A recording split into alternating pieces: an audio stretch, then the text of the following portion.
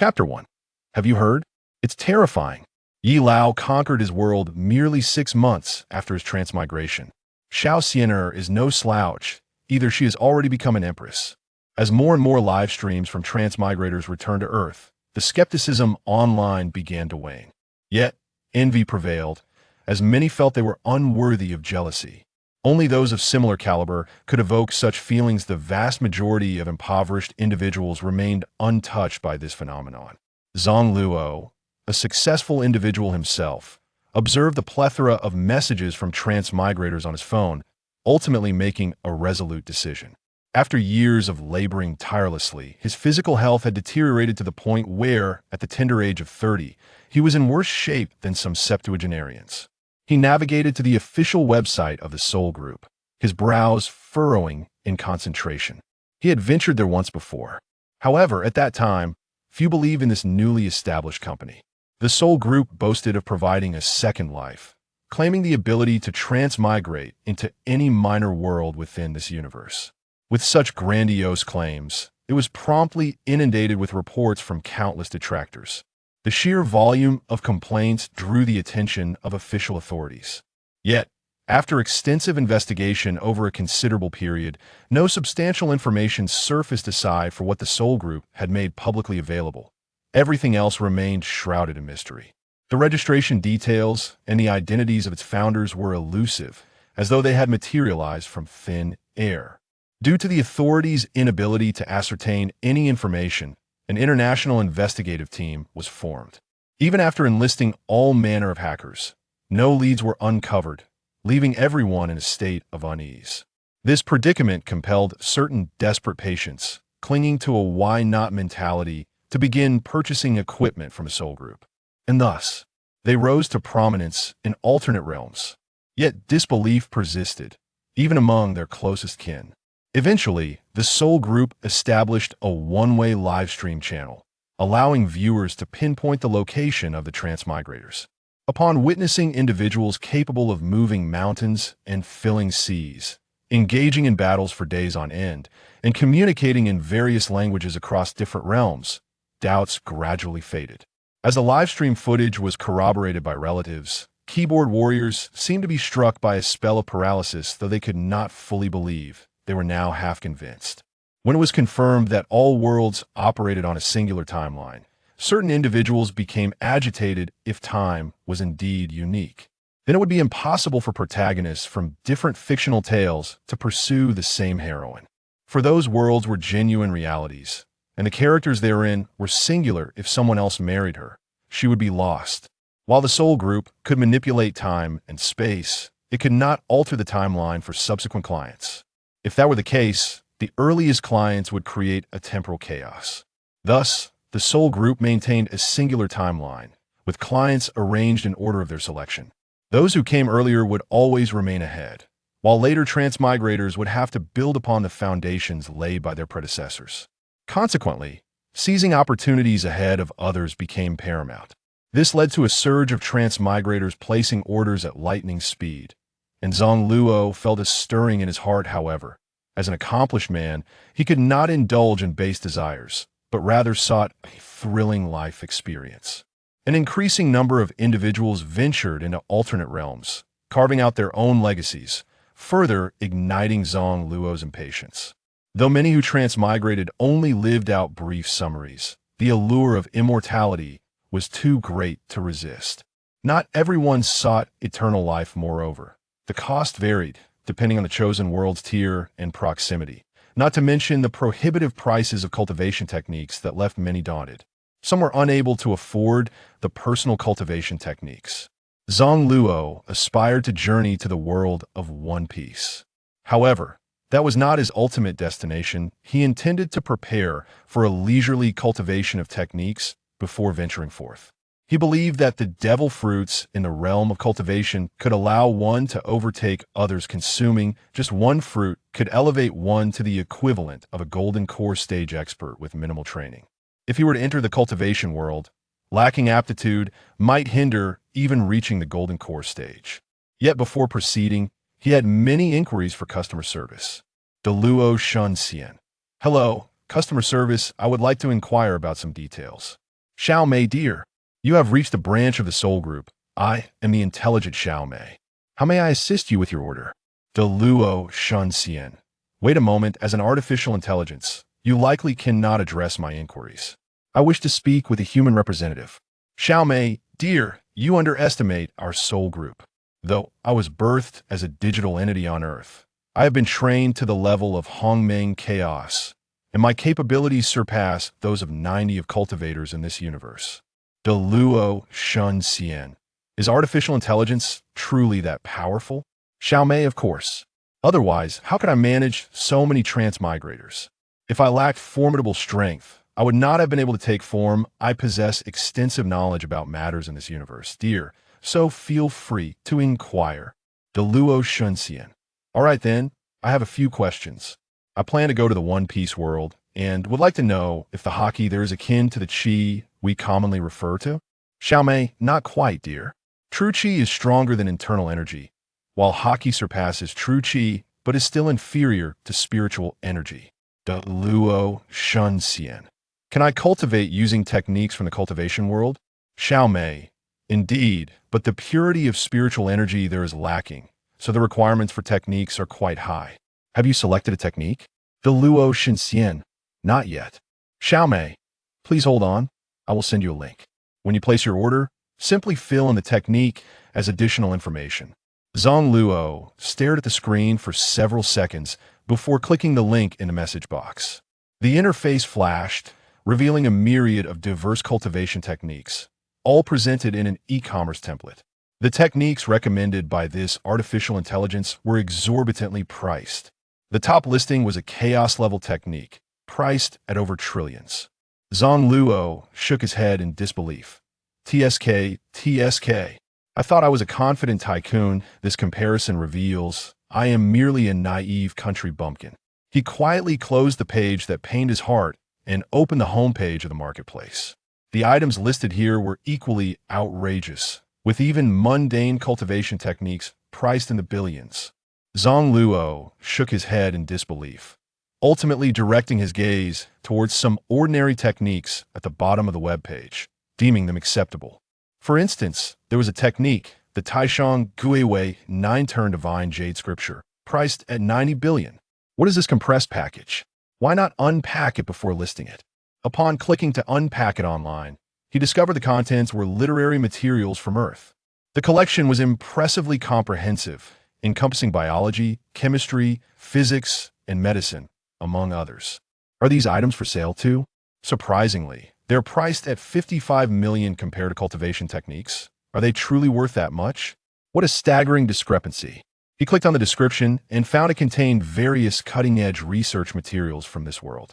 After reading, he nodded slightly. The power of science was indeed commendable, and millennia of cultural heritage could shine in alternate realms. However, despite his desire, the strength system in the One Piece world rendered this knowledge less valuable, especially since advanced technology existed there. The stark disparity between wealth and poverty in the One Piece world, coupled with the allure of the devil fruits overshadowing technological marvels, meant that most individuals pursued immense power, with only a few scientific zealots devoted to science. Yet, contemplating the possibility of obtaining a devil fruit to gain formidable strength, he recognized that his funds were limited, making this compressed package a viable option. After all, it represented Earth's civilization. Though he would be leaving his homeland, he could not abandon this civilization. Moreover, who could guarantee that the knowledge he had yet to acquire was without merit? Only the astute scholars could better develop the powers of the devil fruits. He then selected a low-level spirit summoning technique, valued at 100 million. Following that, he checked the box for the transmigration character Trafalgar Law. After silently calculating the costs, he realized that the total for the soul transmigration fee, along with the materials and techniques, amounted to 550 million, leaving him with 93 million. Perhaps I should spend another 50 million to specify the time and location of my transmigration. He promptly adjusted the timeline to a point before Law acquired the devil fruit and discovered that he had succeeded. At this moment, Zang Luo noticed several others also placing orders for the One Piece world. Some were waiting for the Whitebeard pirates to guard the dark fruit, while others were poised to watch over Luffy. There were no conflicts among their desired devil fruits. Hee hee, everyone is just waiting in ambush, thankfully. My timing is the earliest, so I shall develop first. Ha ha. Zang Luo then initiated the verification process for the materials package and techniques at the Soul Packaging Center. Identity confirmed. Account verification successful. Technique integration in progress. Special materials processing. Initial packaging data successful. Generating production order. Congratulations. Your order has been successfully placed. Esteemed client, your soul transfer device is commencing the implantation of data and will be delivered to your doorstep within 24 hours. Please remain in contact.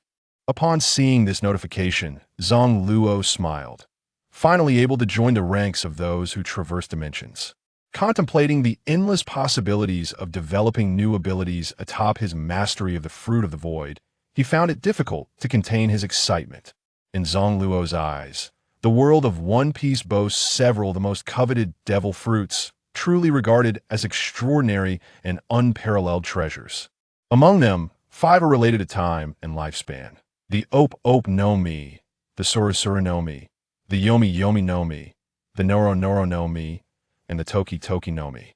While the Gomu Gomu no Mi surpasses the Op Op no Mi in terms of sheer power, this is primarily due to the absence of elements from the cultivation realm. However, having been reborn into the past and infused with his own innovative thoughts, Zang Luo does not perceive the combat prowess of the Op Op no Mi as inferior. The room, or butcher's block, is essentially a nascent form of the protective barriers found in the cultivation realm. Such an extraordinary ability, when combined with cultivation techniques, is bound to be formidable, especially since room encompasses spatial attributes. In Zang Luo's synthesis of ideas from the cultivation realm, he envisions that once a fruit has fully awakened, it can also develop branches akin to a skill tree diagram. For instance, the concept of the 3,000 avenues is interconnected with the fundamental theory of the 5 elements being quite comprehensible. If the nature-type fruits are the closest to the power of the laws, then the paramecia-type fruits represent a confluence of these laws with a myriad of related causal laws. This elucidates Zang Luo's reluctance to select a nature-type fruit, as he harbors the ambition to unify the 3,000 avenues. Moreover, even if this choice proves misguided, the capabilities of the Op Op no Mi allow for the possibility of soul exchanges with individuals possessing superior innate talents through the room, thereby presenting a new lease on life, with ample options and no loss. Returning to the present, he glanced at his account balance, still over 43 million, and contemplated leaving a message for customer service. De Luo Immortal. With over 40 million remaining in my account, please utilize these funds to ensure I am laid to rest in a grand manner upon the retrieval of the device. Xiao Mei, certainly, dear. We will ensure that the collection personnel and the cleaning staff grant you a splendid funeral. Having read this, Zang Luo found himself both amused and exasperated, as he had clearly arranged for his posthumous affairs. The following day, just as dawn broke, the doorbell of the villa echoed through the stillness. Having not slept all night, his eyes bore the telltale signs of fatigue, resembling those of a panda. With the housekeeper dismissed, he could only yawn and don his pajamas as he trudged to the door. Upon opening it, he was greeted by a delivery person in the uniform of the Soul Group, accompanied by a delivery truck. Zang Luo felt a surge of energy. The goods had arrived sooner than expected. Good day. May I inquire if you are Mr. Zang Luo? The delivery person asked politely. Ah, that would be me. Thank you for your prompt delivery. Not at all. I work the night shift, and this just happens to be my final delivery for the day. Once confirming the recipient's identity, the delivery person proceeded to open the truck door, summoning staff to begin unloading. 4 individuals emerged from the truck, demonstrating remarkable speed. One expertly maneuvered the equipment from the cargo area via a lift, while the others assisted in stabilizing the machine. Zang Luo approached to inspect the device, finding it identical to the images he had seen online. It appeared they hadn't even bothered with packaging. How careless. Nevertheless, since this apparatus would ultimately be reclaimed and was intended for a single use, he deemed such trivialities unworthy of concern. According to announcements from the Shenhun Group's official website, they would soon be expanding their dimensional travel services globally, akin to internet cafes, leading to a potential decrease in prices. This soul transfer machine appeared to weigh over 300 pounds, particularly due to the substantial base and seat, indicating the presence of numerous intricate components, although it fortunately had small wheels for mobility. The device was adorned with numerous enigmatic runes, exuding an air of mystery. It was likely that, beyond the external runes, intricate formations resided within. "Sir, where would you like this placed? Please lead the way." Zang Luo nodded. "Very well, thank you." Once the others departed, Zang Luo tentatively sat on the machine to experience its comfort. However, he refrained from powering it on immediately, as he had yet to eat breakfast, and he still needed to visit the restroom. Not to mention, he had yet to shower and change clothes. As he prepared to depart, he felt a lingering sense of unfinished business weighing on his mind. Thus, he rose to prepare breakfast, ensuring that this final meal was substantial enough to stave off any faintness during the soul transfer. After a flurry of activity, he had spent over 2 hours on the task. Dressed in clean attire, Zang Luo returned to the soul transfer machine, retrieving his phone to review the usage instructions once more. Having completed this, he flung his phone onto the lawn. This gesture clearly indicated his resolve to abandon all ties. Turning to survey the room, he couldn't help but reflect on the fruits of a decade of hard work, now rendered as mere external possessions. Taking a deep breath, Zang Luo resolutely powered on the device, immediately greeted by a notification sound. "Welcome to the soul transfer device. Please adjust your seating posture, as we are about to commence the collection of your soul data." After the prompt sound from the soul transfer machine, the helmet automatically flipped down. Inside the helmet, numerous small probing needles, as fine as silver needles, pierced into Zang Luo's scalp, causing a tingling sensation as he feared they might penetrate too deeply and affect his brain cells. Fortunately, such concerns were unwarranted. The soul transfer machine had undergone countless trials, proving to be exceptionally safe and reliable. Through the eye mask, he could observe the VR interface, where the progress bar steadily increased, reaching only 85% after 10 minutes. The duration for soul data collection varied from person to person.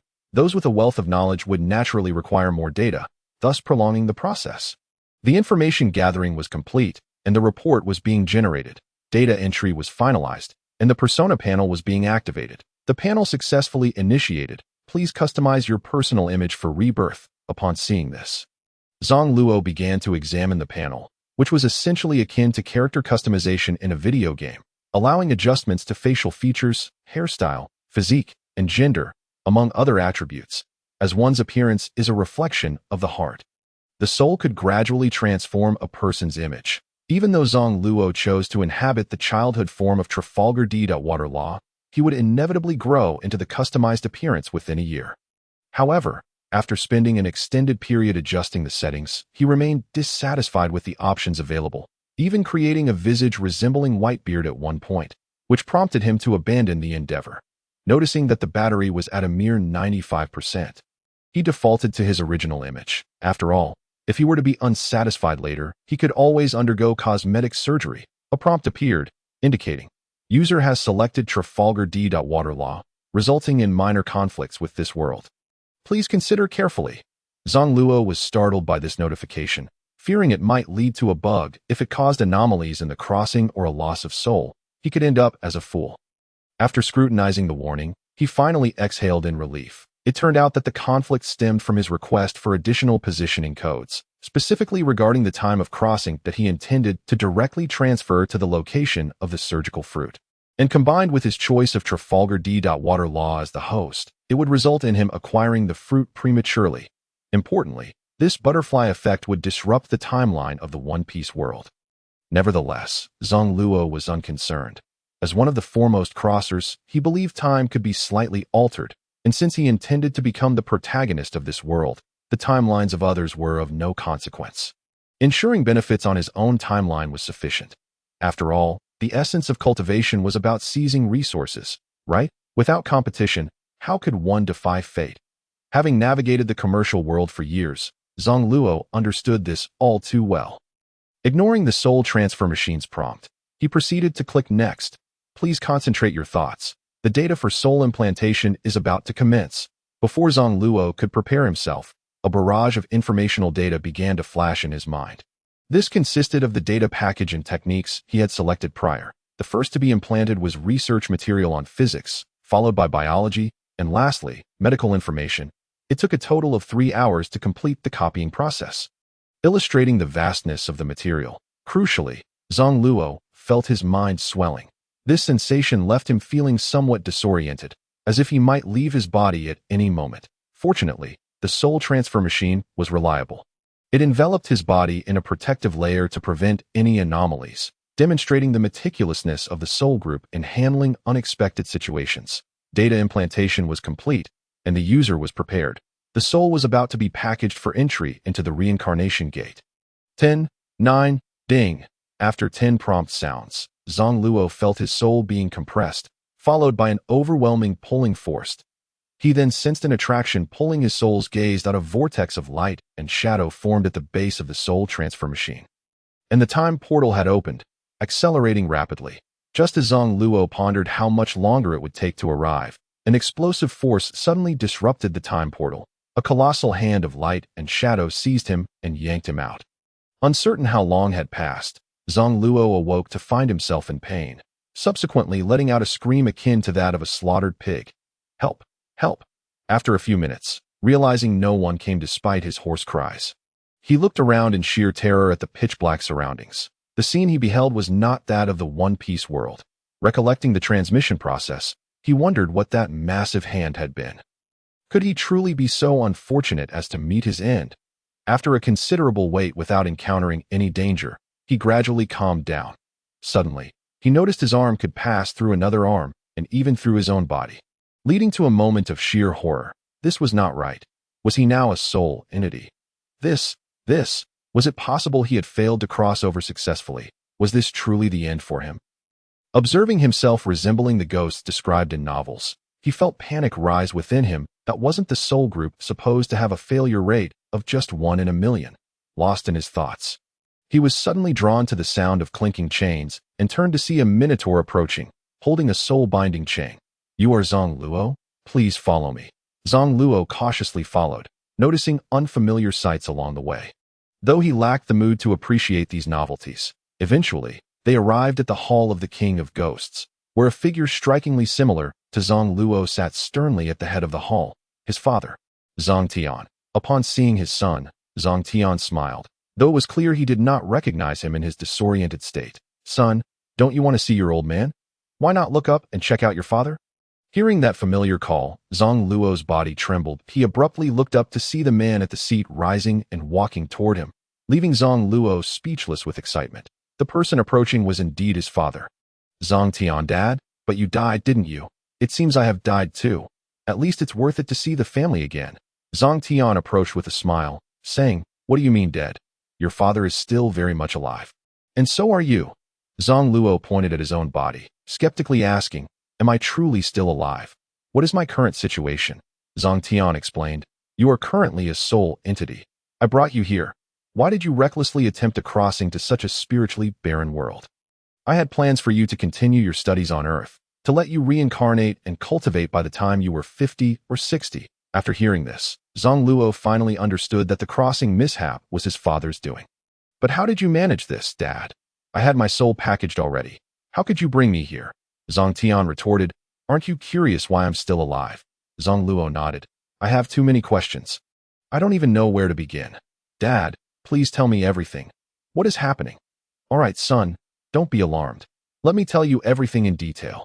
Zhang Tian then began recounting the story from Zang Luo's birth. It turned out that Zhang Tian hailed from another reincarnation universe and was a subordinate of the reincarnation sovereign. The only commercial power in the Hongmeng universe was the Xianshang Mansion. Led by Xian Tian, the strongest in the Hongmeng world, the reincarnation sovereign and Hongmeng universe collaborated to explore other universes, enhancing commercial exchanges between the two realms. After becoming familiar with Xian Tian, Zhang Tian sought wisdom from him regarding rapid cultivation. However, Xian Tian, disinterested in explaining, sent him to a minuscule world called Earth for observation. Coincidentally, the Xianshang mansion began its commercial layout within this universe's mundane realm. So Zhang Tian followed along, aiding in the expansion of business while the Soul Group was a subsidiary of the Xianshang mansion. During his countless years here, Zhang Tian discovered that Earth's philosophical civilization was quite advanced.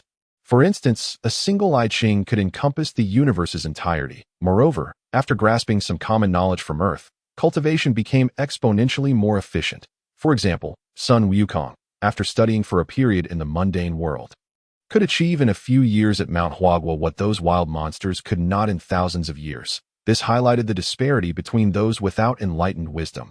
If the Hongming world's Hongjun Daozu had provided 9 years of compulsory education to the 3,000 worldly guests before imparting the Tao, they would not have taken thousands of years to comprehend a single lesson. Upon comprehending these circumstances, I finally discerned why Xiantian, despite originating from the mundane earth, achieved such remarkable accomplishments. Consequently, Zhang Tian harbored the desire for a son to grow up on earth, leading to the birth of Zang Luo, who, along with his parents, shared 19 years of life on that planet. In pursuit of their child's early independence, the elder couple feigned death to extricate themselves from their earthly ties. Fortunately, at the age of 19, Zang Luo had reached adulthood and possessed a basic understanding of the world, with his subsequent achievements not going unnoticed by his father. However, Zhang Tian was unprepared for the fact that his son yearned to traverse dimensions at such an early age, particularly to the incomplete world of One Piece. Thus, he intervened with the soul transference device, inadvertently bringing his son's spirit along. Yet, the device, produced by the Xuanshang House, was of considerable power. Only through Zhang Tian's full interference was the transmission process disrupted. Otherwise, they would have been brought together directly instead of landing so far apart. Upon hearing this, Zang Luo was utterly astonished, and no wonder there were so many elite techniques within the Soul Group that enabled soul traversal to other realms. Such capabilities must stem from formidable backing. Father, with so many powerful techniques, won't they lose out selling them for mere earthly currency? Oh, you are thinking too narrowly. Their intention is to transform ordinary mortals into cultivators. Cultivators require boundless resources, and they will become potential users in the future. Zang Luo, being inherently a merchant, grasped this as an investment-based marketing approach immediately. Well, I'm no longer interested in business. Where is my mother? I haven't seen her lately. Qingwei has entered seclusion. I do not know when she will emerge.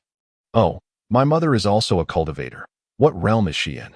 She began her cultivation as a mortal. I met her on Earth. She has been cultivating for just over 20 years and has recently reached the pinnacle of the mortal fairy realm. The 8th major stage. It won't be long before she ascends to the immortal realm. I see. Then I can catch up in my cultivation, right? My son, it is not that I underestimate you, but Qingwei's aptitude is formidable. Surpassing your mother's cultivation speed will be somewhat challenging, especially since the world you are heading to has sparse spiritual energy, which will hinder rapid progress. It is uncertain how much advantage you can truly leverage. Father, I will certainly excel beyond expectations. ISNT that the nature of reincarnators, that is not guaranteed. In any case, my son, strive hard. By the way, son, since you have not yet traversed over, select a world abundant in spiritual energy for your training. The One Piece world is deficient in that regard. What achievements can you hope for there? Moreover, the Xuanshang House has yet to develop connections in that world. Without resources for cultivation, you will find it exceedingly difficult. And, you foolish child. After listening to his father's lengthy admonishments, Zang Luo concluded that his father was simply dissatisfied with the One Piece world.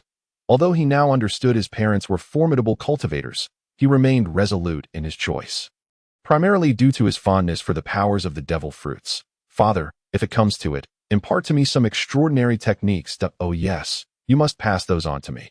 I initially lacked the funds to select higher-tier techniques. Zhang Tian shook his head, realizing his son was determined to venture into the One Piece world. Very well. Do as you wish. Since that is the case, I shall not insist further. In truth, those fruits are quite valuable. They can provide seeds of law ahead of time, which is indeed of great worth. However, one must not consume them indiscriminately if you approach it with the philosophy of mutual generation and restraint. It will be much easier to decipher. The foolish natives of that world lack the yin-yang and 5 elements theory of Earth, and have not developed the correct method of consumption. For example, if you use a wood attribute fruit after a water attribute fruit, you 1T explode immediately. If neglected, you might lose half your life and become a vegetable. However, by employing techniques to guide the fusion and balance the different powers, you can awaken anew. Furthermore, the attributes of the laws can be compatible downward and awaken upward. With the right methodology, you will not perish from an explosion. Additionally, the minimal harmful substances within the devil fruits can be eliminated for better use. After absorbing his father's explanations, Zang Luo felt as though his previous understanding had been completely upended. However, he knew his father would not deceive him, so he could attempt to gather more devil fruits. With this thought, he couldn't help but smile with pride. It seemed that devil fruits were not entirely without merit in the realm of cultivation. Previously, on the official website of the Soul Group, he had read that comprehending a law could take countless years, even for the most gifted prodigies. Thus, if he refined more devil fruits, wouldn't he be able to overtake others swiftly? The mere thought of this filled him with exuberance. As Zhang Tian elucidated further, coupled with the knowledge he had researched online, Zang Luo gained a deeper understanding of the fundamental principles of the cultivation world. All right, son, I shall first impart to you the techniques. Zhang Tian then conjured a luminous screen displaying the cultivation methods he had gathered. Among them, 3 glimmered in purple light: chaotic golden flow technique, azure 9 kills, and purple gold 7 treasures body. Upon seeing these 3, he immediately disregarded the others. Zhang Tian chuckled. These 3 are all of chaotic level. The chaotic golden flow technique and the purple gold 7 treasures body are cultivation methods, while the azure 9 kills is a technique-based method containing 9 peak killing moves. Created by our reincarnation sovereigns. If you wish to choose, you may select one cultivation method and one technique-based method. Then which method do you practice, father? I practice the purple gold 7 treasures body, which is from my lineage in the reincarnation universe, belonging to the body cultivation category, and does not emphasize the accumulation of magical power that I suspect you may not favor body cultivation. The chaotic golden flow technique was created by that esteemed figure Xiantia. It is suitable for cultivation in this universe and integrates both magical and body cultivation. Immensely powerful, Xiantian initially developed it to forge formidable chaotic practitioners for his Xuanshang house, and its integration of law cultivation characteristics is entirely to mitigate the shortcomings of body cultivators being defenseless. This technique is flawless. My son, choose the chaotic golden flow technique and the azure 9 kills. Father, why not give me all 3? Zhang Tian frowned, his tone stern. I told you to choose 2. Being greedy will only lead to ruin. And you do not possess the time to waste on cultivation, Zang Luo argued. What if, in times of necessity, I wish to impart the techniques to others? Then I could select a few lower-tier methods. Right? Lower-tier methods are beneath my regard. I 1T practice those. Seeing his father's lack of objection, Zang Luo took it as tacit approval and continued to peruse other tiers. Ultimately, he selected a celestial-level method, Great Void Harmonization Scripture, and a common one, Purple Dawn Gathering Spirit Technique. The latter is a top-tier method within the ordinary cultivation realm. With decent aptitude, ascending to immortality poses little obstacle. After making his selections, Zhang Tian gathered these 4 techniques, along with a drop of his own blood essence, and infused them into Zang Luo's mind. Zang Luo felt a jolt in his head, followed by a serene quietude, with the protection of that drop of shared blood essence. He immediately felt his spirit lighten considerably. Zang Luo understood the significance of this drop of blood essence. It was essential for maintaining the lineage inheritance of their bloodline.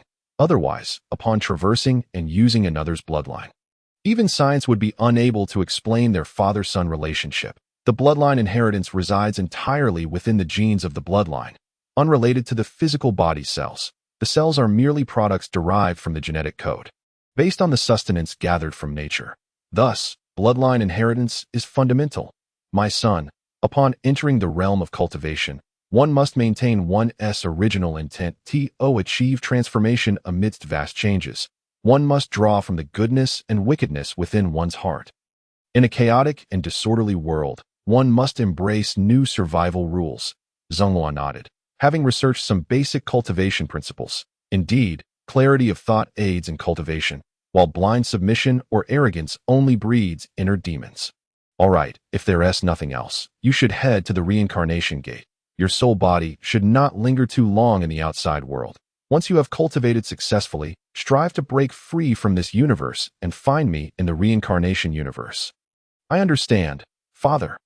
As they conversed, they made their way towards the reincarnation gate, with Zang Luo observing his surroundings. Suddenly, he confronted a serious issue. By the way, Father, if I arrive there as a mere weakling, without any cultivation, I would be easily defeated by a small thief. You must grant me magical power, just half as powerful as Whitebeard would suffice. Why not reach for the heavens? Once you cross into the realm of cultivation, do not expect to gain without effort. Cultivation relies on perseverance and taking one step at a time. Zhang Tian wore a look of exasperation, observing Zang Luo seated on the ground, behaving like a petulant child. Zhang Tian felt speechless, sensing that his son Zang Luo possessed the makings of a slothful emperor. However, if one is cowardly, then so be it. What else can be done with such a son? Can one expect him to seek danger? Although survival may lead to eventual triumph, a person of such temperament lacks the fortitude for greatness. I am indifferent. Without magical prowess, I cannot feel secure. Besides, my current mental resilience is insufficient.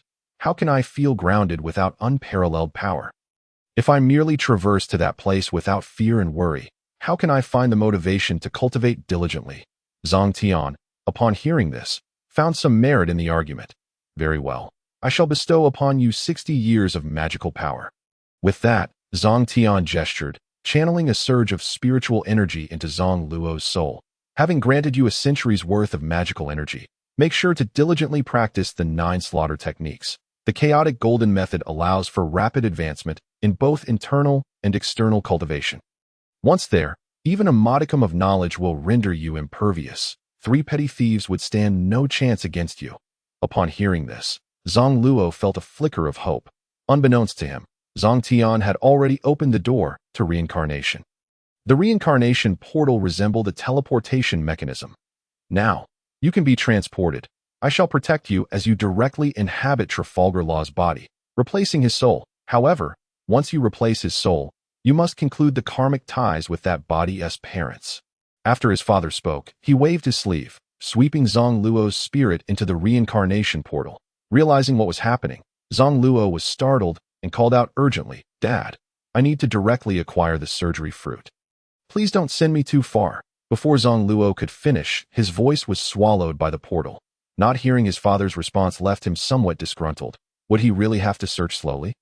Feeling the tug of his soul, he scrutinized the path of his transport, observing himself as a fleeting beam of light traversing forward. The surrounding scenes flashed by like a rapid film reel. The moon, Saturn, the solar system, Andromeda, and the vast unknown universe streaked past like a time tunnel. This dizzying spectacle compelled Zang Luo to close his eyes. After what felt like an eternity, he still hadn't arrived. Was the journey to the world of One Piece truly so long? Upon opening his eyes, he discovered he was approaching a small world, and his pace began to slow. He started to take a serious look at what lay ahead. In the tunnel of his flight, he noticed a child crouching on a hillside, the light of the tunnel seemingly anchored by that figure. Before Zang Luo could assess the child's appearance, he was abruptly swept into the child's mind by the light. The child on the ground was instantly knocked unconscious by the overwhelming surge of energy. As Zang Luo arrived at his destination, he found himself in a crimson space, accompanied only by a shadow much smaller than himself. It seemed this space was indeed within the mind. "You are Trafalgar Law, are you not? Fear not, little one. You shall not suffer. I shall take over this body for you." Zang Luo smiled at the child. Just as Trafalgar Law was about to voice his confusion, another portal appeared within the crimson space, and a powerful force yanked Law away. It appeared that his father had intervened. Now it was time for him to revel. Instantly, the magical power within his soul began to unlock, and his infantile form underwent continuous transformation. During this time, Zang Luo found himself immobile, so he gradually adapted to his new body. After half an hour, the young body slowly opened its eyes, awakening with the first words, "The pirate world. I have finally arrived." Surrounded by weeds, he realized he was sitting on the ground. Wait, why was the ground so soft? Ugh, it stinks, cursed Trafalgar Law. It turned out he had just defecated. How infuriating. Zang Luo's rigid body slowly rose, witnessing the mess he had made, the excrement flattened beneath him and remnants adorning his pant legs. It was utterly repulsive. Had it been his own doing, the disgust would have been mitigated by 10%. The key was that this was someone else's. The indignation towards his father surged. Could he not have timed it better? Gritting his teeth against the nausea, Zang Luo sprinted towards the small river at the foot of the hill, not even bothering to remove his clothes as he reached the water's edge.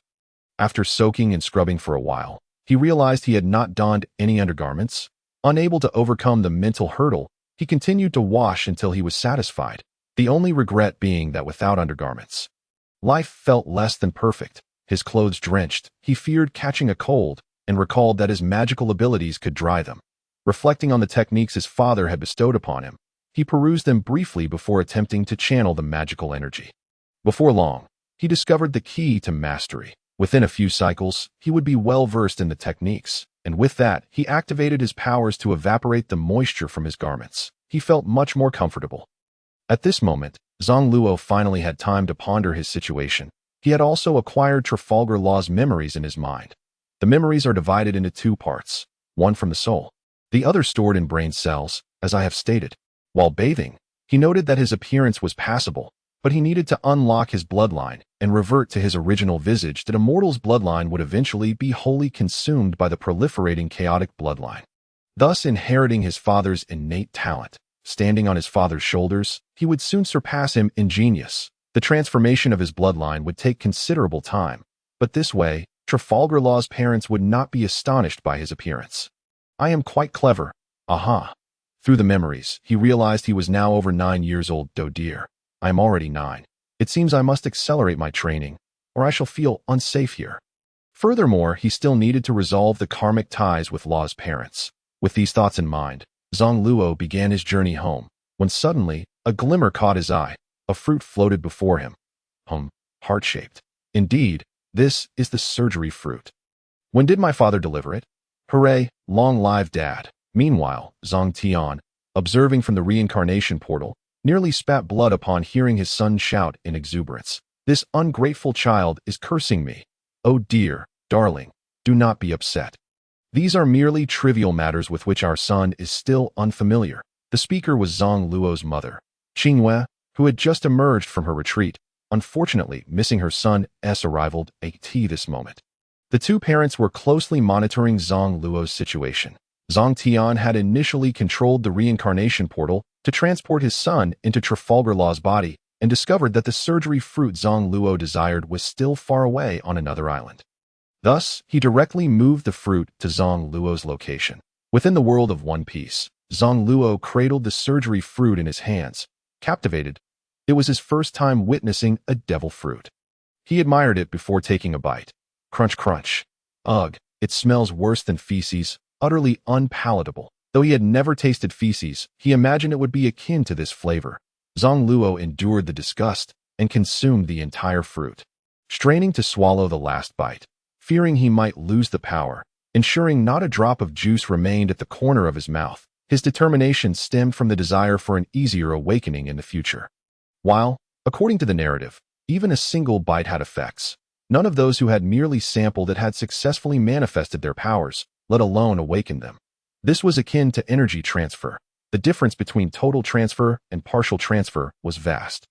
Zang Luo extended his hands, attempting several times to harness the fruit's abilities, only to feel frustrated when nothing happened, a desire to vent building within him.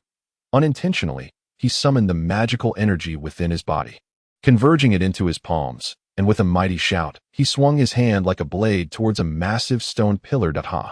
Instantly, a dark red blade of energy shot forth from the base of his hand.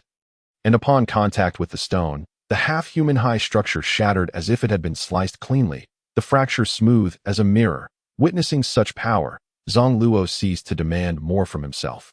The technique he had just executed was the first move of the Shura 9 kills, known as Crimson Shadow Blade Strike, and it appeared extraordinarily formidable. Truly, his father's legacy was far more reliable.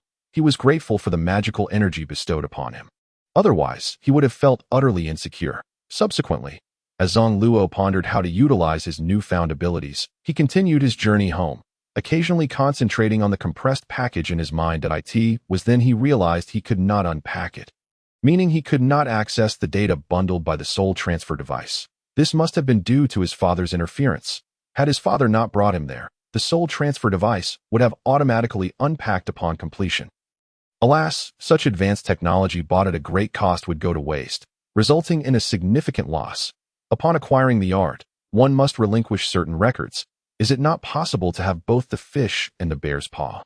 Ah, never mind. I shall first return to see the parents of this body. They are both physicians, and their medical expertise should align well with the surgical fruit.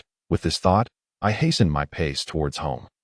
Upon arriving at the small courtyard, my lips betrayed me, and I exclaimed, "Father, Mother, Rami, I am back." Suddenly regaining my senses, I came to an abrupt halt at the door, momentarily dazed. Deep down, I was aware that these were not my true family. Yet instinctively I treated them as such, creating an internal conflict. Indeed, those memories have a significant impact on me.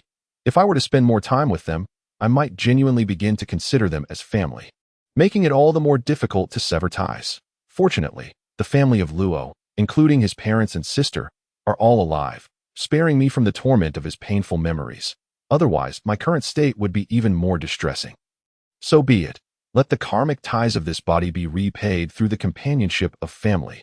Upon entering, I found no sign of my parents, nor was my sister at home that I, eager to learn medicine and explore the potential of the devil fruit, began rummaging through drawers in search of my parents' notes. After a while, I managed to find several inconsequential notebooks, while some cabinets remained locked, compelling me to settle for the few I had discovered. Unbeknownst to me, time slipped away as I became engrossed in reading. "Luo, my child, what have you been doing at home to make such a mess of your room? Brother is quite mischievous, isn't he?" "Mother?" Just as I was focused on the materials, I was startled by the return of my mother, Kamalucia Nisika, and sister Rami. "Mother, I am searching for your notes. I wish to study medicine." "Oh, have you come to your senses? Child, did you not previously detest the idea of studying medicine? Well, that is because both you and father are doctors, and you spend so little time with us, which naturally led to my disdain for the profession." The heart of a healer, dear. Besides loving you and Rami, I must also care for many suffering patients. After her words, my mother produced a key and approached a corner cabinet, unlocking it. Peering through the open door, I beheld a plethora of antiquated tomes. I muttered to myself, why such stringent protection? Are they afraid that my sister and I might damage them? Rami, overhearing, pouted, "I would never do such a thing. I am a good child. Only a mischievous brother could cause such trouble." I found myself speechless at my sister's remark, too weary to retort. After all, I cannot afford to indulge in such childishness at the age of 30. Kamalucia Nisika then handed me several books, stating, "Luo, these are the entirety of your father's and my accomplishments. Within, there are many hypotheses that remain unverified and require further investigation. Otherwise, we would not have kept them so confidential. If you wish to study medicine, begin with these introductory texts. Should you encounter difficulties, you may consult either your father or me." As I took the books, I immediately delved into them, captivated by their content. The enhancement of my soul through cultivation allowed me greater control over my mind, enabling me to immerse myself in the ocean of knowledge. Most importantly, this material differed vastly from the academic papers I had previously encountered.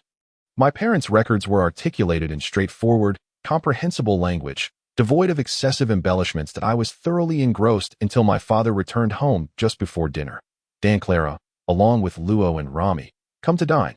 Hearing my mother call for dinner, I reluctantly set aside the booklet. Luo's father, Trafalgar Danclara, had arrived. Instinctively, I took a seat beside my sister, a habit ingrained over many years, momentarily causing another emotion in my mind to feel overly familiar. However, I quickly rationalized to myself that I was no longer Luo.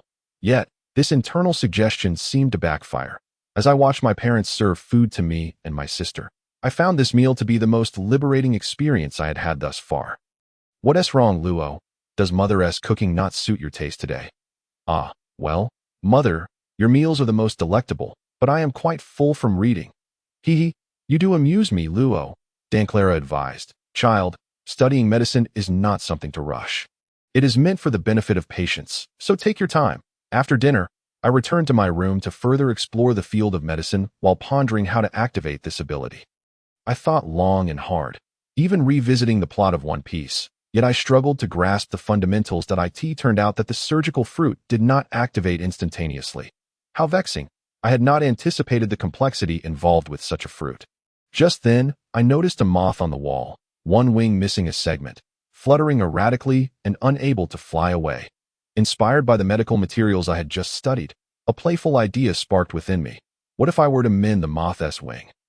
As I contemplated capturing the moth, it wobbled and took flight, but my instincts compelled me to seize it, unexpectedly unlocking the realm of surgery.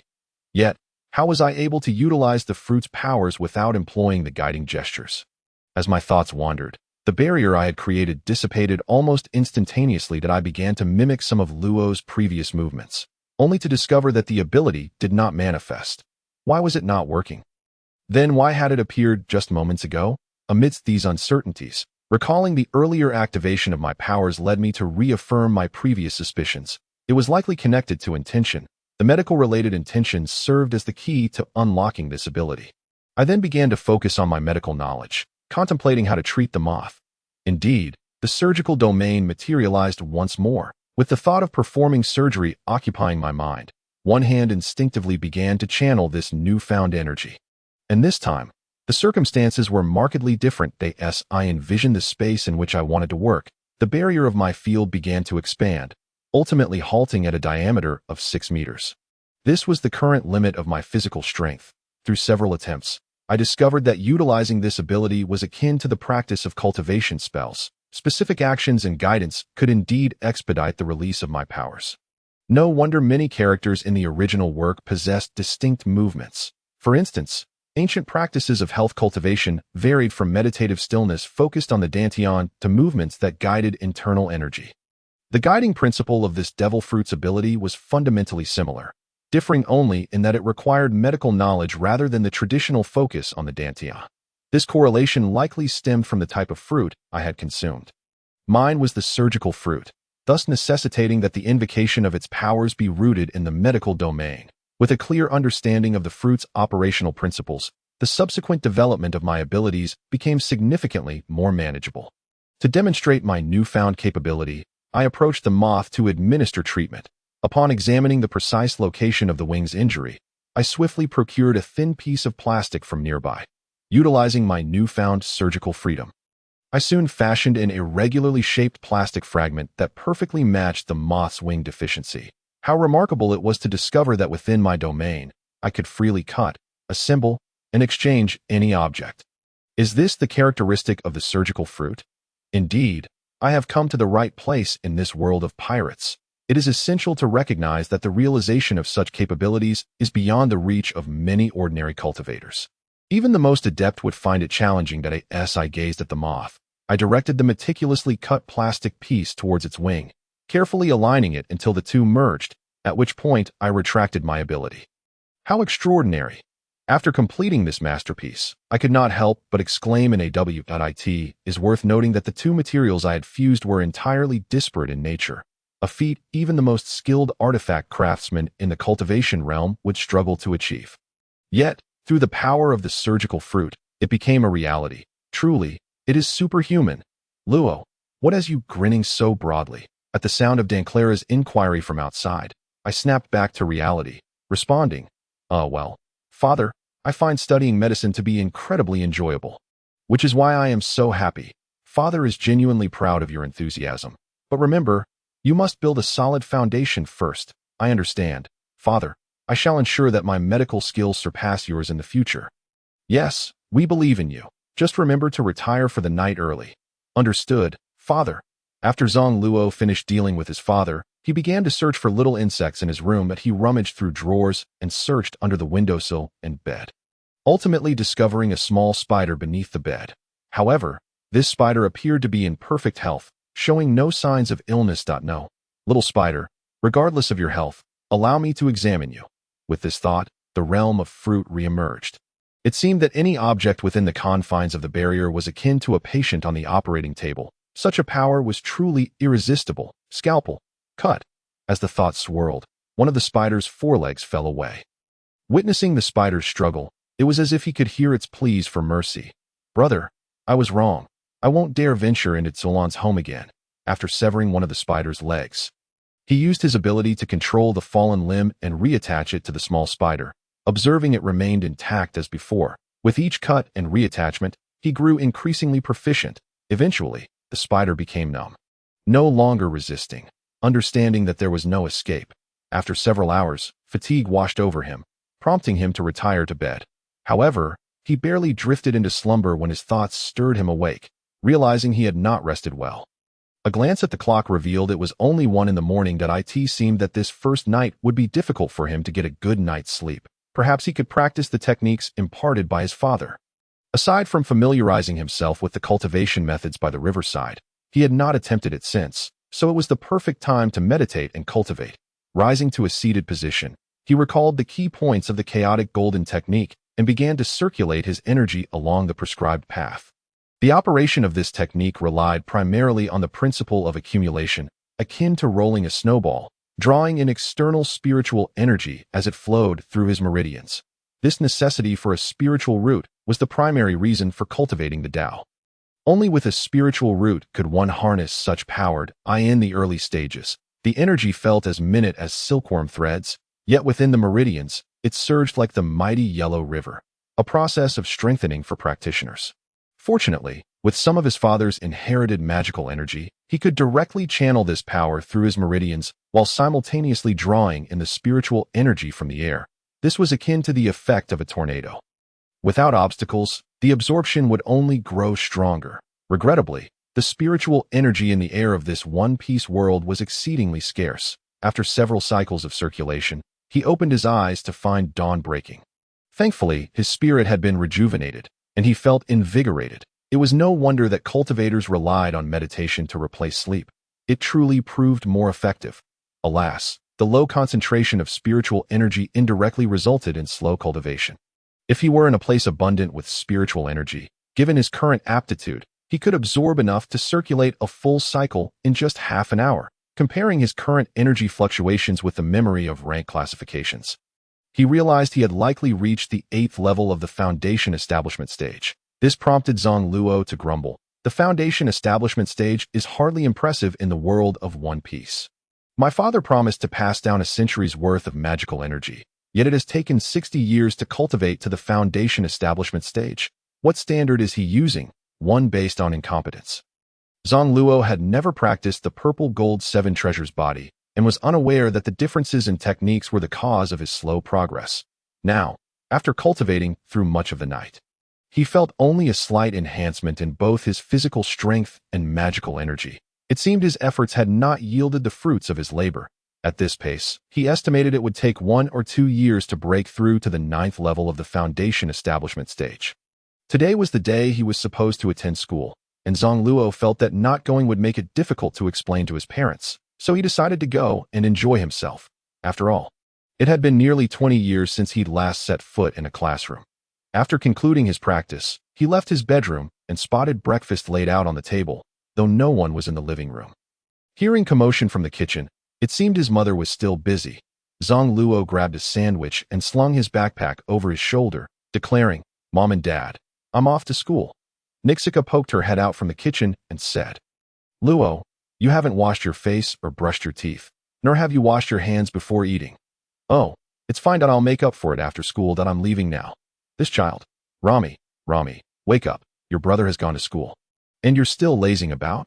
Zang Luo exited the house, following the direction of his memories toward the school. Along the way, he encountered a few insects, checking each time to see if they were injured or disabled. His busy demeanor might lead one to believe he was an insect expert. "Luo, you're late. What are you doing?" Suddenly, he heard a familiar voice from behind. Turning around, he saw his math teacher Dada, Ms. Danya. "I, was checking on the insects for illnesses." "Hee. Well, you certainly inherited your parents' traits, but the illnesses of these insects are not easy to study. Hurry up and get to school. You're already 10 minutes late." "Ah, that's bad. The first class is with that devil Teach." "This is troublesome." Danya frowned upon hearing this. "Did you just call your cultural class teacher a devil? Have you been spreading such rumors about me behind my back?" Zang Luo waved his hands in protest. Explaining, No, Ms. Danya, you're so kind and approachable. How could I say anything bad about you? It's just that Teacher Teach often resorts to corporal punishment, and it's not just me who says so. Well, Ms. Danya, I must be on my way." With that, Zang Luo hurried off to school. Upon reaching the classroom door, he knocked urgently. Bang, bang, bang. Come in, Dada. Wait a moment. Luo, you're late by quite a bit. Teach exclaimed, raising his left hand and glaring at his expensive watch before adding. Goodness, you're 20 minutes late. Half the class is gone. Teacher, let me explain. On my way here, I saw many little insects that were injured, and I was treating them, so I lost track of time. At this, the whole class erupted in laughter. Ha, Luo is really stretching things. That excuse is getting more and more ridiculous. Exactly. I couldn't even use the death of my grandfather to get away with it. Hearing the entire class burst into laughter, Teacher Teach struggled to contain his fury. This was quite awkward, but he was speaking the truth. As for why the classmates didn't believe him, it was because they were all inept. How could they compare with him? But why wouldn't the teacher believe him? Both his parents were doctors. It was hardly surprising that he knew a bit of medicine. He had intended to continue explaining. But seeing Teach's barely contained rage, he decided to concede. Fine, I'll accept my punishment. Zang Luo shrugged his shoulders and said, Teacher, do as you see fit. Teach's anger only intensified. Do as I see fit, you say? Your nonchalant attitude is truly infuriating. Very well, since you missed my lecture today, you will copy the content I taught 100 times when you return. What? 100 times? How could you? Zang Luo jumped up in disbelief. Copying 100 times? I hardly have time for such nonsense. I am an adult at heart. What? Is that not enough for you? Teach retorted, realizing the futility of arguing with someone of such a disposition. Zang Luo hurriedly shut his mouth, thinking, Teacher, your wisdom is unmatched. I find your punishment to be a source of immense pride, so I shall return to my seat now. Pride, you say? You think that gives you any dignity? He returned to his seat under the teacher's displeased gaze. Before long, Zang Luo found himself growing bored in his seat. The material being taught was merely knowledge for his classmates, but for him, it was amusing. Why should he even bother learning it? A casual glance was enough to grasp the content. He was secretly planning to find an opportunity to graduate. After class, while playing outside, he was bullied by a classmate with whom he usually had a poor relationship, who mocked him for being punished today. This time, Zang Luo decided to teach him a small lesson to avenge his predecessor. Without further ado, he approached the boasting individual and declared, You little brat. Let me treat you today. Instantly, a barrier enveloped the two of them. What's this light membrane? Wow, I know. You're an ability user. I'll report you to the teacher. You, monster, will endanger your classmates. Upon saying this, the boy attempted to find a teacher. Living in this world, how could he not have heard of the devil fruit? However, those who had not obtained such abilities often let jealousy cloud their judgment. Viewing ability users as monsters, Zang Luo would never allow him to have his way. Noticing a small earthworm on the ground, he suddenly devised a plan to deal with the other party. Room. Soul exchange. Let this fellow undergo a soul exchange with the earthworm beneath him. As the ability concludes, this classmate begins to wriggle about on the ground. Meanwhile, the earthworm, which had merely poked its head out, appears dazed as it emerges fully, awkwardly raising its form and swaying side to side, likely attempting to survey its surroundings. Upon witnessing this, Zang Luo bursts into laughter. Haha, serves you right for reporting me. I shall restore you only when I depart from this island. For now, behave like the obedient worm you are. After saying this, Zang Luo chuckles and scampers away, arriving at the office door and knocking eagerly. Come in, a voice responds. Ah, it's Luo. Teacher Danya, my classmate has fallen ill and is foolishly crawling around on the ground. What? Upon hearing this, Danya quickly instructs him to lead the way. When they arrive, they discover several classmates gathered, mocking the unfortunate one for being a fool. The following classes proceed normally until the last session of the afternoon, when an earthworm slithers into the classroom, startling a female student. Ah, teacher, that's quite a large earthworm. Teacher approaches and inquires, which brave student will escort this lost earthworm to the flower bed? I will. I'll take it. To Zang Luo's dismay, many male classmates eagerly volunteer. Without waiting for the teacher's directive, he rushes over, grabs the earthworm, and bolts out of the classroom, proclaiming, I'll take it home. Karlfa can crawl for hours to attend class. This fellow is truly dedicated. The others, unaware of his intentions, assume he merely intends to deposit it in the nearby soil. However, after a considerable wait, Zang Luo does not return. In fact, He is dashing home, intent on placing this creature in his own flower pot. Now the soul of the earthworm belongs to Karlfa, and he is determined to be anything but compliant. The earthworm wriggles vigorously, attempting to jab Zang Luo's palm, but its strength is feeble, akin to a mere tickle. Revealing the peak of Karlfa's frustration. Karlfa, you must behave. To me, you are but a mere insect. Rest assured, I shall not harm you, but I cannot restore you immediately to in due time. I will return you to your original form. Upon hearing this, Karlfa nearly loses his mind. He cannot fathom enduring the form of an earthworm for even a moment longer. Moreover, do not even think about running away. If I cannot find you, I shall be unable to restore you to as you are now. Do not entertain thoughts of returning home. Consider how your family would react to a friendly earthworm approaching them. You are aware of crows and toads, are you not? They find earthworms quite delectable. Crows tear earthworms in two with their sharp beaks before consuming them, while toads swallow them whole, as if they were noodles.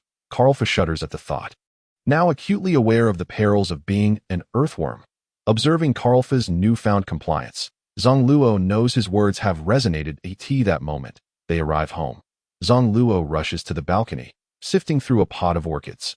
After loosening the soil, he places Karlfa atop it. Karlfa, you must burrow in. Hearing Zang Luo's command, Karlfa is infuriated. How could he be expected to dive into such filthy soil? He is driven to madness. Especially since the dirt is infused with decayed vegetable matter. How could one with a human soul possibly descend into such muck? Determined, Karlfa inches towards a nearby pot, which has been neglected for some time. The soil therein appearing somewhat cleaner. Zang Luo, noticing Karlfa's movement towards the other pot, warns him, wait, that one hasn't been watered in ages. The soil is so dry. Are you not afraid of dying of thirst? Karlfa disregards the advice. He would rather perish from thirst than suffocate in filth. Zang Luo, exasperated by Karlfa's stubbornness, decides to fetch a bottle of water to moisten the soil. Just then, half of Karlfa's body, still protruding from the pot, wriggles a few times before swiftly burrowing into the dirt. At this moment, Karlfa is filled with rage. This demon has no idea that too much water is detrimental to an earthworm's body. However, Zang Luo remains oblivious to Karlfa's thoughts, and even if he were aware, he might dismiss them as mere petulance. Subsequently, he places a piece of bread atop the flower pot before departing that it is nearly time for school to end. And he has not returned for his backpack. His barrier is too small to enable him to swap it back. Never mind, I shall venture outside to familiarize myself with my healing abilities on small animals.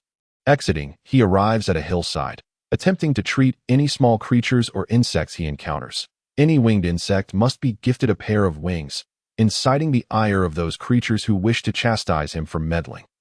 Room scan. Zang Luo activates a hemispherical closed space, enveloping a partridge perched on a small tree. Spatial transfer. Suddenly, a partridge materializes in his palm, momentarily bewildered. Once it regains its senses, it flaps its wings in an attempt to escape. Stay still. Do I not appear benevolent? I mean you no harm. How dare you? You shall not be disobedient. Growing impatient, Zang Luo employs his skill. Room slaughterhouse. The partridge, upon attempting to flap its wings, notices its shoulders are bare. Turning to inspect its shoulders, it discovers its wings lying nearby, displaying an expression of human-like astonishment as it tilts its head in confusion. It seems puzzled as to why it cannot take flight. Zang Luo is amused by the partridge's anthropomorphic bewilderment. Haha, serves you right for being disobedient. I shall reattach your wings shortly. Zang Luo leans in to examine the wings closely, noting the presence of blood vessels. In the realm of surgery, severed living beings do not perish or bleed, maintaining their vitality. Within the surgical domain, no matter how many pieces are cut, they can be recombined and restored. However, it is imperative that they are reattached in the correct order. Any misalignment would render even the user's abilities irretrievable. Thus, it follows that as Zang Luo develops his fruit abilities to greater heights, he shall truly become the nemesis of all ability users. If one awakening proves inadequate, a second awakening may suffice. Strength is paramount, and there are no absolute conclusions in the dynamics of dominance. For example, the user of the string fruit, Doflamingo, possesses a seemingly lackluster ability. Yet he has achieved a profound awakening, surpassing many other ability users in development. Nonetheless, Zang Luo harbors no animosity towards this individual, as their paths have yet to cross. Put it plainly, Doflamingo is a pitiable figure, often bested by the protagonist. Reflecting on the main character, Monkey D. Luffy, Zang Luo promptly loses interest in playful antics, opting instead to reattach the partridge's wings and release it at the tender age of 9. Zang Luo contemplates that Luffy must be just over 2 years old, with Zoro merely 4. But what am I even thinking about those little brats? My focus should be on the impending dangers. The whispers of the lead poisoning epidemic in the White Town will soon circulate, and when the authorities endeavor to conceal the truth, they shall resort to any means necessary, rivaling the brutalities of the infamous General Bai Chi. Contemplating the imminent perils, Zang Luo begins to diligently practice his techniques in an open space. Room slaughterhouse, surgical knife. A series of sounds prompts a group of individuals nearby.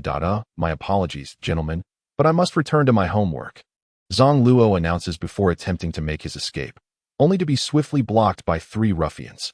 Haha, little brat, disobedient children are rarely good ones, you know. I'll heed your elder. Do I really have to listen to scoundrels like you? Even our worst teachers would never dare to instruct us so. Hey, this kid is itching for a fight. He dares to insult us. Let us take him down. Wait a moment. You've heard the commotion I caused, haven't you? Be cautious, or you may find your lives in jeopardy. Little brat, who are you trying to scare? I see you possess some skills. Did you cut down the flowers and plants around here? It seems rather unimpressive. How dare you claim I'm trying to scare anyone? Zang Luo steels himself, attempting to calm his nerves for the impending confrontation, recalling the magical abilities passed down by his father. He feels assured that he will not be harmed by mere ruffians. With this reassurance, he decides to make good use of his devil fruit powers, using these thugs to adapt to combat scenarios. Activating his sensory awareness, Zang Luo detects the approach of the ruffians and, without hesitation, opens his barrier. Room. Hey, this little brat is still mumbling insults at us. What is this? Brother, he is a capable one. What are we afraid of? Such a small child. What strength can he possibly exert? Let's charge forward, capture him, and sell him. As Zero observed the several individuals approaching within a mere 2 meters, he declared, room transfer. The 3 rushing towards him suddenly found the child had vanished, leaving only a venomous serpent coiled in place. At that moment, the snake, startled, raised its head and fixed its gaze upon the trio, causing it to rear up in fright, its tongue flicking menacingly. This sight made the 3 halt abruptly. Hey, where did that little brat go? Could it be that this snake is his transformation? Is this his ability? Regardless, they resolved to capture the serpent first. One among them stepped forward and stomped the snake beneath his foot, bending down to seize its neck with ease. Ha! Little brat, let's see how you escape now. The snake writhed desperately, coiling around the man's arm, much to Zero's amusement from a distance. The 3 turned to behold Zero, doubled over in laughter, prompting the one holding the snake to glance at it before tossing it aside and charging towards Zero once more. That ruffian was genuinely enraged, never expecting to be outmaneuvered by a mere child. Zero, realizing this fellow was coming to retaliate fiercely, met him with a furious glare. Little brat, lie down now. Humph, how dare a mere nobody challenge me? Room soul exchange. The leading ruffian slowed abruptly upon entering Zero's 6-meter radius. At that moment, the man's soul had swapped places with that of the serpent, and as the serpent's essence took residence within the ruffian, he attempted to flee in a most peculiar manner. Nearby, another snake observed Zero, its mouth opening and closing while flicking its tongue, fearful of approaching him and receiving a bite, hastily leaping away. Big brother, why are you lying on the ground? The 2 behind him were bewildered by their leader's odd behavior. Suddenly, they heard commotion behind them, and upon looking down, they spotted a snake coiling around one man's calf, causing him to kick it away in terror. Zero could no longer suppress his laughter upon seeing this. The affectionate big brother had just been sent flying by a single kick. At that moment, Zero was not inclined to let the other 2 escape either. He initiated another soul exchange, swapping their souls with nearby butterflies and grasshoppers. The ensuing spectacle revealed one man flapping his arms as he ran away, while the other hopped away. Zero had no intention of restoring them, for the crew of Dias Balaris were all scoundrels, unworthy of sympathy. He certainly did not wish for them to return and report back. After casting a final glance at the insects and butterflies, he made his way home. Halfway through his journey, Still unsatisfied, Zero returned, plucking a vine from the roadside. After searching for a while, he finally located the earlier snake and delivered a couple of strikes, causing it to writhe in pain before he left it behind. Satisfied, and made his way home. That on the way back, he pondered the unfolding narrative. The surgical fruit should not have appeared in the White Town, and the Belarus crew ought not to be here. Belarus was Drake's father and was originally supposed to be the first to obtain the surgical fruit. Now that he had consumed it himself, though no one had noticed, he could not afford to be careless. From the current events, it was evident that the expected plot would largely transpire, with only minor variations, unless substantial alterations were made.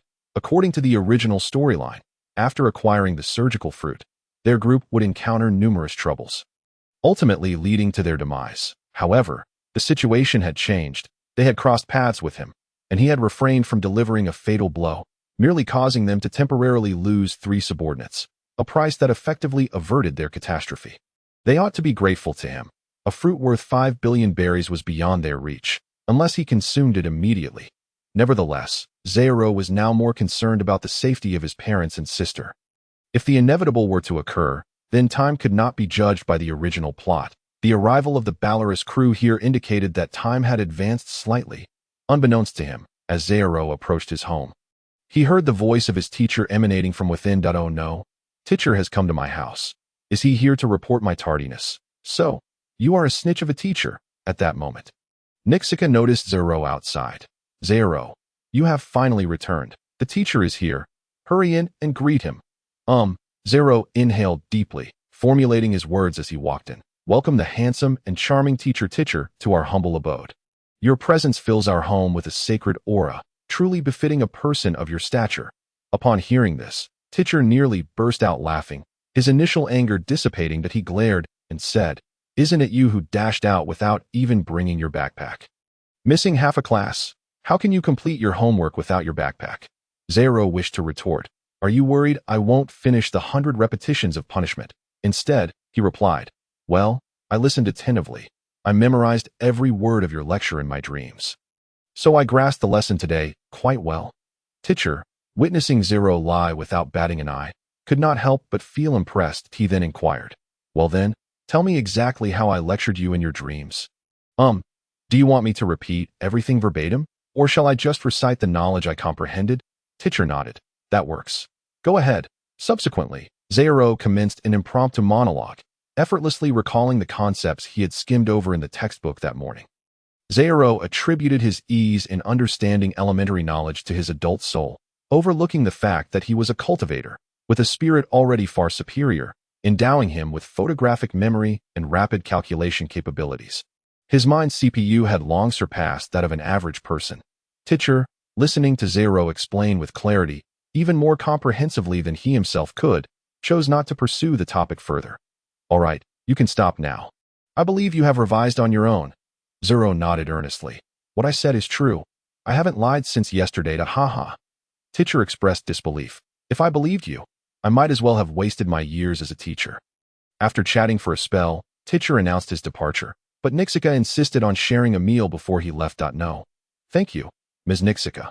I still need to prepare my lesson." "Then, Mr. Teacher, please take care. Goodbye." Once the teacher had departed, Nixika turned her gaze towards Zero, asking, "Zero, please tell me honestly, why were you 20 minutes late after leaving for school so early?" Mom, I went to help some small animals in need." Nixika was taken aback. "Are you serious?" "Indeed. I am not lying, Mother." Nixika shook her head. "I feel I should not show you the journal just yet. It has delayed your studies. It's all right. I can guarantee my grades will not be affected. This morning, I was engrossed in practicing my various ideas, which made me lose track of time. I promise it won't happen again." "All right, Mother forgives you this time." "Thank you, Mom, but I would like more materials. I've already finished reading the few notebooks from yesterday." Nixika scrutinized her son for a moment before reluctantly agreeing, then turned to open the cabinet and retrieve the remaining materials. Zero joyfully accepted the thick stack of books and carried them back to his bedroom. Later, when his parents called for dinner, he remained in his room, with his sister bringing the food to him. Zero merely consumed a considerable portion of his bowl before stopping, resuming his reading afterward. Meanwhile, Lami, feeling quite miffed, began to sulk. "Brother, you are so mean. You didn't play with me yesterday and are ignoring me again today. Lami, just go out for now. I promise I will play with you tomorrow. Really? Absolutely, truly. Now please go out. If you delay me from finishing, I'll have to continue tomorrow. Oh. After Lami reluctantly departed, Zang Luo continued to immerse himself in his reading. The surgical fruit was intricately linked to the field of medicine, necessitating a wealth of medical knowledge to ignite inspiration. Whether the abilities unlocked in the future would be employed for battle or healing rested entirely upon his own choices. Thus, as his understanding of medicine deepened, the essence of the surgical fruit became increasingly lucid, and his affinity for the fruit's powers intensified. This time, burdened with an abundance of books, he did not dawdle, but rather read with remarkable speed until the clock struck 2 in the morning. He then stretched languidly, exclaiming, "Ah, finally finished. Not bad. I feel I could just about qualify as a doctor now." Feeling somewhat fatigued, he promptly leaped onto his bed and sat cross-legged to cultivate. The path of cultivation was arduous and distant, especially in this place where spiritual energy was scarce. Thus, he resolved to practice diligently each day. Today's cultivation felt particularly swift, as if the pathways of his meridians had acquired a clearer direction. Flowing much more smoothly than the previous day, it seemed that familiarity breeds skill, and with this, his speed would only continue to increase. Before long, dawn broke, and after concluding his practice, he began his morning routine. Noticing dark smudges on his towel, he recalled that he had neglected to wash up the previous day. "Oh dear, you're up so early again, son. Good morning, mother." "Yes, good morning." After completing his morning preparations, Zang Luo went to rouse his sister from her slumber, only to find that Lami, the little sloth, had yet to awaken. It was the perfect opportunity to test his medical skills. Room scan. This scanning ability had been developed by the previous Luo in later stages. Although it had only been utilized once, to assess an injury on a subordinate's bear, this skill not only allowed him to scan and relocate items within a space, but also functioned as a diagnostic tool, akin to an X-ray, enabling a clear view of pathological conditions. Upon examination, Zang Luo found that his sister's organs were fundamentally unharmed, albeit in a state of suboptimal health. However, he discovered a trace of lead toxin in her blood, causing him to furrow his brow. If this was the case, the adults in the household likely harbored even greater toxins. It seemed imperative to find an opportunity to detoxify everyone. At present, he himself was toxin-free, having expelled the impurities from his body through cultivation, complemented by the modifications from the surgical fruit and a drop of blood from his biological father, resulting in his currently robust physique. Noticing that his sister still remained asleep, he teasingly announced, "Lami, Lami, wake up quickly. Your teacher has arrived." Sure enough, Lami's eyes flew open, startled. This fright was far more effective than her usual gentle awakening. She glanced around. Bewildered, "Isn't this my room? Where's the teacher? How cruel, brother, to scare me like that." "Haha. All right, rise and shine. Today, I've promised to play with you. I'll pick you up from school, and we can have fun together." "Yay," Lami exclaimed, eagerly getting out of bed. From this day forth, Zang Luo assumed the role of a dutiful student, no longer arriving late or leaving early. Yet, was he truly paying attention in class? No, not at all. During lectures, he was focused on consolidating his barriers. Over the past 2 months, through continuous practice, he had extended the range of his room to encompass the entire school. Knock, knock, knock. "All right, class, settle down." The sound of the teacher's knuckles rapping on the desk drew Zang Luo back to the present. It was the final lesson of the semester. Teacher waited until everyone had directed their attention to him before advising, "Students, tomorrow is the day of the examination. Today, I suggest you review a bit. But do not stay up too late and compromise your sleep. Strive to present your best selves tomorrow for a good result, especially those in the last 3 rows. Many of you assured me that you must pass this time. I hope you follow through." After the teacher's lengthy discourse, the bell finally rang for dismissal. Zang Luo rose to leave just as a classmate called out, "Zang Luo, are you going to pick up your sister again today? Let us walk together?" "No, I prefer solitude," he replied. "I am a pseudo-adult. After all, playing with children would lower my average intelligence." Upon hearing his words, the girl shot him an indignant glare. "You insufferable brat. Why do you always ignore me?" Exiting the school, he hurried away, unaware that the holidays were fast approaching and the semester's end coincided with the onset of the new year. This body's birthday was on October 6th, meaning there were merely 3 months left until he turned 10. At this juncture, Zang Luo felt a sense of urgency. He was uncertain if he could adequately protect Luo's family to quell his anxious emotions. He resolved to cultivate ceaselessly, strengthening himself to instill courage within. Although walking while cultivating lacked the efficacy of formal seated meditation, even the slightest enhancement was worthwhile. Upon arriving outside his sister's kindergarten, he settled onto the familiar stone bench once more to practice. In recent times, Zang Luo had taken to cultivating there after school, managing to suppress his aura within, making it difficult for nearby ordinary people to detect anything unusual. Only a select few individuals with keen intuition sensed that this child exuded an unnerving aura, coupled with an air of aloofness that deterred any attempts at social interaction, thereby granting him peace and quiet. "Brother, I'm out." After an indeterminate period, hearing his sister's cheerful voice prompted him to slowly open his eyes and smile. "Lami, let us go. Brother, you promised to show me the final move of the 9 kills today. Hurry." Lami's memory seemed quite poor. It was the Shura 9 kills. "Oh, brother, I feel like the term Shura describes a villain. I really don't want to remember those words." Zang Luo chuckled at this, knowing that even the names of chaos-level techniques carried inherent momentum. Those with spiritual awareness could grasp their essence merely by hearing the name. "Lami, do not hastily misconstrue. Ashura's wrath can be for family, for love, or for oneself. It represents the utmost potential when confronting formidable foes.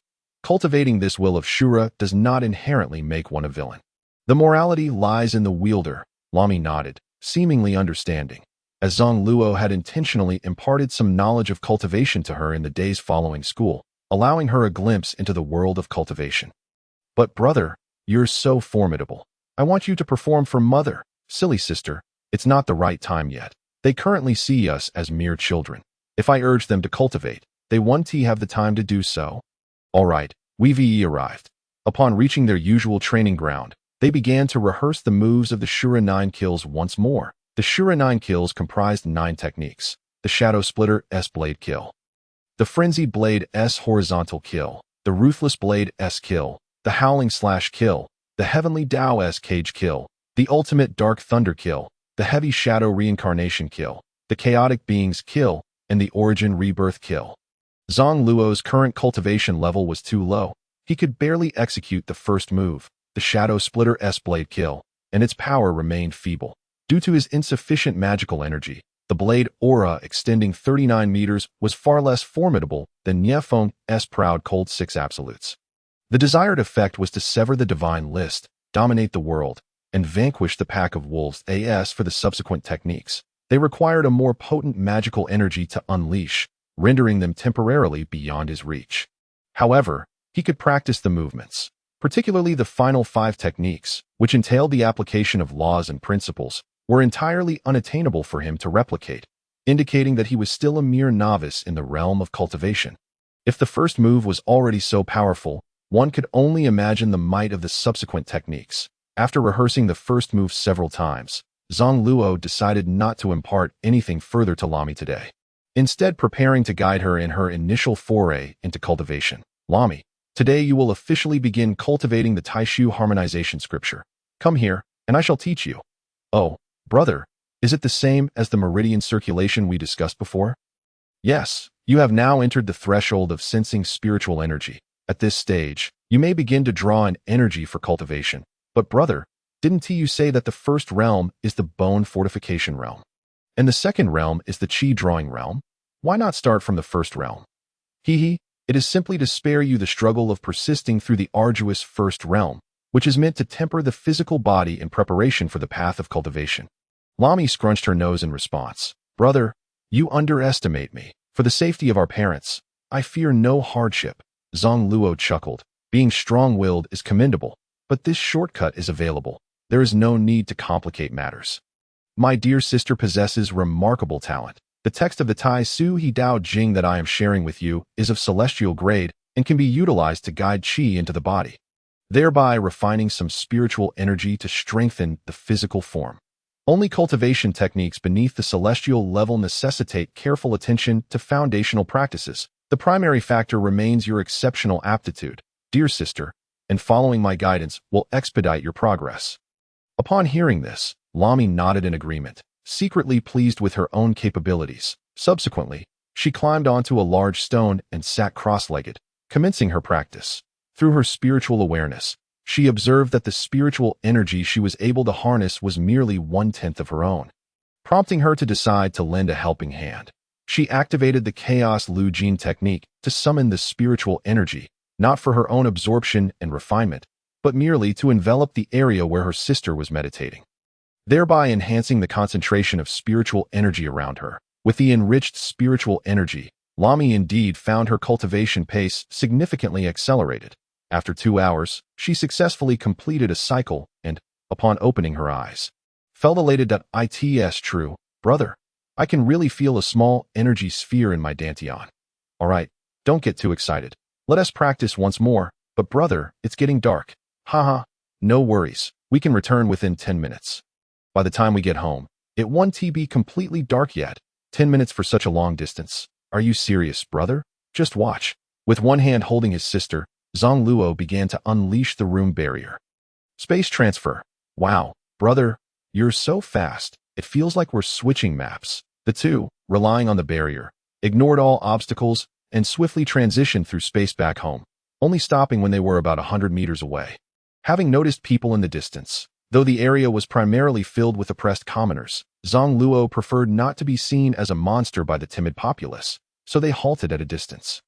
The siblings ambled back home, everything as usual. Recently, with no need to peruse medical manuscripts, they had more time for cultivation, averaging 7 cycles of the technique per evening, significantly faster than before. Initially, estimating the time required to break through to the 9th layer of foundation establishment. It seemed it would take a year or two. However, now it appeared that as familiarity with the cultivation deepened, the absorption of spiritual energy would also accelerate. Judging by the current progress, a breakthrough should be achievable in about 3 more months. The next morning, upon waking, Zang Luo went to rouse his sister once more, only to find Lami diligently practicing, her skin exuding a blackish impurity, indicating she had been cultivating all night. Sensing someone's presence, Lami slowly withdrew her energy and opened her eyes. Oh, brother, it seems I have successfully reached the 1st layer of Qi guiding. Silly sister, why are you rushing? The path of cultivation is arduous and distant. It requires patience and cannot be pursued recklessly due to fleeting interest. But brother, didn't you say danger would come soon? I must protect dad and mom. All right, look at you. You're as dark as coal. Go wash up? Oh no, I've turned black, Lami exclaimed, noticing her darkened skin. How could this happen? How will I face anyone now? Calm down. You've misunderstood. This is merely the impurities expelled from your body. And you can wash it off? Oh, I can wash it off? I thought I had turned black from cultivating, but I don't want mom to see me like this. Ha, that's easily remedied. Prepare your clothes, and I'll take you directly to the bathroom. Okay.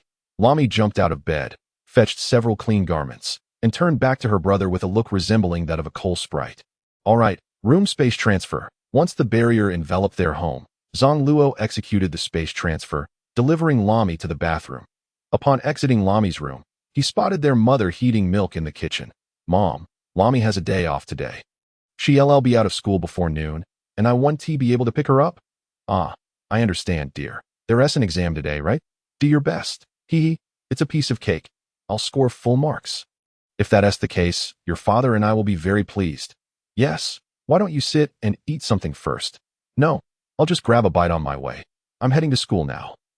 Zang Luo took 2 slices of toasted bread and a carton of milk before departing. Once outside, he furrowed his brows, feeling an unsettling sensation within. How strange. Why do I feel so uneasy? Is it exam anxiety? Can a mere test truly induce such pressure? That exam paper shouldn't be able to stop me. Upon arriving at school, he noticed the number of students was not large, and the atmosphere among the children seemed quite relaxed, likely anticipating the holiday, following the exam. Soon, the first exam commenced, and Zang Luo answered smoothly until, midway through the second exam, he suddenly sensed something amiss. The atmosphere felt off. Something had been amiss since early morning. With troubling thoughts in mind, Zang Luo expanded his spiritual awareness to scan the surroundings. His peak foundation establishment level 8 awareness could cover over 5,000 meters. Within his awareness, there appeared to be no immediate changes. Just as he began to think he was being overly paranoid, his awareness detected distant explosions, followed by the sounds of gunfire erupting from various locations. How could there be gunfire? What is happening?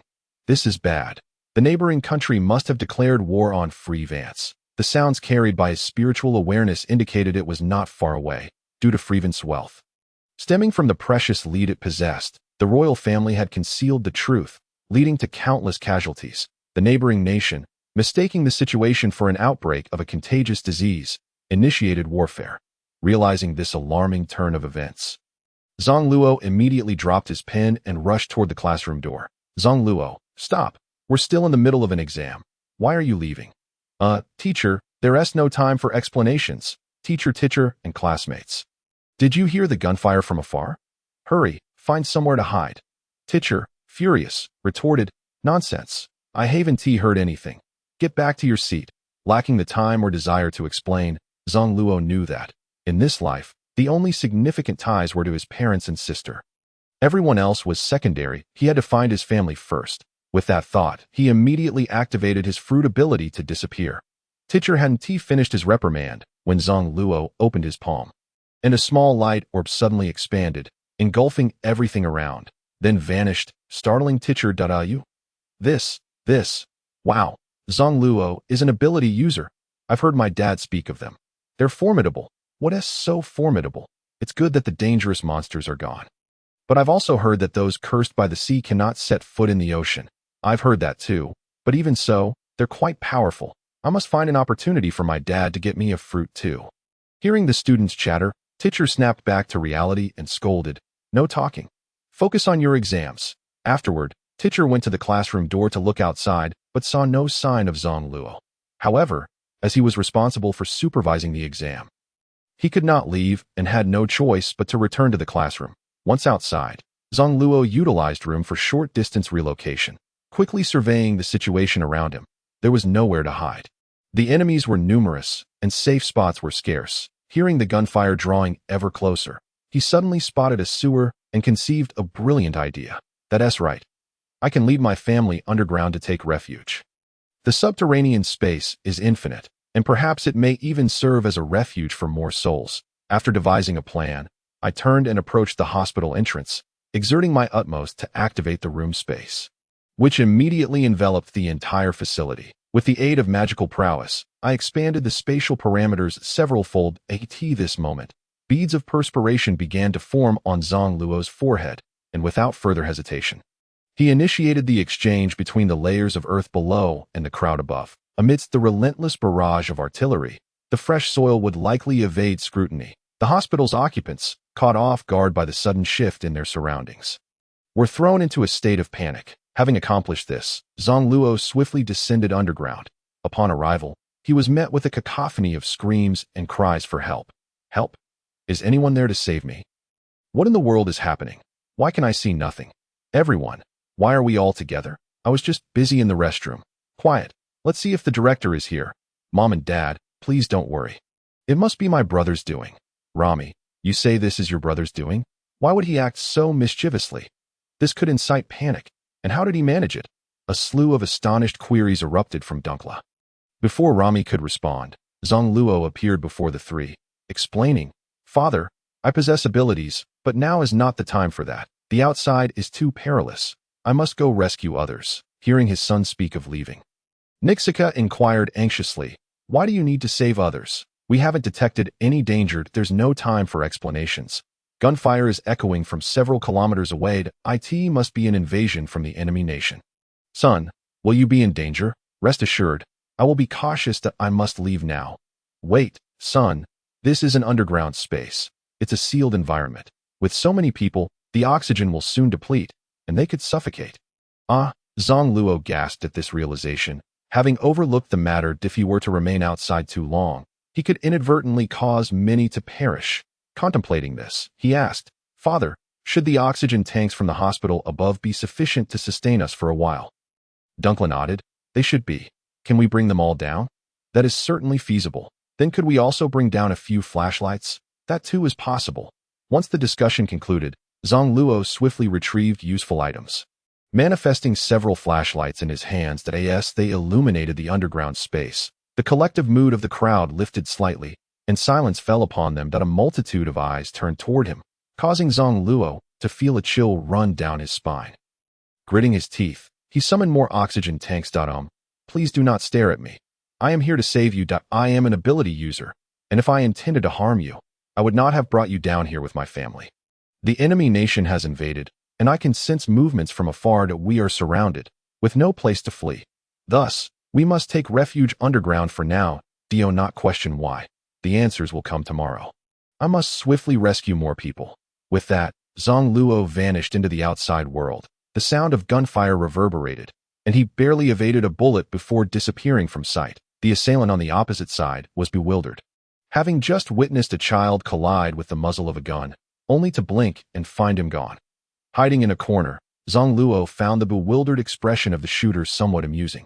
But time was of the essence. He needed to save more individuals. He directed his course toward the area where he sensed the greatest concentration of life. Ahead, a large gathering came into view. It was the orphanage. He recalled that the original plot had intended to take him along, but he had stayed behind, realizing that his sister remained in the hospital. The narrative dictated that soldiers would release the children. Yet Zang Luo was resolute in not abandoning them. There were hundreds here. What if something were to happen? Once more, Zang Luo expanded his domain, relocating these individuals underground to reunite them with the earlier group. Upon descent, he discovered the previous crowd embroiled in heated disputes with their parents. It appeared many remained skeptical. Fortunately, since most parents were doctors, the nearby residents recognized them, and the arguments remained merely verbal. Amidst the rising panic and cries, Zang Luo explained the situation to a nun, urging her to relay the information to the others. Her words lent significant credence to their plight, especially given the harrowing accounts from the surface. Vividly depicting the chaos, this heightened sense of dread, compounded by the explosions above, led to an increasing number of believers among the crowd. Zang Luo, however, was confronted with a dilemma, with so many gathered underground. It seemed there were no more oxygen tanks available in the vicinity. Having only been there a short while, he noticed the crowd's breathing had quickened, elucidating the source of their unrest. Without delay, he utilized his abilities to infuse fresh air into the space. As the air circulated, an unpleasant odor permeated the atmosphere. Goodness, has someone soiled themselves from fright? How cowardly! Please, as if you were any braver. You were the loudest in your terror just moments ago? Humph, I merely seek to ascertain the truth. Scanning the surroundings, Zang Luo observed a few children who had indeed lost control of their bladders. While one unfortunate child had soiled himself, stifling his disgust, he employed his abilities to replace the mud and excrement with fresh earth. The child, feeling an odd sensation in his trousers, shifted and inadvertently dropped the mud, rendering him momentarily bewildered. He distinctly remembered soiling himself. How could it possibly be mud? In the midst of the confusion, Zang Luo had no time to mock him, continuing to replace the stale air with fresh. After several exchanges, he realized that the influx of air had increased the pressure, causing discomfort. He promptly expelled some of the underground air, alleviating the pressure. Eventually, Zang Luo returned home with his family. The sight that greeted them was one of destruction. The yard's walls had collapsed, and the acrid smoke of battle hung heavily in the air, the atmosphere thick with the remnants of conflict. Dunkla and Nixika were moved to tears, lamenting the loss of their home, which had taken years of savings to acquire. In stark contrast, Zang Luo and Rami appeared unaffected, seemingly oblivious to the sorrow of loss.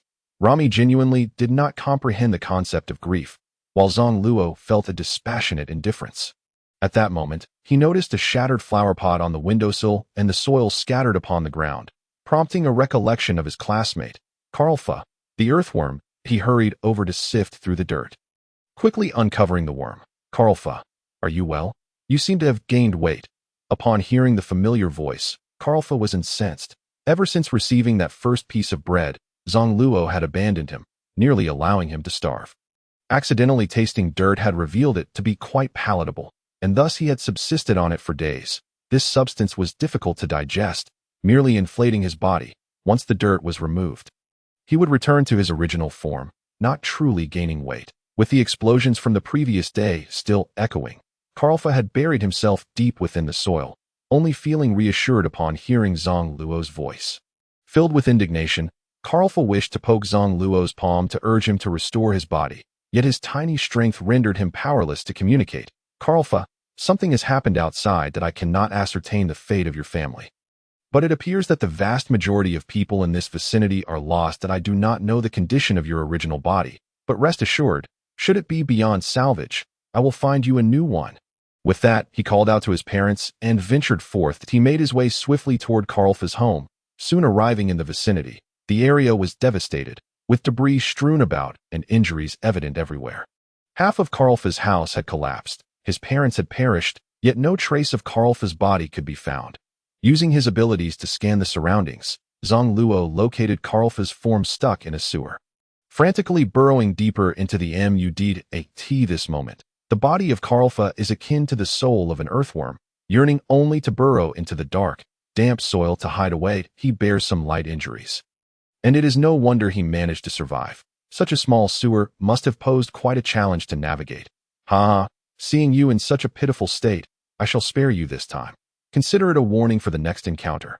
Room soul transplant. A few breaths later, Karlfa awoke, ready to unleash a torrent of curses. Cough. What is this in my throat? Cursed be you, scoundrel. You've turned me into an earthworm. You fiend, a wretch like you deserves immediate execution. Zang Luo interjected, interrupting his tirade. Karlfa, this is not a safe place. Perhaps you should be grateful for your experience as an earthworm, as it has allowed you to survive that in fact. You ought to cherish the chance to see your parents one last time. Karlfa, taken aback by these words, turned to survey his home, and indeed saw his parents lying in a pool of blood, crushed beneath a collapsed wall. Nearby lay the bodies of other neighbors and relatives. And tears welled in his eyes.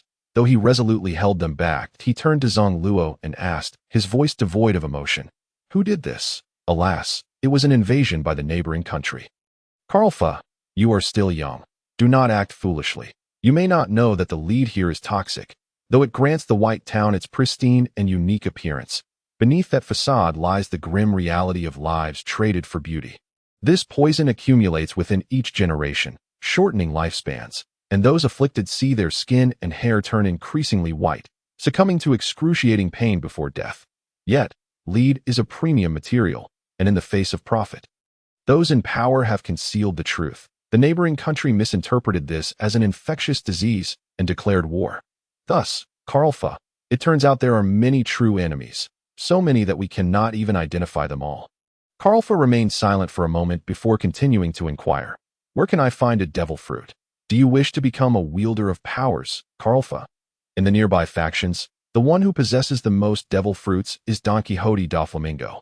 He not only plunders fruits from pirates to sell, but also commands the large-scale purchase of devil fruits to sell at exorbitant prices. Karlfa, having heard enough, disregarded this and rushed to his parents. Attempting to shift the broken wall debris, Zang Luo, remembering they were classmates, stepped forward to assist, but was promptly rebuffed. No need for your help. Just leave. Very well. I shall take my leave that if you require assistance. Come find me at my home.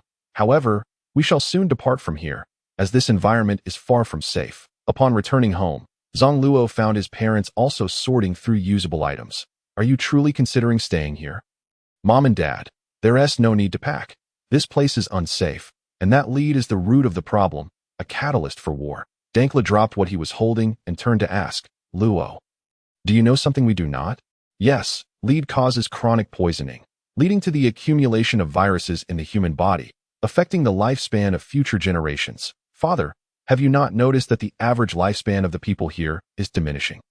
Hearing this, Dankla began to take this phenomenon seriously, reflecting on his past confusion. Could this truly be the case? Seizing the moment, Zang Luo urged, Mom and Dad, let us leave together. Also, we could persuade those we saved back then. We are now the last survivors. Seeing their parents still hesitant, torn by the attachment to their homeland, Zang Luo signaled his sister. Rami immediately understood, rushing over to tug at Nixika's hand, pleading, Mom, let South leave this place. I don't want to stay here. Others see us as a plague, and I fear falling ill. The parents, swayed by Rami's pleas, found their resolve wavering. Indeed, a child's innocence often proves more persuasive than words. But where shall we go?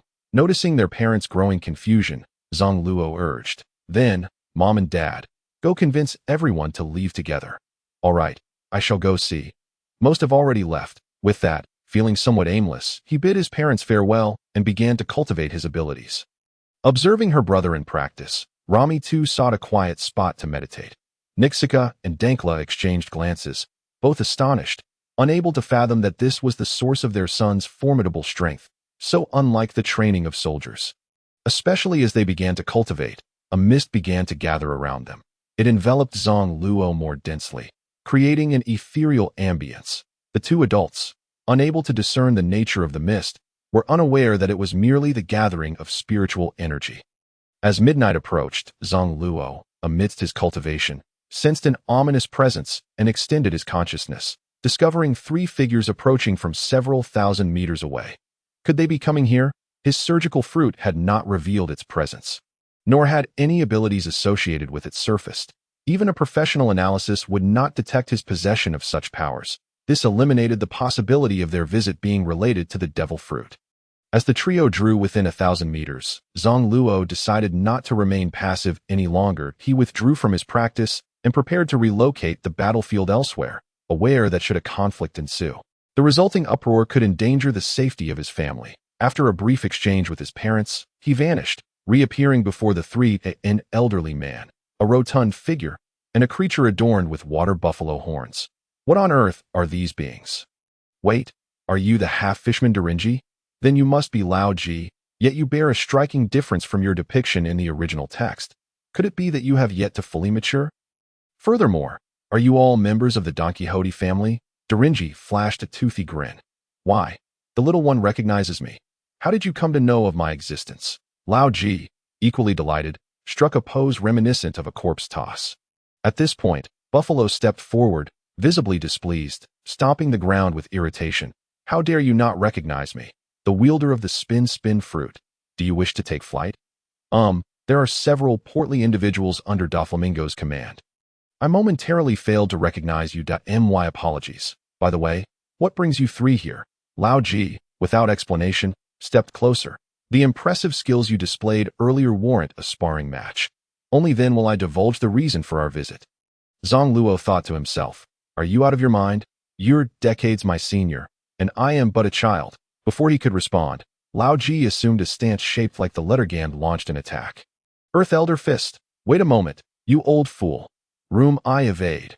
Narrowly dodging the blow, Zang Luo's anger flared. This old man was attacking without warning. Damn it, I'll retaliate. You've forced my hand. Rending shadow-breaking blade kill. In an instant, Zang Luo unleashed the first form of the Shura S9 kills, summoning a massive phantom blade to cleave towards Lao Ji. Lao Ji sensed the impending danger and quickly readied his strongest technique. Countering with the seal based on the ultimate technique of the Earth Elder Fist, Battle Guardian Fist. Boom! Though Lao Ji managed to barely block the blade's onslaught, a miscalculation in his strength sent him hurtling backward. Ouch, my poor back! Cried Lao Ji. Darinji, intrigued by Zang Luo's displayed power, revealed his sharp teeth, eager to engage the child, but was swiftly halted by Lao Ji from afar. Hold on, foul fish. This is my opponent. As Lao Ji rose and charged at Zang Luo again, he exclaimed, wait, I'm no match for you three. Come now, little one. Do not be modest. Your earlier strength surpassed mine. Come again. Stop. I refuse to engage in battle. What is it you three truly seek? Lao Ji, with no intention of politeness, replied, we are here for you. Of course. Do you not realize that the vast underground trading network of the North Sea is entirely under the control of the Don Quixote family? We have received reports from our subordinates regarding the presence of a formidable aura nearby, leading us to believe that a powerful individual is engaged in combat in this vicinity. Consequently, we have been dispatched to investigate this matter. Just moments ago, we detected the source of this power from a distance, and it appears to be you. Initially, our curiosity was piqued, but now I find myself quite intrigued by your unique aura. We must take you back to serve our young master. Zang Luo felt utterly bewildered. He had not unleashed any aura, nor was there any powerful individual in the vicinity, only the manifestation of spiritual energy. However, considering that spiritual energy surpasses aura in rank, it was not unreasonable for my cultivated energy field to be perceived as an aura. Thus, These three must have followed the trail of spiritual energy to find me. This is not aura, Zang Luo protested. Indeed, I have just witnessed it, and it is even more potent than our young master's conqueror's haki. Youngster, come with us. Perhaps there is a chance for you to become one of us. Zang Luo, upon hearing this, fell silent, realizing that the unseen bonds of fate were still at play. Given his current low level of cultivation, he could not sever these ties. Nonetheless, he had no intention of joining that family.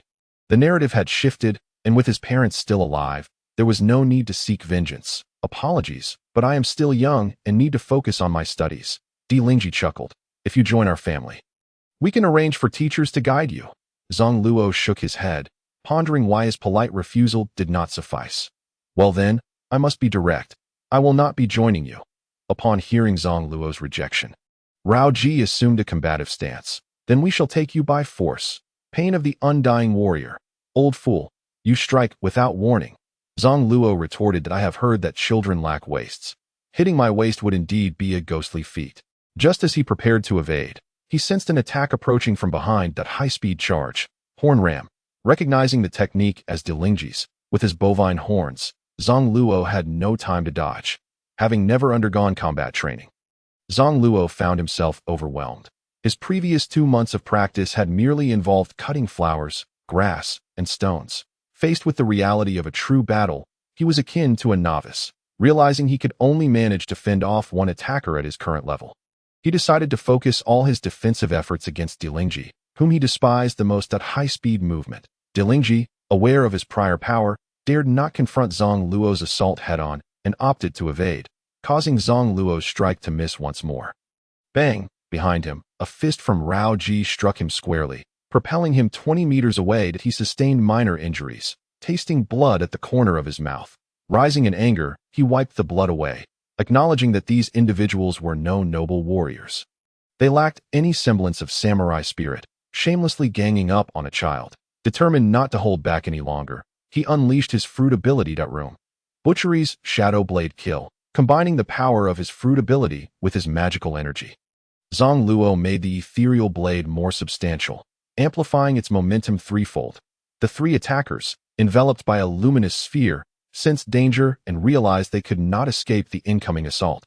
Each time they attempted to evade, they found themselves repositioned in front of the blade's trajectory. After a couple of futile attempts to escape, they ceased their flight and prepared to defend against the incoming strike. Ultimate technique of the Earth Elder Fist, Battle Protection Fist. High-speed movement, rotating cannon. While Rao Ji defended and Di Lingji dodged, only Bahafalo actively engaged the Shadow Blade. His cannon met the blade with a catastrophic clash, but he soon felt a surge of danger. Quickly enveloping himself in armament haki, only to be struck by the blade. Ziz. Bahafalo was sent flying, and the residual force struck Rao Ji as well. Bang! After a resounding explosion, Rao Ji slid several meters before the blade's shadow finally dissipated. The massive blade had swept through the three, yet none were defeated. Leaving Zang Luo unsatisfied with the outcome, he silently berated his father for not imparting greater power, as he had been promised he could take on 3 foes. Why was he only facing a single blow from 3 opponents? Meanwhile, on Earth, Zhang Tian remained blissfully unaware of his son's grievances. Had he known, he would surely admonish Zang Luo for blaming others for his own lack of performance. In truth, Zang Luo's combat prowess, at the 8th layer of Foundation establishment, could have easily overpowered the 3 individually, but his lack of experience left him floundering in the face of their coordinated efforts. That kid is truly remarkable. I must take him back. Rao Ji's resolute tone indicated trouble for Zang Luo.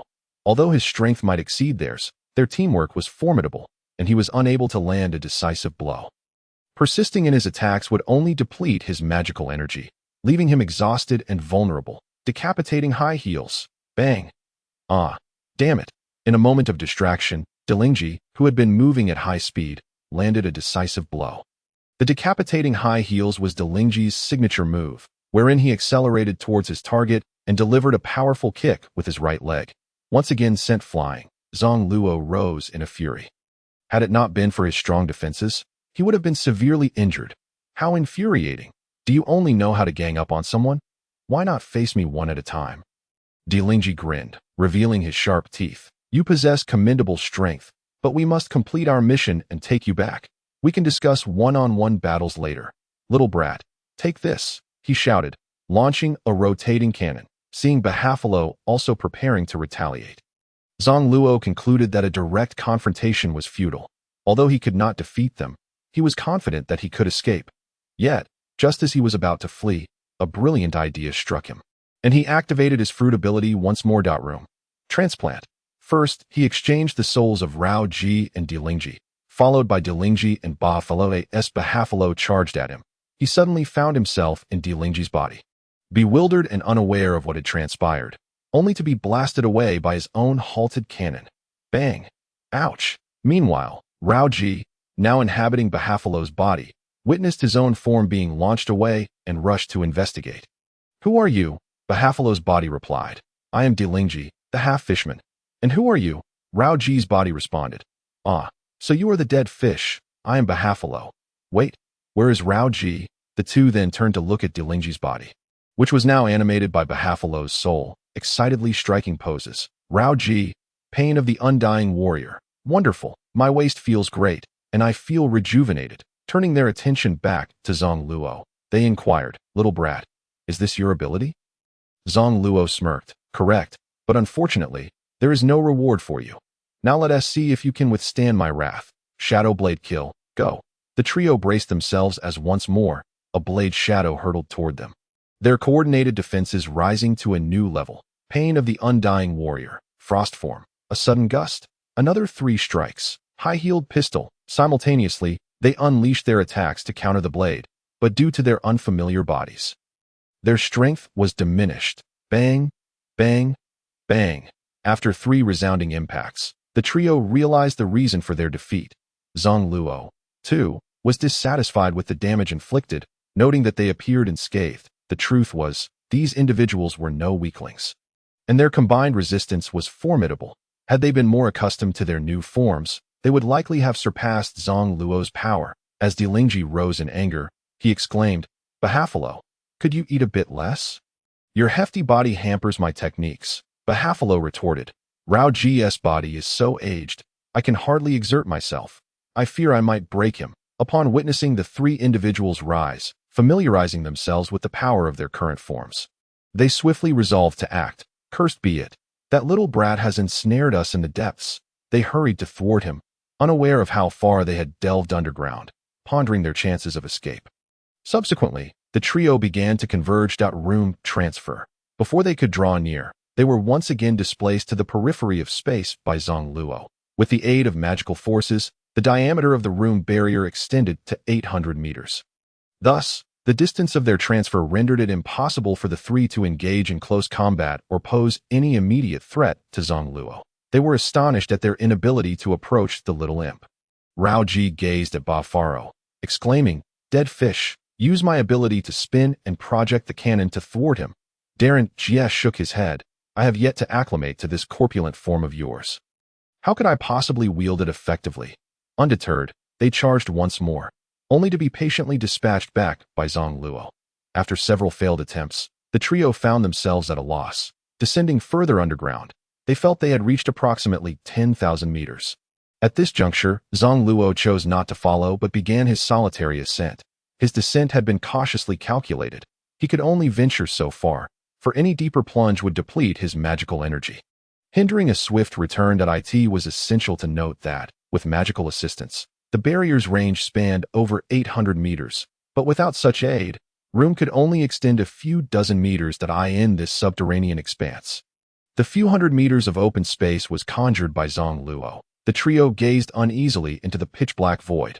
After a lengthy discussion, they resolved to take turns digging their way out, particularly urging Darren Jie to hasten his acclimatization to Bahafalo's abilities for cannon fire. However, when Darren Jie finally commenced his cannon fire, the enclosed space caused the explosive force to affect the 3 as well. Each detonation sent them reeling with exhilaration. Meanwhile, Zang Luo emerged within a quarter of an hour, inhaling the fresh air outside and feeling an overwhelming sense of relief, surveying his surroundings with his consciousness. He noted the absence of outsiders. The immense residual energy from the battle had deterred any survivors from approaching Akati. This moment, dawn broke, and he returned to his family. Brother, Were you engaged in combat with someone earlier? Did Lami sense it too? Indeed, I have reached the mid-stage of the first layer of Qi induction. I inquired with Mom and Dad, but they seemed unaware of the commotion. You are indeed impressive. Lami. Subsequently, Zang Luo suggested they depart swiftly to avoid being trapped by the three upon their emergence. Hearing that someone intended to capture their son, Dankra and Nixika ceased their hesitations, gathering their belongings and preparing to leave. However, Dankra pondered aloud. In this vast world, where shall we settle now? Zang Luo promptly proposed. Father, why not consider the Sky Island? Sky Island? Where is that? What sort of place is it? Dankra inquired, intrigued yet unfamiliar with the concept. Observing the perplexed expressions of his parents, Zang Luo proceeded to elucidate. Sky Island is located near the town of Magic Valley on Gaia Island, separated from our North Sea by a considerable stretch of the Grand Line. If we embark directly from the new world of the Grand Line, traversing the latter half of the route, we can swiftly cross the holy land of myriad at the pinnacle of the Red Continent, thereby saving considerable time. However, it remains uncertain whether there are coding artisans available on that side. Without them, our vessel cannot submerge to 10,000 meters. Nonetheless, we shall find a solution once we arrive there. We can inquire further. This route is relatively safer for us. Another method of ascent would be to navigate to the western sky summit with the northwest winds. Yet this is the most perilous option. Although the western sky summit is near the peak of the Atom Tree in Elbaf, it is prudent to opt for Gaia Island instead. Dankra and Nixika, having never ventured out to sea, felt apprehensive about such vast waters. They had heard tales of the ocean's terrors. Ro, cannot we select a closer destination? Is Sky Island our only option? Father, Sky Island is ideal for permanent residence. It is the most beautiful paradise in this world, while other locations are rife with pirates and countless formidable foes, rendering them unsafe at this juncture. Nixika inquired. Ro, how do you possess such extensive knowledge of the sea? Zang Luo chuckled as he explained. I have perused bounties and newspapers, studying various maritime domains. It is only natural that you and Mother, engrossed in medical research, are less aware of the ocean's currents. Now, let us proceed, and along the way, I shall share more information and inquire why others have yet to arrive. Dankra nodded. Very well. I shall hasten my efforts. Shortly thereafter, Dankra returned with a group of individuals, though most appeared empty-handed, indicating they had not prepared to depart. Observing this, Zang Luo asked, Are you unwilling to leave? An elder among them approached to express gratitude. Thank you, young one, for rescuing us earlier. However, most of us are residents of the area, and if we leave, we shall do so together. But hearing that you intend to go to Sky Island, may I ask how far away it is? Zang Luo calculated silently before responding. If a regular ship departs from here, it would take approximately 2 years to arrive, and this is while navigating the Grand Line. That if we were to take a detour around Reverse Mountain, it could take 7 to 8 years. However, if we were to procure a military vessel, the nearest route would only require a few months. Upon hearing this, many lost interest, especially those aware of the perils of the New World, reluctant to endure such an extended maritime journey. They recognized that the North Sea was adjacent to the latter half of the Grand Line, the New World, teeming with powerful foes. Good heavens, such a lengthy journey. I would prefer to remain here. I have heard that other maritime regions are scarcely safer. The key concern is the duration. Who knows what dangers lurk at sea? I suppose I shall head to the northern neighboring country of Frevanis, where I have an acquaintance. Would anyone care to join me on this journey? Zang Luo noticed that upon mentioning a familiar acquaintance, a dozen individuals expressed their willingness to accompany him, while the remainder seemed reluctant to part with their homeland. Toxin transfer, surgical knife excision. Zang Luo gathered the toxins within them and, employing his ability with the surgical knife, excised them without causing any bleeding. Even internal incisions were inconsequential, resulting in merely a momentary discomfort. Following Zang Luo's swift actions, cries erupted from the crowd as individuals experienced the sensation of something being extracted from their bodies. As the toxins accumulated, they coalesced into a basin full of black liquid.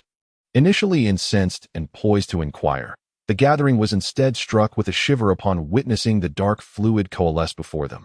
What is this? Is this the substance recently extracted from our bodies?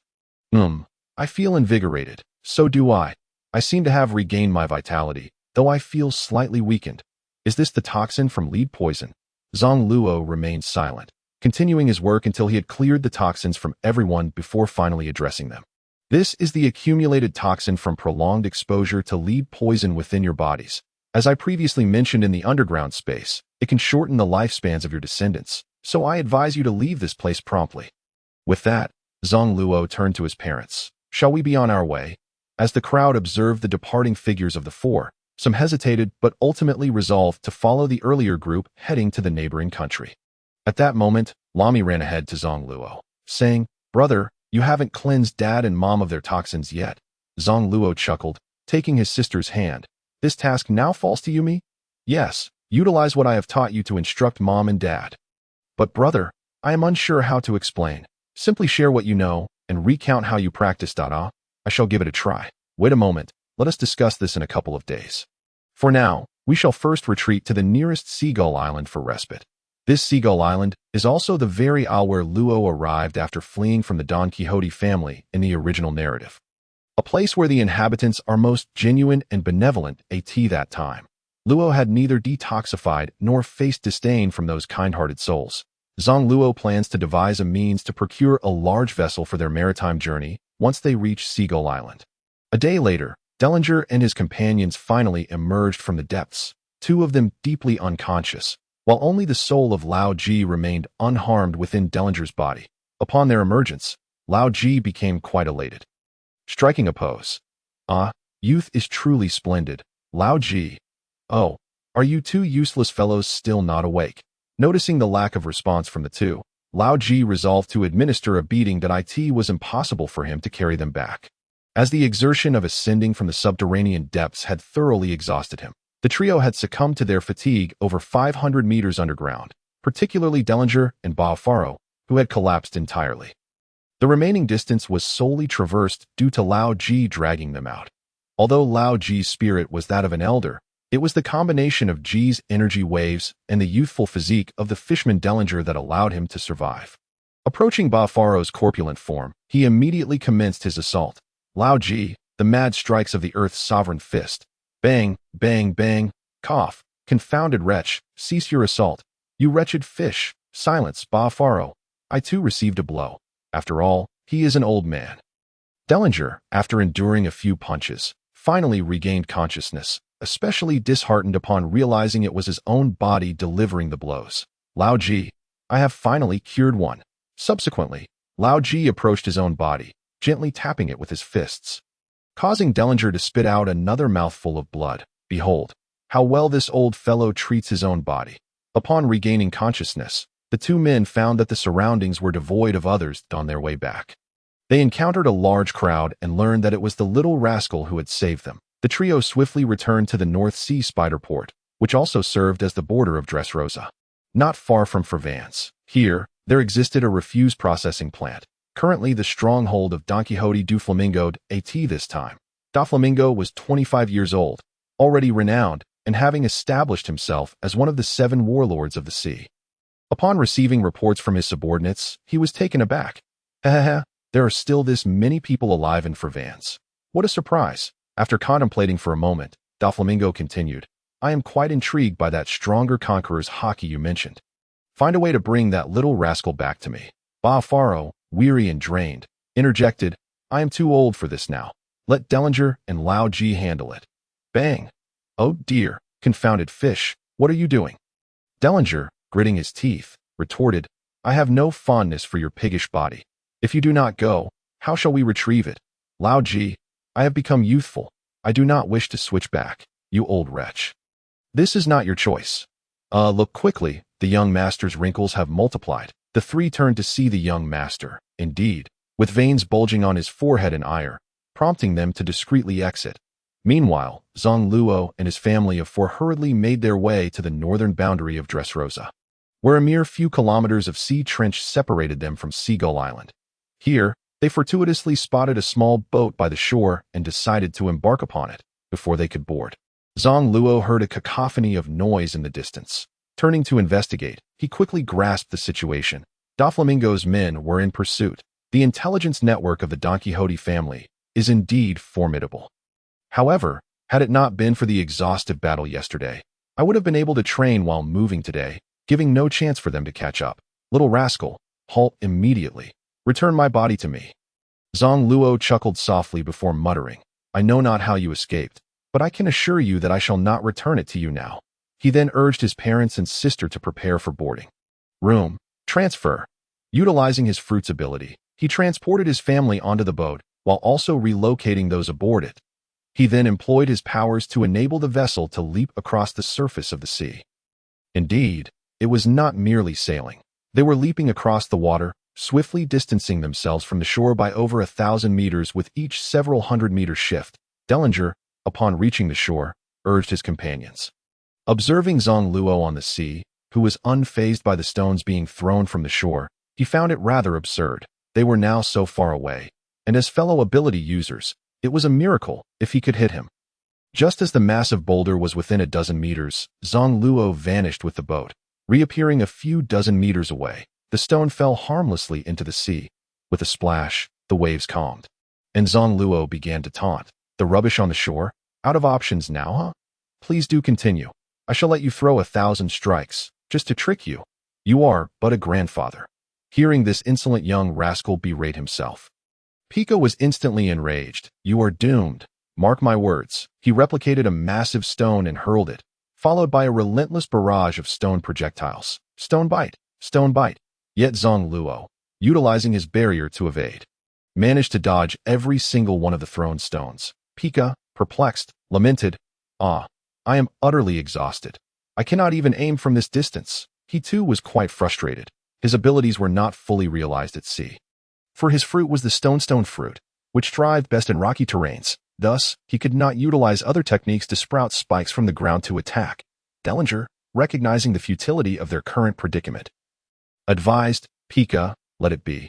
The opponent can shift objects, possibly possessing a globally mobile fruit. Seeing that Zang Luo had ceased his offensive, he piloted the small boat onward, while those on the shore watched helplessly as the group departed. Dellinger remained unfazed, observing them reach the shore and chuckling. Seagull Island is easy to access, yet departing is another matter entirely. That wretched little rascal has escaped. We must swiftly procure a vessel to pursue him. We must capture that detestable little scoundrel. His eagerness stemmed from his disdain for his current physique, which hindered him from showcasing his true prowess. Many of his techniques were rendered unusable. Dellinger's abilities predominantly relied on his half-fishman form. And now, burdened with Baofaro's corpulent body, he could hardly run, let alone fight. Corazon, upon hearing this, summoned a transponder snail to notify his brother. Upon receiving the message, Doflamingo agreed to dispatch several ships, accompanied by numerous men. Ha, this little rascal. 5 of you could not stop him. I am becoming increasingly intrigued by you. However, do you truly believe you can escape, at just 10 years of age, so cunning, if you were to join my ranks? In less than a decade, this little rascal could become a figure comparable to a general. After contemplating for a moment, Doflamingo, in his capacity as a warlord of the sea, issued a global bounty notice. Meanwhile, Zang Luo and his family finally reached the shore. Upon glancing back to see their pursuers had not retreated, Zang Luo discerned they would not relent and promptly decided against lingering on Seagull Island. It was only when they had safely reached the shore that Dankra and Nisika's tense hearts finally relaxed. Luo, why do they relentlessly pursue us? Father, they desire my allegiance. I have no interest, hence their pursuit. But surely, it cannot be so relentless. Simply refuse. Father, you do not comprehend. They are intrigued by your son's abilities and wish to use me as a test subject for their experiments. Is it due to your powers? Indeed, it is a power that transcends the conqueror's haki. I am still quite weak and can only escape for now. Zang Luo secretly clenched his fists, solidifying his determination to expedite his training. He momentarily came to the realization that no matter how extensively he developed the abilities granted by the devil fruit, it would ultimately prove insufficient unless he achieved a second awakening. He was uncertain whether Doflamingo had awakened to a new level as of now. That it was clear that he could not place all his hopes on the fruit. Rather, his cultivation was the cornerstone of his existence. Had he attained the cultivation of the condensation Dan realm, those previous adversaries would not have been able to inflict any harm upon him. The group arrived at a nearby small town, purchasing some provisions before hastening towards a dock. Upon inquiring about the prices, Nixika furrowed her brow. Luo, with this amount of money, We can only afford a small boat. Once spent, it will be gone to is such a small vessel safe on the sea. This was Zang Luo's first experience of what it meant to be impoverished. In his past life, he had been affluent, never having to worry about financial matters. Let us return tomorrow, he suggested. But tomorrow? Mom and Dad, trust me, we will be able to buy a larger ship. While Zang Luo was scanning with his spiritual sense, he discovered several mansions belonging to the wealthy, two of which housed elderly individuals plagued by long-standing ailments. To ease his conscience, he resolved to utilize his abilities to heal their illnesses in exchange for a reward. After ensuring his family was settled, he set off alone towards one of the mansions. Zang Luo suddenly appeared in a room of the mansion, startling the maid nearby. Help! A stranger has invaded the master's room. Zang Luo was rendered speechless. I'm just a child. Is it necessary for you to be that frightened? Please, don't shout. Mississippi, am I not adorable? The maid stared at Zang Luo, failing to perceive any charm. She only saw a figure appearing out of nowhere, akin to a ghost, leaving her utterly flustered. Before long, several individuals rushed in through the doorway. One of them, upon spotting Zang Luo, turned to reprimand the maid. What are you making such a fuss about? You've disturbed my father. Your salary for this month is hereby halved. But, young master, this child, silence. If there's a matter, discuss it outside. Now leave. Zang Luo felt a pang of guilt. Because of his sudden appearance, the maid was to suffer a reduction in her wages. Sir, you shouldn't penalize her. It was my abrupt entrance that frightened her. It's not her fault. You little brat. I haven't even scolded you yet. What are you doing in my father's? The young man's words were cut short as he witnessed Zang Luo vanish, nearly causing him to cry out in shock. Upon Zang Luo's reappearance, he chuckled. If you wish to scream, then go ahead. Don't hold it in. That young lady was far more composed than you. Who exactly are you? And what do you intend to do here? Calm down. I'm here to heal. You think you can fool anyone with a child like you? I doubt you can even read properly, let alone heal. You even understand medical cases? After hearing this, Zang Luo felt exasperated. Conversing with someone who lacked understanding was truly exhausting. All right, I don't wish to elaborate further. I simply want. Fine. If you can truly cure him, I'll pay you 300 million. That's no issue. But do you possess a medical license? This inquiry left him momentarily embarrassed. I do, but I can't present it at the moment. Zang Luo silently thought to himself that perhaps he would be able to produce it in 10 years. However, the young man, not considering this angle, assumed he simply hadn't brought it with him. Here's the deal. You can assess him first. If your findings align with the results from our hospital, and you can provide a reasonable treatment plan, I shall allow you to proceed. Zang Luo nodded. As long as he agreed, that was sufficient. Room scan. After comprehending the condition of the elderly man on the bed, Zang Luo realized that his ailment was not particularly severe. The primary issue stemmed from the impending end of his lifespan.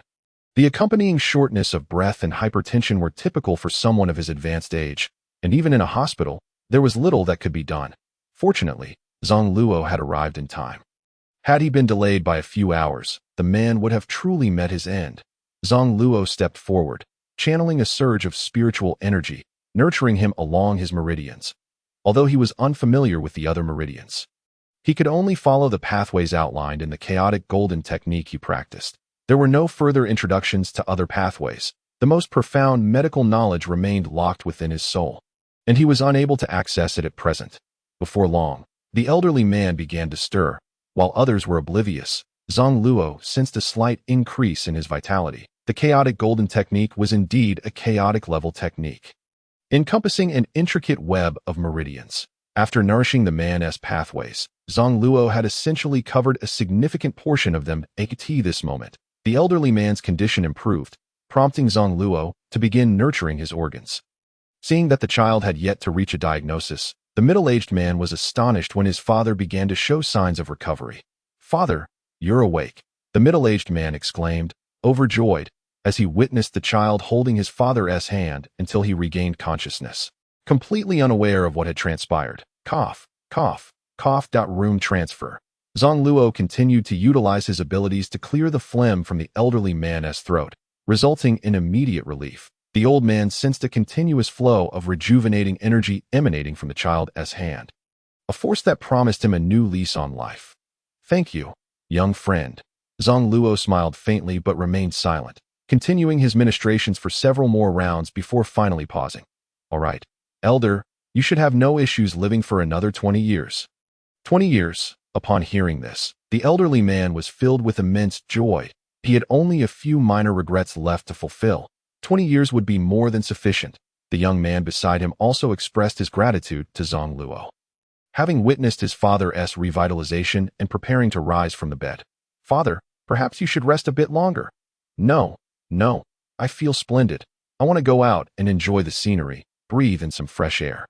"Oh, then allow me to instruct the servants to prepare some porridge for you first." "Very well, you go ahead." After expressing his thanks once more, the elderly man hurried out. Shortly thereafter, the middle-aged man returned, carrying a package. "Young friend, thank you once again for healing my father. Here are 500 million berries." Zang Luo was taken aback. Wasn't he at 300 million? Why the extra 200 million? Hee. "Young friend, your initial purpose for coming here was quite clear. You require a substantial amount of money, am I right? I'm a businessman and can see through it at a glance, although I felt uncertain when I first heard you could heal. Once I recognized your desperation for money and witnessed your abilities, I felt a glimmer of hope. Fortunately, my gamble paid off. My father has made a full recovery. Here, take it." Zang Luo nodded appreciatively as he accepted the package. "Thank you very much. I shall take my leave." "Wait." Zang Luo was puzzled, unsure why the man had called him back. Turning around, he noticed the middle-aged man looking slightly awkward before speaking. "Could you possibly assist me with my own ailment as well?"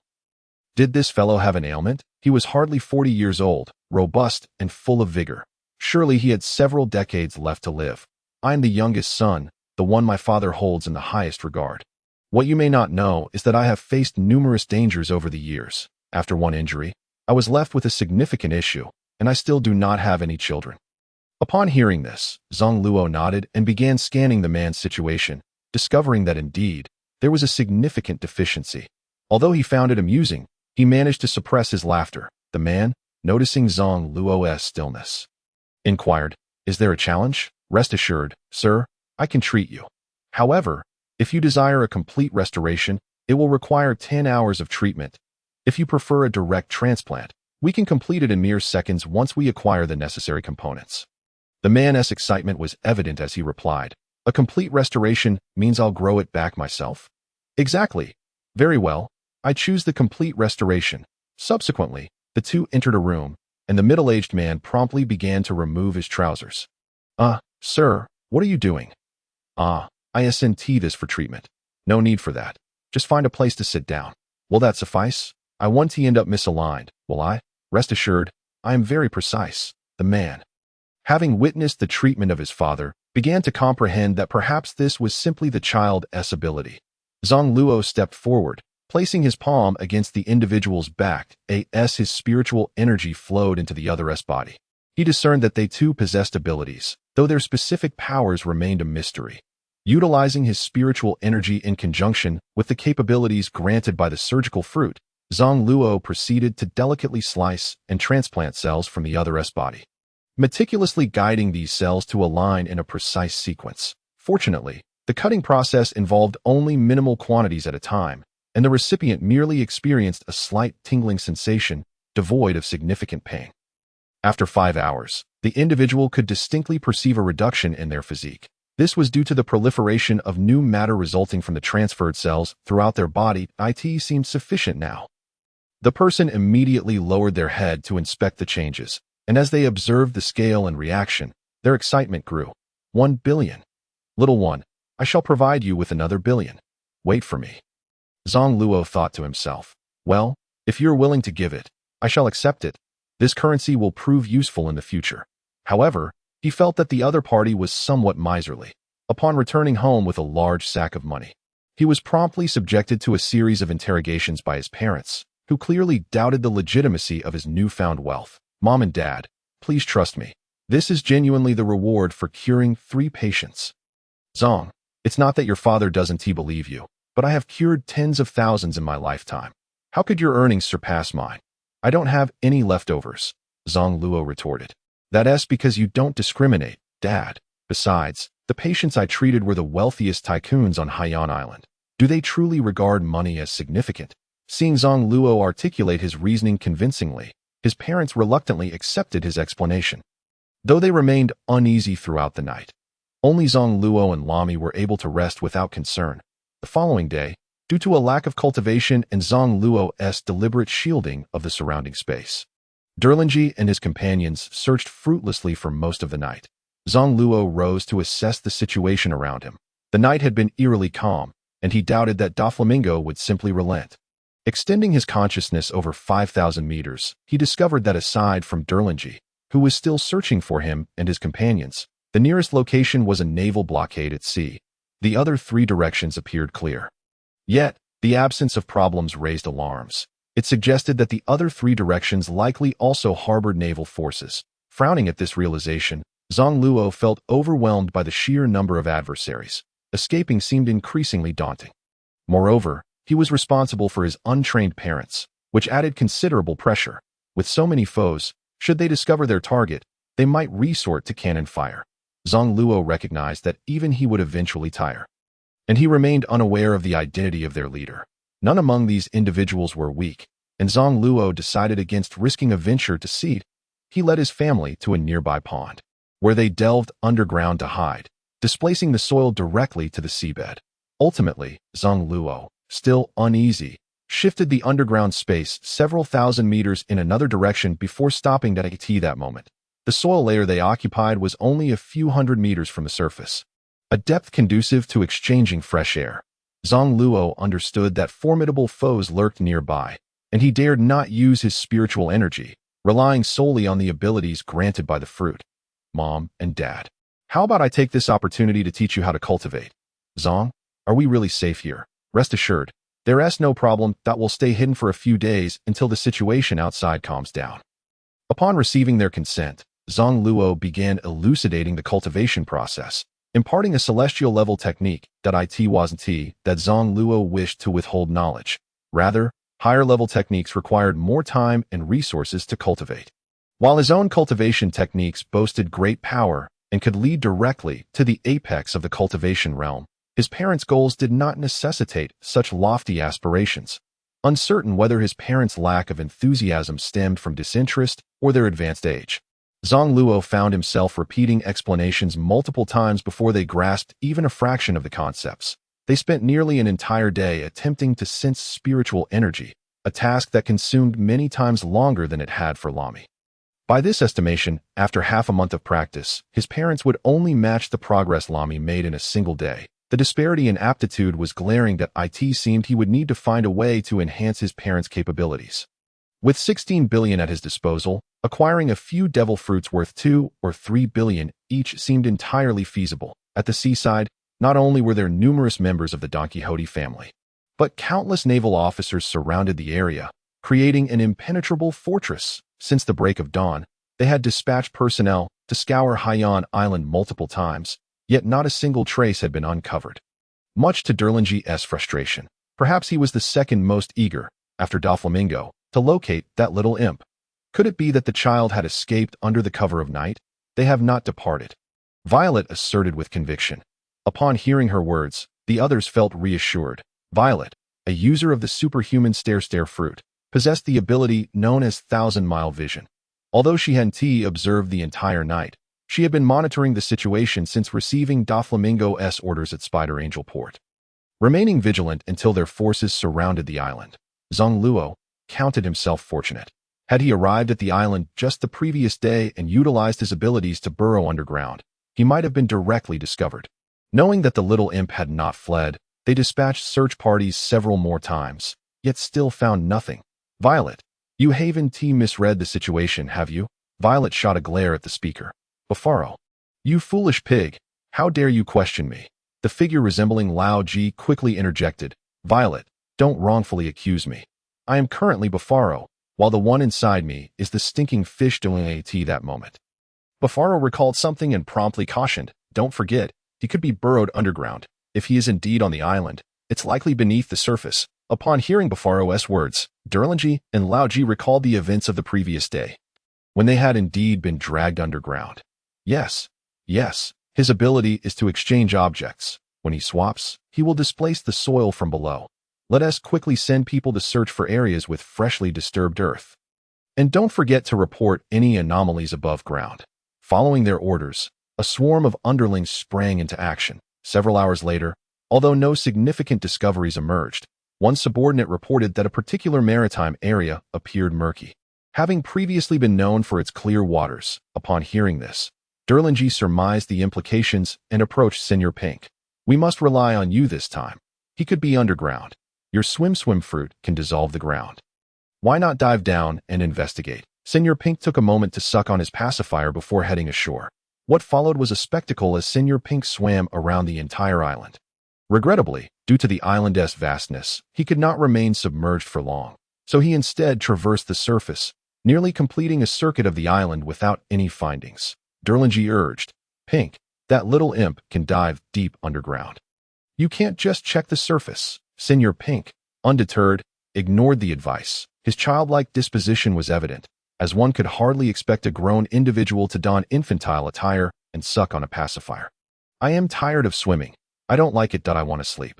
Realizing the significant disparity in his parents' aptitude, Zang Luo resolved to have them follow a standard cultivation regimen, commencing from the bone-strengthening realm, while also allowing them to practice the qi-drawing realm in conjunction. This would expedite their progress. The bone-strengthening realm was akin to the mastery level of a mundane martial artist, with the primary distinction being the level of the technique, which significantly influenced the effectiveness of cultivation. For ordinary individuals to attain mastery in martial arts, it typically required a decade or even several decades. However, cultivating in the realm of immortality differed. Advanced cultivation techniques could enhance speed and benefit the body without causing harm. Zang Luo decided to allow his parents to cultivate normally. In doing so, they would not only strengthen their physical forms in preparation for their path, but also acquire certain self-defense capabilities. At the very least, they could achieve combat strength comparable to that of an armed hockey user.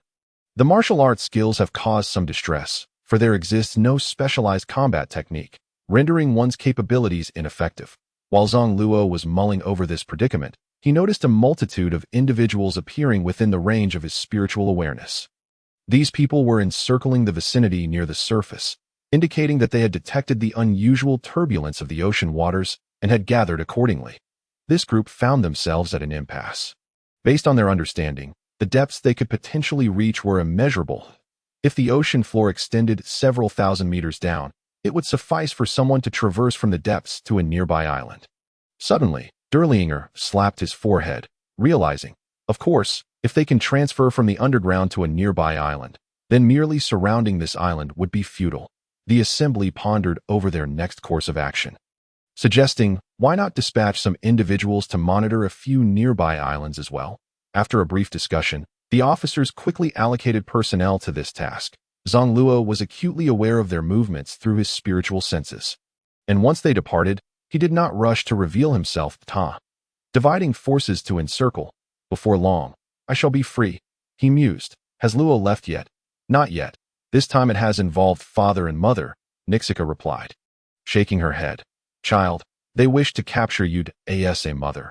I feel helpless to protect my own, and I am filled with guilt. Nixika resolved to diligently practice the spell. Mother, do not feel sorrowful. In truth, my strength is somewhat above average. With more familiarity with combat techniques and my own magical abilities, my combat prowess could rival that of advanced warriors. They merely rely on their numbers.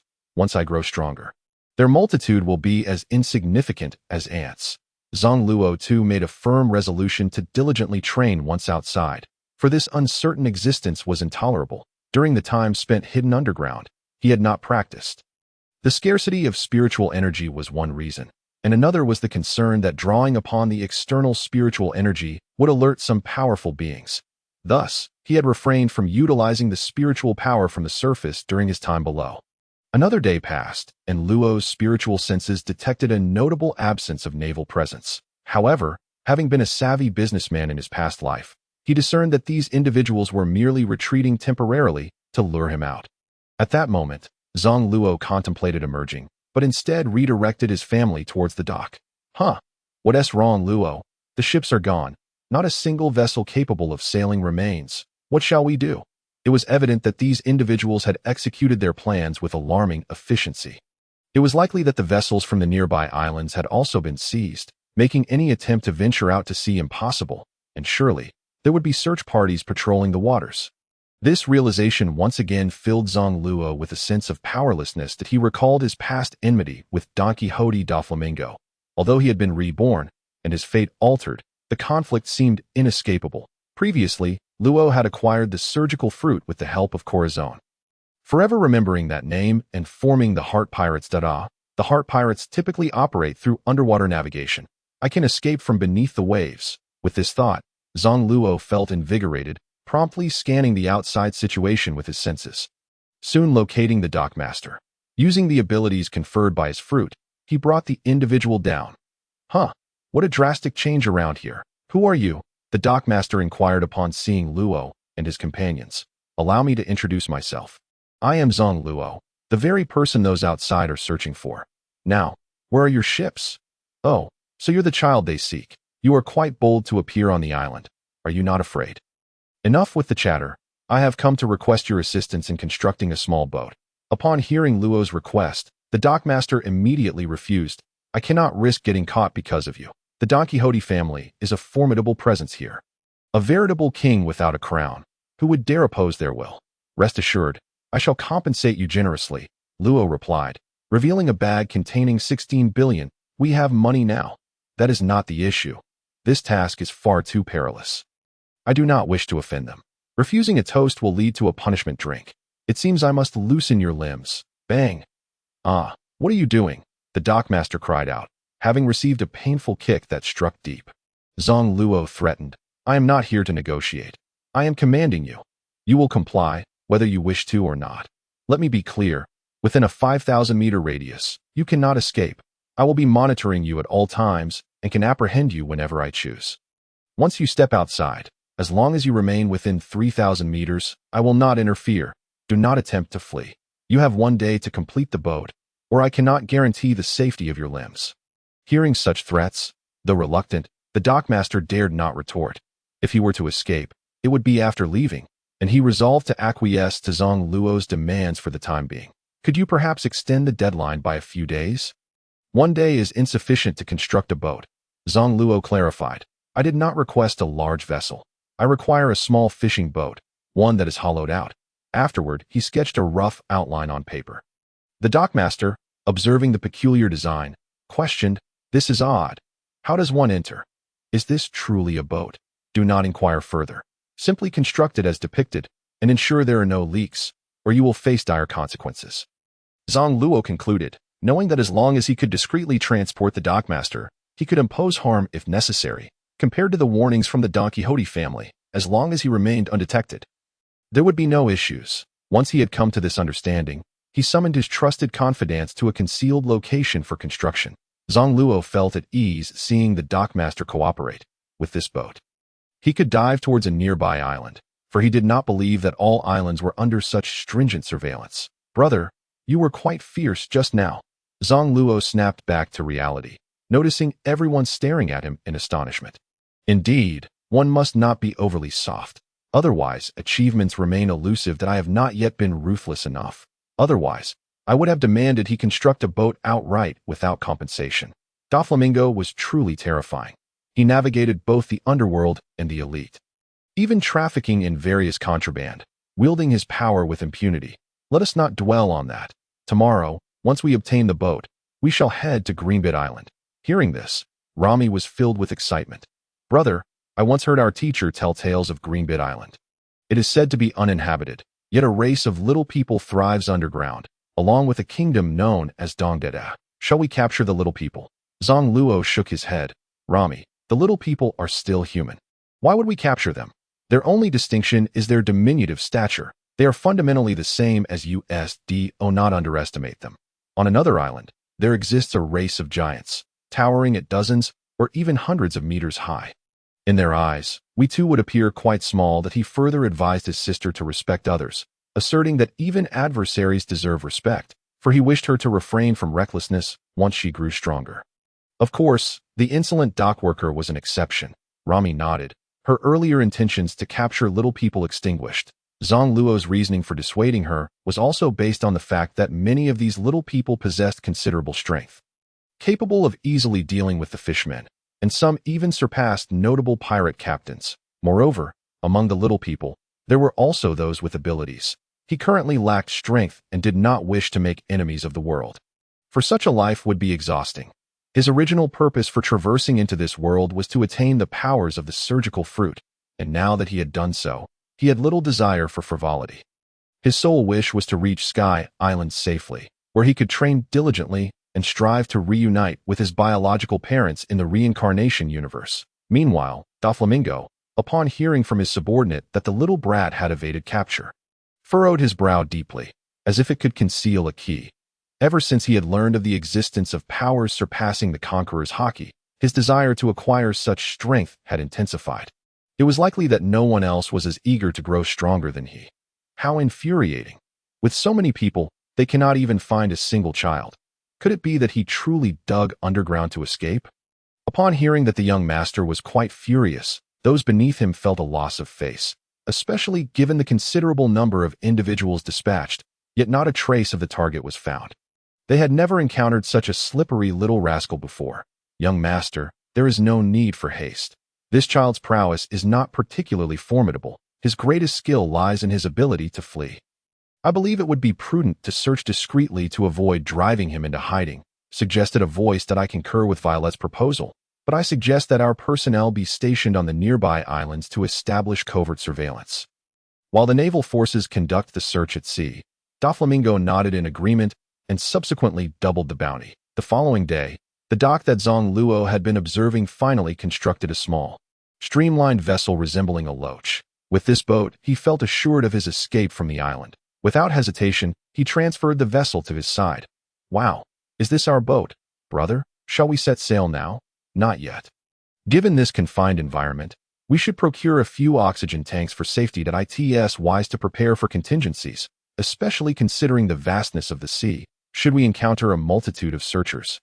It would be unwise to surface. With oxygen readily available, we can remain comfortably submerged for an extended period. Zang Luo, accompanied by his family and the boat, circled the island until he located an oxygen production facility, where he exchanged a stack of money for several tanks. Having made all necessary preparations and checked their course, they were ready to set sail.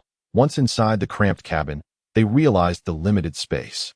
Zang Luo and Rami managed without issue, but their parents had to lower their heads. With several oxygen tanks and supplies, the available space was nearly non-existent. Sai, let us make do for now.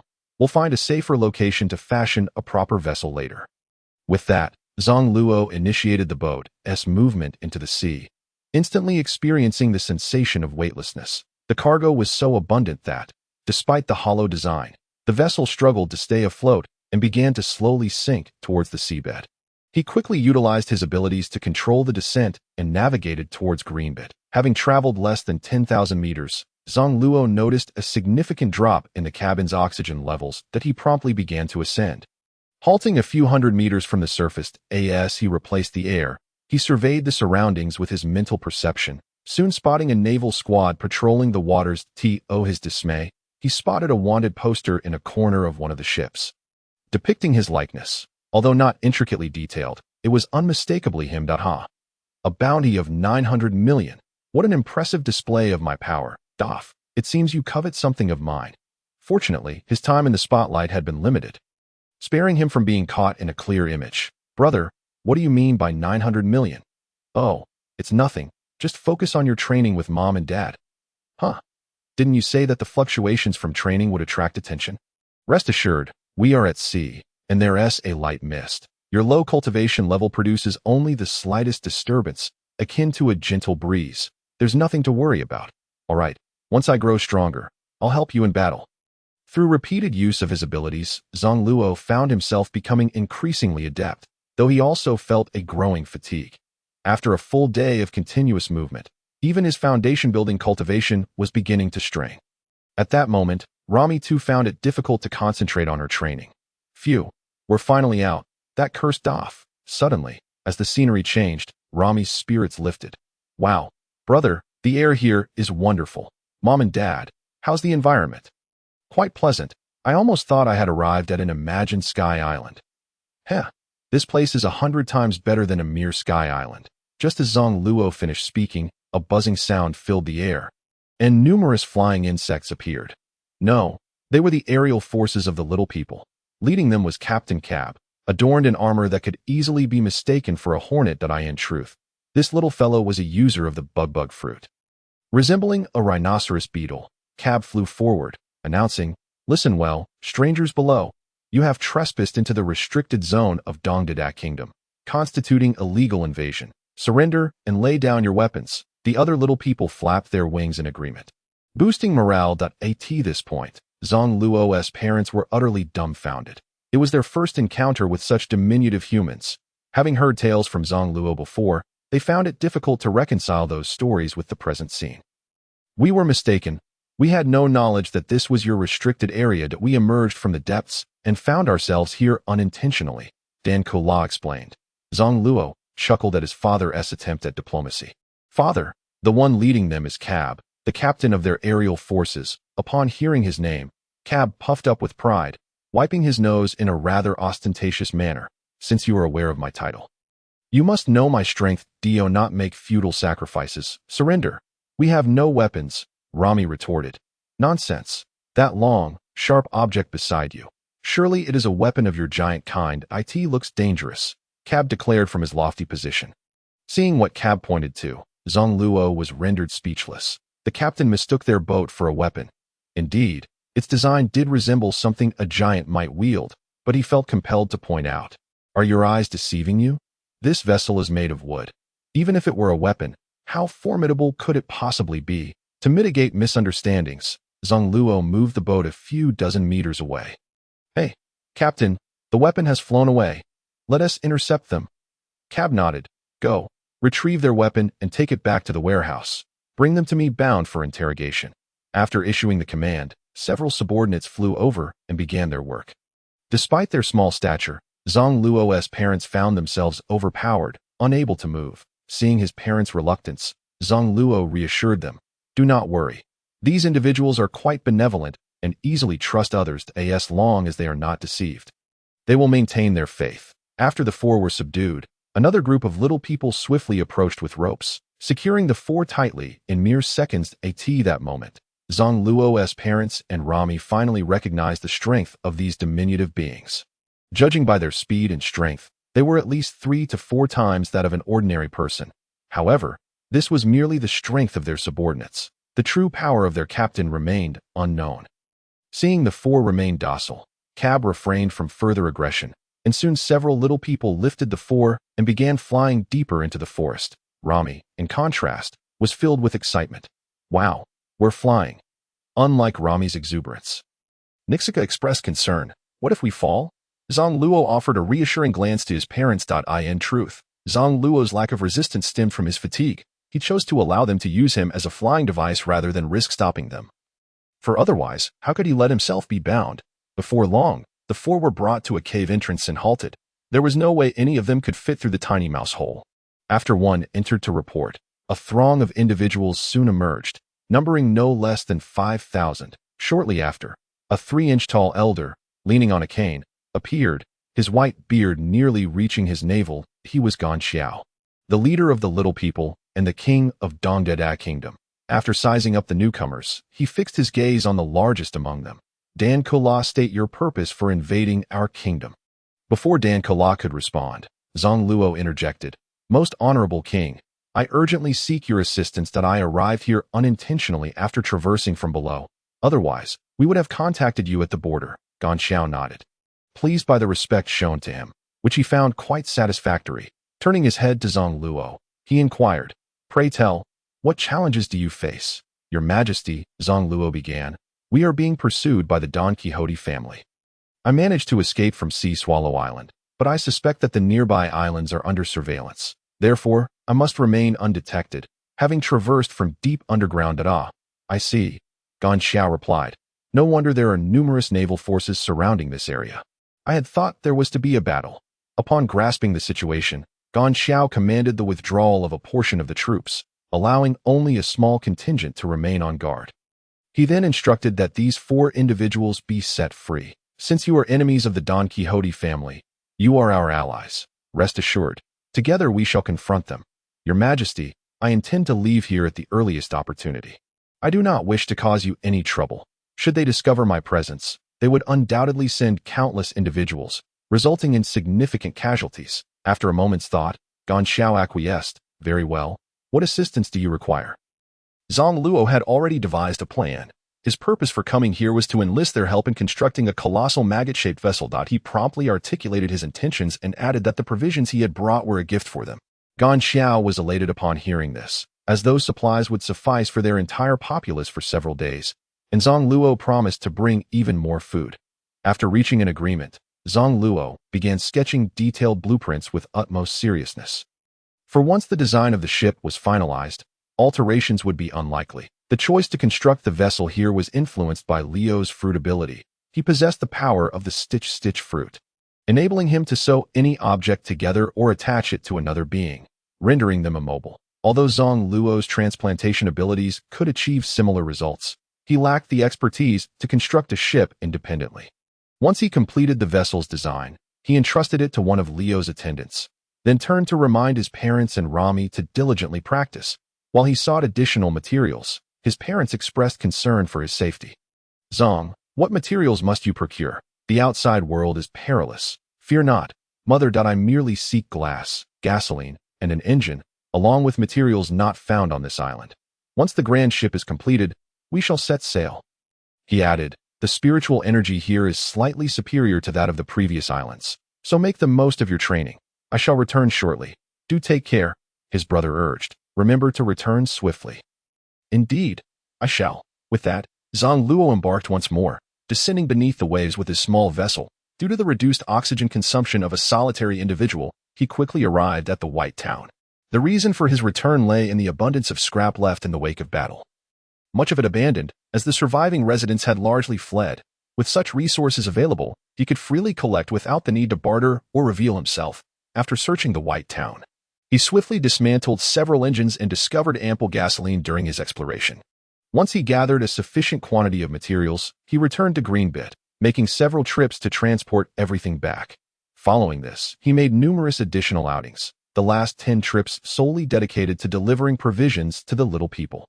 As he was committed to fulfilling his promises to these kind-hearted children, Gan Xiao was overjoyed to see the mountains of food Zang Luo had brought, estimating it would sustain their citizens for at least 3 years. After finishing his tasks, Zang Luo went to check on the progress of the maggot-shaped vessel, which now had a skeletal structure, measuring over 30 meters in length and constructed from wood. Fortunately, this vicinity was replete with towering trees, providing ample material. The industrious little folk swarmed the vessel, reminiscent of a horde of mice gnawing at wood, leading Zang Luo to ponder the idea of keeping some of them as pets. Based on the current timeline, completion was projected to take another half-month.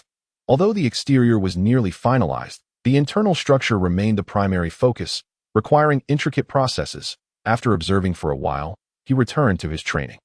As the chaos-level chaotic Golden Sutra began to operate, Rami and his parents finally experienced what it meant to enjoy the fruits of their labor. Training alongside Zang Luo was remarkably efficient, allowing them to absorb the higher concentration of spiritual energy. This was, in fact, a portion Zang Luo had deliberately allocated for them. Otherwise, with the chaos-level technique, there would be no surplus energy available. The commotion from their training enveloped a 20-meter radius in a gentle mist. Previously, while training in the White Town, their noise had been so pronounced that powerful individuals several kilometers away could sense them. This time, Zang Luo refrained from fully absorbing energy, as doing so would create vast waves of energy fluctuations that would quickly attract attention. The Little People's Guard soon detected the shift in energy and reported it, prompting some leaders to arrive. Upon Leo's arrival, he ventured within a 20-meter radius and found the energy invigorating, circling around the 4 individuals in curiosity. He appeared as if he might burrow into their clothing. Feeling uneasy under the scrutiny of these tiny beings, Zang Luo gradually ceased his practice and opened his eyes. Leo, what are you observing? Oh, nothing in particular, Leo denied, then asked, Lord Zang Luo, what were you doing just now? How is it that you can control this energy? Zang Luo chuckled softly. realizing that such matters were not easily explained to outsiders. The more he divulged, the fewer secrets remained. After contemplating, he responded, "Leo, would you be willing to take me as your master?" Leo was taken aback by this sudden proposition and hesitated, having previously witnessed Zang Luo deliver an abundance of food. He recognized his strength, yet when they had sparred, Leo had been swiftly subdued. Unbeknownst to him, Zang Luo had been merely toying with him. In a serious confrontation, he would have been utterly defeated in terms of raw power. Zang Luo was comparable to an average warlord, though he fell short of the likes of Doflamingo. Seeing Leo's reluctance to respond, Zang Luo remarked, "Oh, if you do not wish to, then so be it." "No, no," Leo exclaimed, realizing his earlier hesitation stemmed from surprise. "Lord Zang Luo, can I truly become as strong as you? Indeed, I am still in the early stages of my training. My current strength is quite insignificant. Then, should I wish to become your disciple, what must I do? Is it akin to school, where I must present you with treasures to study under you?" Zang Luo paused, momentarily taken aback, realizing that Leo had equated this to formal education. "No, no. In the realm of cultivation, it is far simpler. A bow and an oath will suffice. And what sort of oath must I make?" Recognizing Leo's eagerness, Zang Luo began to explain. "The oath is quite straightforward. I am aware of your pure and kind nature, which can lead to misplaced trust and deception. However, you value promises and strive to fulfill your commitments, which is why I choose to accept you as a disciple.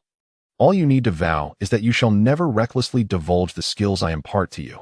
Only those who are trustworthy may be taken as disciples, and should you later choose to accept apprentices, the same principles must apply." Upon understanding, Leo immediately knelt and vowed, rising only when Zang Luo was satisfied with his commitment. Subsequently, Zang Luo led him and his family to an uninhabited area to impart some foundational knowledge of cultivation. After covering the basic concepts, Zang Luo bestowed upon him a technique below the celestial level, the purple mist gathering spirit technique. Mastery of this technique could lead to ascension. However, achieving that in this world posed certain challenges. Though extending one's lifespan was certainly feasible at times, Zang Luo even began to suspect that the five elders might also be cultivators. What fueled this suspicion? Historically, it was often noted that naval admirals would change over time, as would other positions, but there had never been any mention of changes among the five elders, who had remained unchanged for centuries. The unusual persistence of their roles, spanning hundreds of years, raised questions. How could their lifespans be so extraordinary? Moreover, even if those in power were not easily replaced, it seemed implausible for history to remain stagnant for centuries. Thus, one could infer that these individuals had likely lived for several centuries at the very least. Even in the worst-case scenario, one would likely have undergone an immortality surgery, although the external world remains unaware of the situation regarding the surgery fruit that Zang Luo has consumed.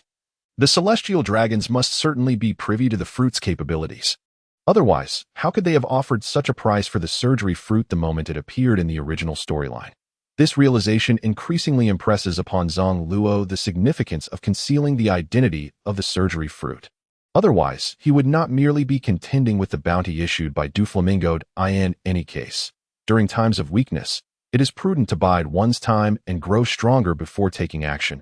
Upon regaining his focus, he observed Leo diligently honing his skills, offering guidance on areas for improvement. Perhaps it was due to Leo's innate strength, which was equivalent to the late stages of the Qi induction realm, that after merely 3 rounds of practice, his magical fluctuations had already reached the first layer of the bone-strengthening realm. He continued training until he reached the pinnacle of the 4th layer of the Qi induction realm before slowing down.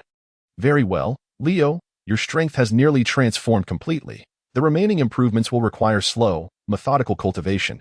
You must also become well acquainted with your own power and refine your physical body. One must not focus solely on ascending realms. Only then can you adeptly wield your strength in battle. The foundation laid before the foundation establishment realm is essential and must be solidified. Based on your demonstrated aptitude, I assure you that within a year, you shall undoubtedly reach the foundation establishment realm. At that time, you may attempt to engage in combat using true energy, but be wary of the Don Quixote family. Doflamingo is particularly eager for such abilities. It is precisely because I wish to avoid falling into their hands that I departed from this place." After listening to his master's admonitions, Leo nodded earnestly. "Rest assured, master, I will ensure that no one discovers my training. Once I grow stronger, I shall return to teach them a lesson on your behalf. Ha. Your intentions are commendable, but do not seek trouble alone. Even I, nearing the core formation realm, find it challenging to contend with the 3 members of their family when they gang up on me. You would only be walking into a trap. If, in the future, you encounter members of the Straw Hat Pirates, you may ally with them to rescue your companions. Master, I do not know the Straw Hat Pirates. Do not fret, they will come here in due time. You need only strive to grow stronger for the chance to join them. Perhaps in a decade or so, with your talent, you should be able to break through to the core formation realm. At which point you will be ready to venture forth. Master, when will you return, and where shall I seek you in the future? Seek me. That may prove challenging. However, once you have strengthened your abilities, you should be able to sail confidently. My destination is Skypea, and when you reach the first half of the Grand Line, you will easily learn of my whereabouts. I shall remember that, Master. After their conversation, the 5 resumed their training. The spiritual energy in this location surpassed that of the previous White Town, prompting Zang Luo to attempt to expand the range of spiritual energy he could manipulate. As the energy within a 100-meter radius was stirred, the commotion was considerable. Yet, deep within the forest, it felt akin to a strong wind, even less intense than the gales by the seaside. He believed this commotion would not attract the attention of the feeble navy. The duration of this training was considerable. It was not until 12 days later that Zang Luo concluded his session, only to realize he had finally reached a bottleneck for breaking through.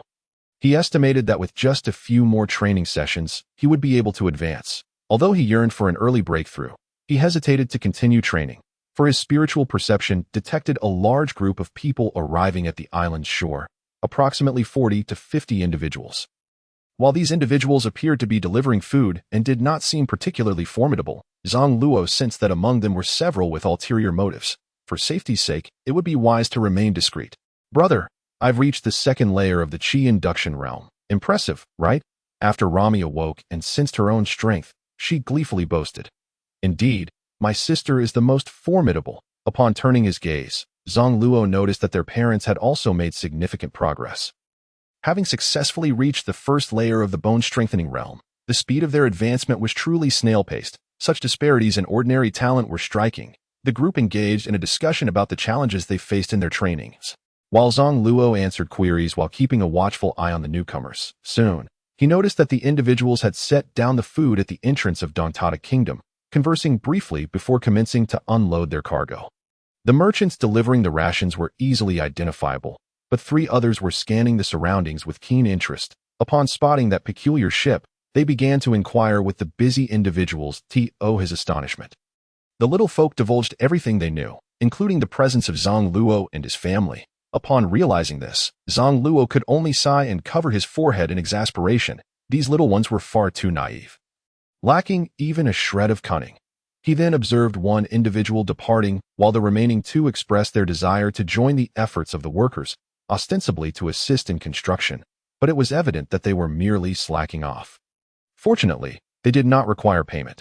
Otherwise, they would have been dismissed long ago. Nevertheless, since they lingered, they must have been there to keep watch.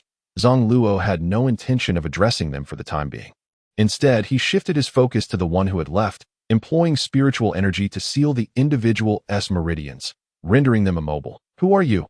Ah, I recognize you. You are the criminal Zang Luo. Oh, you even know my name? Please, this is hardly a secret point. One of our newly recruited youngsters is your classmate. So of course, we are aware of your situation. Classmate? Which classmate could possibly have joined? Was it Karlfa? Did that fellow betray me? Zang Luo harbored a moment of resentment, but then felt a sense of relief. Perhaps the other party was unaware of the significance of this matter. In truth, that was indeed the case.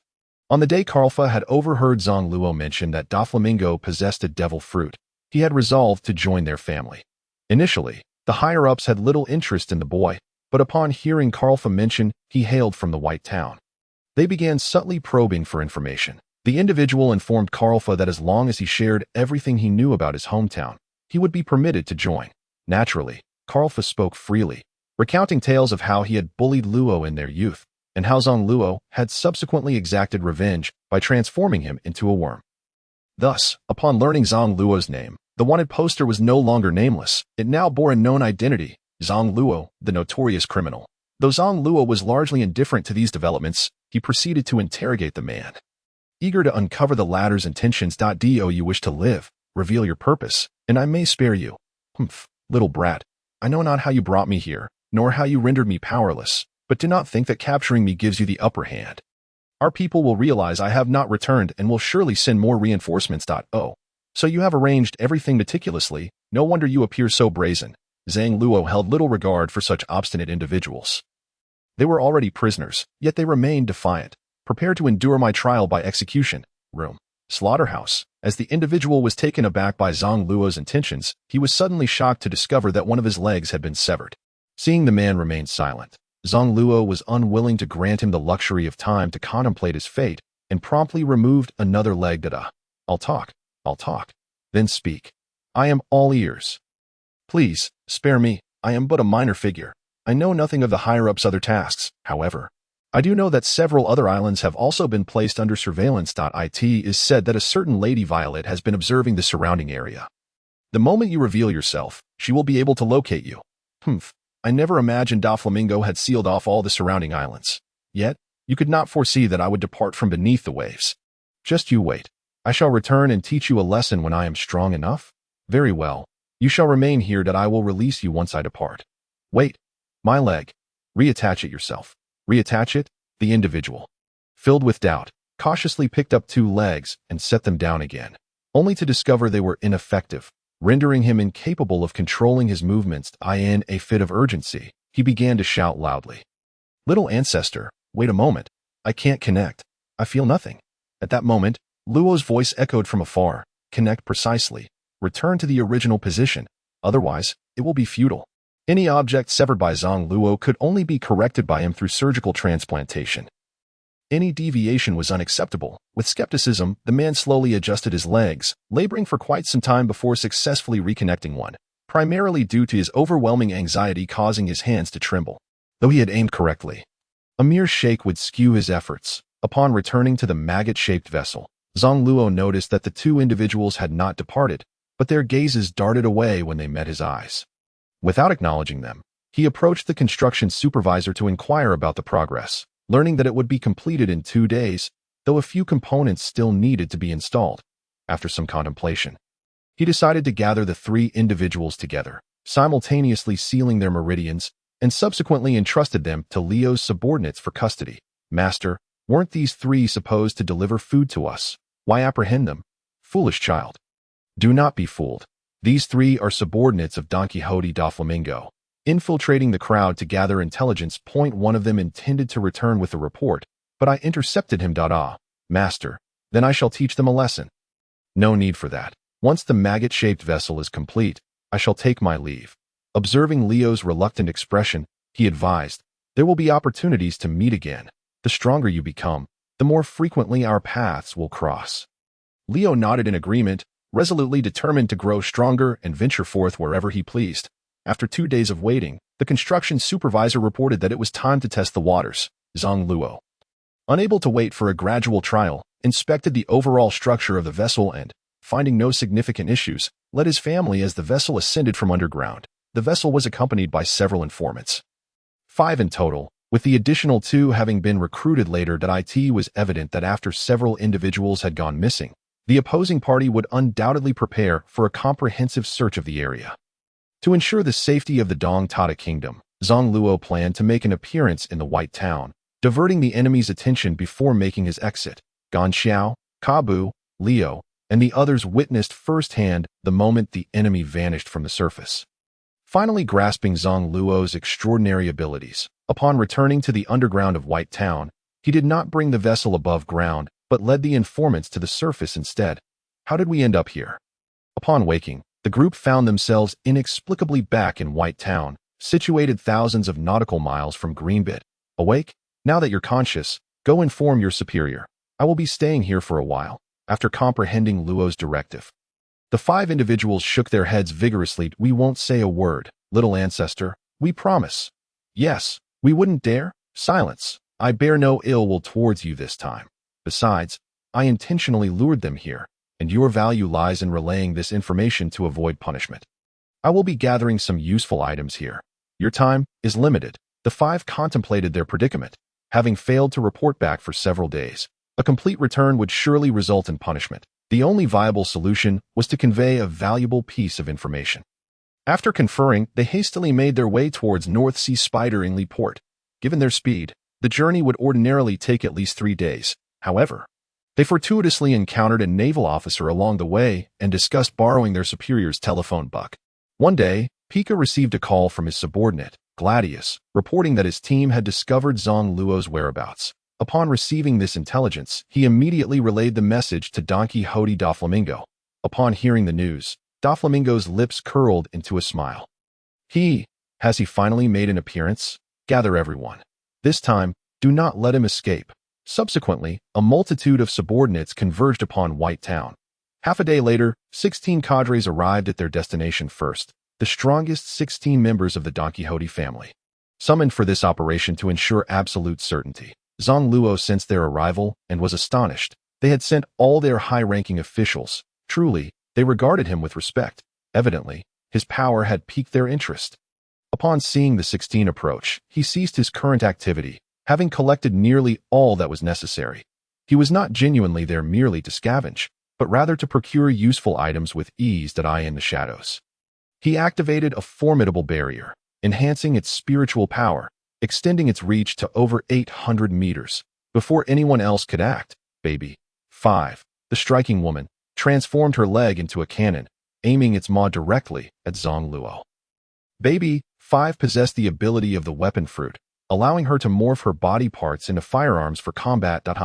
You all mobilized just to take back a mere child? At that moment, Toripol, eager to commandeer the conversation, stepped forward, tapping his trademark cane against the ground.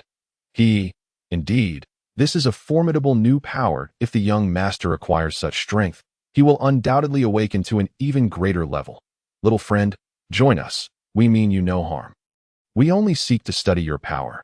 Upon closer inspection, it became evident that delicate threads had formed an intricate web, enveloping the area. Doflamingo, since you've arrived, why not come out and greet me? What a perceptive little brat. My subordinates likely didn't even notice my arrival, yet you were the first to detect me. Very good, very good. At that moment, a figure draped in a pink feathered coat, clad in cropped trousers and pointed shoes, descended from the air, fixating his gaze intently on Zang Luo, hoping to discern some distinguishing feature. First, be quiet, Doflamingo. Your laughter resembles that of a baboon, which I find quite irksome. I wish to understand your intentions. Why do you seek to apprehend me? Is Torpal's message not clear enough? What say you?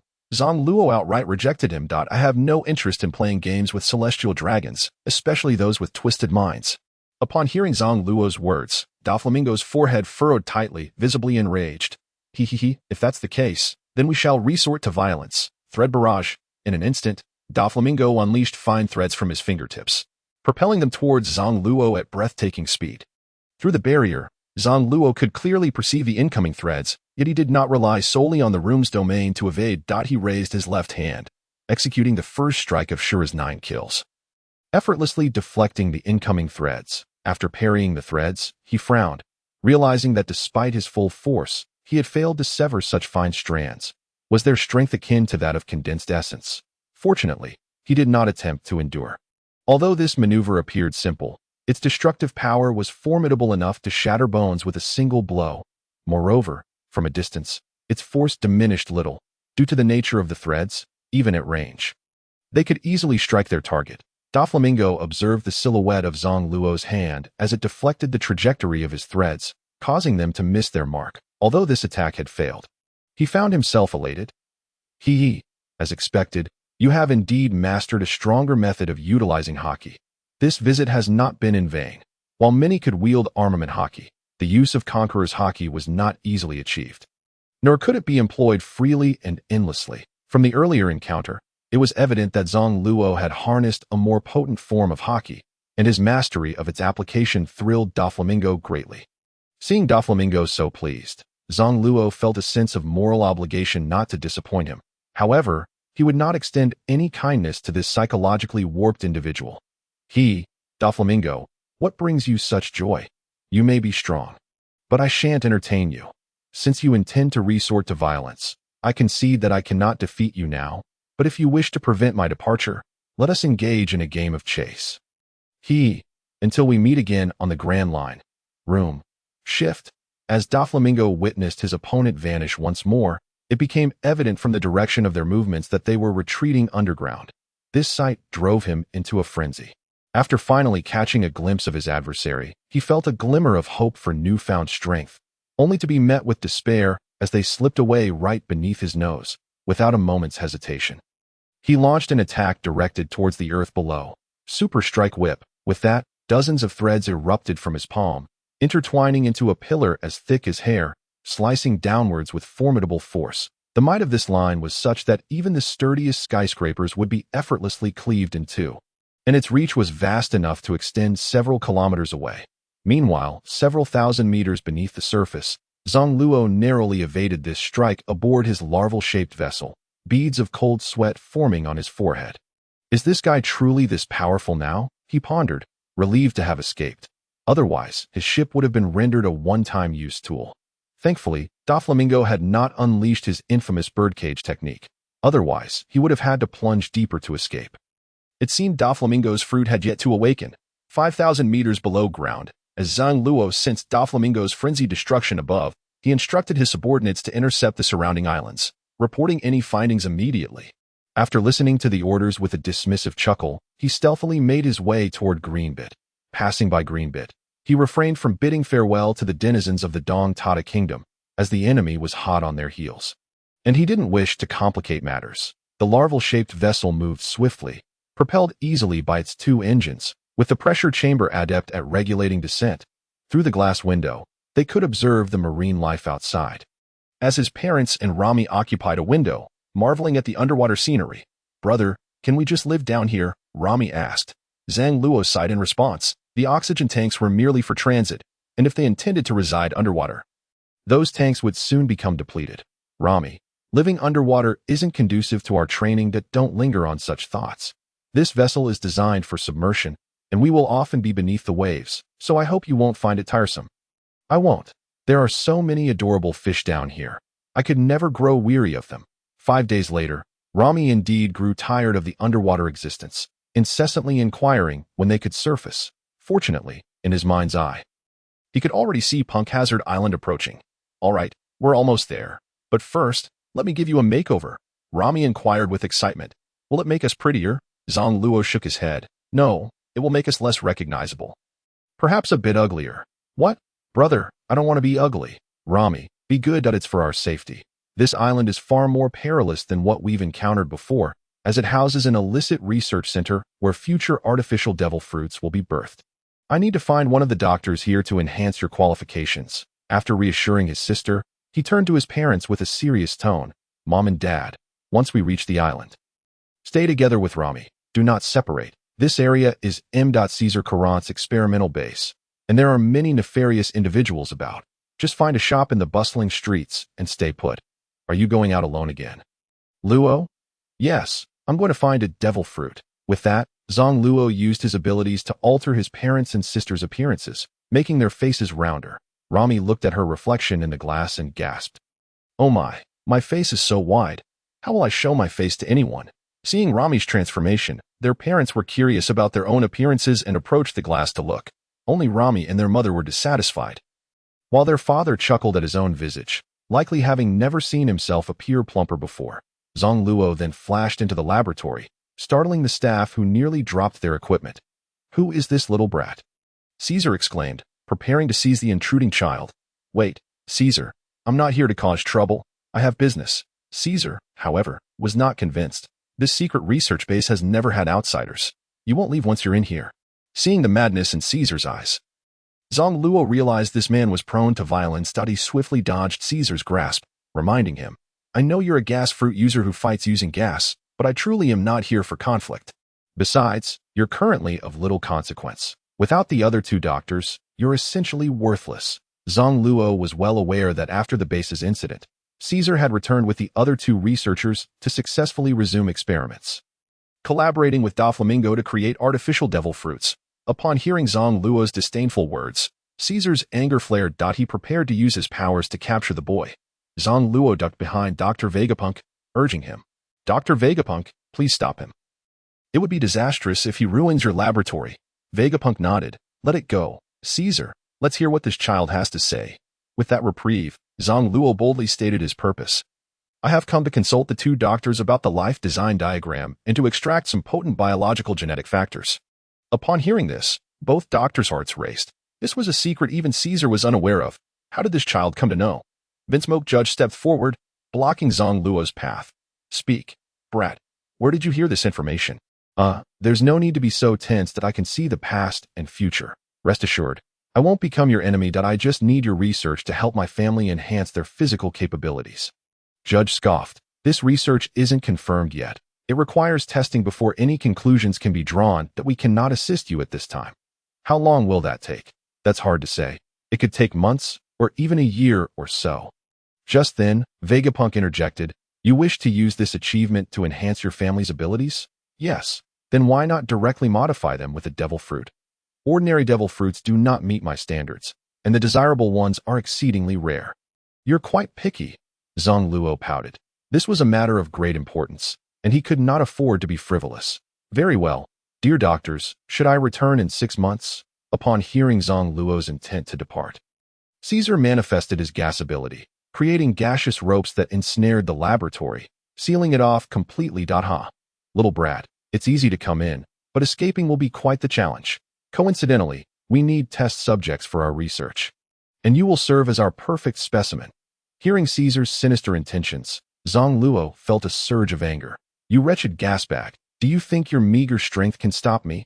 Glancing at the other two doctors, he sensed their lack of support, leading him to deduce they would surely join forces against him. For the time being, he resolved not to leave. Witnessing their research's success could prove beneficial. How about this? I can remain here and even join your research team. What are you thinking, little brat? Do you even understand what you're getting into? Can you comprehend my papers? Gasbag, I've endured your condescension long enough. Who are you looking down on? I am a doctor. Seeing their skeptical expressions, he insisted, a top-tier doctor. He then proceeded to recount the contents of his parents' medical notes, and as the three listened to the array of specialized terminology and unfamiliar jargon, they gradually began to believe him. Vegapunk nodded, retrieving a research document from a pile of papers and handing it to Zang Luo. Upon receiving the document and examining it closely, Zang Luo quickly recognized it as a culmination of research on biological genetics. Realizing it was indeed the sought-after life design diagram. Upon finishing the reading, a surge of excitement coursed through me as a cultivator. If I were to amalgamate my knowledge, I could potentially establish a new system of cultivation in this realm. One that at the very least approaches the physical training of the cultivation world. At this juncture, Zang Luo began to regret their capture. If their findings were to be studied alongside his own cultivation insights, it could pave the way for a novel path in training. Contemplating this, he boldly proposed, would the three of you be willing to accompany me from this place to explore new subjects together? Caesar Kuran chuckled dismissively, remarking, You little brat, I acknowledge your prior medical prowess, but that does not grant you the right to join this research. Stung by such disparagement, Zang Luo felt a surge of indignation. This fellow was merely a bystander in their team, yet he had the audacity to look down upon him. You poison gas fiend, he retorted. I previously mentioned that I can perceive both the past and the future. Do not doubt me, for I speak not in hyperbole. You shall soon face apprehension, and by then, your research group will be disbanded, rendering your efforts futile. I am merely giving you a heads up to prepare. At this, Caesar Kuran's skepticism only deepened. Has your talent for deceit been honed since childhood? I nearly believed you. Although our research is illicit, as long as we remain undetected, we cannot be discovered. It is you. Little brat, who raises concerns. Zang Luo's chest heaved with frustration. The feeling of being disbelieved and doubted was utterly stifling to at this moment. Vinsmoke Judge and Bartholomew Kuma also declared their unwillingness to leave. Zang Luo felt a pang of regret. Having seen the research results, he had envisioned establishing a laboratory to collaborate with them, but if they were unwilling, so be it. Very well, since you three look down upon me. May I take a copy of this data? You little brat, dream on. Take it? Not a chance. The most vehement opposition undoubtedly came from Caesar Kuran. Zang Luo shot him a glare, recalling the potential catastrophe of future scientific weaponry, which could very well be triggered by this individual's gas, a veritable jinx for the team. Humph, since Bartholomew Kuma had consented, Negotiations became smoother. However, it was evident that Zang Luo had misjudged the situation. Kuma's agreement was not born of benevolence, for after so long researching such material, how could he possibly allow it to be taken away? He was merely curious to see what this little brat was up to and what he might divulge. After all, entering his tightly secured laboratory was no small feat, and there was no way Caesar would permit this brat to leave. Before long, after transcribing the crucial data, Zang Luo sensed an awkward atmosphere. Unable to pinpoint the source of the discomfort. I thank you both, and should the opportunity arise, I welcome you to visit Sky Island. Perhaps by then, I will have replicated your research findings. Sky Island? What place is this that the little one speaks of? You three are unfamiliar with this locale. Zang Luo proceeded to recount the history from 4 centuries past, leaving the three astonished. Could it be that the North Sea navigator Wimbulin Roland spoke the truth? Was the fabled lost Gaia Island truly swept away by the currents to the White Sea? Caesar Caron suddenly became intrigued. If this is indeed true, then the vanished land of gold, Sandora, must also exist.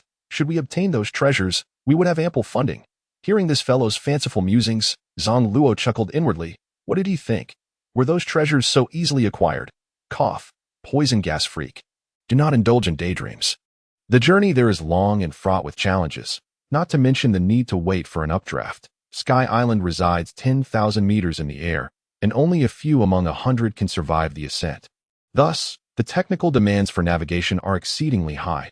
Ordinary sailors would find it nearly impossible to pilot a vessel there. Nonetheless, one advantage did arise. Reaching that place would grant them greater freedom, devoid of any constraints, allowing them to fully explore their experiments. While the consequences were laid bare, Caesar Caron exhibited a keen desire to go, whereas the other two remained uninterested. Very well. Since you two are unwilling to venture forth, I shall take my leave. Caesar Caron did not retract his gas lasso. Scanning his surroundings, he noted the two had no inclination to respond, and he immediately grasped the implication. He could not allow this brat to escape. Kuma and Judge had not received the answers they sought, and thus remained silent. They were merely interested in uncovering the origins of this little brat, not genuinely permitting him to easily abscond with their research. Their base was so tightly secured, and yet this individual managed to infiltrate. It stirred a sense of urgency within them. As for Zang Luo's claims of seeing the past and future, they were met with skepticism. Such fruits of power had never manifested before, so how could they trust his outlandish assertions? In an instant, the laboratory fell into an eerie silence, as if a pin drop could be heard.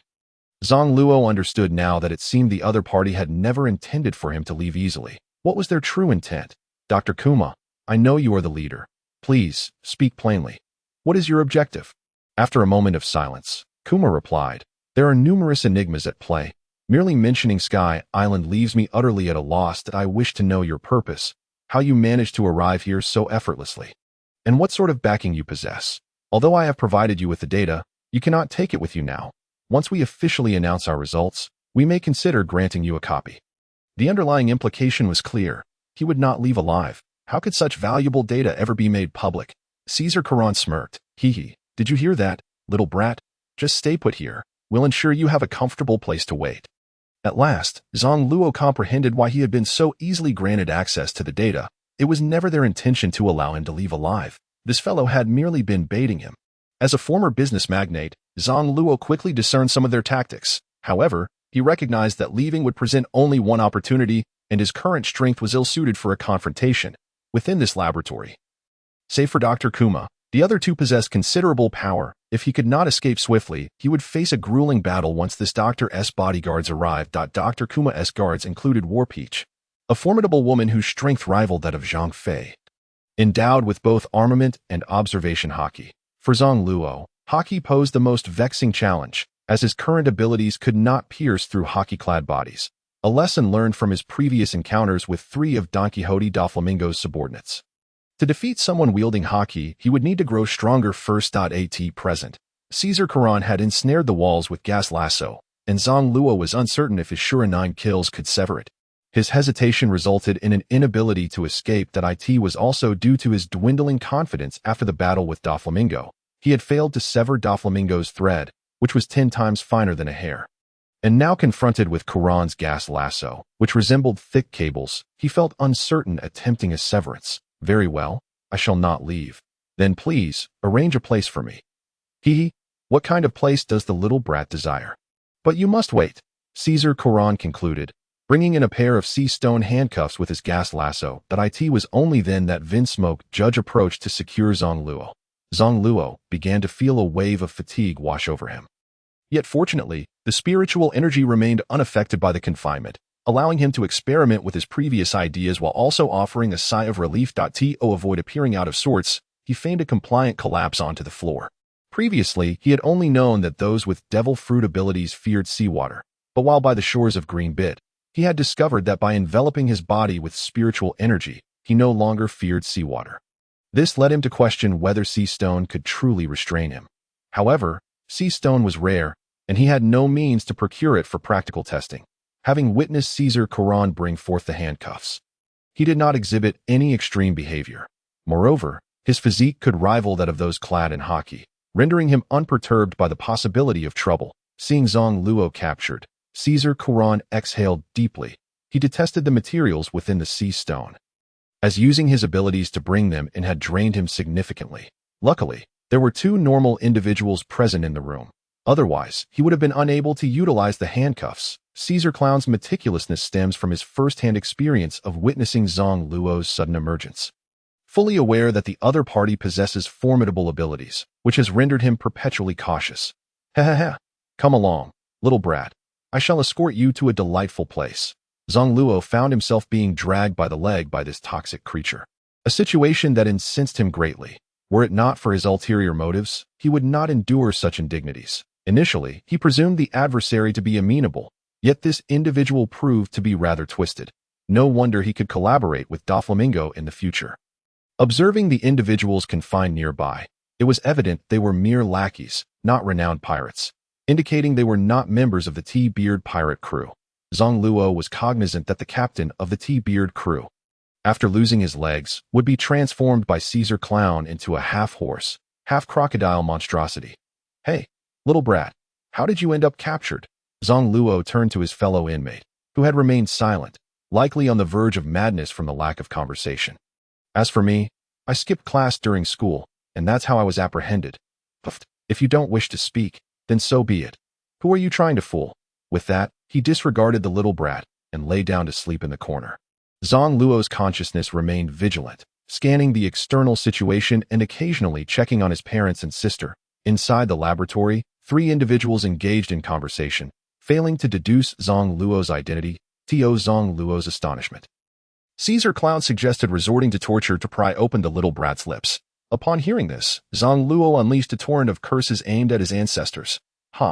Were it not for your experiments, I wouldn't be loitering here. In the ensuing days, the three scientists exerted themselves to conduct research. To facilitate their progress, Zang Luo subtly manipulated some materials into convenient locations, inadvertently guiding them to synthesize various substances. Through his godlike perspective, Zang Luo comprehended much of their work, realizing he could now reconstruct a laboratory without the need for their data. After another day, he observed his parents and sister emerging in search of something. Seemingly looking for him, he immediately sent a thought to Rami, instructing her to take their parents back and wait for him, as he would be delayed. Mom and Dad, shall we return? Rami, are you tired? Let your father carry you. We must find your brother. No. Dad, my brother just told me to return and wait for him. It's best we avoid being seen here, doe. I didn't hear that. Rami, you must be mistaken. Trust me, Dad. This seems to be my brother's mental transmission, allowing him to communicate his thoughts directly into our minds, unheard by others. Is that truly the case? Do not deceive your father. Absolutely not.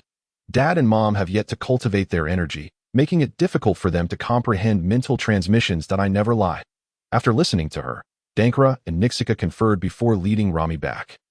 Upon witnessing their departure, Zang Luo felt reassured while waiting for the results from his captors. In the original narrative, it was Caesar Clown who facilitated the mass production of devil fruits, utilizing SAD as a primary ingredient. However, Zang Luo remained vigilant of their experiments, determined to prevent them from producing subpar results. It is crucial to note that while Caesar Clown succeeded in mass production, the capabilities of those fruits paled in comparison to the original, which was the culmination of Vegapunk's intellect. This first devil fruit could transform into a dragon, enabling low-altitude flight. Zang Luo was confident he could reclaim this fruit and develop it into a product devoid of side effects. With Zang Luo's subtle assistance, a week later, the first devil fruit finally came into existence. Amidst the triumphant laughter of the three scientists, Zang Luo unleashed his spiritual energy, shattering the sea stone handcuffs and utilizing the fruit's abilities to seize the laboratory's data along with the fruit itself. Thank you for your efforts, gentlemen. I shall take my leave now. There is no need for pleasantries. Upon hearing this sudden voice, the three laughing individuals froze in place. Observing the empty table, the other two glared at Caesar Clown. Their meaning clear. Zang Luo had been taken by Caesar. But what was the situation?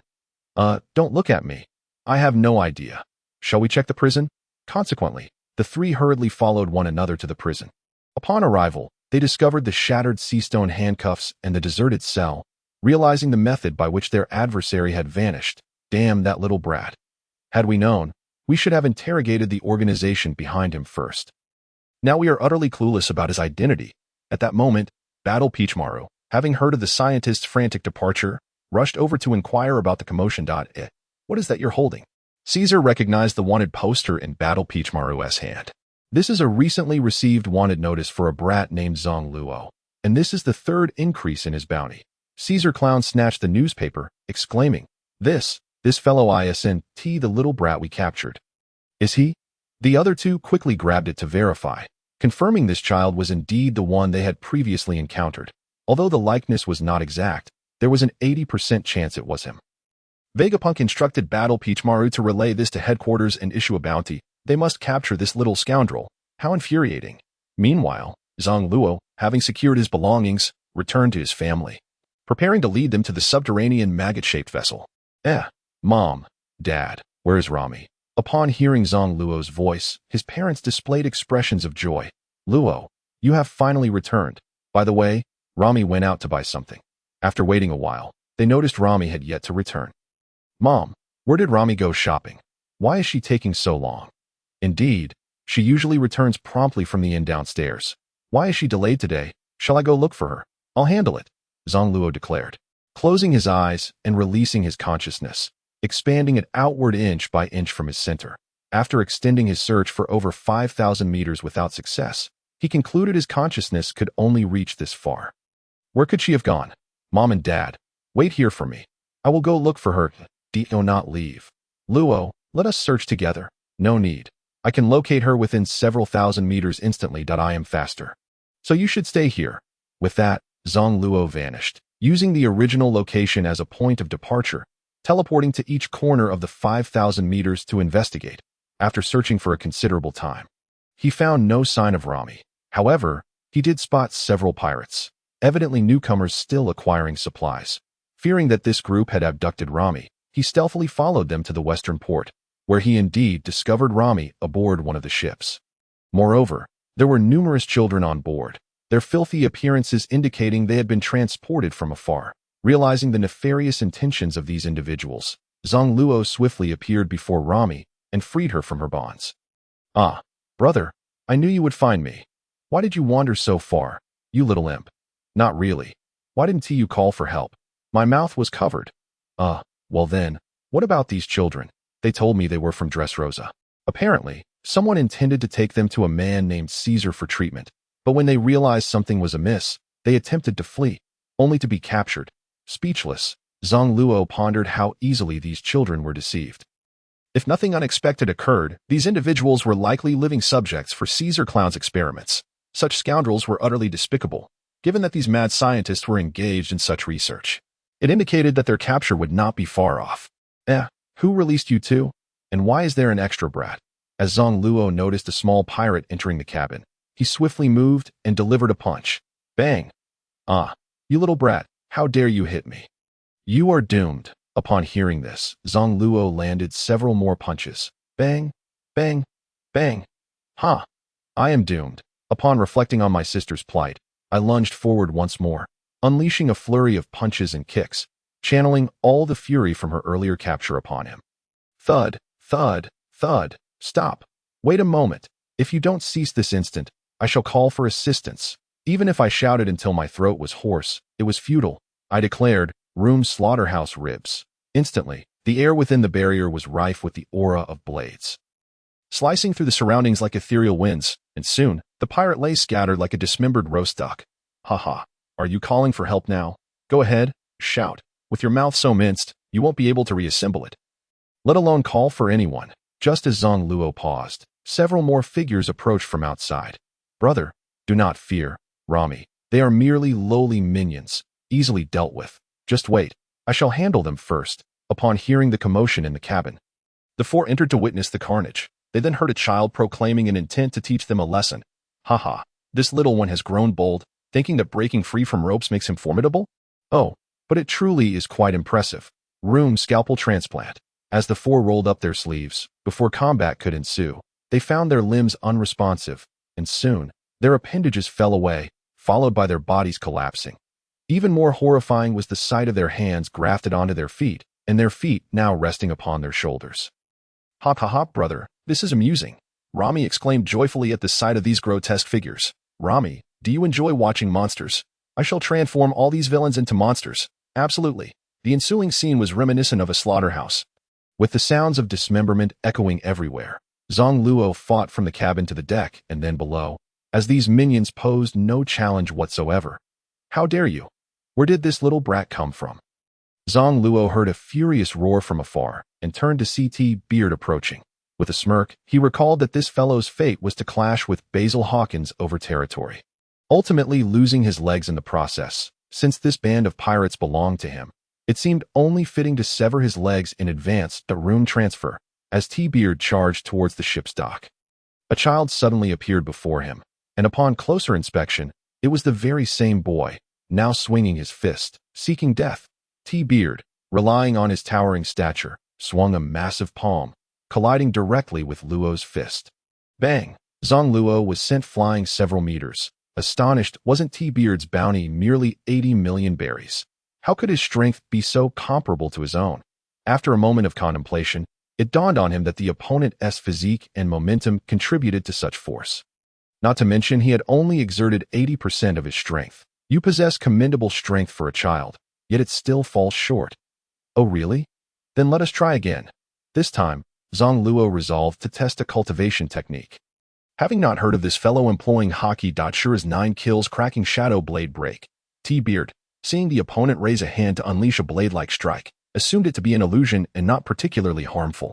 He crossed his arms, preparing to block the colossal blade. Swoosh. T-Beard never anticipated that such an unassuming blade of light could effortlessly slice through his flesh, gazing at the gaping wound that exposed bone. Blood dripped incessantly. You little brat, I shall tear you apart. Upon hearing the opponent's bluster, Zang Luo pouted in disdain. Threats are meaningless. I mastered those in kindergarten. But do not rush into anger. I intend to preemptively amputate you to spare you a more intense confrontation with Basil Hawkins later on. Room cracking shadow blade break. Zang Luo combined his fruit ability with Shura's 9 kills, swiftly maneuvering past T-Beard twice. By the time T-Beard comprehended the situation, he realized his legs had lost sensation, followed by a crash to the ground and a howl of agony. For someone devoid of hockey, he was easily felled. Once the most excruciating moments passed, T-Beard glared at Zang Luo, demanding, "Who exactly are you?" Haha. Big guy, spare your conjectures. I am merely a passerby. As for why I am troubling you, it is because your crew captured my sister. Also, I shall spare your life this time, but if you wish to restore your legs, I suggest seeking out Caesar Clown. He has a keen interest in cases like yours. The wounds inflicted by the combination of Shura's 9 kills were not easily remedied, differing from mere fruit abilities. Upon returning to the inn, I summoned my parents to gather our belongings for departure. We exited through the underground, as the entirety of Punk Hazard was under lockdown, and the reasons were well known. Previously, all the laboratory's findings, including numerous manuscripts and drafts, had been taken, necessitating countless repetitions for the 3 scientists to successfully restore their research. Moreover, much of the information had only been temporarily recorded, not committed to memory, making their fury over Zang Luo's theft abundantly clear. Deep below, Zang Luo set off through the waters and swiftly escaped the encirclement. Along the way, he produced the artificial devil fruit, recognizing that while its appearance was strikingly similar, it was a failed product. The 3 scientists had crafted this fruit but had not had the chance to thoroughly assess it before it was taken, leaving them oblivious to its true effects. This fruit was originally intended for Momonosuke, but since it had come into my possession, I aimed to perfect it today. As I inspected the fruit and perused some related material, I realized there was little I could do for now, and I would have to wait until settling down in the Sky Island to construct a proper laboratory. Subsequently, the worm-shaped vessel set sail toward Marineford. Yet, before approaching the island, I was struck with trepidation.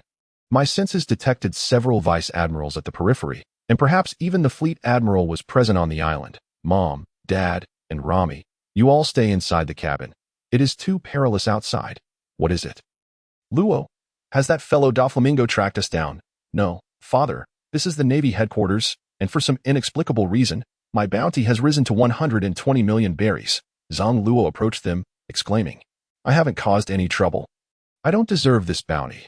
However, it was imperative to gather supplies on the island. Otherwise, we would encounter dire issues without oxygen and food. Midway that I stealthily arrived at a street corner, transferring necessary items underground. Upon seeing patrolling personnel approaching, I hurriedly vanished. What on earth? How did Pika the stone monster end up here? And why are the Navy so diligent in their patrols? Do they somehow know I am coming? After the incident on the Sea of Yanhai, where Pika had thrown stones that narrowly missed, I had not seen him again, only to find him intercepting me here. Zang Luo even suspected that the opponent had deduced his path of travel. It made sense, as his course was nearly a straight line. This is not good. The ground below is petrifying. Upon noticing the change in the terrain, Zang Luo swiftly returned to the depths, bringing the items back to the worm-shaped vessel. At that moment, the soil outside the spatial barrier began to solidify, indicating that he had been discovered. Indeed, a quarter of an hour prior, Pika had sensed the anomaly underground and informed Brand New of the situation. Brand New, a user of the PPT fruit, excelled in meetings and bounty listings, but was not adept at combat. His administrative skills were commendable. Doflamingo had dispatched Pika to intercept, anticipating that Luo would eventually arrive. Hence sending the stone fruit user to this location. Now that it was common knowledge that Zang Luo could traverse through the earth, Pika, being present here, would undoubtedly sense any disturbances. True to form. Since arriving on this island, Pika had scattered stones throughout the soil, and since those stones were embedded within the earth, Zang Luo's spatial exchange had inadvertently alerted Pika to his presence. Brand New smiled slightly upon hearing Pika's report.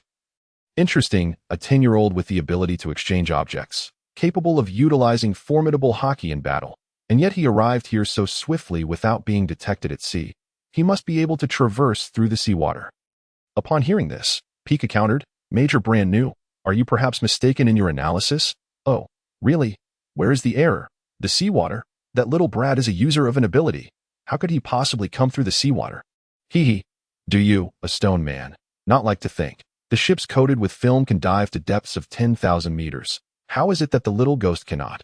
Moreover, if the opponent only transfers from the surface. With the seabed so deep, it is impossible for them to arrive so swiftly. I am not suggesting that, Major Brand. We have confiscated the nearby vessels from the very beginning, so he cannot possibly possess a ship or find a film craftsman. There are none on the other islands, making it impossible for him to have submerged after applying a coating in advance. Upon hearing the other party's argument, Brand furrowed his brow, perplexed by this stone man's contrarian nature, questioning my analysis so boldly. Instantly, he lost the desire to collaborate and had no intention of reporting the information. When Pika noticed that this fellow had become dazed after hearing his words, he exclaimed, Major, report immediately. Hurry and send someone over. I know their approximate location.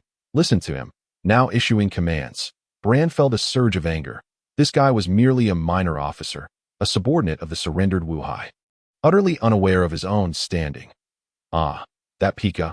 I forgot to bring my phone bug. Pika, upon hearing this, became enraged. I saw you put the phone bug in your pocket earlier. Brand shook his head. I must have misremembered.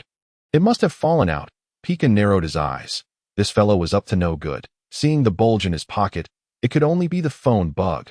Pika stepped forward, grasping Brand from behind. Intent on retrieving the phone bug, Brand panicked. If his superior discovered his negligence, he would surely face severe reprimand. Wait, I was just a bit skeptical. Since you're so earnest, it must indeed be true that don't move. I'll contact them myself, you little one. When have I ever lied?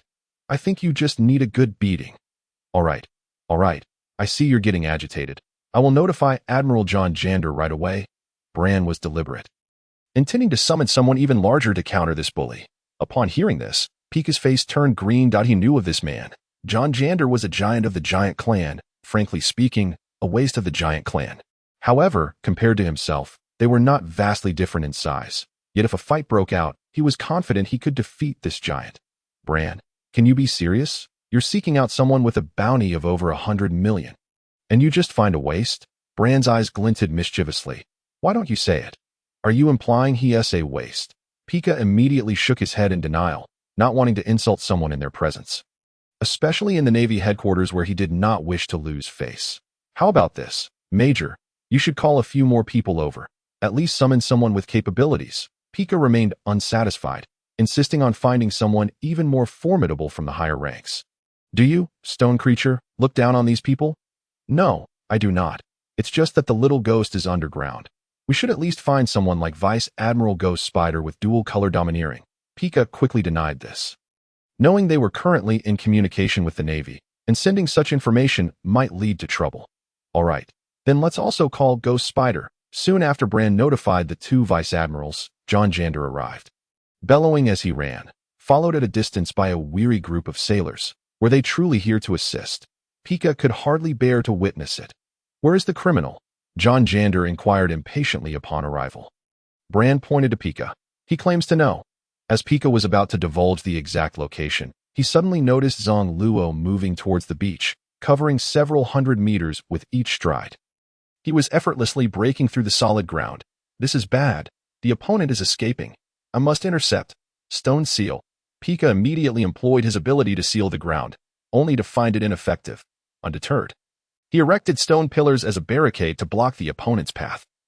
Yet they still managed to transfer away. I refuse to believe this. Stone seal, armored. Beneath the surface, Zang Luo, preparing for another transfer, suddenly found himself encased within a worm-shaped ship, surrounded by stone pillars forming an impenetrable prison. Rift Shadow, Blade Kill, Clang.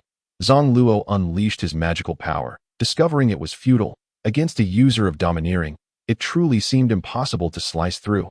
Just as he grew anxious, a tremendous crashing sound echoed, and in his consciousness, he sensed a giant's armored fist descending towards the ground. The earth cracked open, and the fissure rapidly approached the stone pillars. Zang Luo squinted his eyes, seizing the opportunity to coordinate his strike. Rift Shadow, Blade Kill, Go, Boom. Upon the collision of these two attacks, the domineering-covered stone pillar was instantly obliterated. In truth, Pika's strength alone could not breach John Jander's defenses, nor could Zang Luo accomplish it single-handedly. However, their combined efforts allowed the pillar to be severed swiftly. Seizing this moment, Zang Luo and the worm-shaped ship emerged into the sea. Upon witnessing this, Pika erupted in fury at John Jander. Are you doing this on purpose? John Jander shot Pika a glared. He then lifted Pika with one hand. Do you dare speak to me this way? Pika raised his hand to pry open John Jander's fingers, simultaneously exerting pressure to squeeze down hard. Let go. Humph.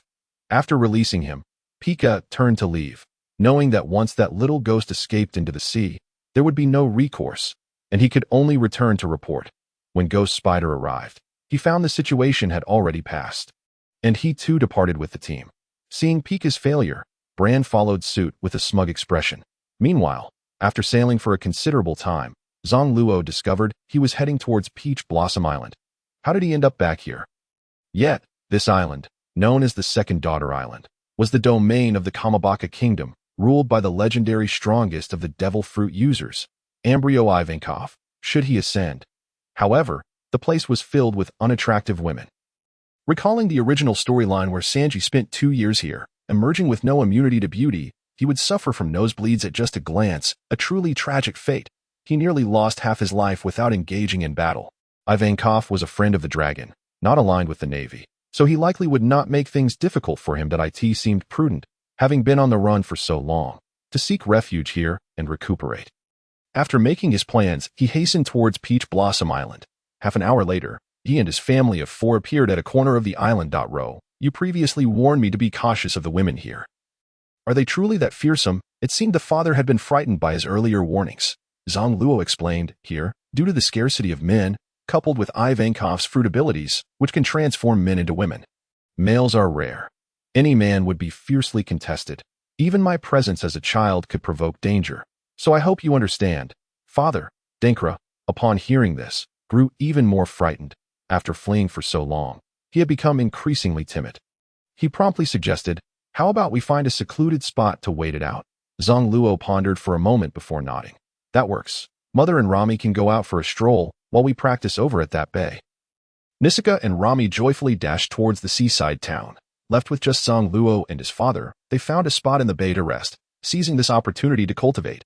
Last time in Dongtada Kingdom, he had been on the brink of a breakthrough. Although the spiritual energy here was not as potent, a knight could still yield a breakthrough. As he continuously drew upon the surrounding spiritual energy, disturbances rippled through several thousand meters of space. This time, he did not practice cautiously. Sensing no formidable opponents within 5,000 miles, he boldly cultivated to expedite his breakthrough, knowing escape would be easy if necessary. As the spiritual energy continued to converge, Denkra grew more elated. The spiritual energy Zang Luo had gathered was rich, and he felt confident of breaking through to the second layer of bone strengthening. Not long after Zang Luo began his cultivation method, as a surge of spiritual energy entered his body, it activated the rhythm of his upcoming breakthrough. Seeing that he was so close, he increased his efforts. Pushing through with vigor, this dual cultivation method was indeed remarkable, nourishing his physical form while simultaneously enhancing his magical power. 2 hours later, Mother and Rami returned, laden with numerous items. Upon seeing the two individuals engrossed in their rigorous training, they swiftly joined the ranks of practitioners. As the night deepened, a resonant sound reverberated within Zang Luo's body, signaling his breakthrough to the 9th level of the foundation establishment stage. Damn. The information he had gathered on Earth was vastly different. Wasn't it supposed to be a swift breakthrough? Why did it take over half a year for just one realm? It seemed the environment's spiritual energy truly affected the speed of cultivation. Fortunately, his strength had increased significantly. He wondered if he could now inflict wounds on those 3 subordinates of Doflamingo. As he snapped back to reality and prepared to conclude his training, he noticed his father was on the verge of a breakthrough as well. So he directed the surrounding spiritual energy towards him. The following morning, when everyone had successfully completed their breakthroughs, Zang Luo rose from his meditation. His sister was truly a little genius, having already reached the 3rd level of the Qi gathering stage. However, Rami did not seem particularly pleased. She murmured, Leo is so young, and he has only been training for a short time. Yet he is already at the 4th level of Qi gathering that I've been cultivating for so many days. He chuckled at the naive girl, thinking, why compare yourself to him? His inherent strength was equivalent to the mid-stage of Qi gathering. It was merely the result of his modified physique, not a testament to his talent. After encouraging her, their conversation shifted to other topics. Mother mentioned that the current king here was not Ivankov, and Rami relayed that they had seen many men in the town, which did not resemble a kingdom of women. This was rather puzzling. Had he inadvertently landed on the wrong island? Zang Luo reflected on the storyline and suddenly realized he had miscalculated the timeline. The description was set 15 years after Luffy began his voyage, stating that this peculiar individual had revived the nearly extinct Kamabaka kingdom before ultimately inheriting the throne from its queen. If that were the case, it was uncertain whether this strange person had even visited the island. Having reached this conclusion, he decided to remain for a few more days. He instructed everyone to enjoy themselves but to avoid wandering off alone, while he himself made his way towards the center of the island. He aimed to find more oxygen tanks in the large city, as the oxygen on his ship was nearly depleted and had yet to be replenished, although he could dive using the powers of his fruit without oxygen tanks. It involved an additional step to exchange air. However, it was a cumbersome process, and he could not dive too deep. Fortunately, the island was vast and boasted 4 large cities. Zang Luo arrived at the nearest location and easily located an oxygen production facility within the city. After a brief exploration, aside from encountering a few who could barely be classified as strong, nothing particularly novel caught his eye. As he prepared to leave with the oxygen tanks, he was startled by a massive head that loomed before him. Once he regained his composure, he realized it was Ivankov's face, famously described as a gigantic visage with deep purple, explosive hair, capable of concealing individuals within its locks, and no wonder it could hide people. A head this size could easily accommodate 10 men. Boy, what are you mumbling about? Did I scare you? Boy. The sheer force of that voice made Zang Luo shudder. The figure possessed long, thick eyelashes, complemented by pale blue eyeshadow and purple lip gloss, exuding an otherworldly charm. Strangely, It felt oddly friendly, yet he found her friendliness repulsive. Who would dare to be fond of such an eerie figure? He would rather admit to calling her father. This peculiar individual was dressed in fishnet stockings and an ultra-low-cut bodysuit, with an unsettling display of abs and a skull tattoo. Truly a bizarre obsession. Boy, why are you silent? Hello. Andy. I have matters to attend to, so I must take my leave. Zang Luo activated his abilities and prepared to teleport with his items, only to be thwarted by a mere blink from her. Death wink. Ivankov's rapid blinking unleashed a blast of wind that shattered Zang Luo's barrier, resulting in a failed teleportation. Just now, I was blowing bubbles. Yes, I was blowing bubbles. Your strength is quite impressive. Boy, come with me. Not a chance, you strange person. What kind of hormonal fruit is a man consuming? Zang Luo stepped back several paces, once again activating his barrier. Boy, you're quite disobedient, aren't you? Take this. New Demon Fist Technique 44, Beauty Secret, Dream Strike. As Zang Luo attempted to escape once more, Ivankov's punch obliterated his efforts. How infuriating. This individual had a knack for interruption.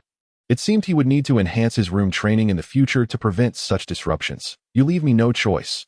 I won't hold back. Rift Shadow, Slashing Blade Kill. Suddenly, Ivankov noticed Zang Luo's left hand slicing through the air. Momentarily taken aback. Is that Conqueror's haki? It seems stronger than most. Boy, I find you exceedingly intriguing. Watch me twirl, beauty. Zang Luo's blade shadow struck. But Ivankov utilized the momentum of her spinning body to deflect his attack. Realizing his strike had failed, Zang Luo was stunned. This person had nullified his move without using haki. It appeared that a man who could dance and spin possessed a unique skill. In light of this, he decided to test his upgraded version of Shura's 9 kills. This time, as he activated his barrier, he infused it with spiritual energy, fully aware that this would have a significant impact on Ivankov's form. Slaughterhouse Rift Shadow, Slashing Blade Kill. This time, Ivankov sensed the might of the attack and understood that she could not hold back, unleashing her own counterattack. New Demon Fist Technique 44, Beauty Secret, Death Attraction Fist.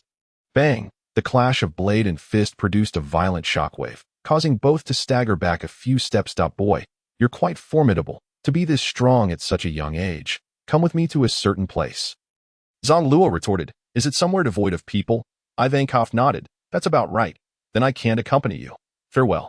Having discovered that the combination of the surgical fruit's abilities with magical power made it difficult for the opponent to counter, he felt secure in his departure.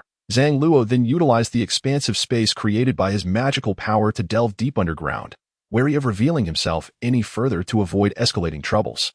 Hey, where did everyone go? That big boy just vanished. Ivankov spun around, searching for the young man, but found no trace within a radius of several dozen meters. Upon returning to the seaside, he discovered that his parents and sister had yet to return. His senses detected the approach of the Navy at sea, while his family remained in a nearby town. That he decided to find them and prepare for departure. Suddenly, Zang Luo noticed something amiss in the town. After closely monitoring a few suspicious individuals, he discerned from their conversation that, following his departure, Ivankov had dispatched people to search for him. It seems I am indeed in demand. Everyone is looking for me. Without revealing himself again, he swiftly transported his parents and Rami. At that moment, Rami, munching on an apple, suddenly noticed the change in scenery. Wow, brother, you brought us out, but we haven't eaten yet. Aren't you already eating? That's an apple, not a meal. His father displayed little surprise, asking, Luo, is trouble brewing? Should we leave quickly? Upon hearing his father's question, the others turned their gazes toward him.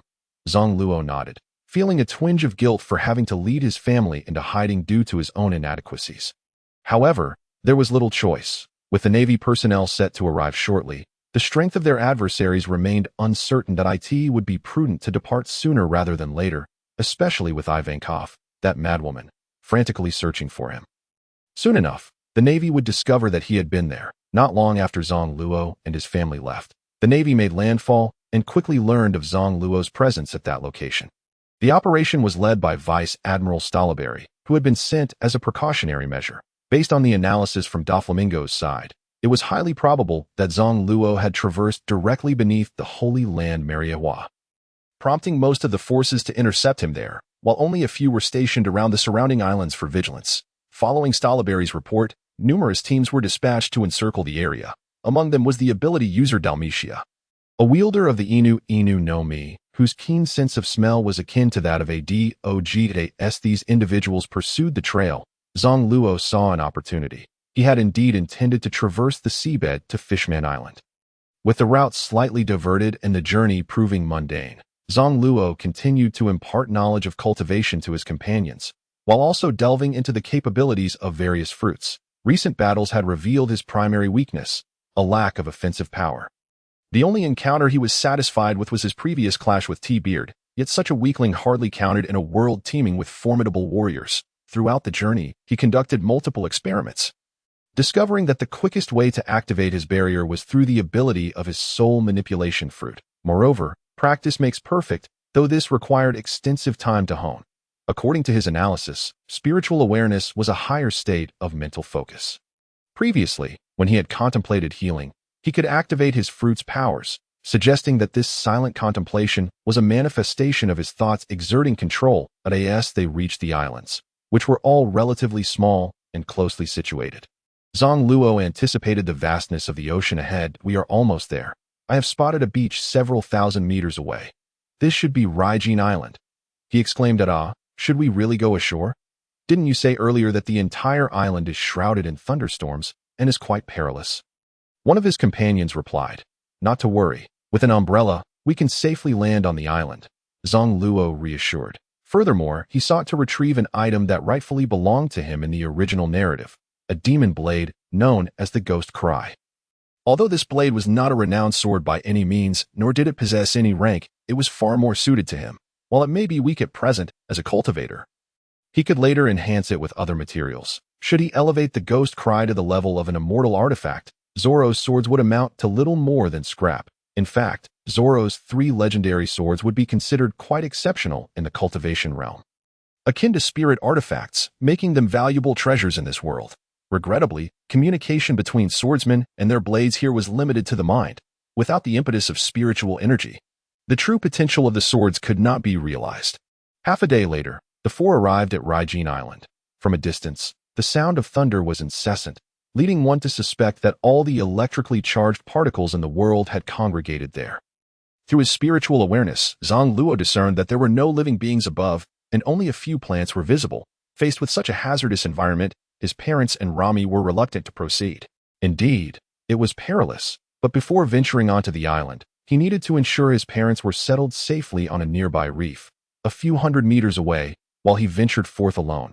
Even the periphery of Raijin Island was marked by sporadic thunderstorms.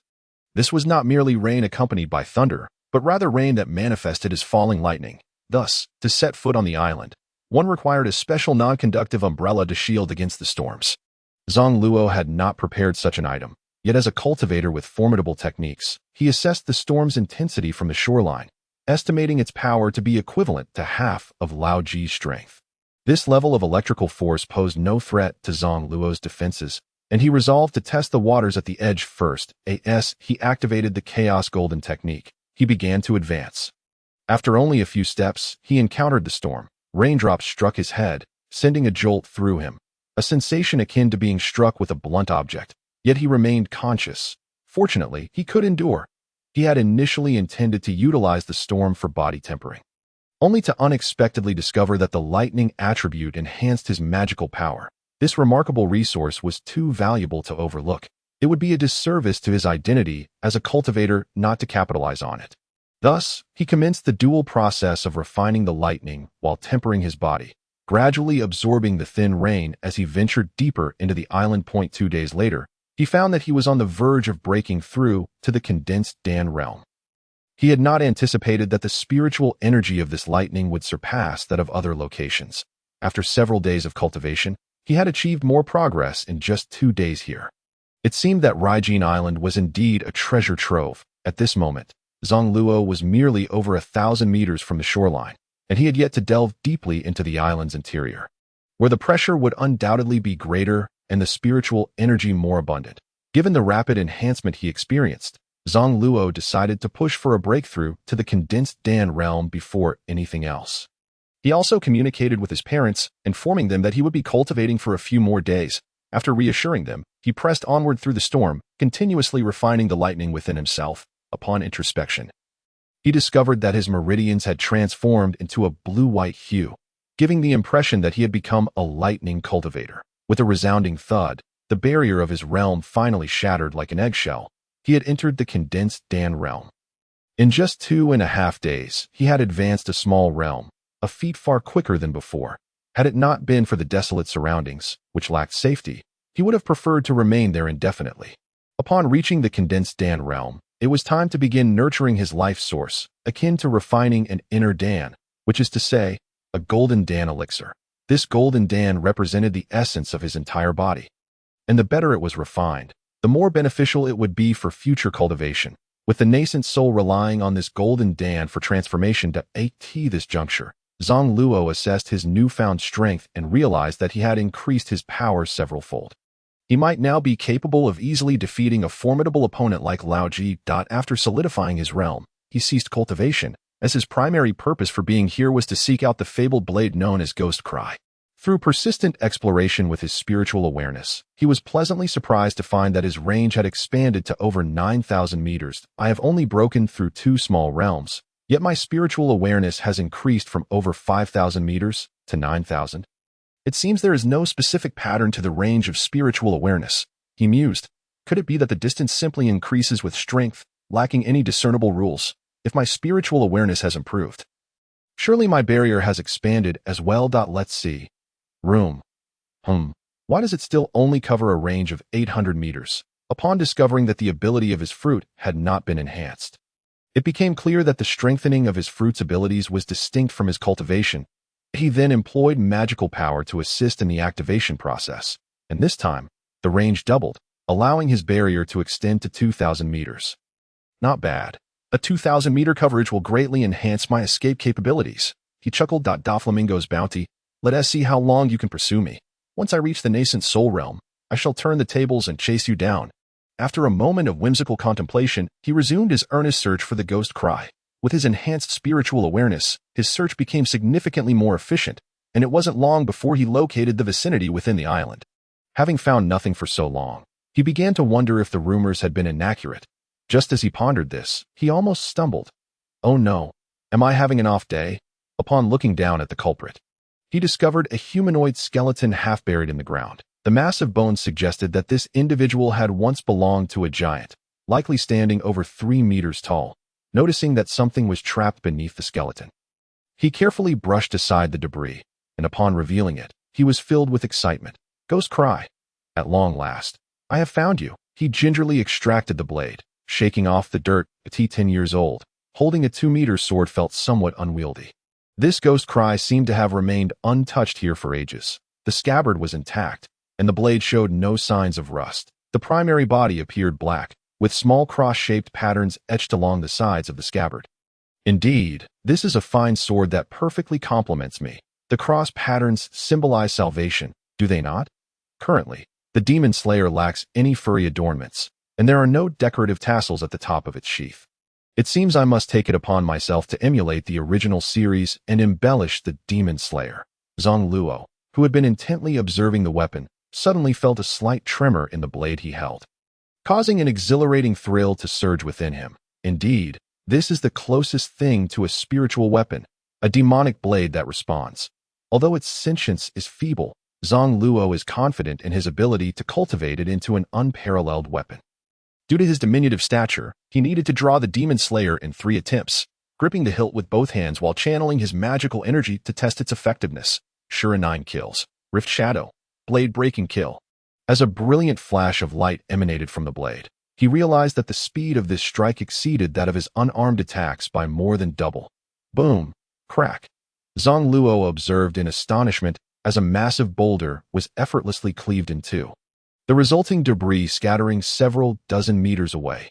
Witnessing this, Zang Luo dropped his jaw in disbelief. The power was indeed extraordinary, far superior to the strength he had exhibited upon his arrival in this world. Upon closer inspection, he found that this colossal stone had been severed as if it were mere tofu. Such might must have enhanced his combat prowess several-fold. It turns out that utilizing Shura 9 kills requires the synergy of a spiritual weapon. No wonder I was unable to strike effectively against those wielding oppressive force previously. Realizing the extent of this power, Zang Luo felt an overwhelming urge to venture forth and challenge a naval vice-admiral to test the blade's edge. However, such thoughts were fleeting. Should he step outside, he would likely find himself besieged after just a few exchanges. He returned to his original location, retrieved the sheath, and sheathed the demon slayer, then employed his fruit abilities to bury the giant. He also crafted 3 earthen markers in front of the grave as tokens of gratitude. After locating the demon slayer, he did not immediately venture out, but instead continued toward the center. Eager to ascertain the intensity of the pressure within in the current region, even with his current cultivation at the nascent soul stage, he found himself straining against the trials. The torrential rain and lightning coursed over him, jolting him with each drop. Throughout his journey, he continued to channel his magical energy to refine the raging lightning. But as he approached within 10 kilometers of the lightning's epicenter, Zang Luo dared not proceed further. The damage from the storm was severe. Even the speed at which he healed his injuries with magic could not keep pace with the destruction. As he prepared to retreat a short distance, he suddenly noticed a presence. What's that? There appears to be a living being. In the heart of the storm, he discerned a massive silhouette, which upon closer inspection revealed itself to be a spirit cloaked in lightning. At that moment, Zang Luo's composure shattered. How could it be a thunder spirit? Aren't such entities exclusive to the cultivation realm? Could it be that every world harbors spirits? Or perhaps this environment nurtured its existence? Drawing upon his knowledge of cultivation, he quickly surmised that there must be something valuable at the center. Hey, thunder person, Zang Luo waved and called out, but the immense spirit paid him no heed.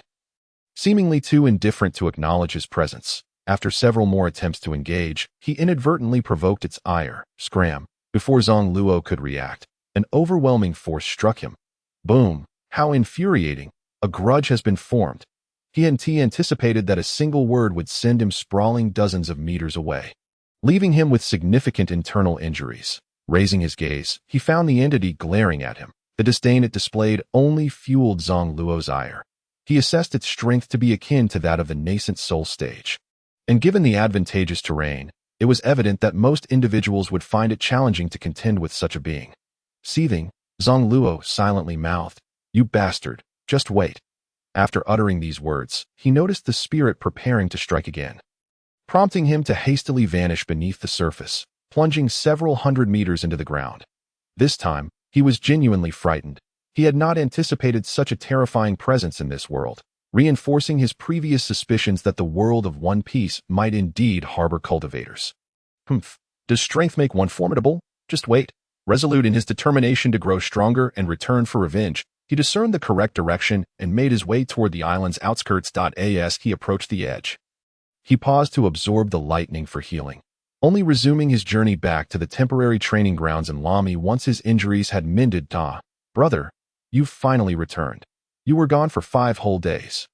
I feel like you've changed somehow. Hee. I've also made a breakthrough. Lamy, keep up the good work.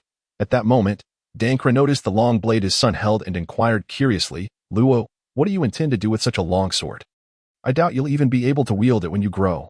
Hee. Father, you may not be aware, but this sword is called Demon Slayer. It is a demonic blade, practically tailored for me. Moreover, wielding this Demon Slayer enhances my strength severalfold, ensuring greater safety in my future endeavors. Upon hearing this, Dankra nodded thoughtfully before asking when they would set off to leave this new world. They would need to traverse the depths of the ocean, enduring many days of darkness. Mom and Dad, why don't we directly engage in battle along the Grand Line? Aren't we headed to Sky Island? No, Dad. I mean in the opposite direction. Let's directly confront the Grand Line. My strength is now approaching that of a vice admiral. If I can't win, I can certainly escape, and we can return via Reverse Mountain. Do as you wish. We know little of these matters. As long as you and Lamy are happy. Mom and Dad, are you perhaps cultivating too slowly? You seem unsteady on the sea. Fear not. We will engage the Grand Line in reverse, searching for the devil fruits along the way. When the time comes, I will study them thoroughly and create even stronger fruits for both of you. Once you both grow stronger, you will gain confidence. Having made their decision, and with his family offering no objections, they set their course toward the nearest mysterious island. According to Zang Luo's understanding, this mysterious island was later known as Carnival Island. The island's master was originally the captain of the Red Arrow Pirates, and based on the timeline, he likely drifted to this island years ago after losing all his crew in a storm. Unable to endure the solitude, he forged a pact with the carnivorous flower monster. Lily Carnation, birthed from a fruit ability, luring pirates to serve as sustenance for Lily in the hope of resurrecting his companions, as for the current timeline. It was uncertain how long the Carnival Baron had been there. After 4 days of travel from Thunder God Island to the mysterious island, Zang Luo, using his spiritual sense, discovered there was only one person on the island. Just one person? This doesn't seem dangerous. If it's only this one fellow, he should be quite manageable. It appeared this individual had not yet grown weary of solitude. When he could no longer bear it, he would undoubtedly use the carnivorous flower to resurrect his former crew members. The nature of this fellow's fruit ability was peculiar. It seemed the Carnival Baron was akin to Lily's host. Having been alone for too long, his psyche had twisted in his quest to revive his crew. He had harmed many to nourish the flower, and had even lured others to the island via drift bottles. Those who ventured ashore must first endure trials akin to hell before enjoying all that Carnival Island had to offer. Of course, all to dispel any doubts and keep visitors blissfully entertained. Upon reaching the shore, Zang Luo concealed his maggot-shaped vessel underground once more, assuring his parents that the area was temporarily safe, allowing them to relax and enjoy the island. Meanwhile, he bore the Demon Slayer and made his way toward the location of the captain of the Red Arrow Pirates. As he approached within 2,000 meters, the captain noticed the presence of an outsider. Observing Zang Luo's approach, he recognized that the individual before him was no ordinary foe, as they had both encountered Roger in the past, making him a member of the older generation. Zang Luo prepared to gauge the captain's strength, gradually drawing the Demon Slayer as he quickened his pace, ultimately dashing forward in a blur. "Little brat, do you dare to draw your blade against me? Are you seeking death?" Upon perceiving the captain's disdain, Zang Luo intensified his abilities. "Old man, you dare to underestimate me. Here, take my blade first. Injection. Shot." Zang Luo mimicked the original character's technique, gripping the Demon Slayer. He executed a mid-range hook aimed at the captain, combining the blade's tip with his ability to create a target point, then took aim and fired. The Carnival Baron, witnessing the youth's assault, prepared to retaliate. After all, he was the captain of the Red Arrow Pirates. Challenging him in shooting was akin to flaunting one's skills before a seasoned master. Suddenly, the Baron's transformed arrows began to shoot towards Zang Luo. Due to the overwhelming number of arrows from his opponent, Zang Luo inadvertently drew trouble upon himself, immediately swinging his blade to deflect the projectiles. Some arrows, upon being severed, fell to the ground and morphed into plants, indicating the skill of the carnivorous flower.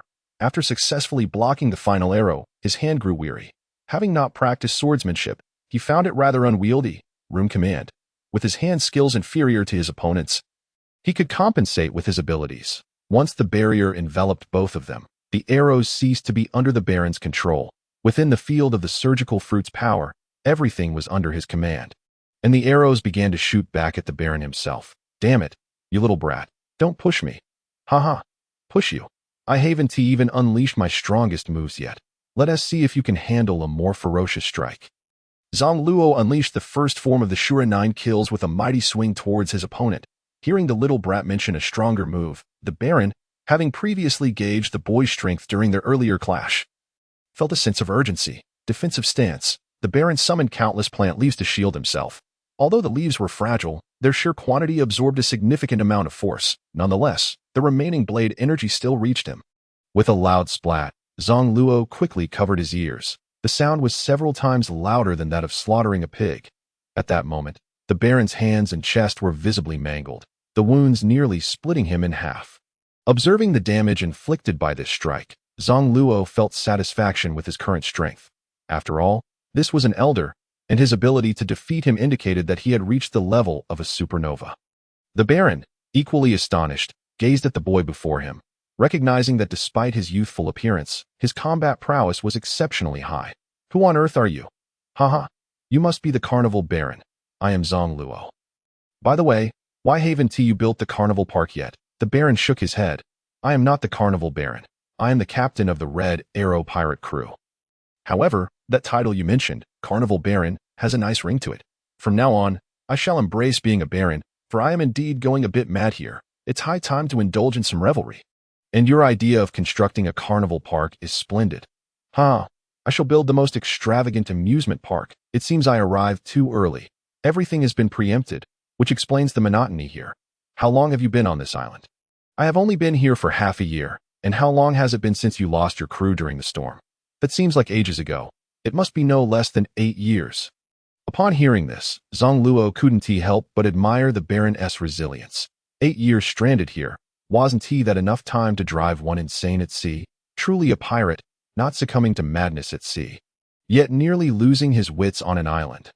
Unbeknownst to Zang Luo, the Baron had faced countless maritime dangers over the years, responding to calamities with trepidation, leaving little time for boredom. That it was this half year of tranquility that nearly drove him to madness. As their conversation continued, Zang Luo gleaned much information he had been unaware of. Wait, I can't bear to look at this wound any longer. I need to bandage it up, and no need for such trouble. Let me assist in your healing. You little brat, how can I trust you? Such a young one, can you truly heal? Or are you planning to stab me instead? Damn it, I'm a top-tier doctor. But my wound, while gruesome, isn't bleeding. Are you going to treat me or not? I can make you heal instantly. So powerful is your ability healing. Then, let us see what you can do. The Baron hesitated for a moment, but ultimately agreed to the treatment. Watching as Zang Luo raised his blade, his heart racing in anticipation of dodging at any moment that room's surgical knife spiritual energy healing. To the Baron's astonishment, he witnessed his wound visibly healing at an astonishing rate. You can actually heal using hockey? Zang Luo shook his head, offering no further explanation. Whether it was hockey or not, he allowed the Baron to believe it as such. This technique was developed during a dull period while submerged in seawater. In his eagerness to experiment, he had inflicted countless minor cuts upon himself, earning a scolding from his parents. All right, see, it's all healed now. I'm going to rest for a bit. Feel free to do as you wish. Oh, and my parents and sister have also arrived on this island. Please look out for them when you meet. Haha, don't worry, little one, that with your formidable strength and conqueror's hockey potential. I have no desire to make you my enemy. Zang Luo nodded in satisfaction and wandered off to continue his training. As he resumed his cultivation, the commotion startled the Baron, who realized something remarkable. This child was actually training using the power of conqueror's hockey. No wonder he was so strong. Jealousy surged within him. If only he could master hockey, he could inquire how to utilize it for training. While Zang Luo trained, the fluctuations of spiritual energy expanded significantly, quickly catching the attention of Rami. Mommy, I sense that my brother is training. Oh, Rami, where is Luo? Rami pointed towards the center of the island. Right there, at the center. Should we call Daddy to join us? That's a good idea. We've played long enough and are quite tired. Nixika nodded in agreement. Having spent several hours playing, they started feeling bored, and the three of them hurried towards the island's center. The towering trees and vines along the way posed a challenge, and it took considerable effort for them to traverse even half the distance as the sky was nearing dusk. Dankra scanned the surroundings and noticed signs of a small waterway nearby, promptly suggesting, let us follow this little creek. While there may not be much water flow now, it surely leads us to the highest point of the island. With their route determined, the three began their arduous journey. Zang Luo continued his training until darkness fell, only then recalling that his parents and sister remained by the seaside. With a sweep of his consciousness, he found the beach deserted, but after a short search, he discovered that the three were nearing him at that moment.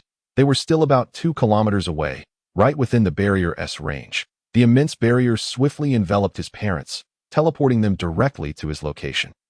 Ah, it's brother. Oh, brother, your method is so efficient. Seeing his sister's clothes soiled, he understood that their journey had been arduous. In truth, had they not been cultivators, they could not have endured such a long trek. Rami's clothes were dirted primarily because she was the smallest, making her the least burdened, while their parents bore the brunt of the fatigue. After introducing his family to the Baron, they enjoyed a lively conversation. Late into the night, the Baron offered to provide his humble abode for everyone to stay in, but Zang Luo took one look and declined. That doghouse of yours is worse than a subterranean space. Staying in it feels like punishment. The next day, at Zang Luo's suggestion, the Baron eagerly plunged into the real estate business. As he envisioned the castle he desired, he began sourcing materials locally and chopping wood. Occasionally receiving suggestions from Zang Luo, the following days passed peacefully, until one afternoon, while extending his spiritual awareness, he detected a pirate ship approaching the shore and recognized a familiar face among the crew. Corazon had arrived on the island with some henchmen. What brings that good-hearted Corazon here? After greeting everyone, Zang Luo continuously made his way towards that direction. Soon, he stood before Corazon, who had yet to disembark. Hey, the little brat has come to my doorstep. Do you not realize our intentions? Zang Luo chuckled. I noticed from afar that you were merely slacking off, not taking things seriously at all. I doubt you would capture me. Corazon snapped his fingers, activating the powers of the silence fruit, instantly muffling all sounds from the ship's cabin. Zang Luo smiled slightly at this. Corazon's nature had not changed. You little brat. How do you know I want to capture you? You are quite valuable now, worth 150 million berries. Has it increased by 30 million? He was unaware that after the headquarters learned of Law stealing the research results from 2 doctors, they had added another 30 million to his bounty. Returning his gaze to Corazon, Zang Luo asked, should I address you as Don Quixote Rosinante or Corazon, or should I refer to you as the Navy Lieutenant? Little Migua. With each identity Zang Luo uttered, Corazon's heart trembled. Then, Zang Luo revealed another precise piece of information. Serial number 01746. Corazon glared at Zang Luo and demanded loudly, who exactly are you? And how do you know so much? Do not be anxious, Corazon. In truth, due to certain memories, I find myself inexplicably grateful to you, and you need not fear the revelation of your identity. As long as the messages you convey are crafted by your own hand, there shall be no consequence. Remember, trust no one around you. Corazon shook his head, saying, I only wish to know who you are. It appears that the secrets I have divulged truly startled Corazon. Mr. Corazon, there is no need for such tension. I am merely an ordinary person from the White Town, yet I am aware that you are by your brother's side to gather evidence. Corazon was utterly bewildered. How could this child know so much? He lunged forward, seizing Zang Luo, gripping him tightly before inquiring, who exactly are you? How do you know so much? Zang Luo replied earnestly, I am your master from a past life. In this life, your fate shall be altered because of me. Corazon did not believe a word, not even a punctuation mark. Who are you trying to fool? Do I appear to be a fool? Zang Luo nodded, indicating, to me, you bear a striking resemblance. You, little imp, cease calling me master. I do not know you. At that moment, Zang Luo unleashed his power, shaking the air with his cultivation at the condensation realm, sending Corazon flying several meters away purely by the force of his aura. Corazon, rising in disbelief, gazed at the child, who was now far more formidable. Had he exhibited such power before, he might have been on par with his brother. All right, Corazon, I am no longer jesting. You are different from your brother. I can assist you. Corazon retorted, how do you intend to help? Zang Luo answered resolutely, of course, by enhancing your strength. Do you expect me to gather evidence for you? Corazon laughed, skeptical about the prospect of enhancing his power. After years of training within the Navy, he had not even reached half of his brother's combat strength. Could strength truly be so easily acquired? Observing his disbelief, Zang Luo promptly transported him to a secluded area of the island, simultaneously demonstrating his cultivation techniques while explaining, your brother seeks such power, does he not? Impressive, is it not? Would you like to learn? I shall teach you. Corazon rushed over, grasping Zang Luo's shoulders with eagerness. How did you achieve this? Why can you wield the power of hockey so adeptly? Zang Luo then began to impart a wealth of knowledge about cultivation. After confirming Corazon as his disciple, he continued to elucidate for 3 hours before imparting the Zixia gathering spirit technique to him. Following the technique, with Zang Luo's guidance in utilizing spiritual energy, Corazon swiftly made his entry into the realm, and soon thereafter, a series of breakthrough sounds echoed around them. Within half a day, he achieved the great perfection of the Qi induction realm. Only when he found further cultivation taxing did he cease. It seemed this was the original threshold of Corazon's strength. No wonder he had been so weak. However, he was now on the brink of another breakthrough. And although the Zixia gathering spirit technique might not measure up to the strength he had cultivated on his own, its speed was slightly superior. Once standing, Corazon clenched his fist, feeling that his strength had elevated at least 3 tiers. Should he continue to cultivate for a few more days, matching his current strength with an upgrade, he might even see exponential growth, bringing his goals closer than ever. All right, Corazon, I must take my leave. If you so wish, you may continue your cultivation here for a few days, but do take heed. The fluctuations of spiritual energy can attract the attention of powerful beings from afar. Thus, do not exert yourself fully while cultivating. A range of several dozen meters is the safest bet. If you are truly eager to enhance rapidly, You may venture to the periphery of Thunder God Island to harness lightning for your training. Corazon nodded. I shall be cautious. With the ability of the silence fruit, there should be no disturbances. By the way, Master, where are you headed now? Call me Master. In the realm of cultivation, we do not refer to each other as teachers. Oh, Master, where do you intend to go? I am bound for Sky Island, although I will traverse directly through the Grand Line. Sky Island? Is that place truly? Without delving into further explanations and bidding farewell to Corazon, Zang Luo felt little remorse that in truth, there was no guilt in this life. It was primarily a psychological construct, a form of inner demon within the realm of cultivation, easily resolved by settling the cause and effect. After departing, Corazon resolved to cultivate for a time. Having finally distanced himself from his brother, he could train boldly, considering that Doflamingo also possessed the qualities of Conqueror's Haki. If he were to return to train, he might indeed be sensed to be on the safe side. It was prudent to remain at a distance during his training. Having made up his mind, Corazon dedicated a month to his cultivation.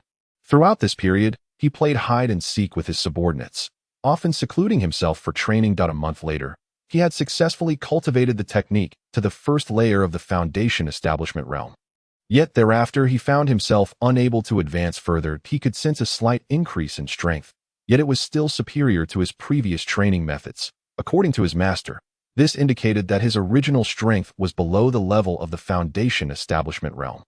No wonder the disparity with his brother was so vast. His master had mentioned that even at the 8th layer of the foundation establishment realm, he could do nothing against his brother and could only flee for his life.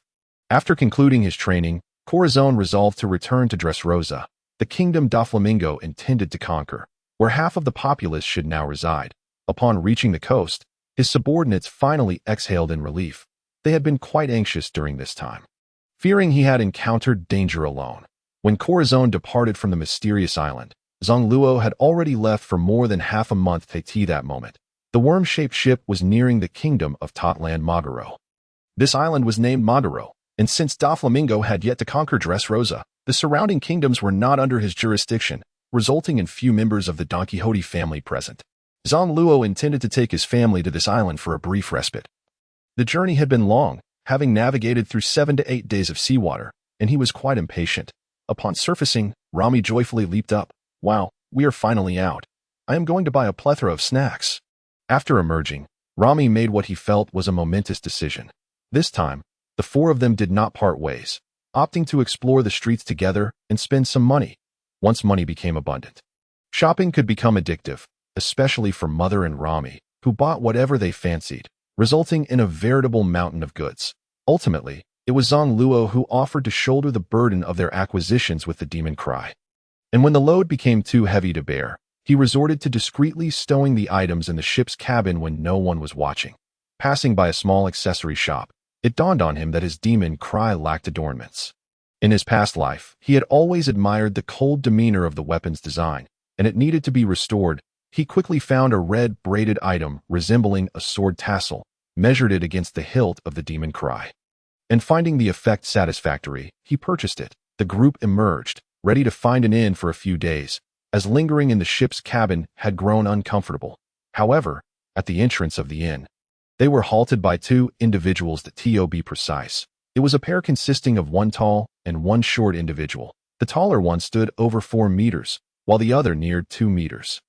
The towering figure was immensely built, with well-defined muscles. Why did he seem somewhat familiar? Absolutely unrecognizable. The 2 ponytails of black hair on his left shoulder and the black beard, along with the swirling lightning tattoo on his right shoulder, finally triggered a memory. This was the notorious pair of professional assassins from the Magaro Kingdom, a brother duo, Bobby Vanku, the towering figure, and Kelly Vanku, the shorter yet elder brother. Little brat, come with us. You bear a striking resemblance to a bounty poster. Upon hearing their intent, Corazon nodded in affirmation. Not just a resemblance. That is indeed me. As long as you admit it, let us proceed. No, I have grown up to be quite rebellious and do not take orders from brats. Especially not from 2 little punks. Are you seeking death? Are you certain you wish to make a move here? Kelly Vanku, being the more volatile of the two, disregarded the location and immediately seized Corazon. Upon witnessing this, Zang Luo chuckled. Did they think his youth rendered him insignificant? The bounty of 150 million berries underestimated him. That was a symbol of strength. How could they so casually dismiss him? In their prime, these two could barely take down a pirate with a bounty exceeding 100 million, yet they dared to act so recklessly. Were they not just courting disaster? After casually having his parents and younger sister step aside, he began to counterattack. What the? With a swift back kick, Zang Luo struck Kelly Van Ku's hand away with considerable force, causing a sharp crack that echoed in the air. Kelly gritted his teeth and rubbed his wrist, muttering, "That little brat has some strength. No wonder I've heard he's quite slippery." Heard? Rumors can be misleading. Are you certain you wish to continue this fight? Hey, kid, do you think you've won? You should first test the strength of my brother. Zang Luo refrained from further persuasion, recognizing that kind words often fail to sway the obstinate. Since you insist on testing, then prepare to face your demise. With that, Kelly Van Ku summoned his brother Bobby Van Ku to utilize his devil fruit powers, transforming him into a jacket. As a user of the jacket fruit, Bobby needed to be worn by another to unleash his potential, remaining defenseless in his transformed state. Zang Luo casually remarked, "Once you don your brother, remember to unleash your haki." It was said that although Kelly Van Ku was timid, he had withstood a haki-infused axe strike in his childhood, shattering the weapon in the process, indicating impressive defensive capabilities. "I don't need your reminders, brat. Watch as I take you down with a single punch. Come at me."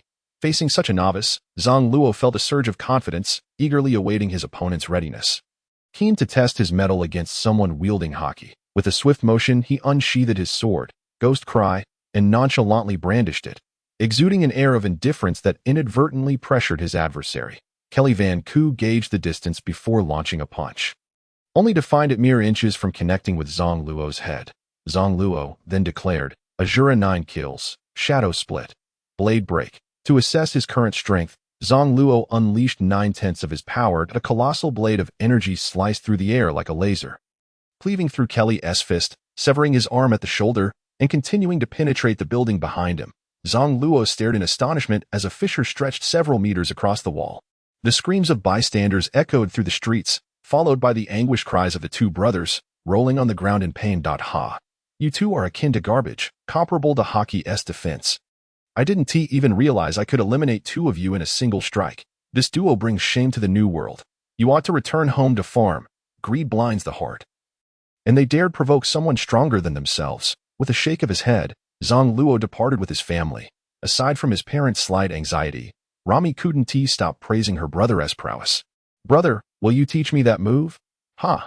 Rami, didn't you claim to dislike Azura techniques? I merely admire such formidable moves. Sister, don't be envious. The techniques within your void harmonization scripture are sufficient if mastered skillfully.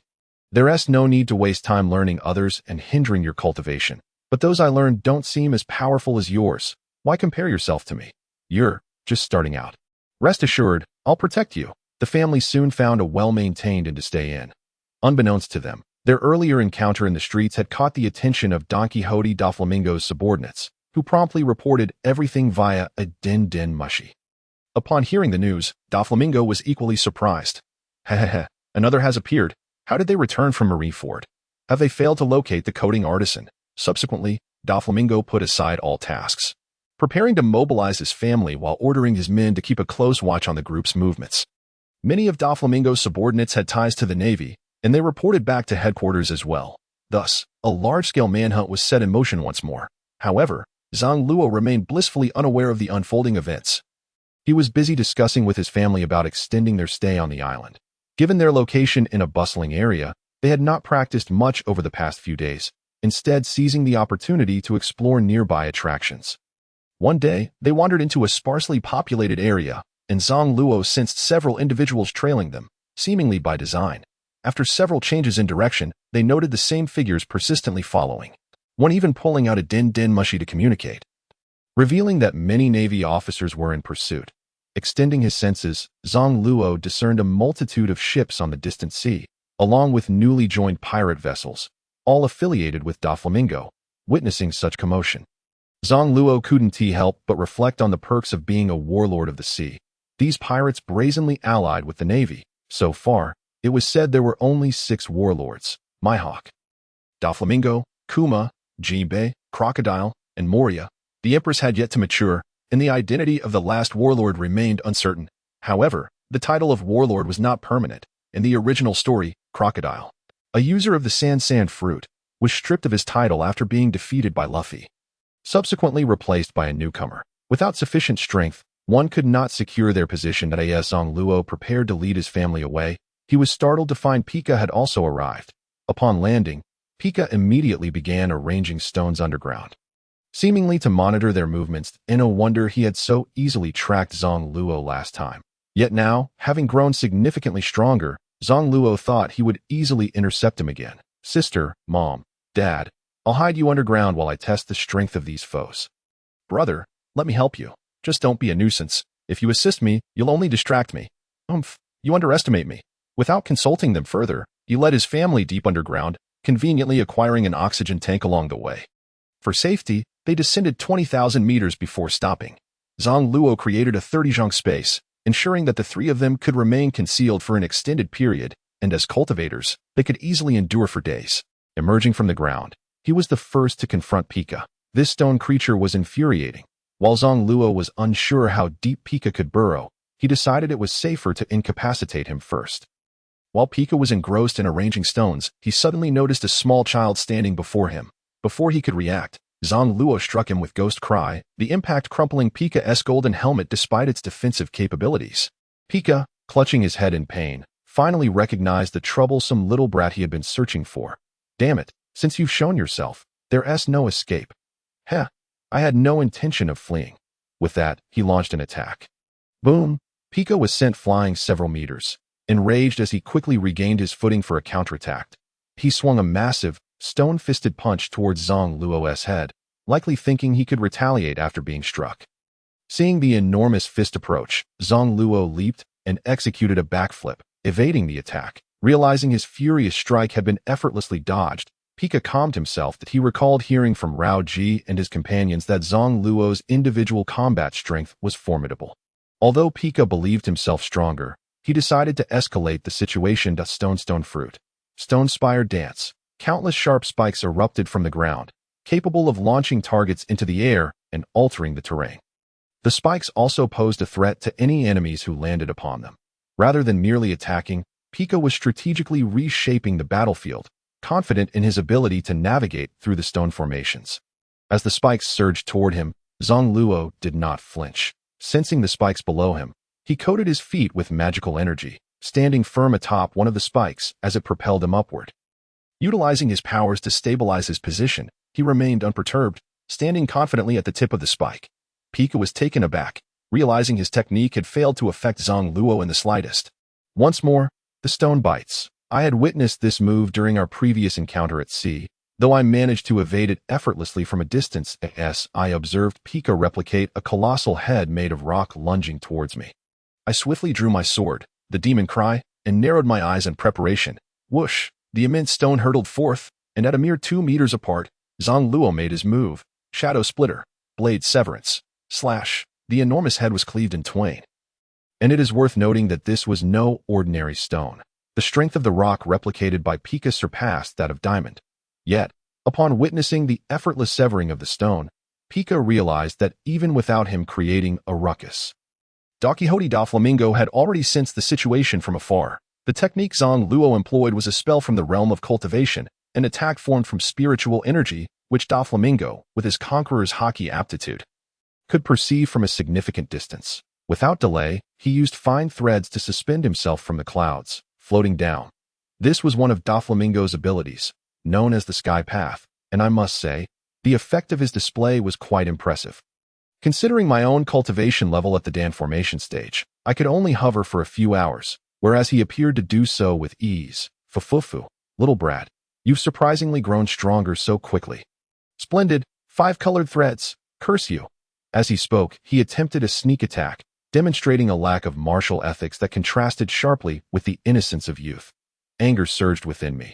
Having just cleaved Pika's stone, I had not anticipated an assault from behind.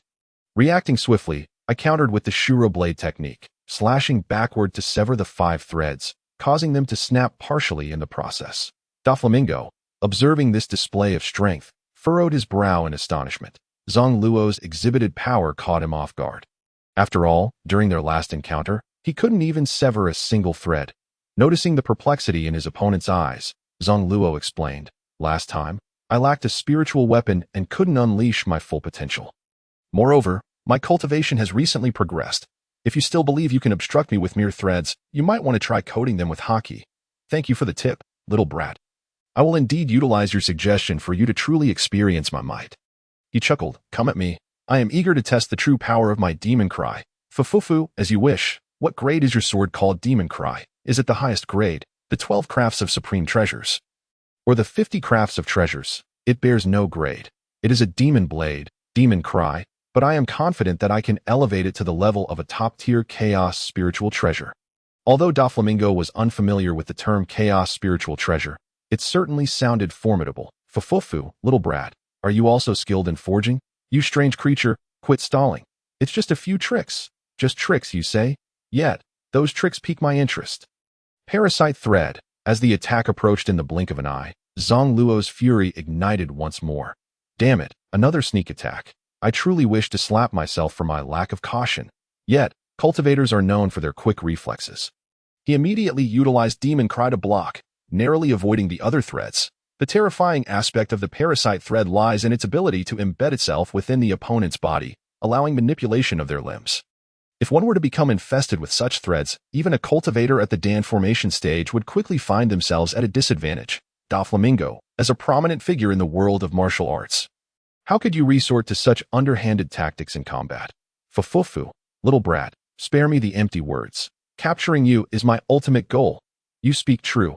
If so, let us engage in battle. Doflamingo suddenly flicked his index finger, and a thread shot forth as if fired from a gun, followed by a barrage of similar projectiles. Thread shot. Room. Command. Spatial confusion. 7 or 8 threads lost their aim within the barrier. Failing to strike Zang Luo, with a swift slash, he severed the threads and advanced, aiming to bring his demon cry down upon Doflamingo's head. Shadow splitter. Blade severance. Is it coming? I shall test your strength as well. Armament haki. Hardening. Doflamingo raised his pointed shoe, enveloping it in haki, and kicked toward the blade's edge. Zang Luo had initially expected it to be as simple as cleaving through the haki of the Bobo Vank brothers earlier. However, the hardness exceeded his expectations. Ding! It was as if an iron blade struck meteorite, inflicting no damage whatsoever. Truly, the prowess of a conqueror's haki user is commendable. In fact, upon employing armament haki, one could also release haki externally or concentrate it in their hands or weapons, manifesting as substantial attacks or defenses. However, the effectiveness pales in comparison to the spiritual energy techniques from my realm of cultivation, making it clear why Doflamingo was so invested in this method. Though Zang Luo's spiritual attacks and haki release bear similarities, an experienced observer could discern the vast difference, akin to distinguishing between university and kindergarten levels. Doflamingo, your strength is quite impressive. Fufufu, little brat, you too are formidable.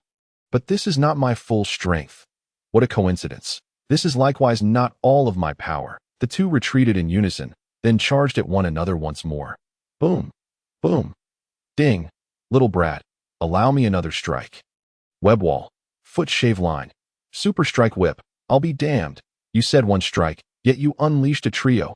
You sly rascal, attempting to mislead me during combat. Thankfully, I didn't T-act recklessly, or I would have fallen for it. The final attack was a combination of 3 techniques, and Zang Luo did not hold back, activating the second form with all his might. This second form was barely within his capacity to utilize, albeit it consumed considerable energy to Shura's 9 kills. Rampant blade kill. In an instant, their most powerful attacks intertwined. Boom! The tremendous clash generated vibrations that forced both combatants to retreat several meters, though Zang Luo noticeably fell back further. Overall, their strike could be deemed evenly matched. However, Doflamingo understood that Zang Luo had only unleashed a single attack, while he had executed 3, placing him at a disadvantage in terms of true combat ability. Yet, it was evident that Zang Luo was not entirely adept at wielding his techniques. Otherwise, Doflamingo would have had no assurance of overcoming him at that moment, as Doflamingo contemplated whether to summon assistance. Zang Luo waved goodbye, stating, "That last strike drained too much energy. I need to find a place to recuperate. Until next time." Room, spiritual energy, spatial transfer. Doflamingo rushed forward to dissuade him, but it was too late. Damn it!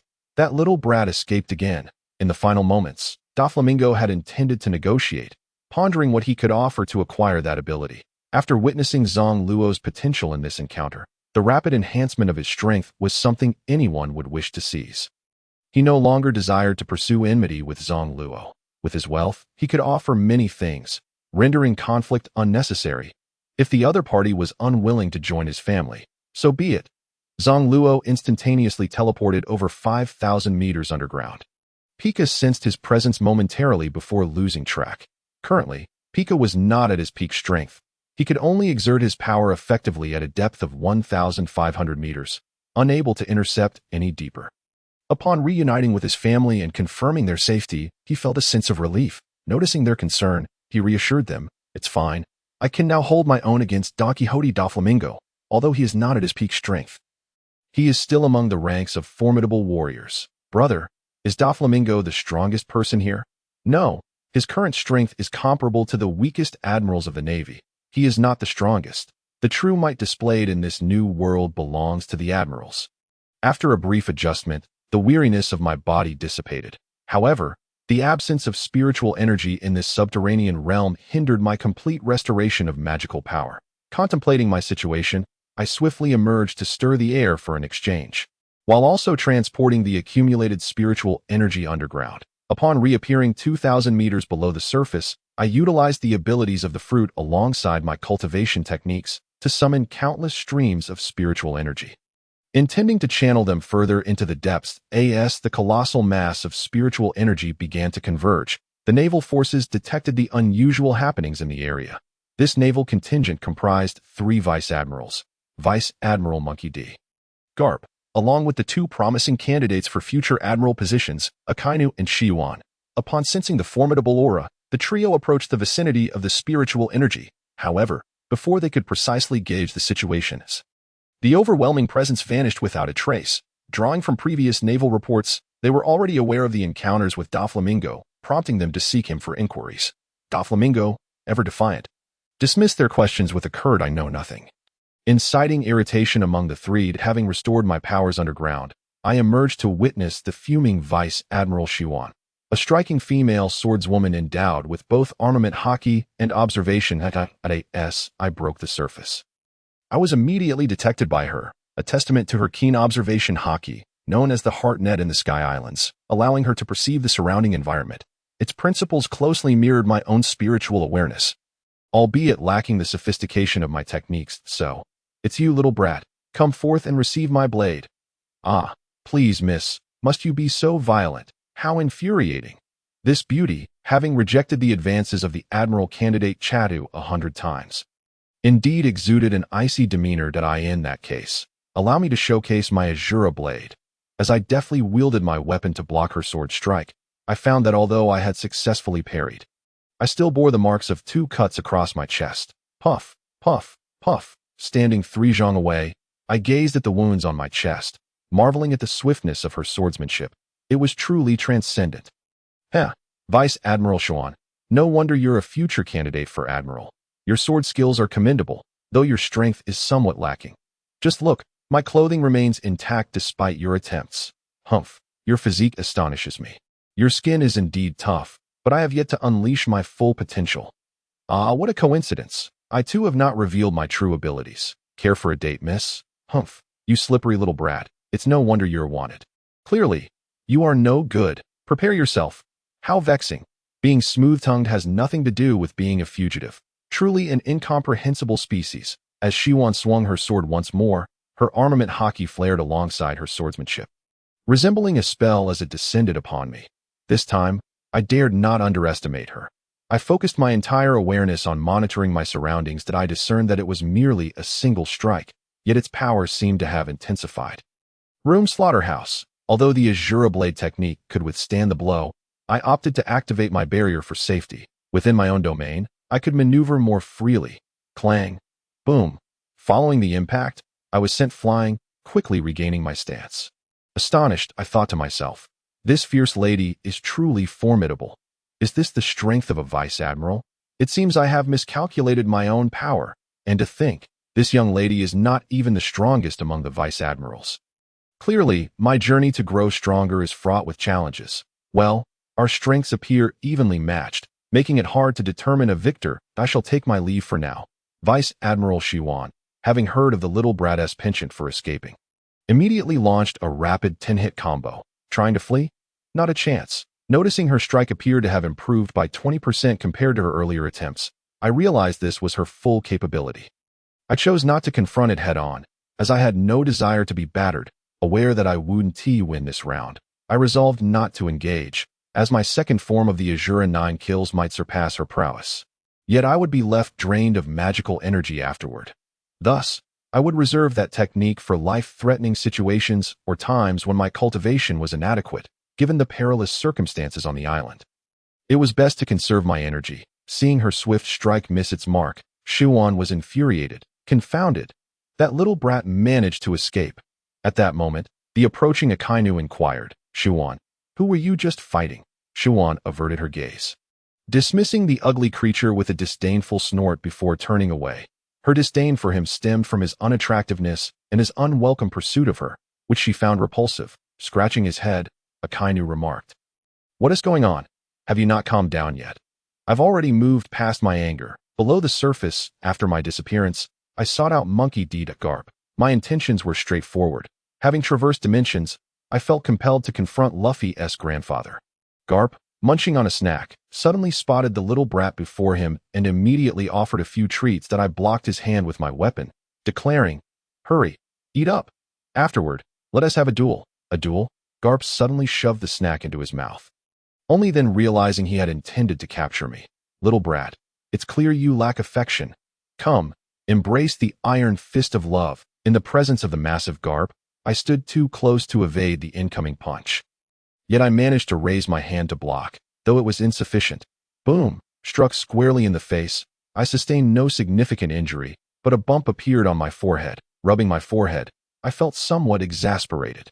It was one thing for Luffy, an ordinary person, to endure such a blow, but I, a cultivator with an enhanced physique, had also been bruised. The swelling was about the size of half my fist, and it would take a while to subside. Glaring at Garp, I fumed, "You old codger, you're finished." Room slaughterhouse. Garp stepped back, employing his observation haki to sense the attacked areas, utilizing armament haki to shield those zones. Observing the black haki enveloping Garp's body, shifting dynamically across various areas, I couldn't help but admire his mastery over his haki. His formidable haki coverage rendered my fruit abilities, even when enhanced with magical energy, nearly ineffective in inflicting damage. "Old codger, allow me to unveil my latest technique, Heart Pulse Shock." ZZZ. This was a technique I had been developing. Due to my previously insufficient strength, I had been unable to manifest it until recently, after encountering a thunderstorm on Raijin Island. However, the voltage failed to harm Garp, merely inducing a mild numbness in his body. "Come, little brat, enjoy a few more iron fists of love." Boom, boom, boom. After exchanging several blows, we both retreated. Garp, now thoroughly electrified, was reluctant to continue. As I was considerably smaller, I could not reach his chest and could only target his thighs. Numbing his legs affected his speed and movement. Yet, in the end, I received 3 more punches to the head. How frustrating. I had intended to deliver a beating, yet found myself on the receiving end. Truly, he was the vice admiral who once chased Roger. He was no ordinary foe that if not for the D. clan, he might have ascended to the rank of admiral. Enough? This old man takes his leave. I shall deal with your grandson in the future. What? How infuriating. You little brat know Luffy. Huh? Where do you go? I couldn't be bothered with him and plunged deeper underground to heal, my head covered in bumps, too embarrassed to face anyone, having descended to a shallow depth. I was swiftly pulled back to the surface. Upon a cursory scan, I recognized it was Pika. Ha ha ha. Little brat, did you get a beating? Was it Garp's doing? As soon as I emerged, Doflamingo spotted me and began taunting. I was disinclined to engage with him and prepared to use my abilities to depart when Doflamingo called out seriously, "Wait, I think we can have a discussion." I scoffed, "You're the one chasing me down with a bounty on my head, and now you want to talk? I'm not done being angry with you." "Very well, I wish to learn your adept application of haki. As for that bounty, I can have it revoked immediately. Just you? Do you think this is solely your bounty? Moreover, what obligation do I have to you?" Doflamingo glared at me, irritated by my defiance. I can offer some compensation. What do you need? I could even provide you with a tranquil place to cultivate. I possess no particular desires. Why are you so eager to obtain this ability? Moreover, you are already formidable and wield control over numerous factions, both dark and light. Is it not sufficient to live your life in such a manner? Besides, even if you grow stronger, it will not alter much. Doflamingo shook his head. I am still far from the tasks I aim to accomplish. My current strength merely serves as a foundation. As for the future, who can predict it? Oh, you have quite the ambition. What exactly do you intend to do? As for me, my goal is to eradicate the privileges of the celestial dragons. Zang Luo chuckled, perceiving this individual's twisted mindset born from childhood experiences, a jealousy of the celestial dragon's privileges. Even so, do you truly think you can rival those admirals and marshals? Are you unaware of the 5 elders? From whence do you derive such audacity? Furthermore, the majority despise the celestial dragons, and you are merely a distorted version of one. He. I have no interest. With that, he prepared to depart, causing Doflamingo to contort his face in desperation. Just as Zang Luo was halfway into the ground, he suddenly halted, realizing he needed to collect numerous devil fruits, and that Doflamingo held a vast trading network that could provide him with manpower. He reconsidered. Doflamingo, initially disheartened, noticed Zang Luo's pause and stepped forward. So, what will you exchange? Zang Luo, observing Doflamingo's impatience, pondered briefly before stating, my destination is Skypea. But before that, I require a substantial quantity of devil fruits, as well as blood from various powerful species. Make sure to preserve them well and deliver them to me, and I shall provide you with the cultivation methods. Doflamingo was momentarily taken aback. The conditions were neither overly difficult nor exceedingly simple, though acquiring the devil fruits would be somewhat troublesome. He inquired, how many devil fruits are we talking about? Zang Luo spread his hands and described, the more devil fruits, the better, at least 500, of all varieties. For my research. As for the blood, I require the essence of various formidable creatures, including that of some strong individuals. Upon hearing these demands, Doflamingo grew somewhat anxious. Yet he considered the multitude of subordinates at his disposal. Believing he could manage it swiftly if he expedited the process, he could undoubtedly complete the transaction before Zang Luo reached Skypea. Although uncertain of Zang Luo's true intentions, he resolved to accept this business arrangement in pursuit of the methods to harness hockey. Very well. I agree to your terms. I will keep a close watch on your movements, and when the time comes, I shall bring these items to you. Zang Luo responded affirmatively, then departed. His change of heart stemmed from the realization that Doflamingo's manpower could facilitate his tasks far more efficiently. After all, merely gathering the devil fruits would consume a significant amount of time, let alone accumulating potent bloodlines. Moreover, with the Navy unlikely to revoke their bounty, and the scientific achievements unlikely to be abandoned easily, his upcoming journey would be fraught with pursuers, devoid of tranquility. With Doflamingo aiding in the collection, Zang Luo's tasks became considerably simpler. Having returned underground to heal, he resolved to refrain from seeking out formidable adversaries. As there remained one vice admiral, a potential threat he preferred to avoid without absolute certainty of victory, who could guarantee that he wouldn't be beset by a group. Nevertheless, to gain practical combat experience, he aimed his sights on weaker rear admirals, particularly the beautiful Tina, who possessed the ability of the barrier fruit. Upon emergence, Zang Luo was immediately sensed by Tina, not because she was inherently superior to other vice admirals, but due to the lingering aura of qi from his recent battles, which even those slightly weaker could discern. Hello, beautiful Tina. Ah, you little one recognize me? How delightful. Zang Luo rolled his eyes. Are you pleased enough to capture me? To his surprise, this enchanting woman was cunning. While speaking sweetly, she extended iron branches from her arm, forming a cage-like enclosure around them. Room. Spatial transfer. Utilizing his ability, Zang Luo promptly evaded the encircling bars. My dear beauty, it seems your cage is ineffective against me. I would recommend ensuring there are no gaps and employing hockey to cover the bars for a more effective confinement. Tina, incensed, retorted, I require no instruction from you. Prepare to face my attack. Black spear array, go. Witnessing her launch an array of spears, Zang Luo mused that she would have made a fine athlete. Room. Command. Return. As he manipulated the incoming spears, he returned them all, anxiously hoping not to injure the lovely lady. Fortunately, his concerns proved unfounded, as Tina, employing the hockey covering her high heels, deftly kicked away the approaching spears. Your combat prowess is commendable. My dear, now, brace yourself for my next move. Shadow split. Blade slash. Seeing the enormous blade shadow approaching, Tina instinctively felt a shiver down her spine. She quickly crossed her arms, releasing a barrage of haki, which transformed into a solid barrier for protection. Crack.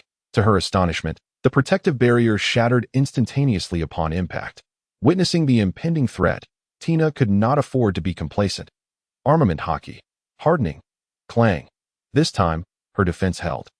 But the force sent her sliding several meters back. Although unharmed, her arms felt numb.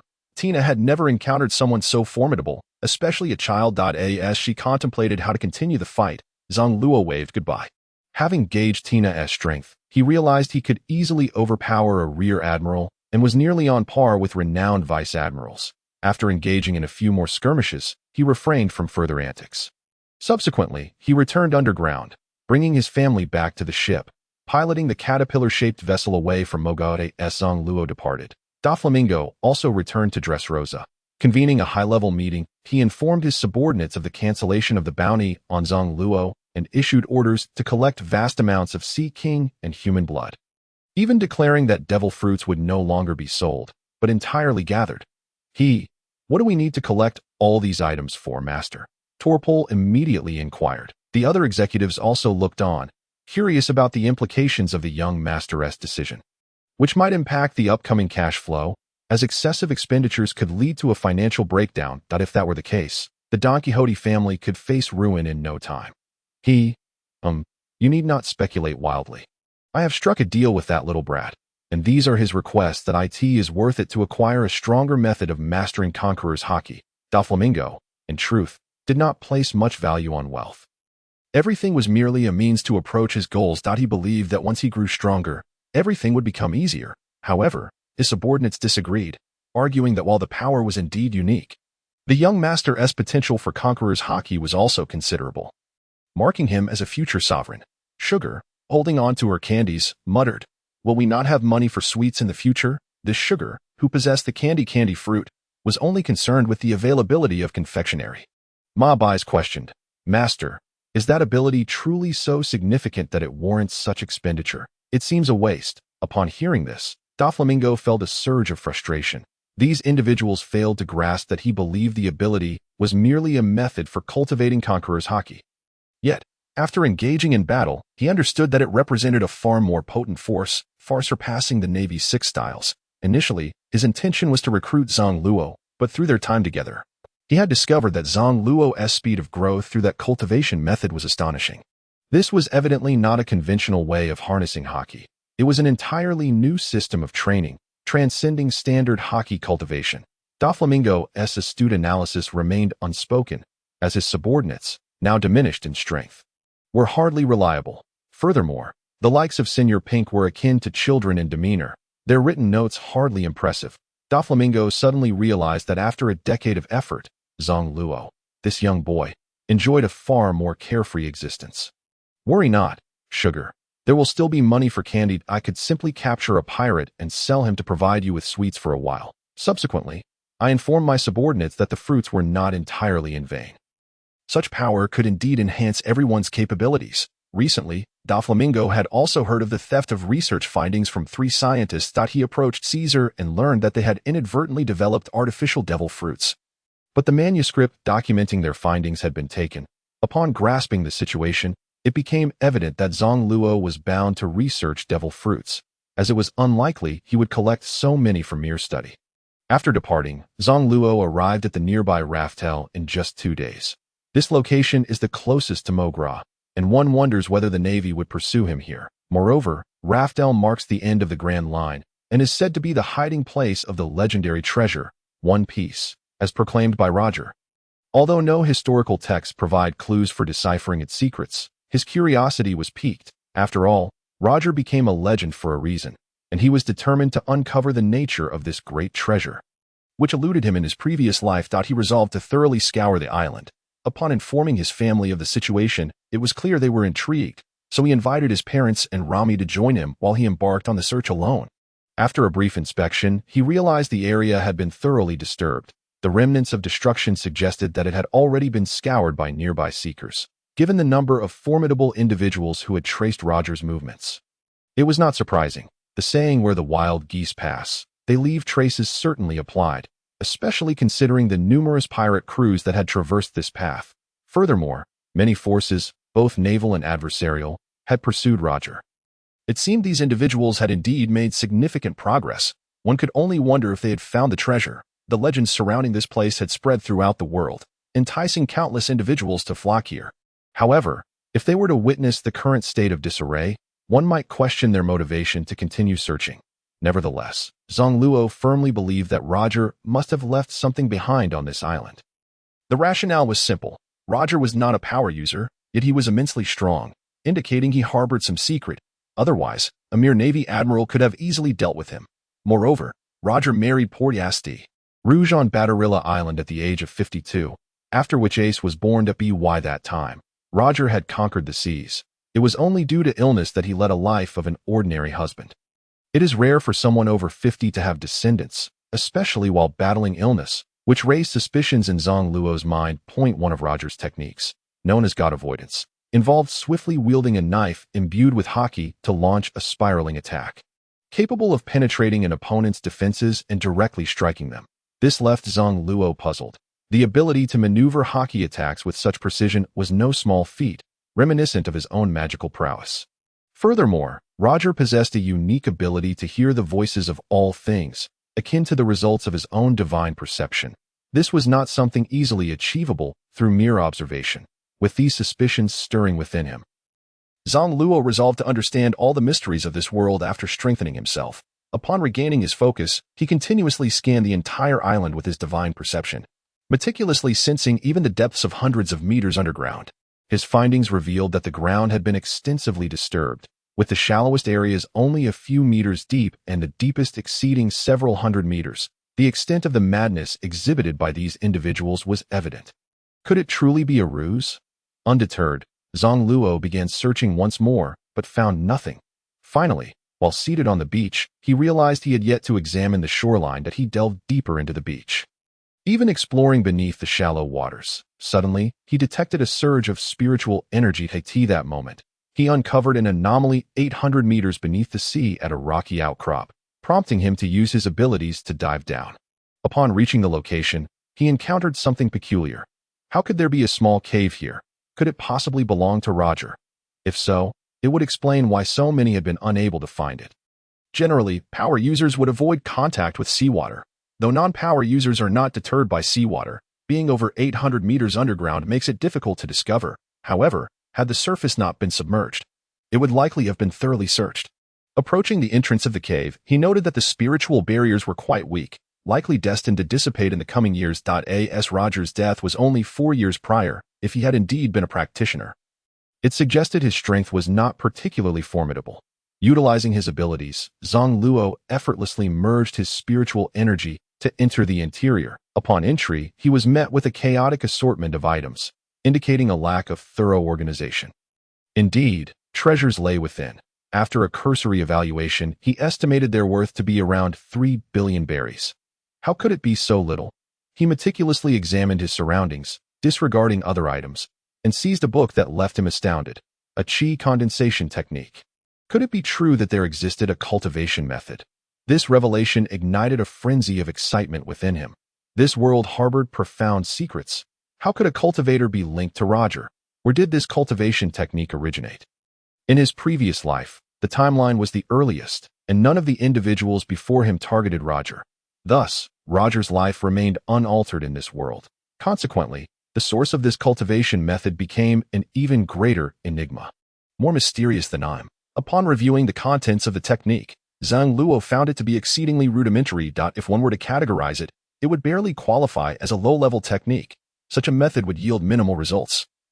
Upon further inspection, he identified a critical flaw. This error involved a confusion in the meridian pathways, which, if practiced into the later stages, could lead to significant complications during the spirit separation phase, potentially resulting in the destruction of the nascent soul. As a practitioner of a chaotic level technique, Zang Luo easily discerned the deficiencies present. Reflecting on Roger's circumstances, could it be that his illness stemmed from the shattering of his nascent soul? If so, everything would make sense. Otherwise, given his disposition, How could he have allowed himself to be so easily subdued? As a strong individual, one would naturally possess pride, rendering it intolerable to permit others to execute him at will. This qi condensation technique could only safely cultivate to the nascent soul stage, explaining why Roger was not entirely invincible. Finally, he meticulously reviewed the contents of the technique, correcting the erroneous aspects based on his understanding of the meridians. And after careful scrutiny, he was satisfied. Now, this technique could be classified as a mid-tier method. If it were on Earth, it would be valued in the millions. With this technique in hand, he would avoid pitfalls in cultivation.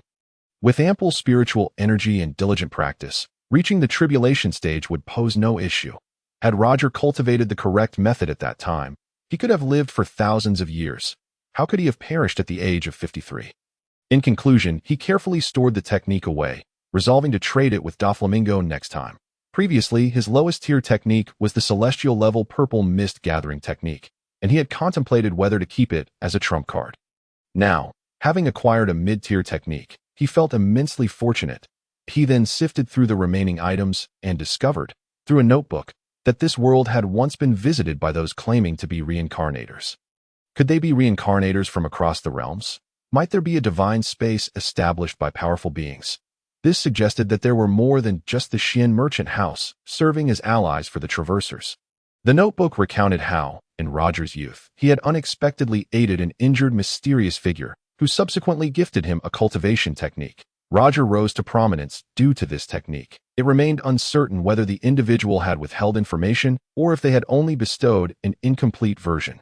The other items held little value, merely trinkets worth some money, but he ensured to collect all the most valuable treasures and even the gold. After tidying up, he extended his divine perception, locating Rami, and informed her that he had discovered the treasure, urging her to bring their parents. He then proceeded to relocate the ship, employing his abilities to load all the cargo onto the vessel, filling a significant portion of the hold. Now, the small cave was left with only a flat surface and a stone table. Upon noticing his parents' arrival, he guided them aboard the ship, allowing them to experience the family's newfound wealth. Upon entering, Rami's mouth fell agape in astonishment. Drip, drip, drop. Rami stood there, drooling uncontrollably. His parents, their eyes sparkling with wonder, felt it was surreal to behold such immense wealth, something they had never encountered before, let alone realize that it now belonged to them. Goodness, we have so much money. When will we ever spend it all? Upon hearing his mother's exclamation, Zang Luo suggested, why not buy a celestial dragon for some amusement? Huh. Nixika paused momentarily before responding, including our previous wealth. We only have a few billion, where could we possibly find such an affordable celestial dragon? Observing that his parents still harbored an inherent fear of celestial dragons, Zang Luo understood that altering deeply ingrained beliefs would be a challenging endeavor. Dan Keela, however, remained silent as he approached a pile of items and extracted a lounge chair. Impressed by its design, he set it down and reclined to test its comfort. This chair is splendid. From now on, I shall use this. Hee. Father, this is Roger's throne, so naturally, it's of a higher caliber. If you desire, I can procure a royal seat for you, and no need for that. After surveying the treasure, the family agreed to stay here for a while to cultivate. As the place was currently uninhabited and quite peaceful, this ravaged Lufter ruins deterred most visitors, with only pirates from other seas likely to venture here in search of fortune. Thus, they continued their cultivation for 3 days. During this time, Luo sensed that his parents had each made a breakthrough, his mother once, and Rami twice, both reaching the 6th level of Qi induction that he couldn't help but marvel at his sister's exceptional talent, which far surpassed his own previous aptitude. Were it not for the enhancements from the devil fruit and the blood of his biological father, he would not even begin to compare. Having previously investigated, Luo discovered that his sister possessed observation haki, endowing her with a remarkable sense of perception. Upon learning this, it was no wonder her initial foray into cultivation had been so smooth. Dan Keela and Nixika, realizing the depletion of spiritual energy, ceased their practice and inquired, "Why have we stopped?" Zang Luo pointed in a specific direction, explaining, "There are pirates approaching from over there." It was the detection of a pirate ship over 9,000 meters away that prompted their halt. Judging by their intentions, it appeared they were heading for this island. Roger's secret treasure truly attracted hordes of seekers. Indeed, who wouldn't fantasize about treasure, Upon scrutinizing the flag of the pirate ship, Zang Luo recalled that it belonged to the Fire Chariot pirates, led by a captain named Capone Beej, a wielder of the castle fruit. This individual possessed the ability to transform his body into a castle, even housing items within himself, as if he were a mystical abode. The objects stored within would shrink and only return to their original form upon removal. Reflecting on the nature of Beej's powers, Zang Luo couldn't help but feel envious. It was akin to the principle of a storage ring, but capable of holding living beings as well. There are others behind. Upon closer inspection, he realized that the Navy was in pursuit of him, identifying the Navy's commander as Colonel Charlinker, who possessed the wheel fruit. Zang Luo noted that Charlinker was quite formidable, his wheel-like hands surpassing even King Wheel in prowess, which explained why Capone Beej was fleeing. Zang Luo decided to keep his family hidden for a while, opting not to leave just yet. A sudden flash of inspiration struck him. He hoped to learn from Capone Beej's storage abilities, curious whether he could master the principles of storage himself. During this time, he had been studying the works of Dr. Vegapunk and gradually unraveled a secret. The devil fruits were not strictly limited to the abilities associated with their names. Rather, it depended on the user's compatibility with various powers. If a user possessed sufficient creativity and comprehension, it was possible to develop alternative abilities. For instance, his surgery fruit, which was ostensibly a healing type, could also be adapted for combat. Moreover, the surgery fruit encompassed spatial barriers, and Zang Luo felt confident that he could independently research and develop a storage space. Having resolved this plan, he decided to rescue Capone Beej. After waiting for a considerable time, the pirate ship finally approached within 2,000 meters of the shore.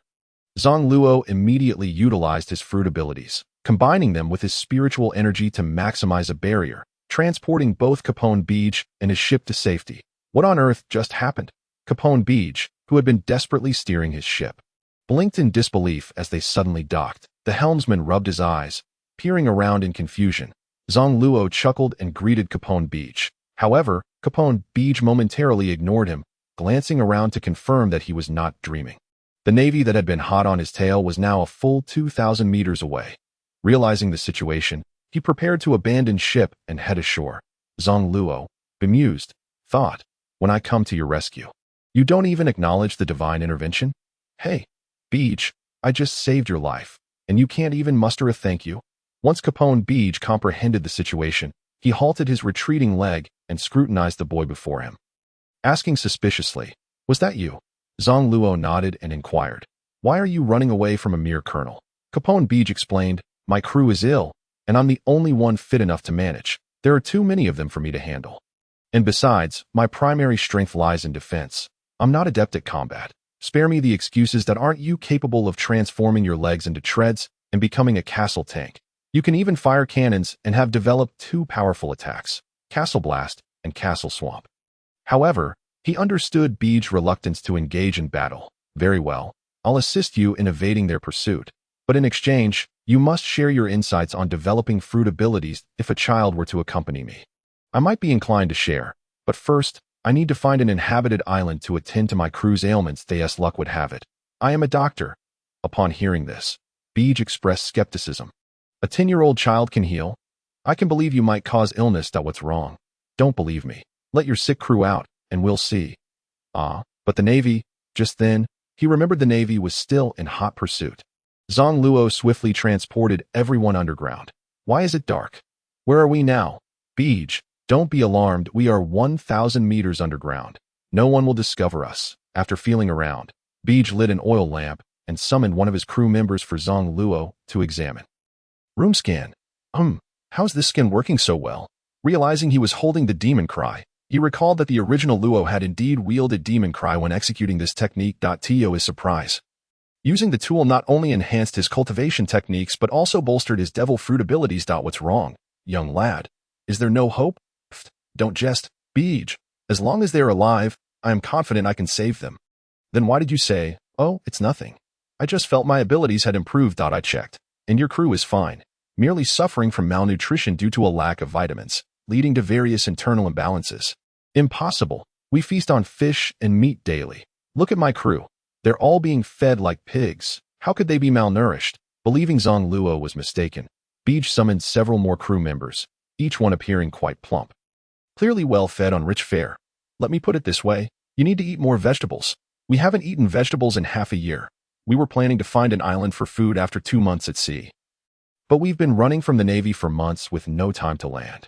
Understanding the situation, Zang Luo realized that their nutritional deficiencies were recent developments. He extended his senses outside the Earth and found the Navy searching the shore. Using his abilities, he brought down some supplies from the pirate ship and handed them to Beej, saying, "Prepare these and cook them. After a few days, your crew will gradually improve." Beej shook his head. "I can't cook." "Then how have you been feeding your crew? Given that they are all ill, they're inside me. They can still move a bit, and together they can manage to prepare a meal." Speechless, I find myself at a loss for words regarding Captain Baiki. The crew is ailing, yet they must still prepare meals for this Captain Baiki this moment. Baiki has gathered everyone, but upon seeing the pickled vegetables, the crew members laboriously crawled over to partake. Vegetables at last. Noticing that the crew did not immediately begin cooking, but rather indulged in the food first, I couldn't help but chuckle at Baiki's disappointed anticipation. It was then that the crew noticed the outsiders, and while seeking an explanation from the captain, they casually handed her a pickled vegetable head. Baiki accepted the offering and began to munch on it, relishing the taste after months of fishy fare. After a while, they collaboratively sought egg potatoes, each taking a bowl to continue their feast. After 2 continuous days of dining, whether due to the change in diet or some other reason, it was evident that everyone's spirits had noticeably improved. Observing this, Baiki mused, could it be that a lack of vegetables leads to illness? Upon hearing this, Zang Luo explained, one should keep some legumes or other seeds on the ship. When vegetables are scarce, sprouting beans can be a quick remedy. Though the protein in the sprouts is somewhat lower than that of the seeds themselves, the vitamin content increases manifold. Baiki nodded thoughtfully. Lacking formal education, she had been unaware of such facts until now, and she found the reasoning compelling. Committing it to memory, their conversation continued. Zang Luo revealed that his original castle fruit could merely transform into a castle and initially could not house anything else. However, after visiting several castles, he fantasized about possessing those magnificent structures himself. During a fortuitous accident, he managed to store some items within the castle form. This discovery led him to realize he could store even more, prompting him to conduct further experiments, ultimately discovering that he could store anything. Initially, he operated solely in castle form, but later sought to refine his ability to store items in human form for convenience. Thus began his targeted training, and through relentless effort, he finally achieved the capability of storage. Other techniques, such as castle tank, explosion, and swamp, were also unwittingly developed through experimentation. Zang Luo nodded in acknowledgement, understanding that the development of abilities is not fixed, but relies heavily on the user's ingenuity. 2 days later, after the Navy had departed, they finally escorted everyone out to bid farewell to Baiki. After leaving Lavdru, they headed northward towards Nut Island, the closest island to their current location. Having not consumed vegetables for several days and recognizing Lavdru as a deserted island devoid of resources, they had missed the opportunity to replenish their ship's supplies. For Nut Island, as its name suggests, it is themed around nuts, and its overseer is Charlotte Ammond, the Nut Minister, a ruthless female swordsman wielding the renowned blade, White Fish, and possessing exceptional swordsmanship. Zang Luo prepared to set foot on the island to replenish supplies, while also intending to meet this statuesque woman with a serpent-like head, while navigating beneath the sea. He took out a sample of Baiki's blood for research. Room scan. Upon examining Baiki's genetic factors, he detected traces of a devil fruit component, albeit one that had long since diverged from its original form. After years of Baiki's utilization, those components had evolved. For instance, the castle leaned towards storage while the tank favored offensive capabilities. This scenario is akin to planting a seed. The environment, whether dark or sunlit, will lead to vastly different outcomes. After extensive study, he uncovered a clue. His current genetic factors possessed spatial attributes, which could indeed be harnessed for storage capabilities. A day later, he finally grasped a practical direction for ability users to maximize their powers. They must rely on their physical forms, which differs from the artifact refinement of cultivators. Those artifact smiths utilize empty void stones in conjunction with formation techniques to forge, which is not the same as the abilities of fruit users. The powers of ability users embody the initial mindset of the laws, akin to having access to higher education, while additionally having their bodies transformed to exhibit the multifunctional characteristics corresponding to the fruit, thus enhancing their potential. Having made this discovery, he embarked on practical experimentation on himself. He decided to start with his pinky finger since storage rings in the realm of cultivation are typically worn on fingers. To acclimate to this method, he began his development there. He utilized his fruit ability to create a spatial seed on his pinky. Once the spatial seed fused with the cells, he aimed to increase its area. With the assistance of his magical energy, the internal space gradually expanded. Before long, he had opened an internal space approximately 300 meters in diameter. Although he could have continued to expand it, he sensed that his physical strength could not ensure the stability of the space, so he refrained from further enlargement. A 300-meter space was already ample for storing many items, especially considering that only those in the celestial realm can achieve such feats. Accomplishing this in the mundane world was indeed remarkable. In a relatively short time, Zang Luo found himself thoroughly exhausted, primarily due to the toll on his mental and magical energy, seeing her brother drenched in sweat. Lami, unsure of what he was practicing, dared not speak further and remained quietly watching alongside their parents. As Zang Luo rose, Lami hurried over with an inquiry. "Brother, why are you sweating so much? You've never looked this worn out while cultivating before." "Oh, it's nothing. I'm developing a new skill that will allow me to store items like Baiki." "Wow. If that's the case, you must promise to store plenty of snacks for me." "All right, I'll store a snack factory just for you." "Really?" Yes, really." Not wishing to contradict himself, he stubbornly insisted, although he knew that even the smallest factory might not fit inside that. In truth, one does not need to possess a spatial fruit to develop storage capabilities. The myriad laws of the universe intertwine and relate to one another. Even Bartholomew Kuma, with his pawpaw fruit, could develop a spatial transfer technique. Reflecting on the advanced civilization he had experienced, he believed such intelligence would facilitate the development of various techniques. Contemplating the essence of the pawpaw fruit, he realized that most individuals who acquired it could never attain the prowess of Bartholomew Kuma. That fellow managed to create a spatial compression cannon and could even transfer others across vast distances to different islands. Furthermore, he could alleviate fatigue, pain, and injury from others through his abilities. Is this something a mere human can achieve? Who would have imagined that Zang Luo's current method of compressing space bore similarity to Kuma's spatial compression effect? Albeit with less familiarity at present, once he became more adept at manipulating space, he might even break free from the confines of the room barrier, allowing for unrestricted transfer to areas devoid of coverage. Contemplating Kuma's capabilities ignited a desire to develop offensive techniques akin to a powerful thrust cannon or bear paw impact, all of which would directly manipulate space for assault, far simpler than expending magical energy. Recently, he discerned a peculiar characteristic. Utilizing fruit abilities consumes stamina, yet as a cultivator, a mere flick of his magical energy could dispel fatigue, effectively providing him with a perpetual source of energy. At least until his magical energy was exhausted, his stamina would remain boundless. In this manner, even someone slightly stronger than him could be worn down. Although he had cultivated the 9 slaughters of Shura, it consisted of only 9 techniques, and the later ones could not be utilized. Thus, they served primarily as a last resort. The simpler techniques included in the chaotic golden technique predominantly centered on physical prowess with minimal magical assaults. Lacking the striking flair of the Navy's 6 styles, which is why he rarely employed those accompanying brute force techniques. Now that he had developed a storage space, it was time to test its efficacy before the gaze of others. "Behold my new masterpiece." Zang Luo approached the area where gold was stacked, crouching down to begin assessing the storage capabilities. Transfer. Suddenly, he experienced a mental block. Previously, he could transfer objects directly within the room. But now that the room was compressed within his finger, he could not control the transfer without an object to cover. Noticing the puzzled expressions of those around him, he explained, "I'm still getting the hang of it." Just a moment, he then released another room, covering the gold, and indeed, it transferred inside. The effect was comparable to that of a storage ring, which merely required spiritual awareness to envelop an object and draw it into the internal space. "See, I can store items just like Baiki. This ability is impressive. Luo, can you collect everything from the cabin?" Zang Luo cast a glance at the cabin, realizing it was indeed cluttered with an abundance of items. Making the space rather cramped, no problem. I shall remove some seldom used possessions, for instance, the gold and jewels, as well as a few banknotes. Having familiarized himself with this skill, he declared, "All right, let us disembark."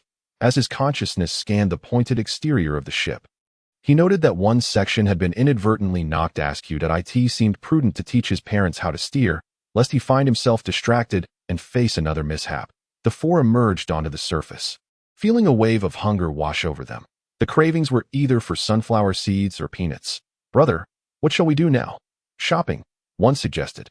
"Let us first find a place to stay. We can acquire items later during our leisure. These next few days shall be for unrestrained enjoyment." "Splendid. I'll take mother shopping," Nixika exclaimed, tugging at Ramara as they set off, only to find their father still lost in thought.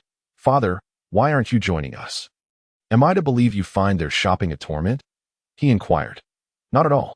Why don't you accompany me? And what shall we do?" "Naturally, we shall seek out things of interest. Otherwise, who would wish to go shopping?" They proceeded to a weapons shop, where it was evident that Dan Kala had yet to shake off his role as a doctor. Swords and knives, indeed the tools of butchers, this contradicts his true nature, causing him to hesitate momentarily. Yet, witnessing his son's formidable strength, combined with the quality of the weapons here, left him in a quandary. "Father, choose one. Bringing it home for admiration would be splendid. Only once you become acquainted with them will you grow to love them."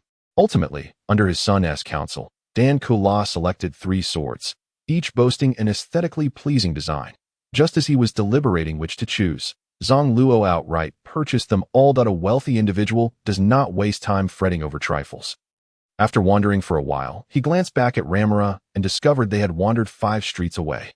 Those little legs sure can move. As dusk approached, the 4 finally reunited.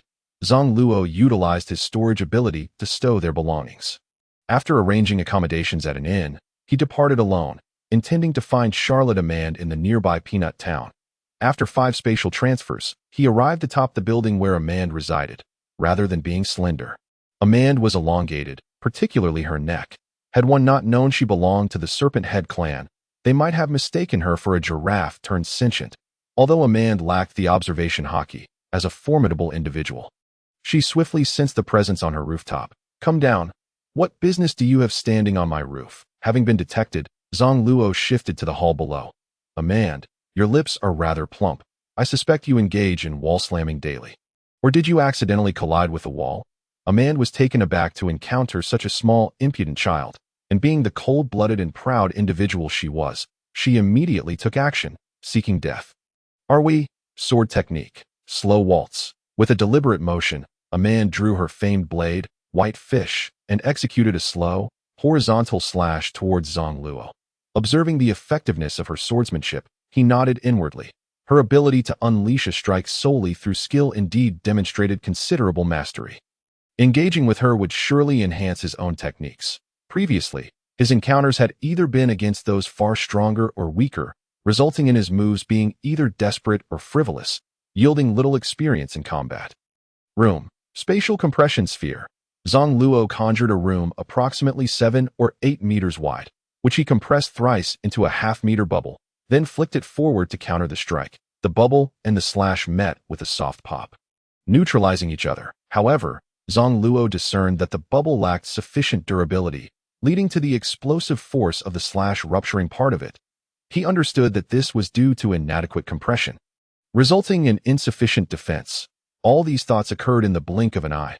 Amand, realizing her opponent possessed abilities, recognized that even this casual strike bore significant power, prompting her to abandon her initial underestimation. She launched another attack. Sword technique. Slow narrative. Amand's draw was perpetually elegant and unhurried, yet the speed at which the blade's aura departed was swift, easily misleading an opponent. One could easily be caught off guard. Room. Spatial compression sphere X3. In an instant, Zang Luo compressed 3 bubbles and sent them forth, causing Amand to flinch. Without hesitation, she spun sideways, slashing through the remaining 2 bubbles. Seeing the agile, long-necked beauty, Zang Luo smirked. "Your dancing surely leaves much to be desired. Your spinning just now was quite ungraceful. Perhaps I should arrange for surgery to remedy your form." Amand, infuriated by his remarks on her physique, stormed forward once more. This frenzied female swordsman was indeed formidable. Her every move targeted vital points. Although Zang Luo felt no critical areas were at risk, evasion was prudent. Experience taught him that facing a strong opponent without dodging would lead to disaster. He narrowly evaded her 8 strikes, but on the 9th, A corner of his garment was inadvertently severed. "Oh no, you've struck my clothing. You're quite impressive." A man's nostrils flared in indignation. This impudent child was taunting her recklessly. Seemingly unaware of her ruthless nature. "Little brat, since you court death so eagerly, I shall oblige." Originally, she had come to spar and gain experience, hoping he would not hold back. "Bring it on. I'm ready." After a cold huff, a man launched into another frenzied assault. Zang Luo gradually adapted to the rapid pace, now managing to compress bubbles at a speed that barely kept pace with her strikes. They clashed for 3 hours, the tide of battle shifting. Now, Zang Luo's speed had surpassed hers. Several times, bubbles nearly struck her, but she narrowly avoided them. After exchanging several more blows, Amanda realized this young man was merely using her for practice. Though vexing, she found herself unable to retaliate. However, she had no intention of simply feeding him opportunities. She began to evade rather than attack, which diminished Zang Luo's eagerness to continue. "All right then, if the long-necked lady wishes to cease. So be it, you little brat. I truly wish to tear your mouth apart. Very well, shall we engage in another bout then?" "Humph, dream on." With that, she ignored the impish child. Zang Luo, finding the encounter dull, turned to leave, only to find her subordinates had surrounded him, unwilling to let him depart so easily. The guards brandished their blades menacingly, their resolve evident as they stood ready to serve as cannon fodder. Turning back to Amanda, he inquired, "Are you certain you don't wish to keep these subordinates?" Should she remain obstinately silent, he was prepared to assist in addressing the matter. Amanda felt helpless. Today had been humiliating. After years of diligent training, believing her swordsmanship to be formidable, she had unexpectedly fallen short against a mere child. Now, she contemplated whether to acquire a devil fruit for experimentation. After staring at Zang Luo for several seconds, she raised her hand, and her guards parted to create a pathway. Zang Luo had no intention of forcing his way through. He merely sought a sign of respect. Once the guards stepped aside, he vanished using his powers. Amanda realized that this little brat had not exerted his full strength. Otherwise, she doubted she could withstand even a few of his strikes. Upon returning to the inn, Zang Luo found his father embroiled in a heated argument with the innkeeper. Observing the scene, he quickly grasped the cause of the dispute. The water heater was broken, rendering hot water unavailable. The innkeeper's explanation was straightforward. Had the heater been functional, the rates would not have been so low. It turned out that the hot water system on the upper floor had malfunctioned, leaving all rooms without hot water. Thus, the two engaged in a prolonged debate, while the innkeeper's husband remained silent, evidently lacking the gift of gab. Yet, Zang Luo's father appeared to be at a disadvantage in the argument. The diameter approached the boss, brandishing a substantial stack of money before him, proclaiming, "Only by humbling oneself can one amass greater wealth. Adopting a lofty demeanor makes it exceedingly difficult to earn substantial sums, unless, of course, one is a pig riding the winds of fortune." The boss, upon hearing a child so brazenly belittle him, felt a surge of indignation, yet the vast sum of money, an estimated 100 million berries, rendered him incapable of sustaining his anger. If he were to utilize it to promptly repair the water heater, he would still have a considerable surplus remaining. Upon this realization, he swiftly seized the money and hurriedly contacted the repairman, exuding an air of magnanimity, insisting that the repairs be completed within an hour, promising a reward. Zang Luo chuckled softly and departed, clearly recognizing the adage that wealth can indeed compel one to act subserviently. Upon returning to his quarters, he began to reflect on the recent battle, meticulously evaluating any shortcomings while simultaneously optimizing his own experiences. After carefully recalling and processing his combat experiences, he resumed his training. During his earlier meditative state, he discerned that there were no formidable adversaries within a radius of over 9,000 meters, which emboldened him to train vigorously in the adjacent rooms. His parents and Rami sensed the dense gathering of spiritual energy and ceased their activities, opting instead to harness the abundant aura for their own cultivation. This unusual surge of spiritual energy drew the attention of many local residents, who were baffled by the sudden appearance of such a thick mist. It had been ages since such a dense fog had manifested, and those who inhaled it found their fatigue dissipating almost instantaneously. Through the whispers of the townsfolk, news quickly spread that a mysterious phenomenon in this coastal town emitted an aura capable of alleviating fatigue and even alleviating various ailments. 2 days later, Armand from Peanuts Town became aware of the situation, as the esteemed Nut Minister of Nut Island. He dedicated himself to uncovering the unfolding events. Moreover, the news reached high-ranking naval officers, prompting inquiries to Armand, who confirmed the presence of an extraordinarily potent mist. However, many of the admirals were unaware of Zang Luo's training status until a high-level meeting revealed through the accounts of Vice Admirals Karp and others that the very child they had been pursuing was the source of the fog. Admiral Sengoku expressed his confusion. Aren't there several brigades and numerous divisions in pursuit? How is it that no one detected him on Nut Island? Vice Admiral Gaji rose to explain, Admiral, what you may not realize is that this child possesses remarkable evasion skills. He can suddenly vanish without a trace, even burrowing underground to escape. Unless one personally apprehends him, there is little hope of tracking his whereabouts. Sengoku, upon hearing this, slammed his hand on the table, clearly incensed. T-Pig, your excuse is quite infuriating. If you had captured him, would tracking his trail even matter? Admiral, what I meant was, enough, I shall not hear it. Now, what do you propose we do? After Sengoku's remarks, Karp immediately declined to participate, followed by Ji Yuan, while Gaji remained perplexed. During the previous skirmish, Gaji had not engaged Zang Luo and was unaware of his evasion capabilities, although Karp and Ji Yuan believed in their own strength. They lacked absolute confidence in defeating the child and certainly did not wish to embark on a fruitless venture. Sengoku continued, this time, the three of you vice admirals are to join forces to capture a mere child. And he has eluded you. Do you not feel embarrassed? After his statement, the three remained silent, seemingly unperturbed by the notion of shame. Very well, if you refuse to go, I shall seek assistance elsewhere. With that, Sengoku produced a den mushi and contacted Vice Admiral Stolberry, instructing him to gather a team and apprehend Zang Luo on Nut Island. Upon receiving the order, Stolberry promptly set out from Marineford. However, due to the considerable distance to Nut Island, by the time they departed, Zang Luo had already completed his training. After several rigorous sessions, he had reached the pinnacle of the first layer of the condensed Dan realm. Confident that one more round of training would secure his breakthrough, had he not noticed that his parents were also on the verge of a breakthrough, he would not have extended his training by an extra day.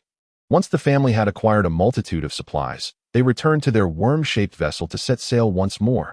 This time, they prepared an abundance of provisions, as the storage realm allowed for ample supplies for an entire year. And their destination was Zhou, marking the farthest journey since they began their nautical endeavors. It was prudent to prepare adequately. While at sea, he instructed his parents and Rami on steering the ship, informing them of their navigational course. With his parents at the helm, he resumed his study of new skills. This time, he aimed to enhance his spatial transfer capabilities, akin to Bartholomew Kuma, compressing space to launch objects outward.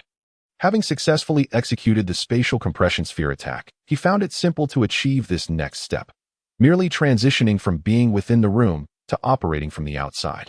Having grown familiar with the use of the spatial compression sphere during his recent battle with Armand, he grasped the underlying principles and proceeded to conduct experiments using gold. Zang Luo compressed an air bubble, enclosing a gold ingot within it, and with a flick of his finger, propelled the bubble outward. His consciousness followed the trajectory of the bubble, observing it travel over 3,000 meters through the water before bursting, with the gold sinking into the depths. The primary reason for this limited distance was that the seawater eroded his magical force, and the fruit's abilities were likewise hindered by the sea, causing the bubble to rupture almost instantaneously. Why did it only travel such a short distance? This is a far cry from Bartholomew Kuma's prowess. He pondered. Could it be due to excessive resistance? After some contemplation and additional trials, he discovered that the force of compression was indeed linked to flight dynamics, as well as the force applied during the projection. Upon identifying this issue, he easily modified his technique to propel the air bubble beyond his consciousness. At this juncture, Rami ran over, exclaiming, "Brother, that's excessive. How could you carelessly discard our treasure? Have you considered my feelings?" "I'm going to tell Mom." Zang Luo turned to her and replied, "What? Do you wish to explain?" "Very well, I'll grant you the opportunity. I am merely establishing our navigational direction, since this journey is lengthy. The thrown gold will travel in a straight line and will not veer off course. As we watch the gold advance, we shall not lose our way." Rami scratched her head. "Is that really the case?" "Indeed, brother never lies. All right, But that doesn't mean we should use gold. What if we can't retrieve it? Next time, I'll help you toss some stones instead. Fine. I shall thank my sister then. Hee, no problem. After sending Rami away, Zang Luo found himself at a loss for what to do and felt the sailing speed was too slow. So he assisted in augmenting the worm-shaped vessel's propulsion, with the power of a cultivator enhancing it. Their speed doubled instantaneously. 10 days later, they finally spotted the massive elephant.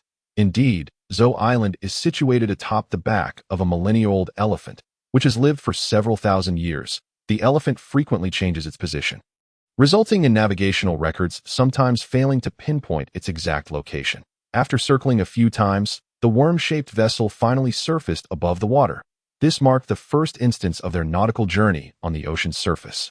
Wow, what is that? Such a colossal pillar. Chuckling, Zang Luo replied, "Look up at the sky. That is not a pillar." Rami, peering out the window, mistook the enormous elephant leg for a column.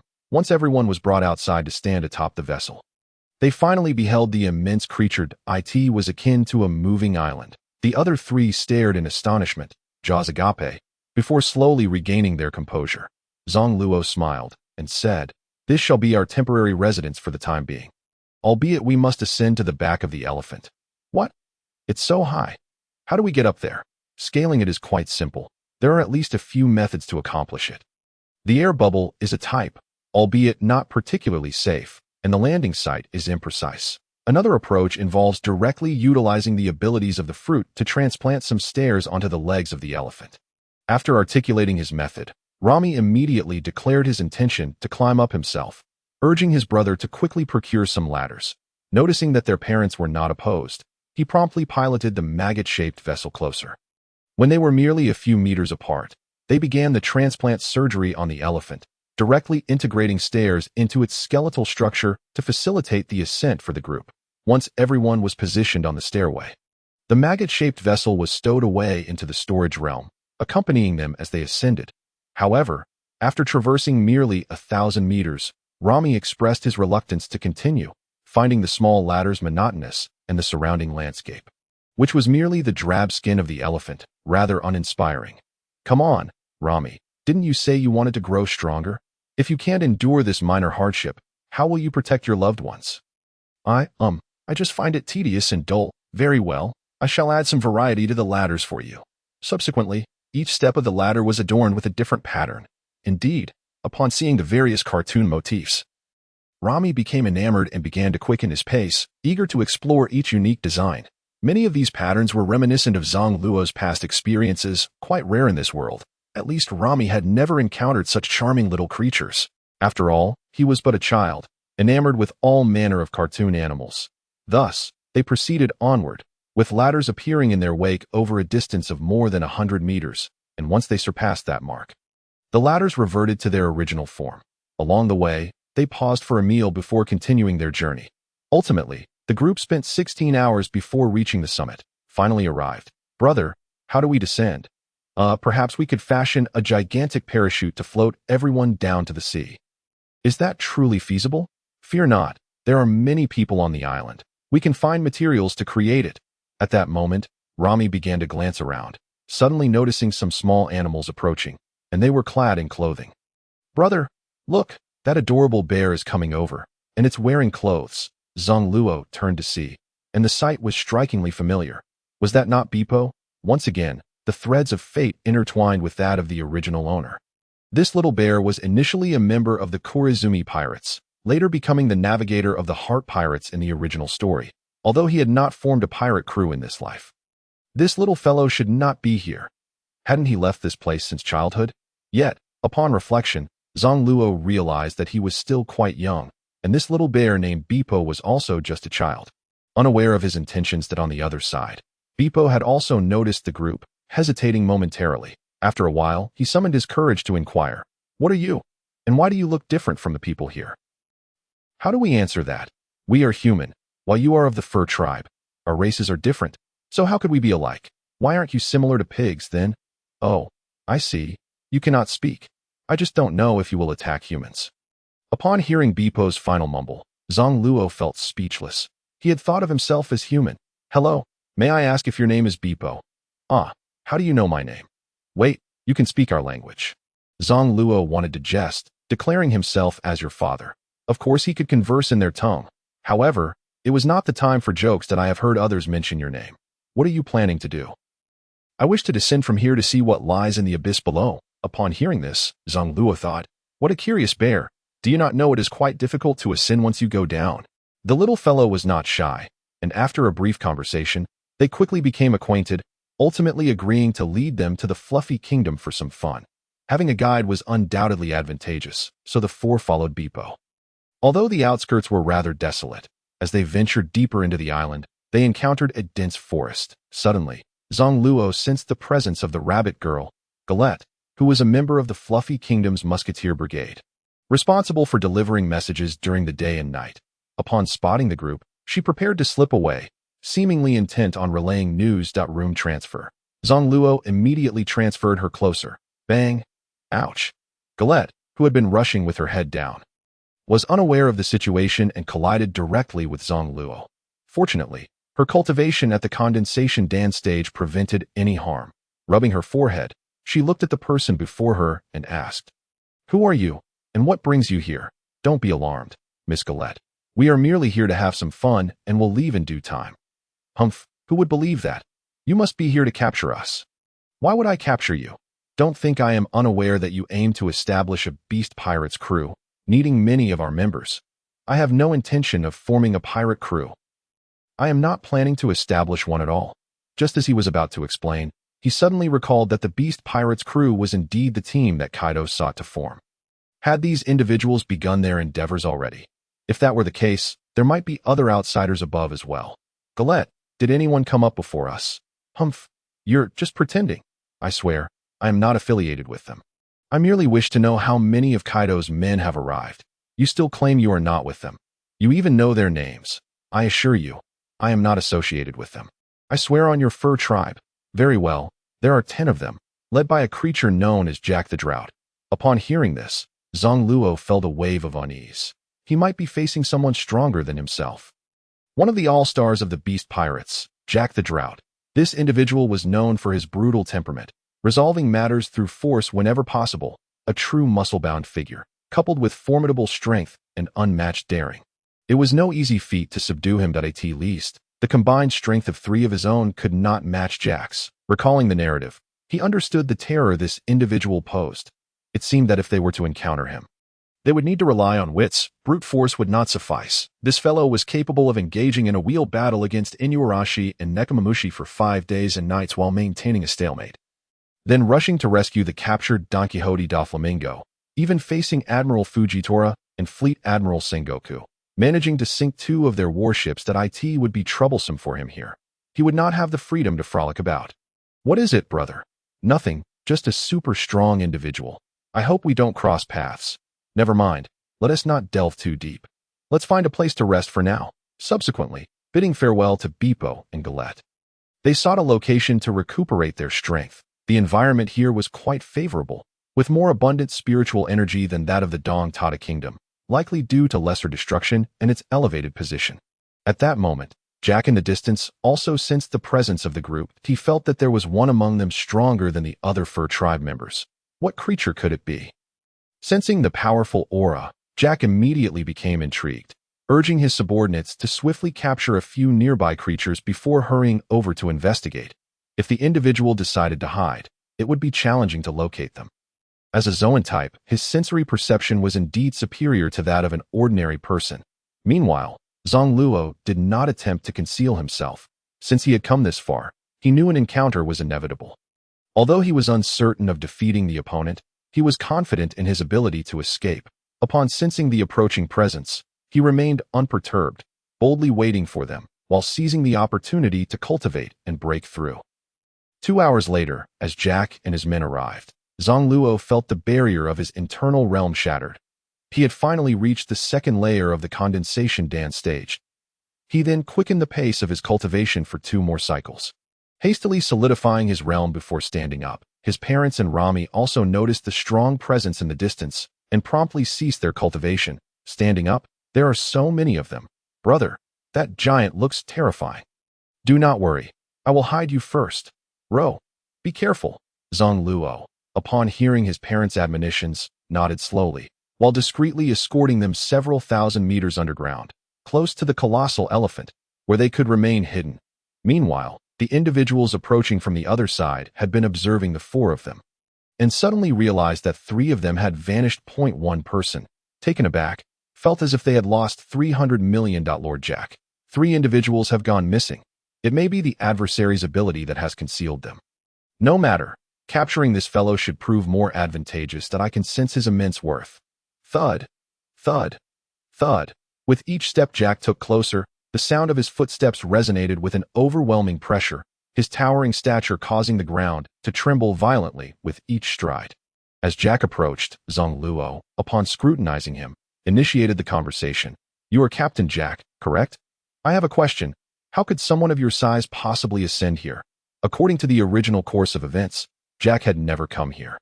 It was merely his subordinates who had swept through the fluffy kingdom on the island to locate Zang, the ninja from Wano. Moreover, when Jack attacked the colossal elephant, he had been commanded by Momonosuke to be defeated after the elephant had been communicated with. On that occasion, the elephant's trunk had swung, leaving Jack severely injured. Upon hearing Zang Luo's inquiry, Jack did not respond directly, instead gesturing towards Black Maria behind him. Zang Luo realized that Black Maria was indeed the ancient form of the spider fruit. The giraffe rose ancient wolf spider. If they utilized Black Maria's spider silk abilities, combined with the efforts of his subordinates, they could indeed manage to bring Jack up. After surveying the child for a moment, Jack sensed a considerable strength within him, but the recent conqueror's hockey fluctuations felt somewhat peculiar, piquing his interest. Little brat, I see your strength is not to be underestimated, that I might make an exception and allow you to join the crew of the Mammoth. Zang Luo was irked by Jack's haughty demeanor, as if being invited to join his crew was a grand honor. If I were to claim to be a traveler, could I not surpass you?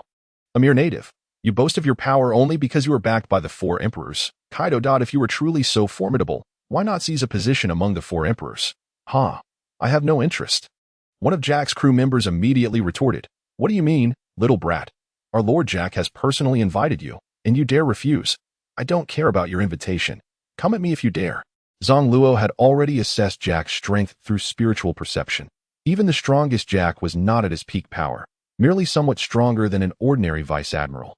Moreover, he had just improved a bit, and he was eager to test Jack's mettle. To truly understand one's strength, one must engage in battle.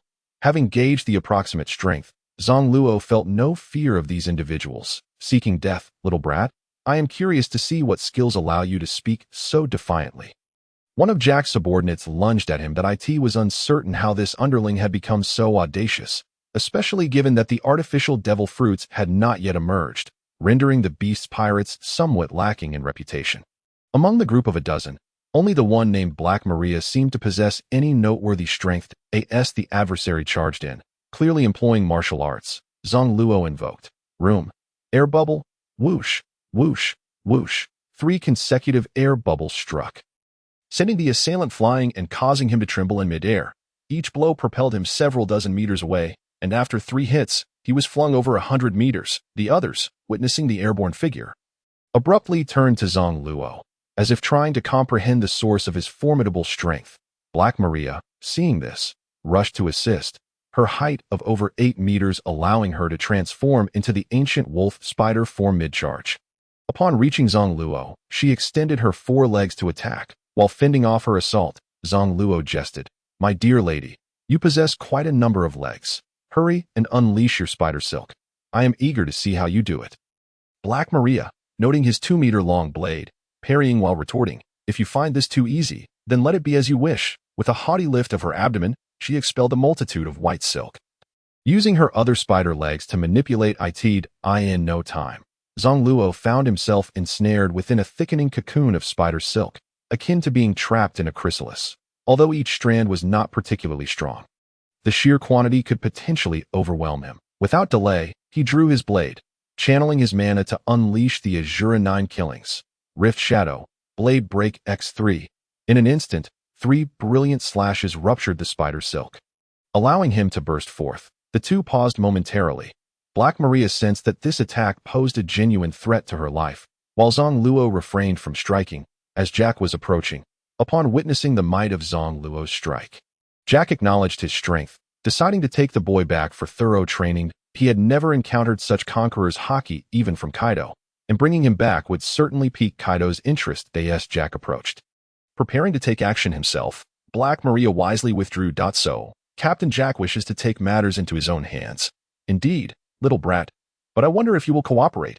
Huh, I shall gladly engage you in a duel. Then there is nothing more to discuss. Come here. Seeing Jack's imposing demeanor and outstretched hand, Zang Luo raised his hand to halt him. Wait, just a moment. Jack's hand paused midair. The boy, taken aback, inquired, have you reconsidered? No, I wish to know your current bounty. Jack, brimming with pride, extended his finger, declaring, 800 million. Upon hearing this, Zang Luo nodded in contemplation. Jack's peak bounty had been 1 billion berries, and with him currently at 800 million. It posed no issue. All right, Ivory Beast, let us begin. You seek death. Jack's fist surged forward once more, believing Zang Luo had called him for some pressing matter. After a mere inquiry, he was referred to as Ivory Beast. Sensing the fury behind Jack's punch, which carried tremendous force, Zang Luo channeled all his power to counteract it. Room. Instant air bubble. Whoosh, whoosh, whoosh. Zang Luo compressed 5 air bubbles, yet they barely affected the colossal punch. Illustrating its overwhelming power, as the moment to evade drew near, he could only watch as the fist approached. Fortunately, he managed to envelop himself in mana, providing an additional layer of protection. Boom. The force was immense. Ouch. That hurts. Zang Luo had expected to withstand the blow, but he was unexpectedly knocked out, his small frame sent flying over 300 meters. Rising to his feet, incredulous and bewildered, he muttered, what the hell? Is this truly not your peak power? The sheer might rivaled that of a nascent soul stage cultivator. Although it was purely brute strength, it was power exceeding 2 realms above him, had it not been for his cultivation of the chaos technique. He could not guarantee the integrity of his body. Once Jack's subordinates regained their composure, they shouted, run. It's the Ivory Beast Jack. In 3 days, we shall clash again at the island's western edge, this time. I was careless. With that, Zang Luo vanished without a trace. Witnessing his departure, Jack's subordinates scoffed, clearly fleeing, yet he speaks so defiantly. What a farce. Lord Jack, the adversary has escaped. What shall we do now? Jack, lowering his head, replied, he hasn't fled. I can sense him not far underground. Since he has spoken of a rematch in 3 days, I shall await his return, and if he fails to comply by then, he shall not begrudge me my actions. Zang Luo returned to the underground without reuniting with his parents. The location he occupied was relatively close to the surface, making it convenient for cultivation. After refreshing the air in the space where his parents resided, he devoted himself to healing. This was the first time he had suffered such severe injuries, and he could not comprehend the terrifying strength of the Ivory Beast. It was no wonder it was a prominent figure in the Beast Pirates. After this experiment revealed Jack's power, he also gained a rough estimation of the strength of the 4 emperors. With a bounty exceeding 4 billion berries, Kaido's might would undoubtedly be even more fearsome, leading him to regard this world with newfound respect. Through the healing provided by his spiritual energy and fruit abilities, it took him a day and a half to fully recover. Once he was back to full strength, he hurried to the agreed-upon location. Previously, through his divine sense, he had discovered that Jack and his crew were searching for something in the furry kingdom. Choosing to ignore them, he waited for the appointed time, confident they would come. This site was the edge from which he and his companions had ascended, and Zang Luo decided to employ a cunning strategy.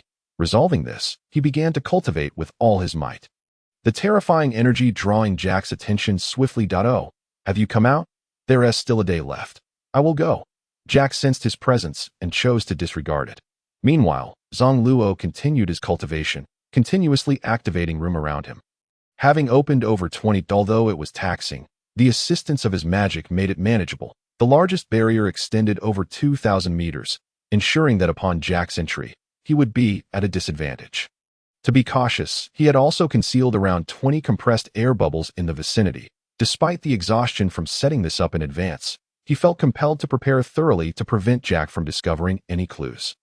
When the appointed time arrived, Jack and his crew returned, now accompanied by a few additional captives from the furry tribe. Upon entering the room, Jack sensed a dangerous atmosphere, which tightened his nerves.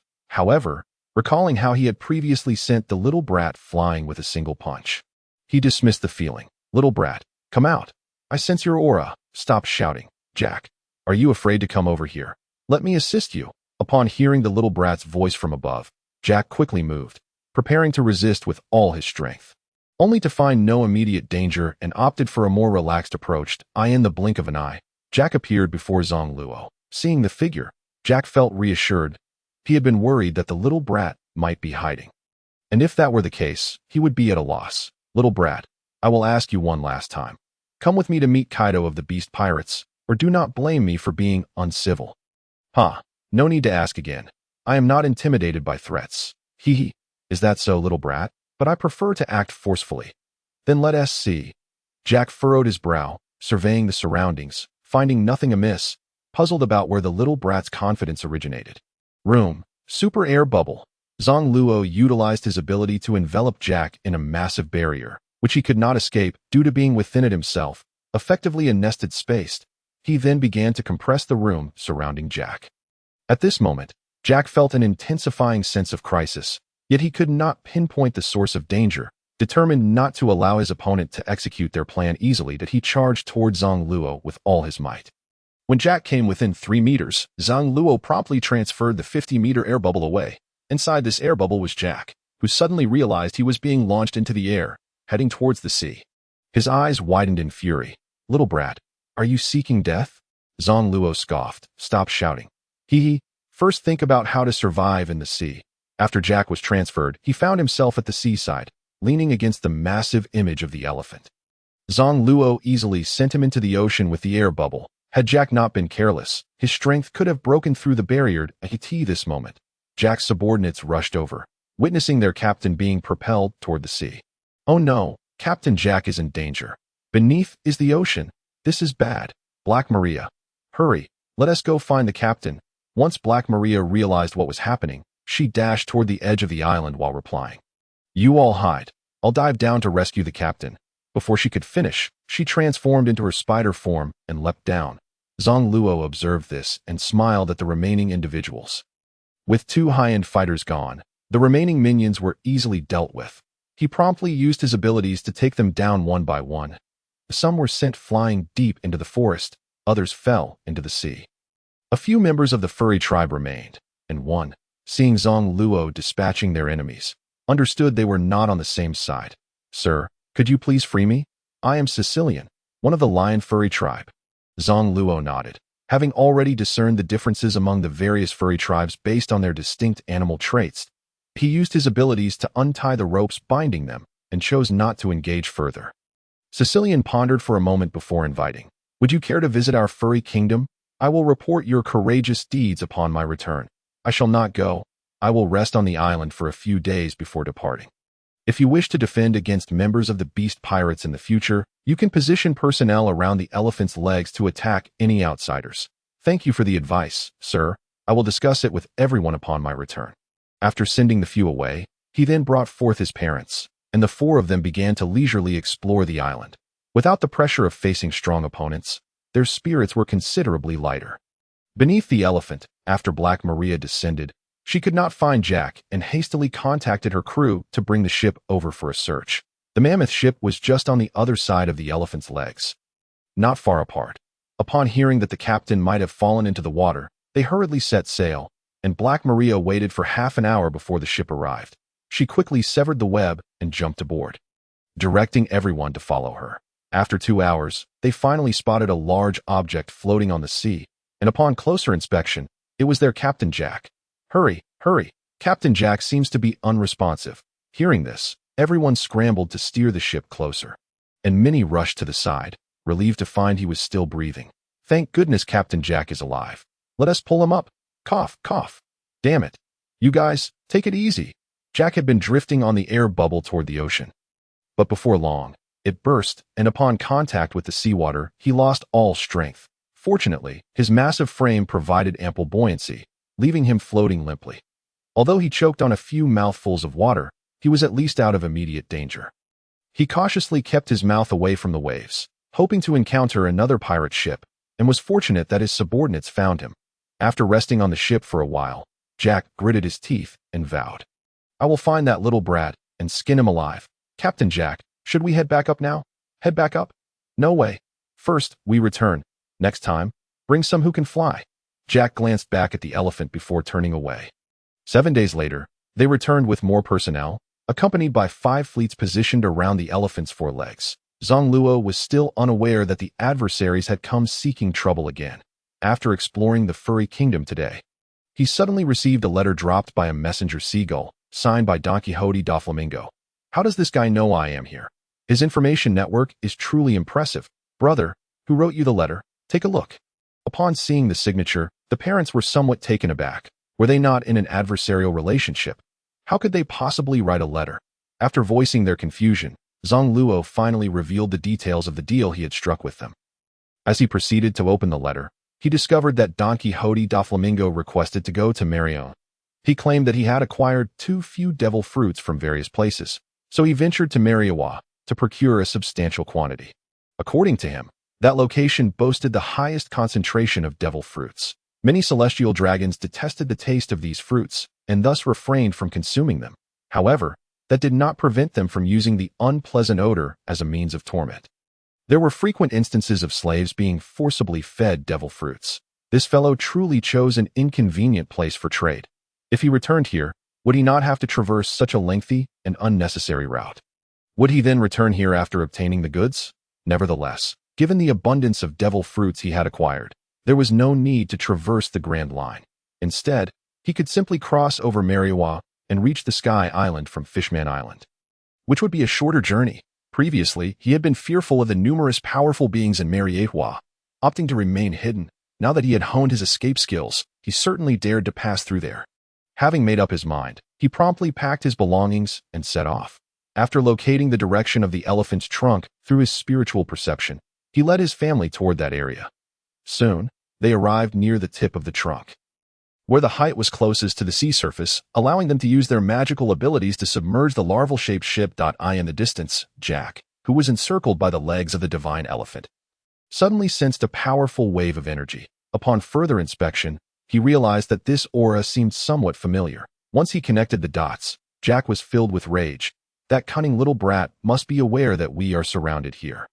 And thus he went into the sea from the elephant's trunk. He quickly notified the other ships, urging them to pursue. Meanwhile, on the side of the elephant's trunk, Zang Luo slowly descended the larval-shaped ship to the surface of the sea and, after briefly checking the direction, began to submerge and sail. Unbeknownst to him, due to the lack of external spiritual perception, he was unaware that Jack was pursuing from a distance. However, even if he had extended his spiritual perception, it would not have reached such a far distance, so this time it was essentially a missed encounter. Moreover, even if they did cross paths, there was no need for concern. Those who submerge are never afraid of those who float. Once Jack closed in on the area near the elephant's trunk, he dispersed the other ships to search. But even after nightfall, none of his subordinates reported any results. Enraged, Jack crushed the deck beneath his feet. Upon witnessing the deck splinter, the other crew members turned pale. "Boss Jack, please calm down. We will surely track them down. Even if we cannot find them, we can offer a bounty to other pirates for assistance." Some subordinates even suspected that their captain had taken a liking to the seawater. Otherwise, why would he entertain the notion of damaging the ship? After venting his anger for a while, Jack finally calmed down. At this moment, he was still unaware that Zang Luo had already steered the larval-shaped ship over 10 kilometers away. This time, they encountered no incidents, and Zang Luo remained focused on navigating the ship, occasionally utilizing his fruit abilities to accelerate their progress. 5 days later, they passed Nut Island, and 3 days afterward, they returned to the vicinity of Dressrosa, still not surfacing or even revealing themselves above water. With their enhanced strength, their journey was indeed swift. What are Mom and Dad looking at? Do they wish to return to the island? It's nothing. I merely feel a bit nostalgic upon seeing our homeland. Nostalgic for what? Our polluted home can never return to its former glory. That we are destined for the finest places in this world. Lo, you have always praised Sky Island. Is it truly superior to myriad?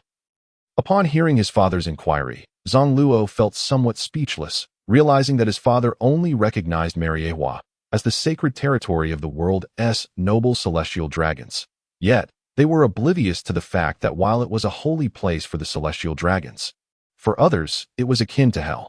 Without elaborating further, he simply stated that they would soon arrive at both locations, and the results would be self-evident. Continuing to push forward at full speed, they passed Greenbit without stopping. Although Zang Luo did surface the larval-shaped ship to check on Leo's progress, to his surprise, Leo had shown remarkable talent, having reached the 9th level of Qi gathering. At this rate, within a month, he would surely break through to the foundation establishment stage. Seeing his first disciple work so diligently, Zang Luo nodded in satisfaction. He chose not to ascend or communicate with Leo, as there was no need to meet and waste time when everything seemed in order. Half a month later, they navigated around Punk Hazard and directly approached the red line. This red line was peculiar, resembling a belt encircling the ocean world, unbroken except for some areas at the edges that cracked into the sea, forming islands. Upon landing, he stored the larval-shaped ship within his storage realm and then headed with his family toward a nearby town. Their first order of business was to find the largest restaurant for a meal. After nearly a month of swift sailing, their diet had been rather basic, leaving them unsatisfied. Shortly after the family of 4 settled at a table, a person approached and handed Zang Luo a note. This individual directly addressed Zang Luo, which raised suspicions. Who could have known when they would come ashore? Seeing the person preparing to leave, Zang Luo quickly called out, "Wait! How did you find me? I apologize, but I do not know much. Our young master said you would come ashore, but we are unaware of the exact location. So we have people waiting in all the nearby towns that I see. This is the advantage of having abundant resources and subordinates, enhancing efficiency." Upon hearing this, Zang Luo was fairly certain this was a messenger from Doflamingo. Glancing at the unfamiliar address on the note, he inquired further, "Where is Golden City?" "It is the residence of the celestial dragon family, the Kamabaka, and the territory there is primarily controlled by them. But I do not know where it is." The individual pondered briefly before responding, "I will consult our young master and return shortly." "All right, thank you." After the person departed, Zang Luo continued to reflect on the original narrative, struggling to recall anything about Golden City in Marioa. Due to his lack of exposure to the theatrical adaptation in his previous life, he was unaware of the location but recognized the name Kamabaka. Not long after, the individual returned, informing Zang Luo that he could personally escort them there. At that moment, the family had just finished their meal and departed together. They arrived at the so-called Golden City, which indeed appeared more splendid than elsewhere, deserving of its arrogance, upon scanning with his spiritual perception. Zang Luo spotted Doflamingo, but more alarmingly, he noticed a celestial dragon forcibly feeding a young girl a devil fruit. Though the scene was familiar to Zang Luo, he did not wish to intervene. The taste of the devil fruit was unpleasant, yet its value was immeasurable. If one maintained an open mindset, it could even be advantageous. He then followed the guide, preparing to leave. "Wait, that girl is accompanied by 2 large snakes. In a semi-human form? Why does this scene appear increasingly familiar to me?" After walking a dozen meters, Zang Luo suddenly recalled something and employed his spiritual perception to investigate further. He discovered the girl was already in tears, clearly distressed from being forced to consume the devil fruit too roughly. Witnessing the sobbing girl evoked a sense of pity in him, and he quickly recognized who she was, coupled with the 2 semi-human snakes beside her. It was evident that she was Boa Hancock's sister, who had been fed the snake fruit. Both sisters had consumed the snake fruit, yet they were not of the same species in his previous life. Zang Luo had been fond of this girl during his middle-aged years, sweet and charming. Though she later exhibited arrogance, given her status and identity, she indeed had the right to be proud. The only flaw was the slave mark of the celestial dragons. The flying dragon's hoof, etched upon her back. This mark had brought pain to Hancock's life, and upon witnessing this, Zang Luo was determined to prevent such occurrences. "You all wait here. I will be right back." Before the others could comprehend, they turned around to find him missing. Utilizing his fruit abilities, he approached the celestial dragon and immediately delivered a kick that sent the bubble helmet flying, following it up with a swift kick to the celestial dragon's mouth. Bang! As the celestial dragon fell, blood spewed forth along with several large yellow teeth. This sudden turn of events left the nearby guards momentarily stunned, and only upon hearing the celestial dragon's agonized scream did they regain their senses. Never had anyone dared to treat a celestial dragon in such a manner. What had this little brat done? It is difficult for them to imagine that if this little rascal were not captured, they would likely face execution. Immediately, they rushed towards Zang Luo. Zang Luo observed the crowd with a cold gaze. Room slaughterhouse infinite cutting. Until the cutting was complete, countless chunks of flesh lay scattered across the ground.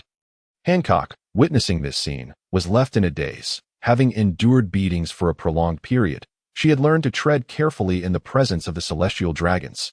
Yet, this child, still younger than herself, had proven to be incredibly formidable.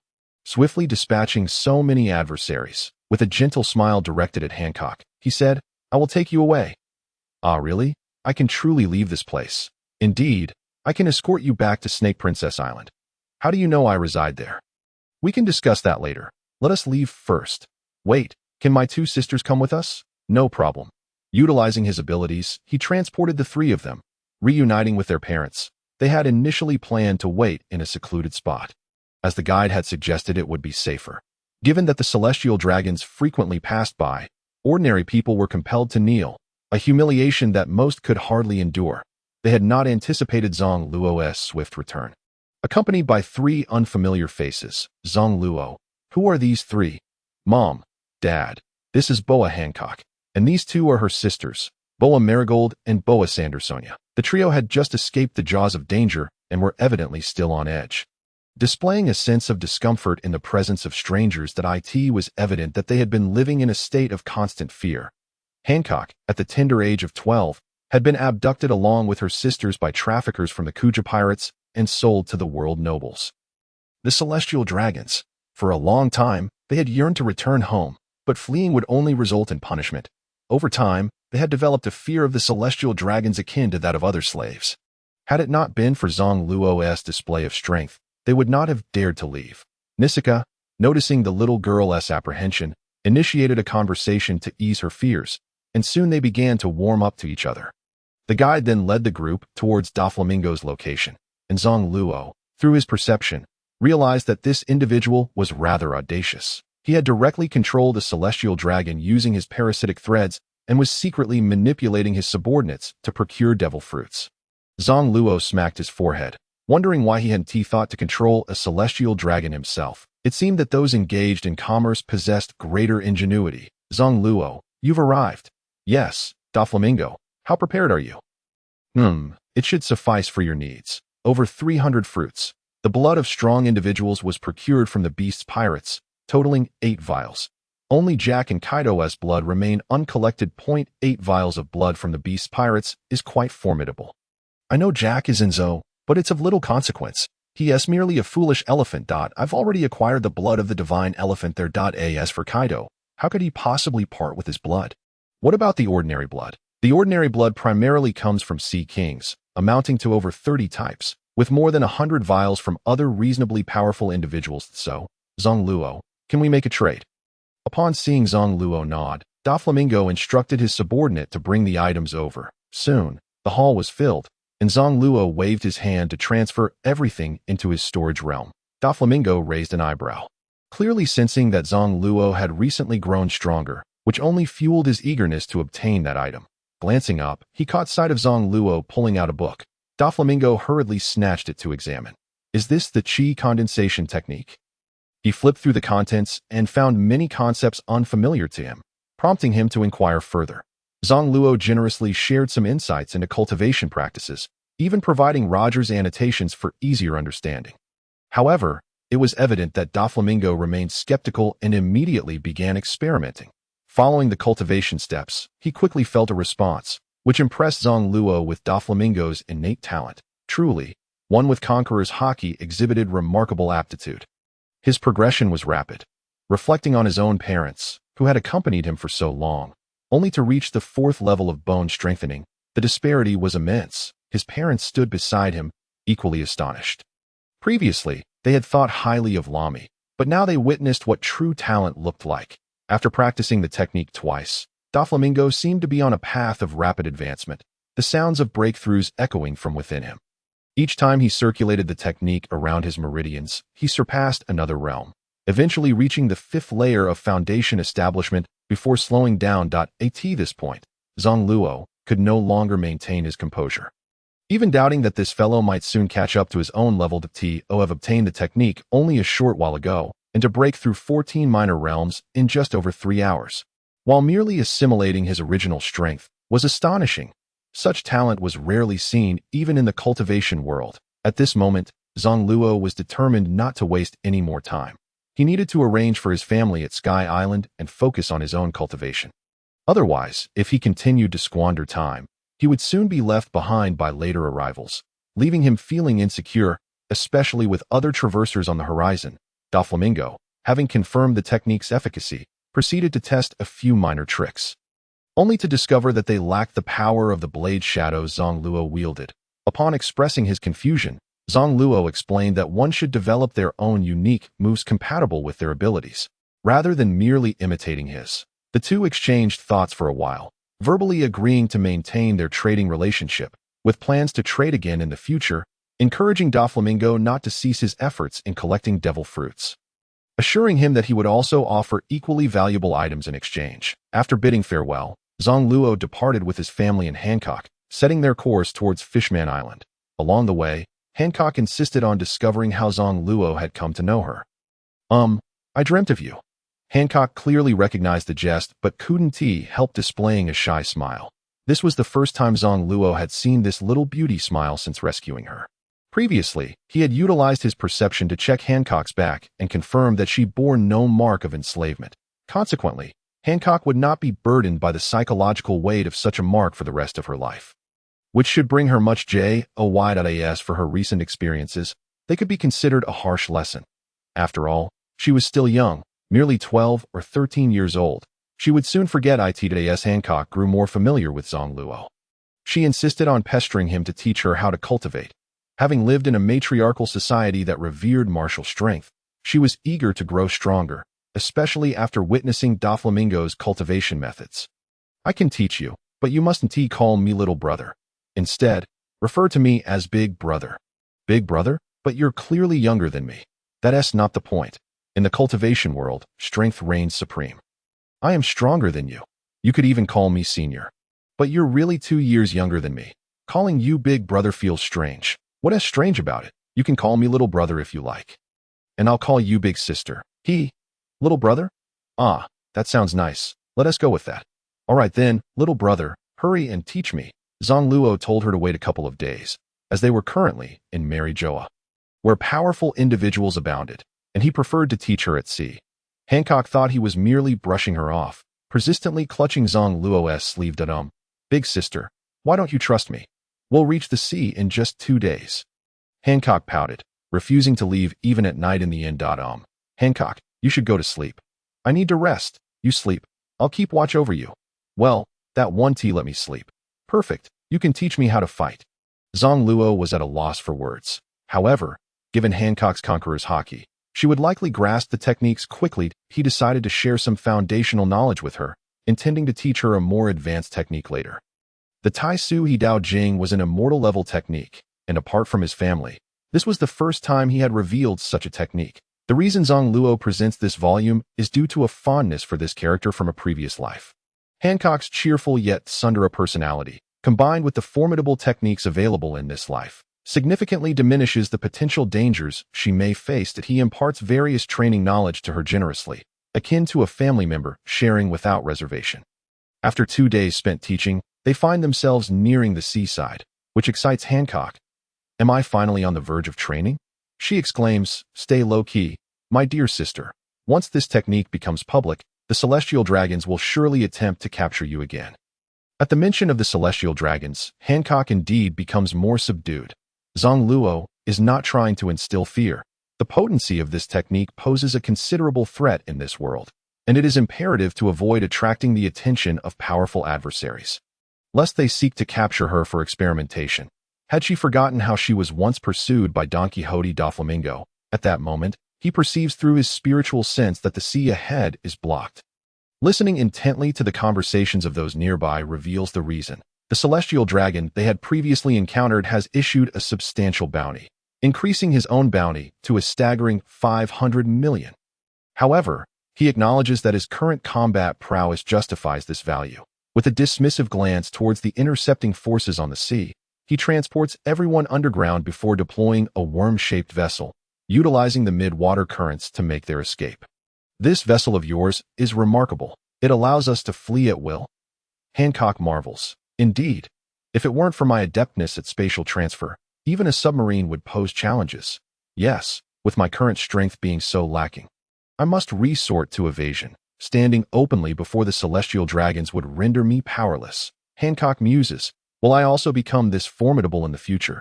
If you diligently practice the techniques I have shared, the 5 elders and Im will soon find themselves at your mercy. Understood. After maneuvering the worm-shaped vessel out of the encirclement, they ascend toward the surface, and he finally dedicates time to instructing Hancock in her training. It must be noted that those endowed with the Conqueror's Haki are truly exceptional talents. Her progress is swift, and within merely 3 days, she reaches the 8th level of the bone-strengthening realm. Given that Hancock is only 12 years old and initially quite weak, she finds it hard to believe. Upon hearing about the potential to develop new abilities from her devil fruit, Hancock halts her training. Having never encountered knowledge about devil fruits before and unaware of how to cultivate the forcibly consumed fruit, how did you know what fruit I consumed? I have no idea what it is or its capabilities. Zang Luo then elucidates the properties of the sweet fruit and its basic abilities. Upon learning that it can enhance her beauty and allure, Hancock becomes incredibly excited. Will this fruit truly make me more beautiful? Indeed. And in battles, it will be formidable too. Formidable, you say? Once you grow more beautiful, you could petrify a crowd with just a breath. Impressive, isn't it? After hearing this, Hancock imagines that even a mere exhalation could defeat her foes. Feeling this power surpasses even Zang Luo's, I absolutely adore this ability. She snaps back to reality, reminding herself not to get carried away. She must first develop her powers to utilize them effectively. Furthermore, she realizes that the fruit's abilities are not fixed. With sufficient dedication, she can even mimic the powers of similar devil fruits. But, Zang Luo, I heard that the devil fruit encyclopedia warns against listening to fools, as it lowers one's intelligence. My air bubble technique was inspired by Bartholomew Kuma's pawpaw fruit. Hancock, remember this. All that exists within the realm of understanding cannot be the limit to grow stronger. You must continuously surpass yourself. While Zang Luo diligently instructs Hancock, Lami becomes frustrated. Approaching her mother, she pouts as she gazes over at her brother. Nisika notices Lami's discontent. What troubles you, my little Lami? My brother has ignored me, spending these days with others. He seems different, Dada. Lami feels as though her brother has been taken from her. Worry not. In time, they will return to Snake Princess Island, and we still have our journey to Sky Island ahead. At this juncture, their father also encourages her. Lami, focus on your training. Look at Hancock. She has surpassed you in just a few days, while you remain behind due to your playful antics. Hearing this indeed ignites Lami's fury. Despite having trained longer, she finds herself trailing behind. After contemplating, she resolves to train harder. Days later, Zang Luo inadvertently spots an island ahead. Upon closer inspection with his spiritual sense, he realizes they have unwittingly arrived at the site of the Paramount War. Specifically at the Navy G-1 branch, which is yet to be renamed Marineford. Deciding to explore this G-1 branch, he learns that it is one of the G-1 to G-5 divisions, tasked with maintaining order in the seas and overseeing the New World. Currently, the officer in charge is Sakazuki, known later as Admiral Akainu, a formidable, monstrous warrior. Curious about this towering 3-meter-tall admiral's strength, Zang Luo contemplates testing his mettle, as he doubts this individual surpasses Jack in power. Sakazuki, a user of the magma fruit, must be approached with caution, as he is indeed stronger than the flame fruit. After arranging accommodation for everyone in a nearby town, Zang Luo swiftly makes his way to Akainu's office. Upon entering, he perceives Akainu engrossed in paperwork, seemingly oblivious. Greetings, Admiral Akainu. Go out and knock before re-entering. Akainu replies without lifting his head. In response, Zang Luo kicks the desk, sending it flying. Startled, Akainu manages to stabilize the desk, his anger flaring as he prepares to retaliate. Who dares disturb me? Upon finally looking up, he sees a young boy before him. Who are you? Wait, you seem to be the one from the recently issued bounty. You've come right to me. Are you planning to surrender? Zang Luo turns to leave, casually destroying the door as he declares, Come out. Let us fight. Puffed. A fight? How audacious, you little brat. Akainu exclaims, fury radiating from him as he charges after Zang Luo. In the open area outside, Zang Luo positions himself, observing Akainu storming out in anger. Hellhound. This move again. This technique, Hellhound, is a close combat maneuver. Recalling its power, Zang Luo knows it is formidable, having witnessed Akainu once obliterate half of Whitebeard's face with a single punch. and leave a hole in Ace's chest. Zang Luo understands that this technique is not merely a matter of brute strength. It utilizes the powers of the devil fruit to inflict burn damage, a scorching intensity far surpassing ordinary flames. The molten magma from below possesses immense persistence, making it far superior to regular fire. Given his physique relative to Akainu's size, Zang Luo finds himself ill-suited for close combat. He swiftly evades to Akainu's rear and delivers a swift kick. With Akainu's momentum, coupled with Zang Luo's strike, the admiral stumbles, nearly falling. "You little brat, if we are to fight, why resort to sneak attacks? Please don't be angry. Could we not engage in close combat?" Akainu, infuriated, retorts, "Is there a rule that fights must adhere to your whims? Am I your father, to indulge you?" Magma. Great eruption. Suddenly, Akainu launches a molten fist towards him. At that moment, Zang Luo realizes that many of his original techniques are unsuitable for this type of combat. Only his newly developed air bubble can contend. Moreover, the strength of Akainu's attack is not something an ordinary individual can withstand. He recalls the time Akainu and Akiji vied for the admiral position, turning an entire island into ice and fire. Although Akainu is not at his peak now, caution is advised. Faced with the colossal magma fist, Zang Luo compresses and envelopes it within a massive air bubble. Room, command, spatial turbulence. Within his domain, he dictates the terms. The rapidly approaching magma fist is rendered into disarray by the chaotic space, losing its linear momentum and leaving only the intense heat radiating within the confines. He then redirects the magma from his space elsewhere. "Akainu, your power is impressive, but your strength is not significantly greater than mine. With this barrier, I can remain undefeated." "Humph, it is you who seeks a fight. Yet all you do is evade. Such cowardice is truly pathetic." Akainu has also discerned that, although this young brat may not possess much combat prowess, he lacks experience in battle. However, his slippery skills are strikingly identical to those described in the bounty notice. "Come on, little brat, let me showcase my most formidable move. Meteor volcano." Behold, as torrents of magma rain down from the heavens, engulfing an area of nearly 1,000 meters, inciting the ire of the surrounding navy. Have you recently indulged in magma hot pot? Play less with magma and drink more Chinese tea. You little brat, perish. This time Akainu refrains from using his powers and charges forward, preparing to engage in physical combat. Upon witnessing this, the young one feels relieved and eagerly joins the fray. Marine 6 styles, Suru. Observing Akainu employing the Marine 6 styles, he immediately counters with his own physical technique, sleeve fist. Akainu nearly bursts into laughter upon hearing the name of this technique. Is this not mere flailing? Why bother naming such a haphazard move? Yet, upon feeling the force behind the opponent's punch, he dares not underestimate him. Marine 6 styles, Jep. Zang Luo, seeing his opponent evade, swiftly executes a reverse kick. Akainu senses the strange and mysterious power being wielded by Zang Luo, feeling a significant threat and remaining vigilant. Marine 6 styles, Rans K. A collision occurs as a thigh meets a calf, although the apparent strength seems unequal. To their surprise, both are forced to retreat a few steps. The force of this kick is evenly matched. How can you possess such formidable strength, little brat? What is so strange about it? You are the weak one. Must I not be strong? You seek death. Zang Luo nods solemnly. I have been searching for it, but I am simply too strong to find it. Humph, what audacity you have, little brat. You dare not even face my powers directly, and yet believe yourself invincible.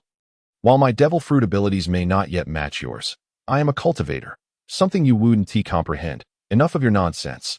Let us get on with it, for I must leave shortly. Leave? You have come to my territory today. Let us see where you can run. Akainu, utterly frustrated, finds himself at a loss. Yet Zang Luo, slippery as an eel, disregards any semblance of technique, utilizing whatever comes to mind that a flurry of physical techniques, coupled with his devil fruit abilities, creates a palpable tension for Zang Luo.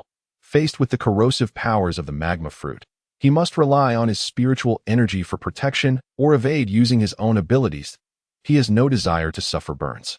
Although it poses little issue for a cultivator, it would still be painful. As the battle rages back and forth, Zang Luo's experience rapidly increases, allowing him to gradually acclimate to Akainu's rhythm. After 6 hours of combat, Akainu finally halts. He feels it unnecessary to continue. Fighting Zang Luo has been infuriating, and persisting could very well drive him mad. You possess considerable strength, little brat. How about this? I shall inquire with the higher-ups regarding recruiting you for the warlords of the sea. I have no interest. Do not be so hasty in your rejection, little brat. There are only 7 slots among the warlords, representing 7 notorious and powerful pirates. Zang Luo rolls his eyes, truly believing he is oblivious. Powerful, it merely serves to stabilize your maritime influence. Those 7 are formidable in other seas, but in the New World, they would struggle against even the subordinates of one of the 4 emperors. Besides, I am not a pirate. Well then, since we are no longer fighting, I shall take my leave. You, Akainu, seeing Zang Luo genuinely vanish without a trace, is left irate, his feet pounding the ground as his magma arm strikes the earth. A plump duck has flown away, leaving him in a foul mood. In a fit of anger, Akainu orders his men to tidy up an office, then retrieves a din mushy to report on certain developments. The primary news concerns Zang Luo's devil fruit abilities. Previously, there had been speculation that they resembled the properties of the Dordor fruit, but after engaging in combat for so long, it became evident that Zang Luo's air bubbles bore similarities to Bartholomew Kuma's pawpaw fruit. Upon returning to the town, Zang Luo retires to his room for some rest, only for Hancock to sense his presence and arrive immediately. Sister, why do you always come to my room? Do you harbor some feelings for me? Hancock nods. I wish for you to teach me how to swiftly master my devil fruit powers, duh. I thought you desired something else from me. I hope you grow up quickly. I am rather easy to please. Once I grow up, I will seek you out. Zang Luo is taken aback. Was it truly so easy to deceive? However, he finds himself genuinely intrigued. If he could win her over, bliss would surely follow. Young man, what are you pondering? She shakes his arm, bringing him back to reality. I was contemplating how to teach you to harness the powers of the devil fruit. Hancock raises an eyebrow, sensing uncertainty in his response. In truth, your fruit is quite easy to develop. Simply gaze into the mirror and admire your beauty, exude sweetness, and your thoughts will resonate with your fruit, making it easier to control its powers. The sweet fruit is best mastered by a charming girl. At this point, Zang Luo suddenly imagines what would happen if Whitebeard had consumed the sweet fruit. He wonders whether he might have charmed other emperors. Hancock, witnessing Zang Luo's laughter, questions, Are you trying to deceive me? Why are you laughing so? Zang Luo shakes his head, insisting, No, I am merely considering the consequences for a man consuming such a fruit. Do not overthink it. I would never deceive you. Furthermore, once you become familiar with your fruit's abilities, you can refer to the skills of those with the sound, slippery, light, flower, wash, and curse fruits. These individuals' powers can offer some connection to your own. By mimicking their skills, your combat capabilities will surely enhance. Moreover, devil fruit abilities can awaken. Although I am uncertain how many times, it is at least possible to awaken once, so put in the effort. Hancock nods, diligently committing Zang Luo's advice to memory. Now, may I return to my room? Young man, may I practice beside you? Is this girl truly addicted to siphoning spiritual energy? Very well. Take a seat over there. As they continue their training, a powerful wave of energy alerts Akainu. He promptly exits his office to assemble his subordinates for a search, only able to sense the general direction of the disturbance. After searching for most of the night, he discovers the town where Zang Luo resides and immediately dispatches personnel to surround it. Many Navy officers, upon realizing the location, swiftly evacuate others and bring in a significant amount of heavy weaponry. During their training, Zang Luo suddenly senses a warning. Extending his consciousness reveals the surrounding navy and numerous cannon barrels. What on earth? Are they intent on obliterating this town? Is this akin to a demon-slaying order? Akainu has truly lost his mind. Does he not realize this is futile? Paying little heed, just as the order to fire is given, Zang Luo promptly employs his abilities to relocate everyone underground. However, since they have arrived, they might as well make themselves comfortable. The island, known as Yalki Mangrove, is composed of towering trees, with roots continuously surfacing above the water's surface, creating an enchanting scenery as bubbles occasionally rise from the ground and ascend into the air. It is indeed a rather dreamlike island. Given the lush vegetation, the spiritual energy here is undoubtedly abundant. However, the presence of celestial dragons residing here makes Hancock somewhat apprehensive. Zang Luo can only reassure her. After all, he is strong and should be fine to alleviate everyone's spirits. He personally leads them on a leisurely stroll through the jungle, quickly discovering a cluster of buildings constructed atop the bubbles. This sight excites both Lammy and Hancock, who insist on playing with the bubble cars and bubble Ferris wheel. Zang Luo, seeing this, also wishes to join the fun. After all, he is still young and feels no shame. After entertaining everyone for a while, I truly opened the hearts of the young ones. I was also pulled by Hancock to experience various amusement activities, ultimately running down to drag my parents along as well. Hancock's two younger sisters also found joy for the first time. They had been feeling low for some time, possibly because the fruits they were eating had become unsightly, lacking the quality of their sisters. As they played all the way to the sightseeing area, visiting specialty shops, and even taking a stroll around the shipyard of the film craftsman, they did not find the lodging street until darkness fell. After arranging accommodations, just as I was preparing for my training, I unexpectedly sensed Drake in my awareness. What on earth is he doing here? I quickly dismissed the thought that he was searching for me. This Drake possesses the dragon fruit, ancient type, in its Allosaurus form, and I still have his blood in my possession. Speaking of which, I have acquired quite valuable things from this family. Originally, it was supposed to be his father who obtained the surgery fruit. But I got it first. I wonder if his father is still alive? To my surprise, Drake was heading in my direction, and it was only when he arrived outside my room that I realized he was indeed looking for me. Zang Luo furrowed his brows and stepped forward to open the door, looking up at Drake. Is there something you need? Drake, having realized the outcome of his pursuit, discovered that I was merely a young rogue. One of the three parties being hunted. One of those parties was the Beast Pirates, led by Captain Jack, one of the All-Stars. Recently, Drake had learned of this little brat's cunning, having nearly drowned Jack in a trap. It's nothing. I am merely following Kaido's orders to see where our blood has gone. Upon hearing this, Zang Luo was utterly astonished. This guy can sense the direction of my blood? How did you find me? Then, Drake unleashed his unique move. Hunting ground. Zang Luo was momentarily taken aback. Wasn't this his combat move? To think it could also sense the direction of his blood, as far as I know. You are merely an undercover agent under Kaido. Do you so readily follow his commands? Hearing this, Drake was genuinely surprised, not understanding where he had slipped up to be seen through by a mere child. How did you know? Right? I possess the ability to see the past and the future. If you have such an ability, then tell me what my future outcome is. Let me take a look. Zang Luo pretended to scrutinize Drake for a moment before continuing. In the end, you awakened a new form of your fruit, defeated Kaido, and became one of the new 4 emperors. Upon hearing this, Drake chuckled, unsure whether to laugh at his own foolishness or find it humorous. All right, little brat, your ability to deceive is quite convincing, but I've never been interested in the position of the 4 emperors. So don't ramble on. Seeing that he was unconvinced, Zang Luo earnestly explained, I merely mentioned one aspect. You later became a marshal. Drake retorted angrily. Shut up. I no longer believe you that I came here only to investigate the blood's location. You could have been safe, but now you've put yourself in danger by knowing about the undercover situation. Hunting ground. Conqueror / It seems I had inadvertently let slip too much and attracted trouble. However, your hunting ground's domain is rather pathetic. Space compression. After casually dodging his strike, I immediately manipulated an air bubble to envelop Drake and send him flying. Return to me. Drake found himself encased in an air bubble. Far sturdier than the bubbles emerging from beneath the tree roots outside, he swung his blades a few times, but could not break through the bubble. Suddenly, he noticed I charged at him once more. Once I closed the distance, I held nothing back and used my abilities to slice at him.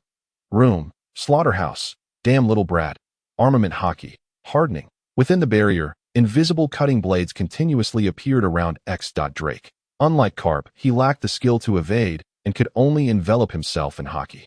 While this could provide defense, it demanded considerable effort. Disappointed that my abilities could not sever him, I felt dissatisfied with my fruit's development. In the face of hockey, the fruit's abilities truly lag behind. But do you think that means I cannot handle you? Let us see how long you can defend. Shattered Shadow, Breaking Blade. A colossal blade shadow combined with my fruit's ability instantly tore through the air bubble. And a single slash struck Drake at the waist. With a sound akin to slicing through pork, Drake was cleaved in 2. Fortunately, the blade was covered with the fruit's ability, so he did not bleed. Though one could see the grotesque sight of his intestines, Zang Luo, pinching his nose in disgust, stepped back a few paces. You might want to clean up that mess. How filthy. Drake, who initially thought he was doomed and had yet to utilize his Allosaurus form, felt a surge of unwillingness to his surprise. He felt little pain and no blood loss. The only discomfort was witnessing the gruesome sight of his own insides. Damn little brat. What have you done to me? Ugh, shut up. It's just a little trick. Stay put. And should you come looking for trouble again, I can't guarantee you'll still be alive. Drake, upon hearing this, was furious. He had merely been careless if he transformed. It would be uncertain who would remain standing. As I noticed him glaring, I ignored him and greeted the others who had come to check, then resumed my training. Earlier, I had sensed that the spiritual energy here was of excellent quality, and if I trained for a week, I was confident I could break through another layer. The next day, the first to break through were Rami and Hancock.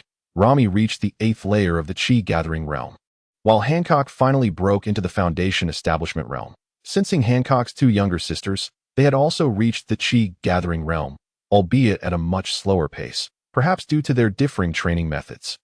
The 2 were practicing the purple cloud gathering spirit technique, which belonged to the heavenly level, and thus their progress paled in comparison to Hancock's. Looking back at my parents, they were nearing the 5th layer of the bone strengthening realm. With a few more days of training, they should solidify their foundation. Half a day later, those detestable celestial dragons arrived. Originally, I intended to take advantage of the abundant spiritual energy and train for a few more days. But it seemed the celestial dragons found the air here pleasant. Removing their headgear and coming to seek treasures, they mistook the abundant spiritual energy for treasures. Bringing along a large entourage, I sensed that the strongest among their guards was significantly weaker than me, indicating that this celestial dragon didn't hold much status. These fellows relied on their identities to act with impunity. Stripped of their status, even a pirate worth a few million could easily wipe them out. The treasure must be here, you filthy dogs. Hurry up and find it. The leading celestial dragon scolded the guards behind him, who promptly advanced towards the eye, and as those guards rushed upstairs, they hadn't even reached the door before the ground was littered with their remains. The surrounding space was already Zang Luo's surgery domain. Having activated the room in anticipation of their arrival this moment, the corridor was strewn with chunks of flesh, resembling a butcher's market. The celestial dragon waited for a while and, finding no one returning to report, cursed as he ascended. These filthy dogs, I'll punish them by not letting them eat tonight. They also crawl back. Huh, why is there so much meat? Upon discovering the ground littered with flesh, the celestial dragon kicked a few chunks aside and continued forward, leisurely strolling. Just as he was meandering along, he suddenly felt his foot sink, followed closely by other parts of his body disintegrating into chunks. When one of his eyeballs fell, he realized he had scattered into a pile of flesh, mirroring the corridor's grotesque scene. He attempted to scream, but no sound emerged. After handling these intruders, Zang Luo disregarded them and resumed his training. 2 hours later, as the innkeeper passed by, she too began to curse about the lack of hygiene and the scattered chunks of flesh. In the end, she even called a servant to clean up the mess. The young waiter was remarkably honest, disposing of all the meatballs into the trash station. Overwhelmed by the sheer quantity, he made over 30 trips before he could finish, and by the time his shift was due to end, he was utterly exhausted. Meanwhile, Zang Luo, who was deeply engrossed in his cultivation, had finally reached a critical juncture in his breakthrough. He was mere moments away from crossing the boundary, and with a determined effort, he inhaled a surge of spiritual energy, finally shattering the barrier that confined his realm. With a crack, a sound akin to a shell breaking echoed within him, and he ascended to the 3rd layer of the condensed Dan realm. His strength had notably increased yet again. He pondered whether, at the 5th layer of the condensed Dan realm, he could genuinely challenge Jack in a fair duel. That monster, for reasons unknown, possessed an extraordinary power. Was it truly the case that ancient breeds were so formidable? Once the others had stabilized their realms, Zang Luo ceased his magical exertions and ventured out to inquire if anyone wished to take a break. After several days of rigorous training, it was indeed time for some leisure, especially as the children were quite eager for diversion. However, upon stepping outside, the sight of the celestial dragon being carried down the street dampened their spirits, particularly when a throng of people fell to their knees, leaving only a handful of them standing. It was painfully conspicuous. The celestial dragon, noticing them, directed a scornful gaze. You lowly wretches, why do you not kneel before me? Dog slaves, go forth and break a leg of each one of them." Hearing such venomous commands, Zang Luo could hardly contain himself. These brutes had been spoiled, and it was imperative to eradicate these societal vermin. Instantly, he activated the powers of his surgical fruit, transforming the street into a veritable slaughterhouse. The individuals kneeling along the sidewalks were horrified, witnessing chunks of flesh falling around them, leading them to believe a massacre was underway, prompting them to bury their heads even lower. After dispatching the riffraff, Zang Luo led the group a distance before deciding to leave the Sabaody archipelago, since their previous route had been diverted. They would next traverse the treacherous waters of the Devil's Triangle. With renewed determination, they plunged back into the sea. Hancock, when not engaged in her own training, incessantly clung to Zang Luo, which gradually fostered resentment in Lamy. Yet, Hancock grew more smug, maintaining her rivalry with Lamy. Zang Luo, uninterested in their antics, resolved to develop a new skill that in battles against powerful opponents. Relying solely on air bubbles felt inadequate. He needed more impactful techniques. Some formidable adversaries, endowed with hockey, could easily counter his fruit abilities, but techniques like air bubbles could indirectly hinder their movements. Even if the damage was minimal, the resulting complications for the enemy could be substantial. This time, he decided to draw upon the bloodline of one of the three calamities, the plague, Quinn. This individual possessed the dragon fruit, ancient type, in the form of a brachiosaurus, and his signature move was the brachiosaurus bomb. This technique involved transforming into the brachiosaurus form and utilizing his own weight to charge at the enemy from above with his colossal head. Zang Luo intended to develop a simpler version of this technique, focusing on mimicking the impact and explosive force. The explosive power was relatively straightforward. By compressing the air bubble to its utmost limit and then releasing it, it would unleash explosive force, with the intensity determined by the size of the compressed space. As for the impact, it depended on the speed at which he propelled the air bubble outward. After some analysis, he realized it was merely a matter of slightly refining his previous techniques to achieve this effect. Once he understood the principles, he commenced his experiments that by continuously compressing and releasing air bubbles, he finally attained the desired outcome. The bubbles detonated upon reaching their intended locations. An air bubble with a half-meter diameter exploded, creating a space over 200 meters wide, which would then collapse back into a space of over 100 meters. Naturally, this was all derived from the original space of over 100 meters in diameter. Hancock, witnessing Zang Luo effortlessly crafting a new technique, was starry-eyed with admiration. Observing her infatuated demeanor, he encouraged her, "Do not envy me. With a bit of ingenuity, you too can develop numerous techniques to feel secure in this vast ocean. One must strive to grow stronger." Subsequently, Zang Luo intended to assist her in developing her original abilities. For instance, he aimed to help her create her first skill, Kiss Gun. Hancock looked a bit bashful. "Is it really necessary to be so bold?" Zang Luo replied. "Oh, come now, my dear. Have you not been bold enough these past few days clinging to me? Just look at you now, still attempting to take advantage of me." "I am not," she protested. "Do you not think I am unaware of your fingers teasing me while you sneak in some flirtation? Sister, what do you find most appealing among the items around you?" Hancock glanced about, ultimately fixating on a particular sword, the Demon Cry. Zang Luo placed the sword on the table and declared, "If you like it, that's half the battle won. Now, blow a kiss towards it." "No. I mean, perform the kiss gun." Hancock genuinely admired the sword's imposing aura. It radiated strength, and during her time by Zang Luo's side, she had yet to witness him wielding it. She was curious about its power in battle, which further fueled her fascination with the blade. After a while of contemplation, she attempted to execute the kiss gun. Initially, she struggled to let go, but with repeated attempts, she began to feel a semblance of control. The movements are not quite precise. You must guide your lips with your fingers while envisioning a heart-shaped aura to channel your ability. Then you can treat it as a bullet for shooting. Your fingers can bend, serving as the barrel to aim at your target. Furthermore, while utilizing the ability, project some confidence and a touch of arrogance. Believe that you are the most beautiful girl in the world. Hancock abruptly halted, turning to Zang Luo with wide eyes. "Am I truly the most beautiful girl in the world?" Zang Luo nodded earnestly. "I have encountered nearly every person in this world, and none surpass you in beauty, now, in the future, and forever." No sooner had he spoken than he felt a chill creep down his spine, only to turn and find his mother and Lamy regarding him with disapproving looks. Heir, mother and Lami are also the most beautiful. Humph, it seems my brother has taken to lying. Zang Luo raised a finger skyward. I swear to the heavens, I speak no falsehood. Humph, brother has stated that cultivators defy the heavens. And the heavens can be trampled underfoot. Can they truly govern you? All right, but I assure you, I speak the truth. He continued to stubbornly defend himself until the topic was finally diverted, after numerous trials. Hancock genuinely grew confident.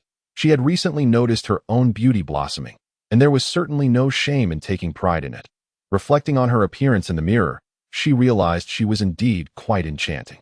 Lost in thought, a sweet smile graced her lips, and unexpectedly, her hands produced the kiss gun. What had initially been an instinctive action from her practice sessions had surprisingly succeeded. Wow, I think I just executed the kiss gun. Indeed, little genius, splendid. Recall the previous experience, and with more practice, you shall master it. Following her familiarization with the first skill, Hancock found it considerably easier to grasp the subsequent techniques. Zang Luo guided her in developing both the fragrant feet and captive arrow skills. Ultimately, when they shaped their hands into a heart and released a heart-shaped beam of sweet, fragrant wind, it failed to manifest. This technique could petrify those who were captivated by Hancock's beauty, yet, given her young age, she lacked the allure of a mature woman, making it unlikely for her to evoke such feelings just yet. Perhaps this technique will only be usable once I grow older. Oh, but what age constitutes older? Well, I believe once you surpass a height of 1.80 meters, you should be able to use it. 1.80 meters. I'm currently only 1.40 meters. I shall eat more when I return. Ah, that 1 tea suffice, my dear. It requires time to mature, as it relates to physical capabilities and age. Seeing Hancock nod in understanding brought Zang Luo relief. He was truly concerned about raising a Plutonian version of an empress in this lifetime. While sailing, an ominous sensation suddenly emanated from above the ship. He immediately extended his sensory awareness to investigate a massive maw. No, it was a terrifying 3-masted ship. This must be the zombie army of Gecko Moria. His 3-masted vessel has captured countless passing ships, ensnaring hundreds each year. The vessels that vanished in this area were predominantly dealt with by Gecko Moria's ship. This fellow's shadow fruit could only be countered with light, making him a particularly troublesome opponent. Upon regaining consciousness, I found my grotesque vessel suspended by iron chains, being dragged towards the surface of the sea. I was aware of the terrifying 3-masted ship capturing vessels upon the water, but I never anticipated that it could also seize them from beneath the waves. Zang Luo refused to let the adversary prevail. The opposing army of zombies was utterly revolting, and he did not wish for his parents and sister to witness such horrifying scenes. He immediately instructed his father to maneuver the grotesque vessel downwards, planning to surface and inspect after severing the iron chains. As Zang Luo emerged at the water's surface, he beheld a multitude of zombies on the deck, engaged in the retrieval of captured ships, continuing their tasks even after the chains had been cut. He shifted to their cabin, using his spiritual sense to locate Moonlight Moria. This individual was engrossed in the study of his strongest zombie. A being of considerable size, this zombie had nearly been resurrected using Luffy's shadow. After standing still for several seconds, Moonlight Moria became aware of an intruder. This room had never allowed outsiders, so how had this little brat entered? Hee, I sense your aura is quite formidable, little brat. Your shadow will belong to me, and I shall use it to resurrect the strongest zombie. Zang Luo pouted. Did I agree to that? I came here solely to beat you up, not to furnish you with experience. Prepare yourself. Room scalpel. Sensing danger, Moonlight Moria hesitated to gauge the damage of the incoming attack, and promptly used his shadow to absorb the impact. You can cut shadows as well. How peculiar. Moonlight Moria noticed his shadow had sustained several cuts, yet he instantly retracted it, restoring its form without any harm to himself. Having failed to land a hit, he unsheathed his sword, Grim Reaper, and struck again. Azura 9 kills Shadow Rift Blade Break. Although astonished by this strange power, Moonlight Moria had no time to ponder. He immediately engaged his defenses, Shadow Warrior. The opponent utilized his shadow to swap positions with his corporeal form, appearing unaffected. Observing this, Zang Luo frowned. This fellow could use shadows as substitutes for damage, restoring himself in an instant. Such an adversary was truly infuriating. Why have you stopped, little brat? If so, allow me to take my turn. Shadow Spear. The shadow transformed into a spear and lunged towards him. Zang Luo understood the ferocity of this attack. As far as he knew, it could pierce objects larger than a giant. Unsure if his physique could withstand the shadow's might, he hesitated to test it and began to retaliate instead. Room air bomb. With a resounding explosion, the spear's force did not entirely dissipate, retaining half its power as it pressed forward. Witnessing the opponent's attack still had momentum, Zang Luo raised his hand and delivered another punch, producing yet another collision that ultimately neutralized all remaining force. Hee, little brat, your strength truly surprises me. However, I am more intrigued by the idea of replacing you with a stronger body. Finding the opponent's thought process utterly absurd, Zang Luo, having cultivated chaotic-level techniques and being capable of extinguishing stars and universes at his peak, scoffed internally at the notion that this fool could procure a stronger body for himself. What are you dawdling for, little brat? Shadow cut. As Zang Luo regained his composure, he saw the opponent tearing at his own shadow on the ground, wielding a specially crafted giant pair of scissors. Chaotic golden body technique. In an instant, he channeled his magical energy, enveloping himself in a radiant golden light. With the emergence of this brilliance, he promptly dispelled the shadow, causing the one moonlight Moria held to vanish without a trace. Oh, little brat, your hockey isn't black. It actually radiates light. What kind of ability user are you? Zang Luo chose to ignore him. Engaging in combat with this individual required unwavering focus. Room slaughterhouse, as the entire room became enveloped in a barrier. The advantage shifted to him, turning the chamber into his surgical table, prompting Moonlight Moria to sense imminent danger.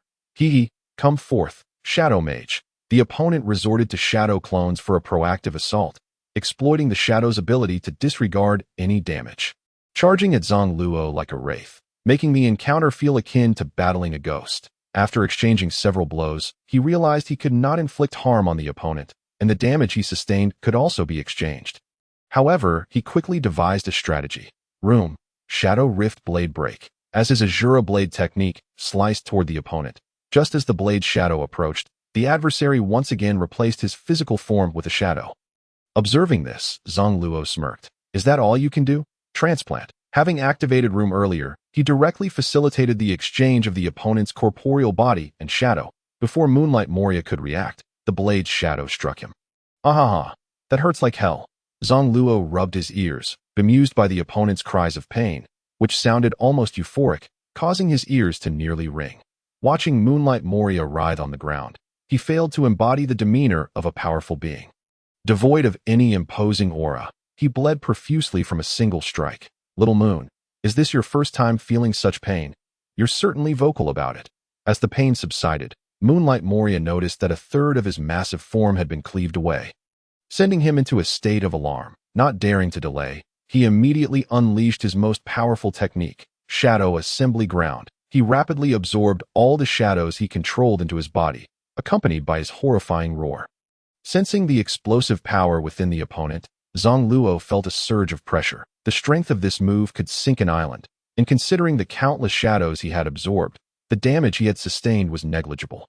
Prompting Zang Luo to plan a retreat, as Moonlight Moria glared at him, preparing to unleash an enraged strike. Zang Luo vanished from the room, the echoes of his furious roar trailing behind him.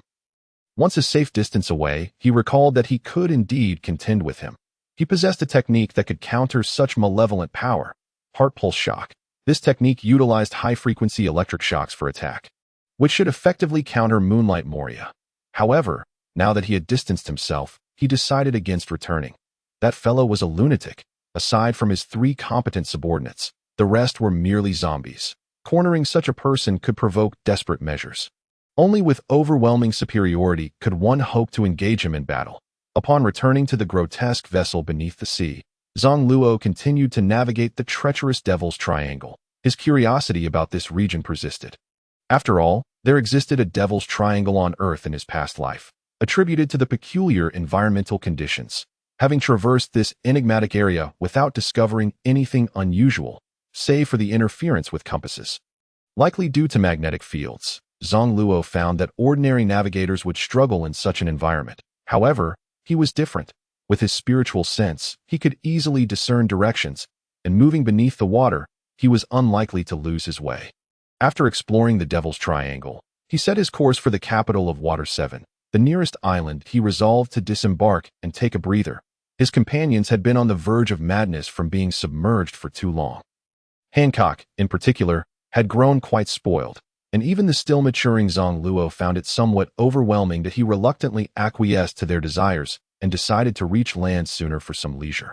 After all, there were numerous shipyards there. Constructing the largest submarine, ideally one capable of traversing both mountains and seas, would be ideal. Seeking Frankie for assistance would be prudent. After several hours of stealthy travel, Zang Luo noticed 4 legs thrashing about beneath the surface. Upon sensing the surrounding environment, he realized they were nearing their destination, just in time to encounter the horizontal figure colliding with the sea train, covered in numerous wounds yet still exhibiting unwavering tenacity.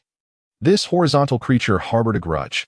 After being struck by Tom the Sea's collision, it had taken to challenging the smoking Tom daily. Zang Luo swiftly exited the grotesque vessel and stood atop the creature's head, channeling his magical techniques to draw in spiritual energy for its healing. Initially furious, the horizontal figure noticed a diminutive being daring to stand on its head and prepared to lash out with its tongue. However, it soon realized that the individual was providing a soothing aura, and its wounds visibly began to mend. The horizontal figure ceased its movements, fixating its gaze on Zang Luo with its 2 eyes. "Fool, what are you staring at? I am an immortal, you know." The kind that can soar through the skies and traverse the earth." After Zang Luo concluded his words, it seemed that he did not possess any imposing aura to intimidate it. After all, Hengong could soar through the skies and dive into the seas. Once its wounds were tended to, he produced a glass vial. "Well, your wounds have healed. As a reward, I shall take a vial of your blood." As he crouched down to draw blood, he sensed something approaching from behind and swiftly evaded, only to find it was Hengong's tongue. "You rascal, is it too much to ask for a little blood with such a small vial?" Hengong retaliated by spraying a mouthful of water onto Zang Luo. Anger surged within him. Was this creature's greatest talent merely holding grudges? Not bothering to consider whether it would consent, he directly utilized his fruit's powers to extract a large quantity of blood from its body. "Since you refuse to comply, I shall take even more." Hengong felt a precious part of itself being siphoned away and immediately protested, lunging towards Zang Luo. However, Zang Luo was not one to wait for a collision. This brute had no skills other than charging headlong into things. Upon returning to the worm-shaped vessel, he steered it towards the shore, surfacing only when it made contact with solid ground. The submarine he currently commanded was primarily wooden in structure. Had it not been for the buoyancy of the damp wood, regulating the pressure chamber for submersion and emergence would have posed a challenge. Thus, this time, he aimed to construct a metal vessel with heightened pressure. And why was Hancock so insistent on accompanying him instead of shopping? Was she truly so clingy? What was there to see in shipbuilding? Wasn't shopping in your nature? This little enchantress seemed to have taken a liking to him. And with no other option, Zang Luo had to bring her along. After inquiring about the location, they made their way to dock number 1, the premier dock of the Carrera Company. They found Ace Bag, known as Iceberg, and upon explaining their intentions, he seemed incredulous. These 2 young children, though small in stature, had high demands. Their company's production would require a substantial investment. But did these children possess such means? "Iceberg, what's wrong? Are you too busy to handle this?" "Not at all. If necessary, I could offer more. I can pay half the deposit up front." After stating this, Zang Luo retrieved 500 million berries from his storage realm and placed it on the ground. Iceberg rubbed his eyes, astonished to see such wealth. Though he was unsure how they had amassed it, the bizarre abilities of devil fruits were not beyond his comprehension. That it was merely unexpected upon seeing the 2 children arrive empty-handed.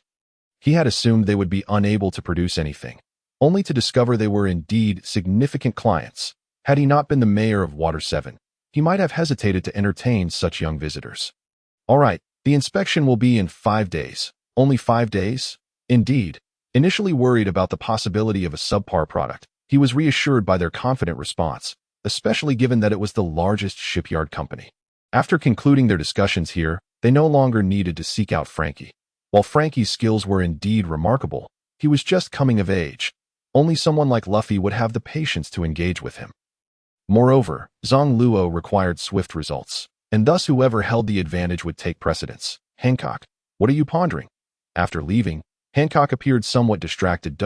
"It's nothing. When I return, I want to construct a gigantic ship. one even larger than the models from their shipyard. Upon hearing this, Zang Luo chuckled. If events unfolded as originally intended, Hancock's ship would indeed be monumental, akin to a mobile mansion. They strolled along the street for a while, indulging her in some shopping before preparing to reunite with their companions. Through his awareness, he discerned that his sister and the others had ventured to Spring Queen City, St. Poplar. Have they traveled so far? Did they take the sea train? Given that CP9 operatives were known to be present here, although they remained hidden and unlikely to uncover anything, for safety's sake, he decided it was best not to stray too far from family. Let us go, Hancock. We shall head to Spring Queen City and await the sea train. Hancock, puzzled, inquired, why must we wait for the sea train when we could simply fly there? Zang Luo contemplated suggesting a more discreet approach, yet upon turning to gaze at Hancock's delicate features, he found himself unable to voice his refusal. Oh dear, this little girl is making it hard for me to decline. I wonder if she'll end up being too demanding in the future. However, without a sword, flying on a sword was impossible. His ghost cry couldn't resize, making it somewhat precarious to stand atop. Big brother, please agree. Besides, I have reached the foundational level. I can fly briefly without issue, as long as I hold on to you, with no recourse. Zang Luo conceded, very well, we shall fly there. Initially intending to use his powers to teleport continuously, he decided to indulge her with a flight instead. Drawing forth ghost cry, he manipulated it to soar horizontally. Descending to half a foot above the ground, after stepping on it, Hancock leaped up, tightly grasping Zang Luo's waist. This left Zang Luo feeling rather uncomfortable. Oh dear, this is my first time being touched. My spine is tense. Is she taking advantage of me? I'm so beautiful. How could I not take advantage of you? Yes, I'm thrilled. Why don't you stand in front, and I'll hold on to you. All right. Hancock promptly turned to face forward, causing Zang Luo's trembling hands to stretch awkwardly to steady her. Once he composed himself, he focused his intent, guiding Ghost Cry forward at an accelerating pace. Due to the continuous propulsion, they experienced an infinite increase in speed. Ultimately, if Zang Luo did not employ a magical shield, their cheeks would likely be filled with wind. Can you not scream so loudly, my lady? The people below can hear us. It feels as if we are committing a misdeed. Oh, how could their ordinary eyes perceive our speed? Minutes later, they arrived beside their family, bringing Ghost Cry to a halt before them, stirring up a cloud of dust. Brother's sword flying. I want to try it too. Lami, this is a blade, not a sword. I don't care. You've told me about sword flying for ages. I want to try it. Brother, do you not like me anymore? I do not. We are merely passing through. You, what? All right. I know you're pretending to cry. Then, just this once, I'll carry you for a spin. Hearing her brother's consent, she beamed. So it turns out that being cute and throwing a tantrum works. Zang Luo felt speechless at his sister's two effective tactics. To satisfy her curiosity, he flew around the entire small town before finally landing. Next, they planned to head to the culinary city of Puki for a few days before setting off to Carnival City, Sanford, to enjoy themselves thoroughly. Though the following days were filled with joy, time flew, and it was now time for the inspection of the submarine. Their parents were relatively unfazed, not lingering too long, but the 5 children played with abandon.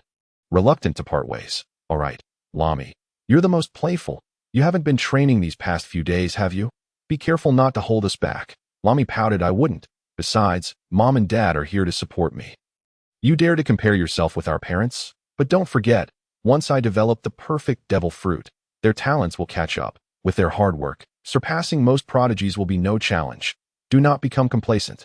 After enduring various rebukes, Lami ceased her insistence on continuing to play.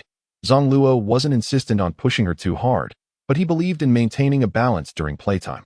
Childhood was a crucial period for character development, and excessive indulgence could lead to wasted potential. After packing their belongings, everyone hurried back to dock number 1, but upon seeing the employer's arrival, Polly approached to greet them. He was one of the 5 foremen at the shipyard. This submarine was under his purview. Wow, brother, is this our new ship?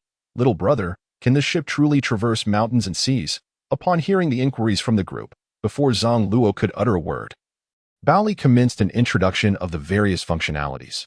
Ultimately, he ushered everyone into the cabin for a tour. Within this submarine, both the interior and exterior are constructed of metal, with the pressure chamber being somewhat larger than before. Due to its metallic composition, controlling the ascent is no longer as straightforward as with the previous worm-shaped vessel. This new craft also features an artillery port for launching attacks, enabling long-range strikes against adversaries. Nevertheless, considering that all present are cultivators, this artillery may seem somewhat superfluous. However, it is always prudent to be prepared for unforeseen circumstances, lest one find themselves devoid of magic. One must never underestimate seemingly insignificant elements. Additionally, the submarine is equipped with retractable wheels for landing, allowing it to traverse land like an automobile. Although its considerable size poses challenges on typical roads, yet there lies another remarkable capability: flight. The propulsion at the rear can switch from underwater propellers to aerial thrusters, merely by unfurling the wings on either side. Zang Luo, observing this, felt immense satisfaction, as the functionalities aligned perfectly with his requirements, and the design was remarkably well conceived. With this vessel, the journey to Sky Island seems much more assured, and descending from above guarantees the safety of the craft. Otherwise, it would end poorly, reminiscent of the Golden Mary's unfortunate fate when it fell and shattered its keel. Brother, this vessel no longer resembles a worm.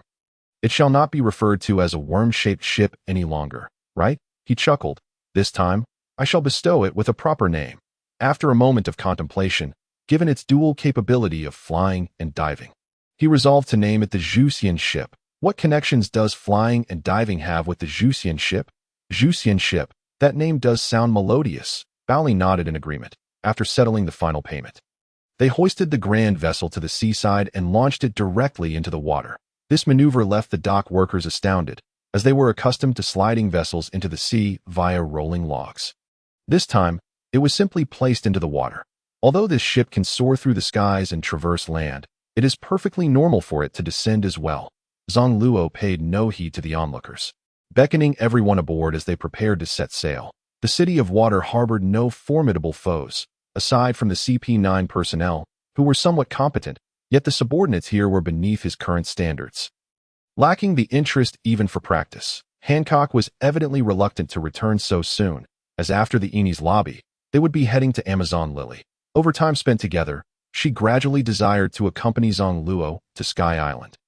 Yet she hesitated to part from her kin on Snake Island.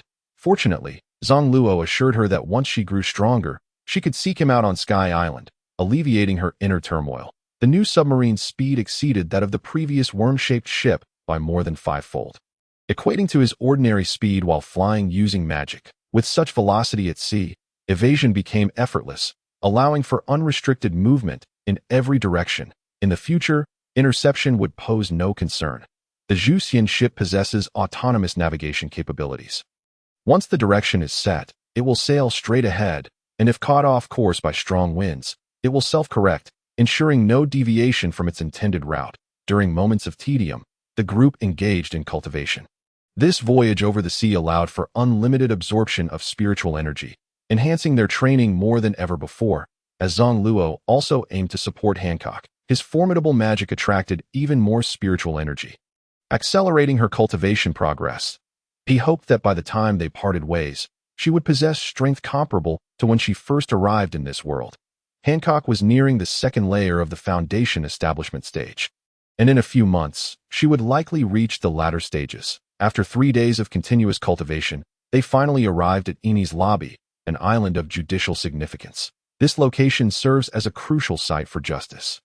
Any criminals will be transported here. It is not a favorable place, as most pirates who arrive here meet their end. Given that the jury consists of previously sentenced and unscrupulous pirates, the fairness of this place is questionable, often leading to inmates being escorted to the gates of justice, facing a fate akin to purgatory. All right, we can now disembark and explore. You all stay together. I shall ascend alone this time, as this is a judicial island, and your presence would complicate matters. Sensing Hancock's inclination to speak, he anticipated her intent. You should remain with everyone. I wish to engage in a duel, as my hands have been itching for a fight. Hancock wished to express her desire for combat as well, having yet to face anyone with the techniques she had learned. Upon reaching the shore, Zang Luo inadvertently noticed an unexpected headline in a nearby newspaper. Don Quixote da Flamingo had effortlessly defeated Marine Vice Admiral Stoloberry. He recalled their encounter at Nut Island, where their battle had been evenly matched, Later, he challenged two other vice-admirals, Guillaume and Carp, and had barely escaped defeat. Now, Doflamingo had managed to easily vanquish a vice-admiral. While Stoloberry's strength was of a mid-tier level, the speed of Doflamingo's ascent was astonishing. Clearly, he needed to intensify his training, lest he fall behind and feel embarrassed after strolling down the street for a short while. He heard the sound of a large troop running in the distance. Upon closer inspection, he discerned that the Marines were approaching, seemingly targeting him. With a cacophony of footsteps, a multitude of soldiers brandished their weapons toward him.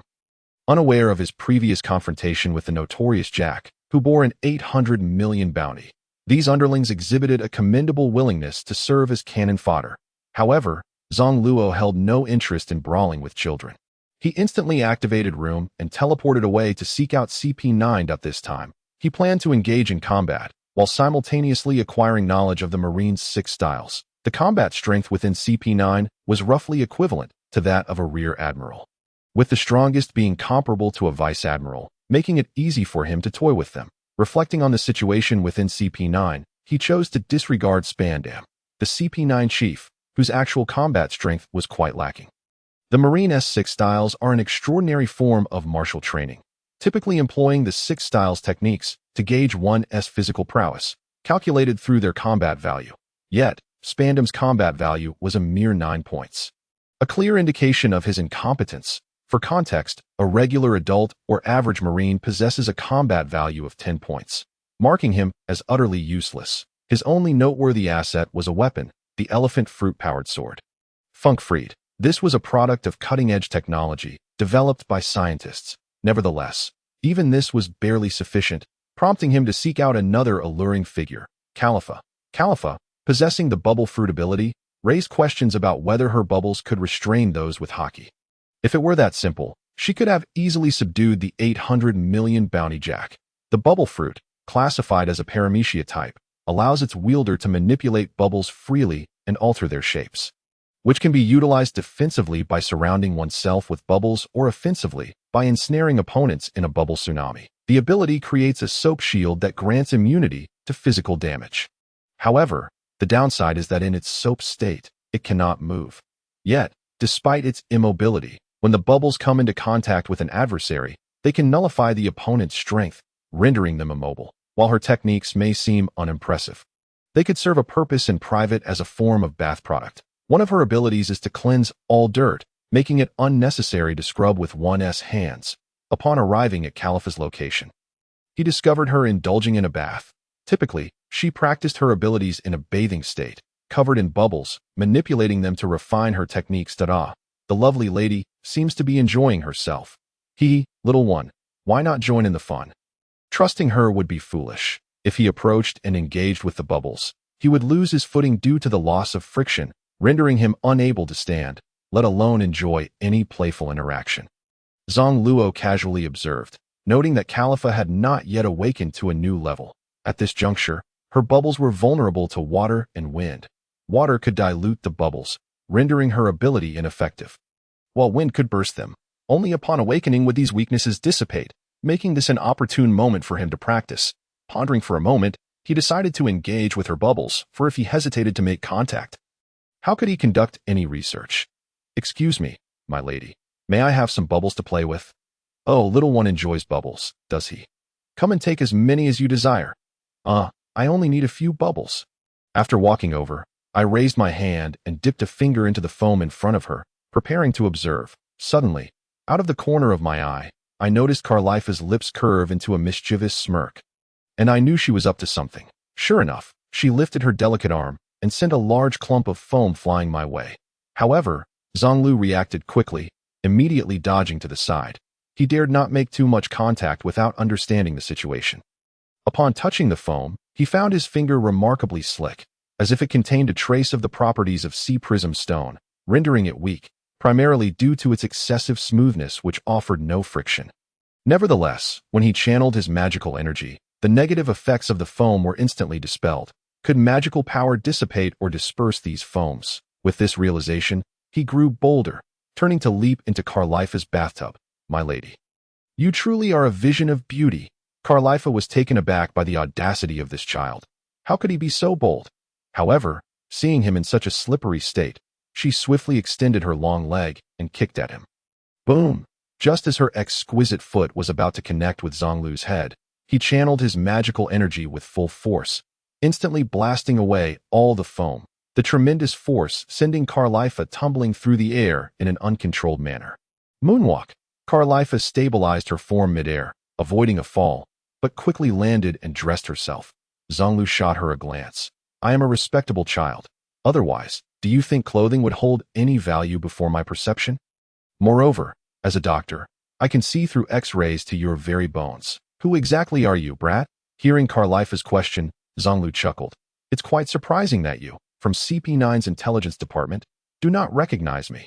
Listen well, my new name in this world is Trafalgar Zang Luo. Carlifa paused for a moment, then recalled him.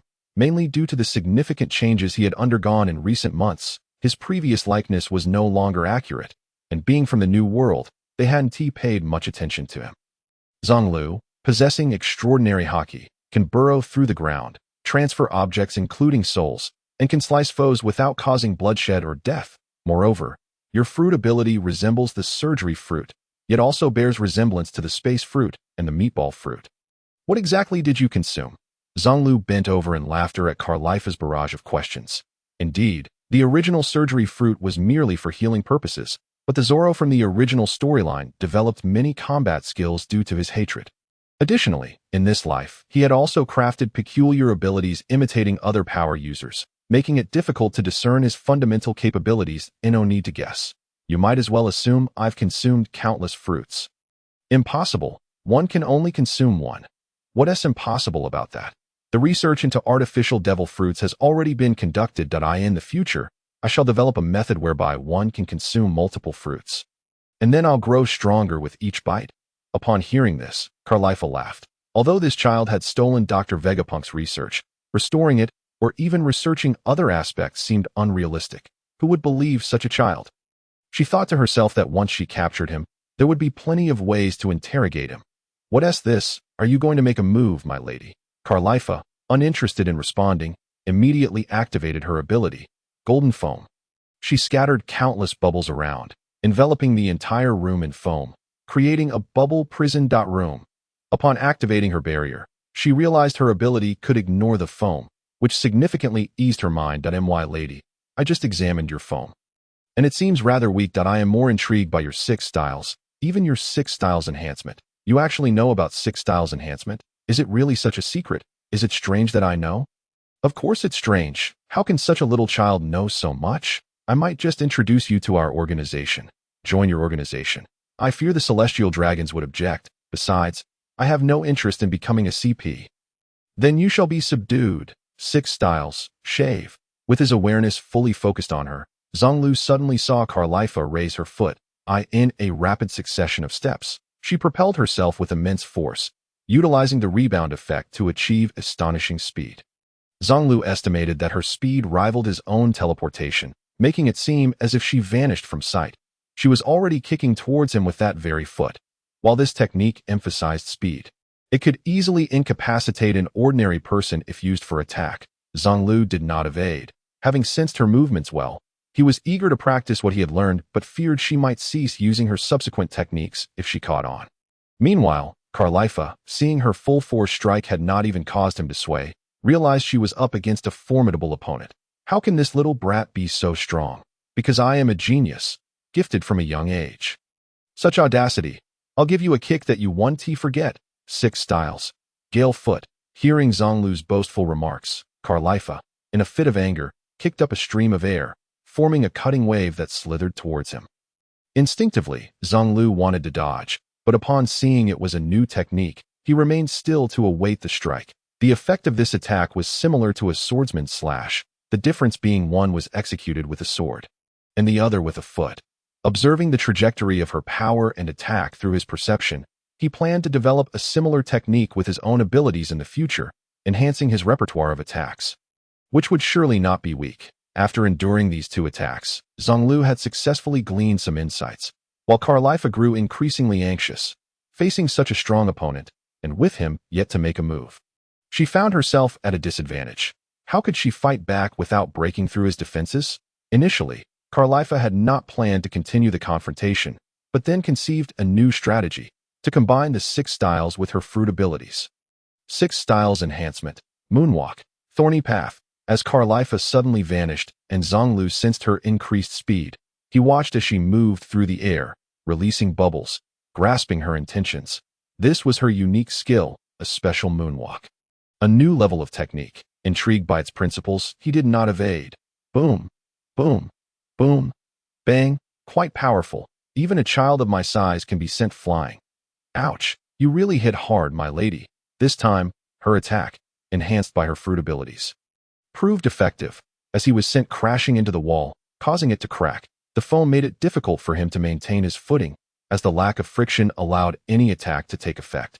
Seeing that her attack had worked, Carlifa no longer hesitated, unleashing her full prowess. 6 styles enhancement, Death Finger Lance, Whip, Soap Sheep Cloud, Great Tsunami, 6 styles, Gale Foot, being on the receiving end of continuous attacks. Zang Luo found it challenging to counterattack, which muddled his thoughts. After enduring 21 strikes, he finally managed to evade. Heh, so now you think to dodge? 6 styles, Gale Foot, Foam Master, Soap Sheep. As Zang Luo dodged, he remarked, "Now, do you think you can still hit me? I let you hit me just so you could land a blow. If I don't allow it, you're merely performing a dance for me.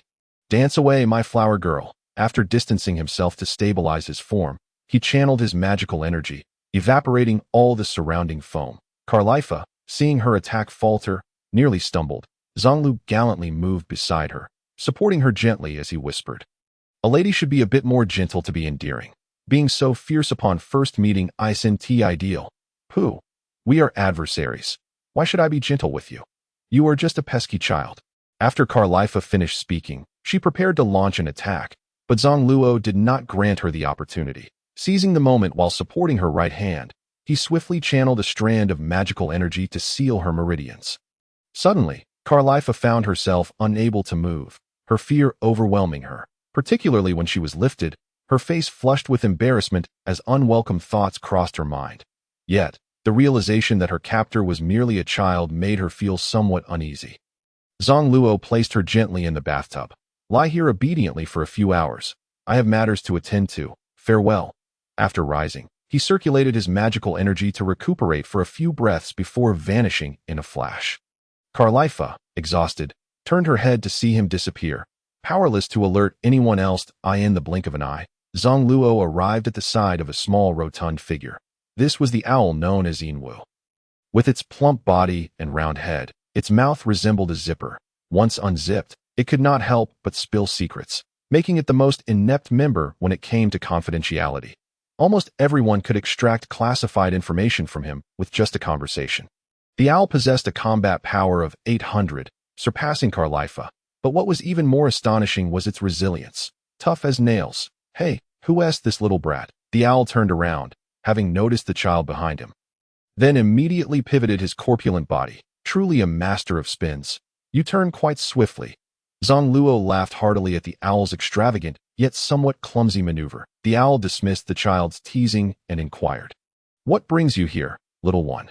Zang Luo struck a pose he deemed impressive and flicked his hair, which didn't quite sway, as he proclaimed, "I am the savior. I have come to rescue you." "Why do you need to save me?" "Because you are on the brink of death, and I am here to rescue you." "Why am I on the brink of death?" "Because this fellow is far too patient. Few can endure him." Are you annoying?" "Anyway, I am here to beat you up. Brace yourself." Frustrated by the owl's retorts, Zang Luo took the initiative to strike first, albeit without using his full strength. Merely delivering a standard blow. 6 styles. Iron block. Clang. After landing a kick, he realized he had neglected to probe the owl's method of energy circulation. Curse be it. Here I go again. With that, he circled behind the owl for another attack. 6 styles. Iron block. This time, he managed to observe more closely. Yet the owl's peculiar body structure made it difficult to discern the flow of its energy, leading Zang Luo to attempt several more times without success. So you're looking for a fight?" At that moment, the owl began to counterattack. Super spin. Iron block. Jade. The owl charged forward, using its hefty body to collide laterally, a reinforced version of the iron block technique. Zang Luo initially appreciated the move, but the owl's blubber made it impossible to perceive the trajectory of its power. After several rounds of combat, he huffed and decided to seek out another opponent. Where did everyone go? The owl spun around, failing to spot anyone, and began to search the vicinity in circles. Meanwhile, Zang Luo had arrived at a location occupied by a lion, the lion Wei Qi, whose combat power exceeded that of the owl by 10 points. He sought out this lion for a spar, as its 6 styles enhancement techniques were formidable, particularly the few life restoration moves that utilized the body to heal, making them ideal for physical cultivators. Such skills, if studied in the realm of cultivation, would surely create quite the uproar.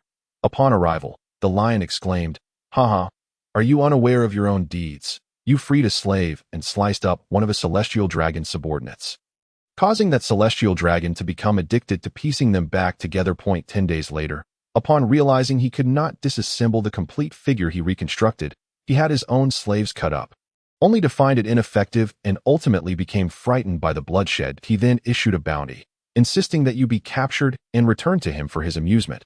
Upon hearing that his bounty had skyrocketed, Zang Luo was rendered speechless. The thought processes of these celestial dragons were utterly bizarre.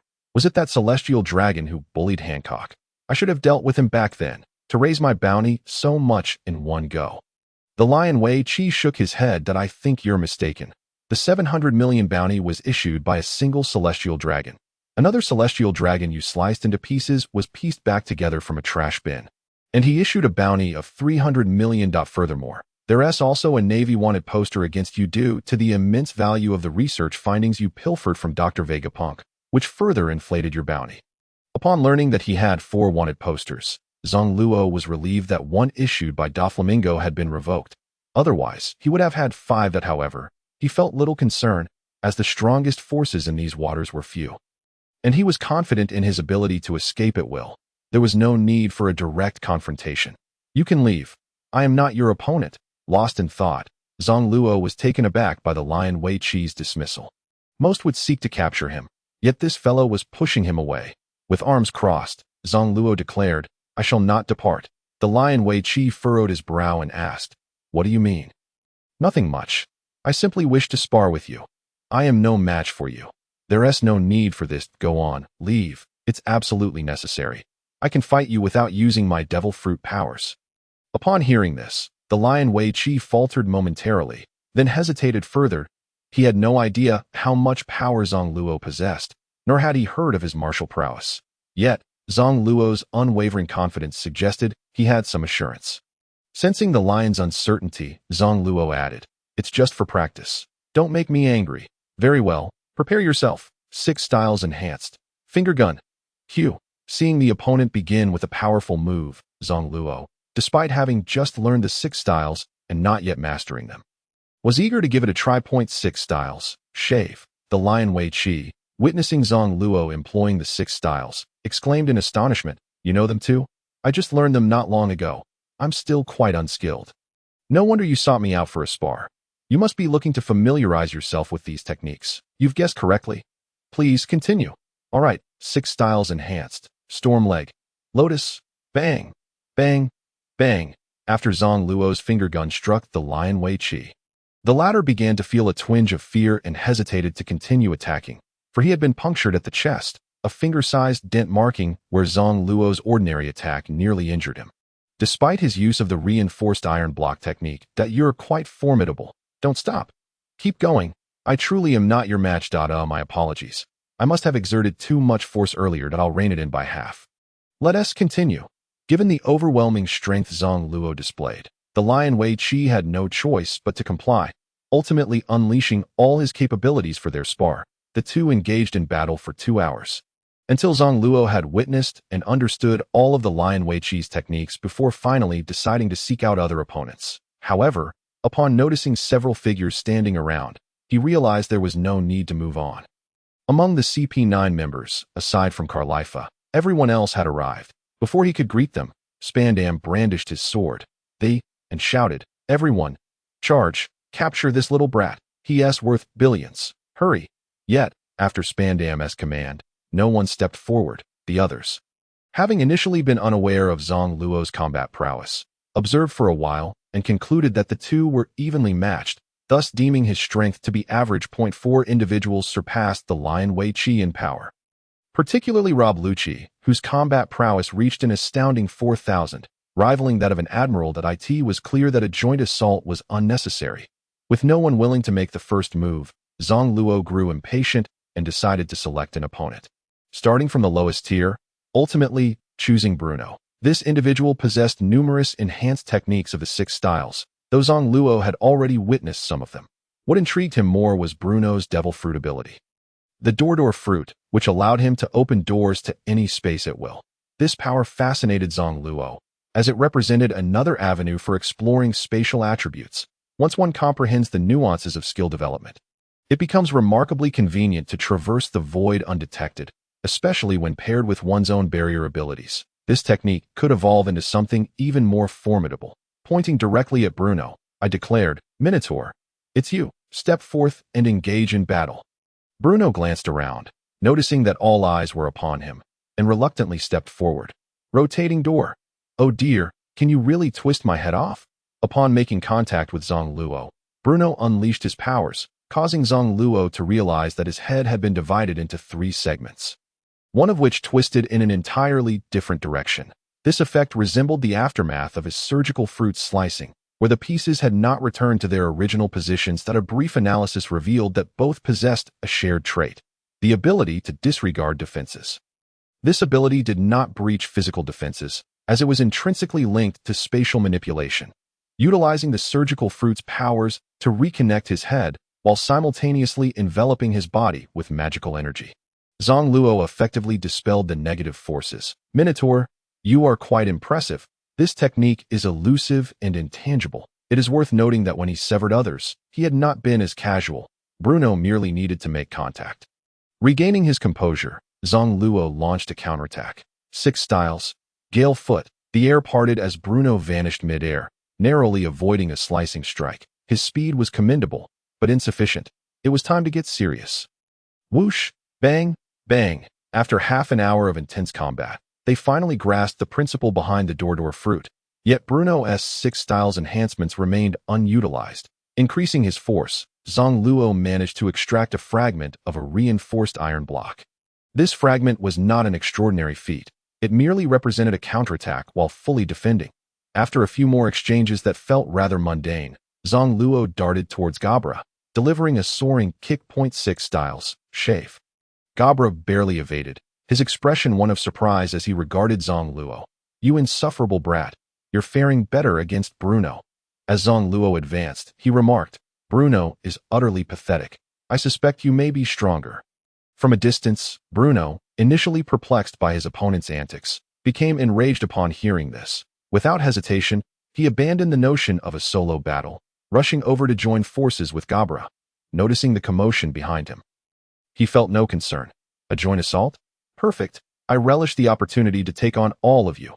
Eager to uncover more about the 6 styles enhancements from these individuals, he seized the moment to attack other observing CP9 members, dragging everyone into the fray. Even the useless Spandam was sent flying with a kick. As Spandam, gritting his teeth, rose and brandished the sword of elephants, Vankavreed. He commanded it to advance and attack. This battle against 8 opponents left Zang Luo somewhat flustered.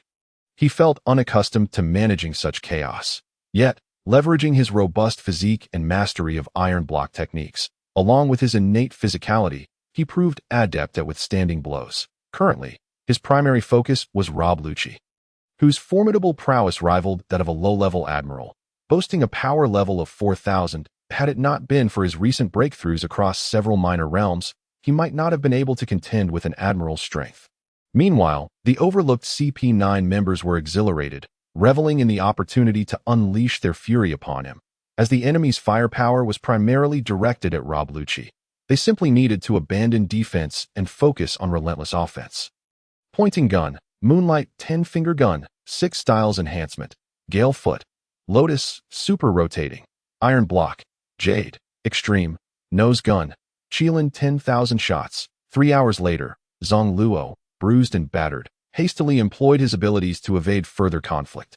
Even with high defenses, prolonged suffering was unbearable, particularly with several vile individuals targeting him relentlessly. Utilizing his magical energy to levitate in midair, the CP9 members lay scattered, their faces resembling that of a pig. save for Rob Lucci, who bore lighter injuries. Although this was the most harrowing experience since his arrival in this world, the knowledge gained was unparalleled. He had deciphered the 6 styles and several fruit abilities of these fighters. Moreover, he had gained invaluable experience in multi-opponent combat, relying on tactics rather than sheer strength. Now far more seasoned than before, he recalled struggling against a single officer under Doflamingo's command, yet now he could contend with an average admiral. Upon returning, he intended to integrate the 6 styles techniques learned from these individuals, confident he could develop even stronger moves suited to his style, effortlessly channeling his magical energy in conjunction with fruit abilities to heal. He was fully restored within moments. "All right, I take my leave." In the corner, Spandam continued to bellow, "You incompetent fools, seize him." Bang, bang, bang. Ouch. How dare you strike an officer? Spandam barely finished his protest before the others intensified their assault. This time, they had all been thoroughly beaten, directing their frustrations towards Spandam. "Wait a moment, let's disperse. I mean, cease this at once." Spandam's incoherent pleas for mercy continued for a while before everyone finally dispersed. On the other side, after exiting, Zang Luo reunited with his family, using magical energy to obscure his appearance, rendering him nearly unrecognizable. With the demon's whale also stored within the storage realm, it became exceedingly difficult for CP9 to deduce his true identity. As the group strolled through the market, they procured a plethora of supplies, with Hancock and her companions being particularly extravagant, treating Zang Luo's funds as their own. The following day, they set sail anew. This time, they did not push the ship to its limits, partly due to Zang Luo's focus on researching new skills and partly to impart his training experiences to Hancock. He shared all knowledge of the Navy's 6 styles with her. Given Hancock's innate talent for the 3 types of hockey, she would find it significantly easier to learn the Navy's 6 styles, yielding even greater power. After engaging in practical combat with the CP9 members, his greatest triumph lay within himself. The foundational 6 styles moonwalk had undergone a significant enhancement, emerging as the newly developed 6 styles enhancement, moonwalk, path to the heavens. The Galefoot technique was also refined into a new form, 6 styles enhancement, Galefoot, shadow judgment. Additionally, he introduced a practical new technique for life return, 6 styles enhancement, life return, Dantian replenishment. This alteration was substantial. Zang Luo observed that CP9 utilized blood replenishment, albeit at the cost of their life essence, which could adversely affect their lifespan with excessive use. In contrast, he improved the technique by utilizing the spiritual energy from his Dantian for replenishment, resulting in a faster healing method than conventional spiritual energy recovery. Should he find himself in a battle within the cultivation realm, unexpectedly achieving full recovery could catch his opponents off guard. Furthermore, other 6 styles enhancements yielded fresh techniques, not only in terms of physical prowess, but his fruit abilities also birthed 2 embryonic forms, room, bubble ocean, and room. Dual space spheres, room, bubble ocean emulated Caliph's technique, creating countless small bubbles. However, its drawback was the absence of a slick, frictionless substance, prompting Zang Luo to contemplate adding a bit of mucus for effect at room. Dual space spheres was inspired by Bruno's Dordor fruit, enabling the manipulation of 2 spatial spheres at different locations, allowing for mutual transfer within the spheres, complete with spatial invisibility. The extent of this ability correlated with his strength. The range of his barrier dictated how far he could shift through the void. Had it not been for this skill's ability to linger in the void, it might have felt somewhat redundant. Given that a sufficiently large barrier would allow him to teleport directly, the hidden function of this new skill was its primary advantage. Reflecting on Hancock's sweet wind, he engaged her in conversation to explore the potential for developing new abilities. "Are you suggesting we explore the foundations of sweet wind?" Indeed, her initial technique was a heart-shaped beam of light, designed to attract affection, leading to petrification. With the aid of wind, she aspired to develop a new skill, blowing bubbles. After sharing her vision, Hancock initially intended to gesture a heart shape, but then reconsidered and formed a delicate hand gesture, with her thumb and middle finger touching, causing a ripple of power to emanate from her palm. Observing Hancock deep in thought, she was reminded, "You can blow bubbles, sweet peach heart bubbles, but this time they should be round." "But I can't blow them round." "No, you can blow them round." A day later, Hancock finally mastered this new skill, naming it Bubble River. Once she became adept at this ability, she no longer required assistance. Hancock, your island does not welcome men. Therefore, I shall not ascend. Perhaps we shall meet again under different circumstances, Da. Upon hearing that he would not come up, Hancock felt a pang of disappointment. She had wished to introduce him to her family. But she understood she had no authority to bring a man to her island, as the warriors of the Kuja tribe would never permit it that moment. Hancock had not yet been chosen as queen and wielded no power whatsoever. Cheer up, Hancock. Only by growing stronger can one shorten the distances in this world. Only by becoming strong can one shorten the distances in this world. Hancock's resolve to train was solidified by this statement. The spiritual energy of Kuja Island was quite commendable, second only to the environment of Greenbit. After parting with Zang Luo, she proceeded directly toward Long Ring Island. Throughout the journey, Lami found herself considerably more cheerful. Relieved to be free from the clutches of that pesky little sprite entwined with her brother, they traveled with great urgency and arrived at Long Ring Island 3 days later. The shape of Long Ring Island resembled a long ring. And due to the sea's influence, only 10 small islands could be seen most of the time. It was only once a year, during a significant low tide, that the original form was revealed. Previously, it was said that this phenomenon was a result of the influence of the gods of water from the 7 water islands, and this visit was merely to witness the peculiarity. Before even disembarking, she sensed a colossal ship, Silver Fox Foxy's pirate crew. Upon spotting Zang Luo's extermination ship, Foxy slowly steered his vessel toward him. Having witnessed this scenario before, Zang Luo knew Foxy employed the cruel game of Davy back fight to absorb the crews and captains of other pirate crews, thereby augmenting his own strength. Foxy was a user of the slow fruit, a power related to time, which held little relevance for Zang Luo's current skill research. However, as your fruit belongs to the time category, preserving your blood for future study could prove beneficial. Watching Foxy approach with an air of arrogance, Zang Luo anticipated his words. Oh ho ho, little brat, interested in a duel. Where are your pirate flags? Zang Luo understood the implication. I am not a pirate. Foxy, taken aback by this reply, exclaimed, oh ho ho, not a pirate yet so arrogant. You too. Bring him to me. Before Foxy's subordinates could act, Zang Luo made the first move.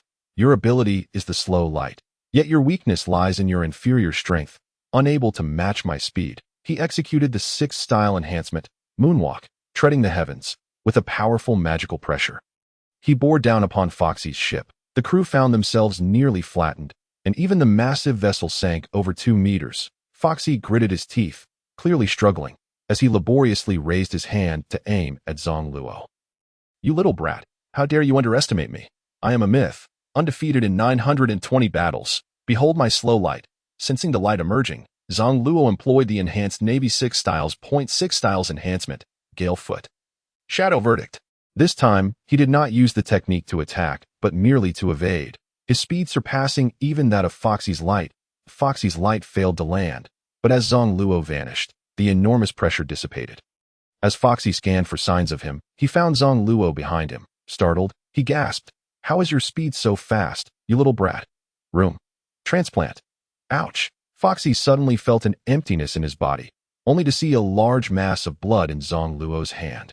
Having sensed Foxy's sudden weakness, he quickly inquired, where did this blood come from? Is it from me? What do you think? Perceiving the peculiar aura of this little brat, and sensing he lacked the strength to subdue him, he opted to retreat. Little brat, I believe we could have some fun. You cheeky fellow, your face changes faster than a dog's. Not interested. Farewell. With that, Zang Luo activated his ability and returned to the extermination ship. Then took his family onto the island. At that moment, the other members of Foxy's crew suggested, shall we go capture them? Are you fools? Just now, when he stood in the air, none of us could even rise. How could we capture him? Lami, having wandered off, suddenly exclaimed, wow, is that a long-haired snake? It's so long. After investigating with his senses, Zang Luo remarked, that's a dog. Brother, are you joking? Dogs don't look like that. Nothing strange about it. The animals on Long Ring Island are all long and slender, and even the plants are delicate. The island's residents speak in elongated tones. Disbelieving, Lami insisted on climbing a tree for a closer look. Her 9th level chi refinement speed carrying her swiftly out of sight. Be careful, Lami. After climbing over 1,000 meters, she finally heard her mother's admonition. Brother, take me down. I'm afraid of heights. Haha. Seeing Lami clinging desperately to a branch at over 1,600 meters, trembling from the swaying, was quite amusing. Why weren't you scared when you first went up? Don't say that. Brother, hurry and take me down. Lami shouted in distress. Noticing her panic, Zang Luo decided to be serious. Room. Transfer. Now, his barrier could extend up to 2,500 meters, easily encompassing Lami's position. Once Lami felt herself back on solid ground, she sighed in relief. This tree is indeed both thin and tall. By the way, brother, if I stay here for a few years, will I become tall and slender? No, a normal person would be affected by staying here for too long. Only those who are short might try to grow taller. Subsequently, they encountered peculiar produce on the island, such as winter melon-shaped long pumpkins, eggplant-shaped tomatoes, and sweet potato-like potatoes, even the cabbage growing to half a person's height. Everyone found these bizarre ingredients delightful and gathered substantial supplies for storage in their dimensional pockets. There were no formidable opponents on the island, leaving them without anyone to spar against. The strongest individual seemed to be Silver Fox Foxy, who had squandered his incredible abilities to become a mere joke. This exemplified how the strength of a fruit ultimately depended on its user. During their evening training, they discovered a different gravitational interference, making the spiritual energy feel somewhat mischievous, akin to a tug-of-war, with a stronger absorption rate than in other locations.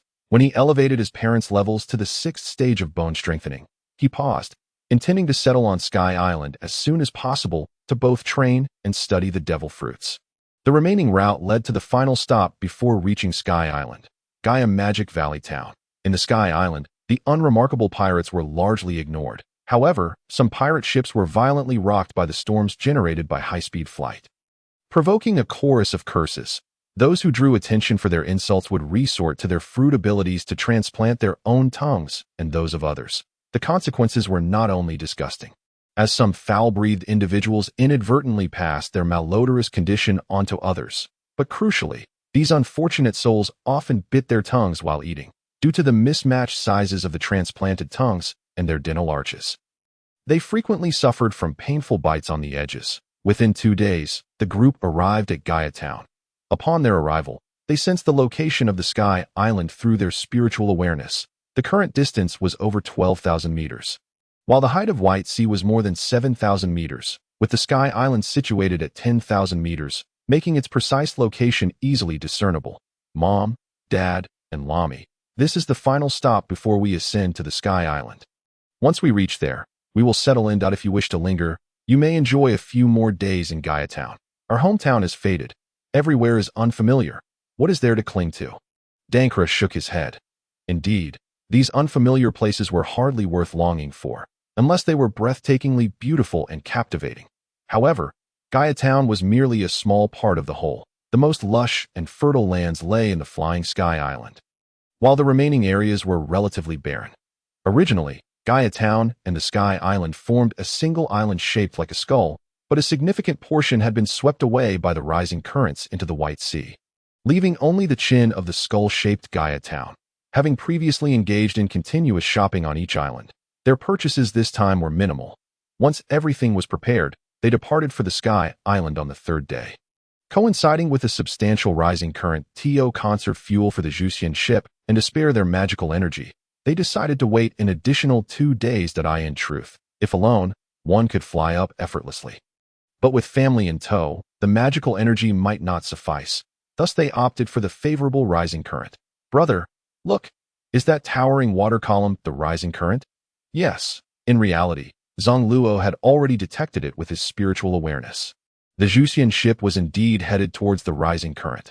Luo, with this wind so fierce, will our ship be blown away? Hearing his mother's concern, he shook his head to reassure her, affirming that his solid cultivation in the condensation dam stage could stabilize their course without incident. Haha, are you ready? We're about to go. Brother, will our ship dive into the water column? Right? How did I not think of that? The Zhuxian ship is capable of submerging by entering the rising current's water column. Our course will be more stable, and we won't need to expend magical energy to counteract the storm's effects. With that thought, he accelerated the Zhuxian ship towards the area of the water column with the weakest rotation. As the ship plunged into the water column, a sudden sensation of weightlessness enveloped them, and they began to ascend with the current, the feeling rendering him slightly giddy. Initially tense, he soon relaxed upon confirming that everything was normal. Now only occasionally checking on the external situation with his spiritual awareness in less than 10 minutes, they reached the height of the White Sea. Wow, the spiritual energy here is so much richer than in other places. Indeed, I feel like I can quickly break through to the 7th layer of bone strengthening. Mom and Dad, if you cultivate here, you should grow stronger in no time. Oh, it won't be that quick. We can't compare to you, Lami. No worries, my brother is researching devil fruits too. While everyone chatted, Zang Luo focused on stabilizing the ship and observing the surroundings as they broke through the cloud sea.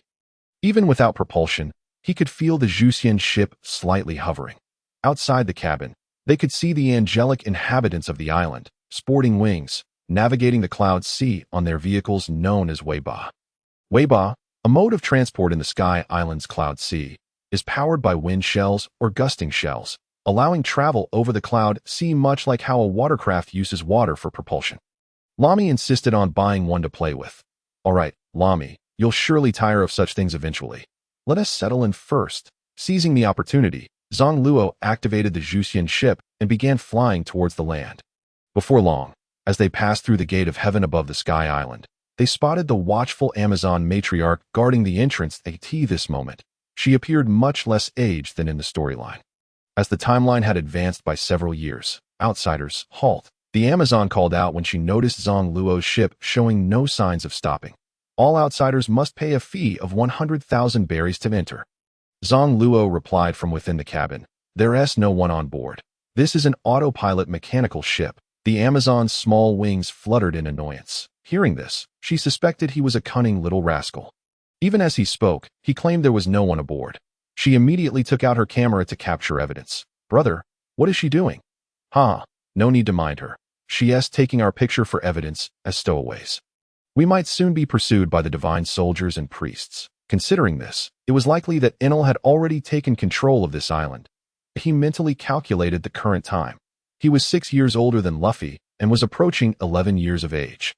While Enel had been in charge of the Sky Island for 8 years by the time Luffy arrived, this meant that Enel had been on the Sky Island for about 1 to 2 years.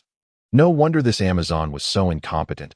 She aimed to use outsiders like them against the divine soldiers and priests. On the surface, she appeared diligent in reporting to the priests, but her true intention was to incite conflict. Given that the Amazon matriarch was a primitive inhabitant of the Sky Island, what a sinister old hag. "What's wrong, Luo?" his father casually inquired upon hearing his mumbling. "Nothing. Some clowns may come soon. When they arrive, I'll teach their god a lesson, and afterward, we'll have a place in the Sky Island, making our stay much more peaceful." God? Brother, is there a god here? Is it a powerful being beyond the realm of divine sources? Not at all. Just some self-proclaimed trash. You think there are any true cultivation masters? With the highest combat strength on this Sky Island, I could defeat them with one hand. As soon as he finished speaking, Zang Luo fell silent, reflecting on the several traversers who had closely followed his timeline. He had briefly checked the data at that time. Although some had crossed over after him, they were adults. This meant that even if he grew 5 or 6 years older, their ages would not differ significantly.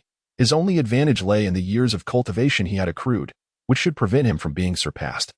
Though exceptions always existed, silently, he propelled the Zhuxian ship towards the highest point, leaving the divine soldiers and priests who attempted to intercept them in the dust.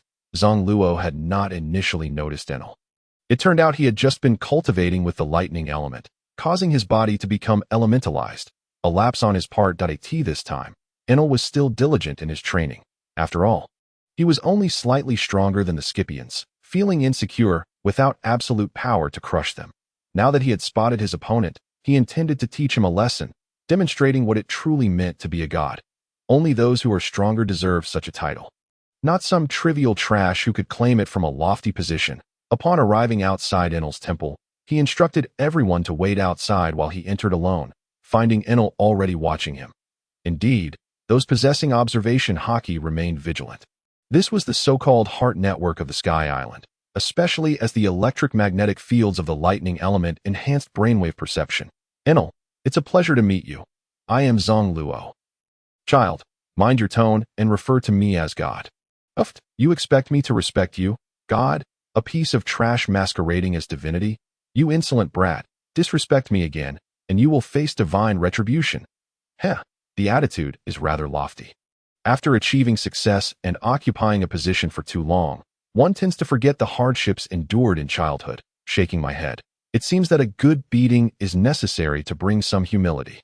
Without hesitation, I summoned the cursed blade, the demon slayer. Enel sensed the growing momentum of his opponent, which began to pose a threat, causing his eyes to narrow involuntarily. He was unaware of the identity of this little imp, but surmised that he must be a rebel aiming to reclaim the Sky Island. Little AI, brace yourself for my strike with this over 40-meter-long sword. Shura's 9 kills. Cracking shadow. Breaking blade kill.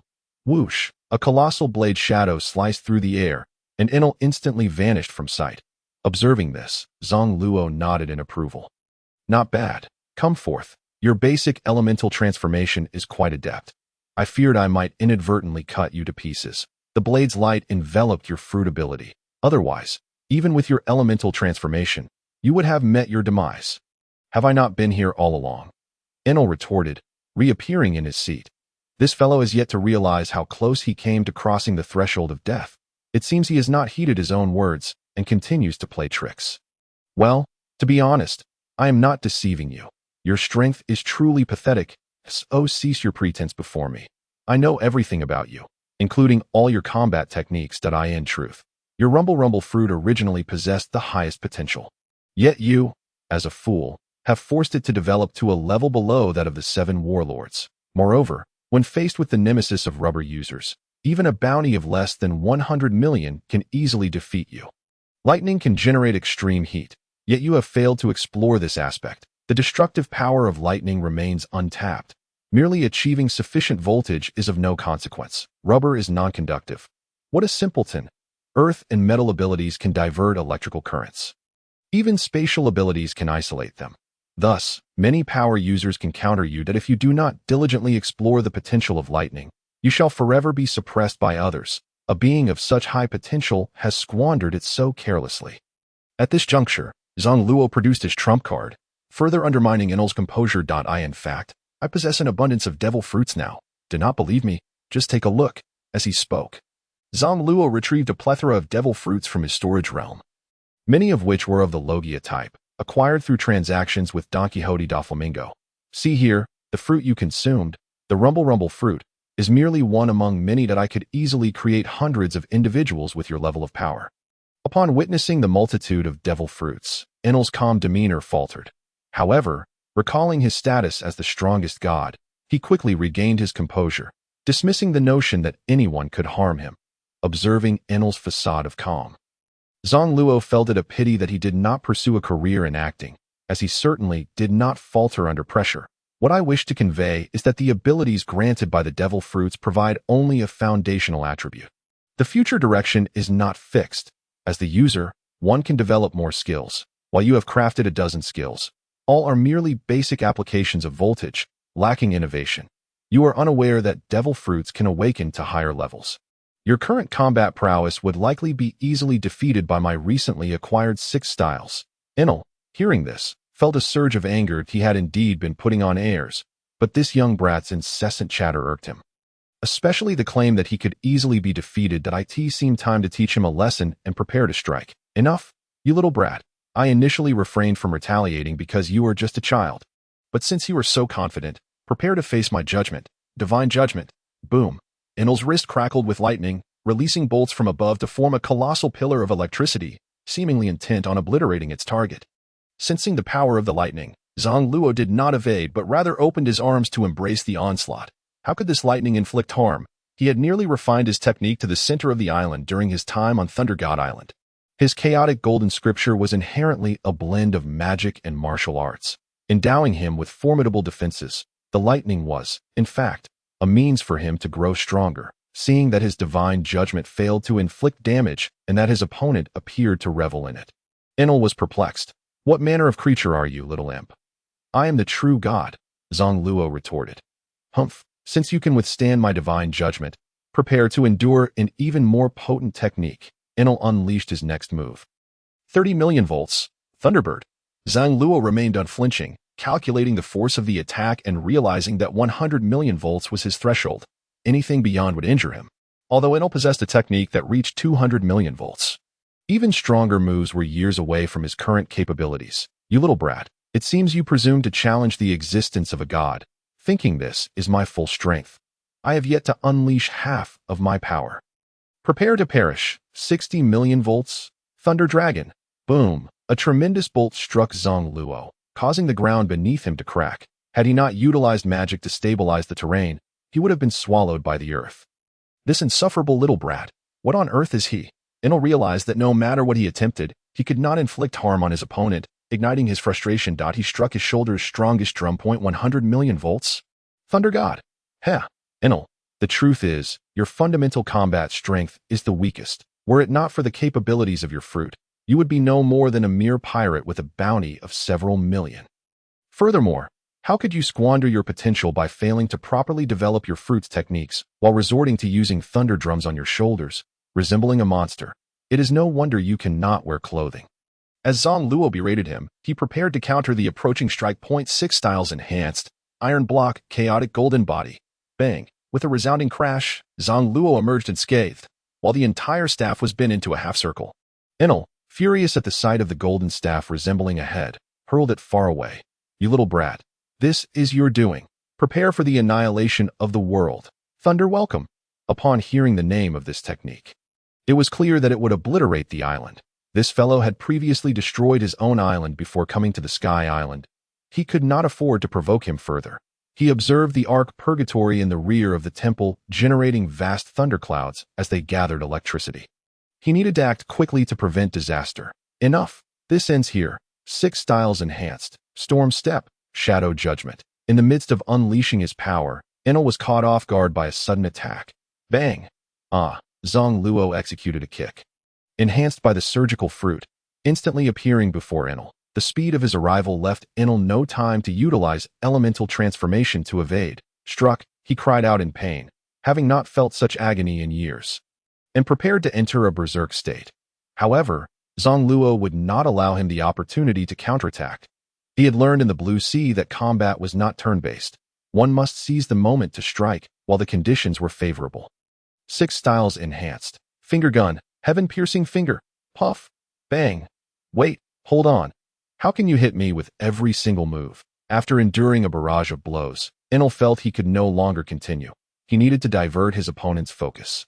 Zang Luo slowly approached, gazing down at Enel, who lay battered and nearly at death's door. Your understanding shapes your worldview.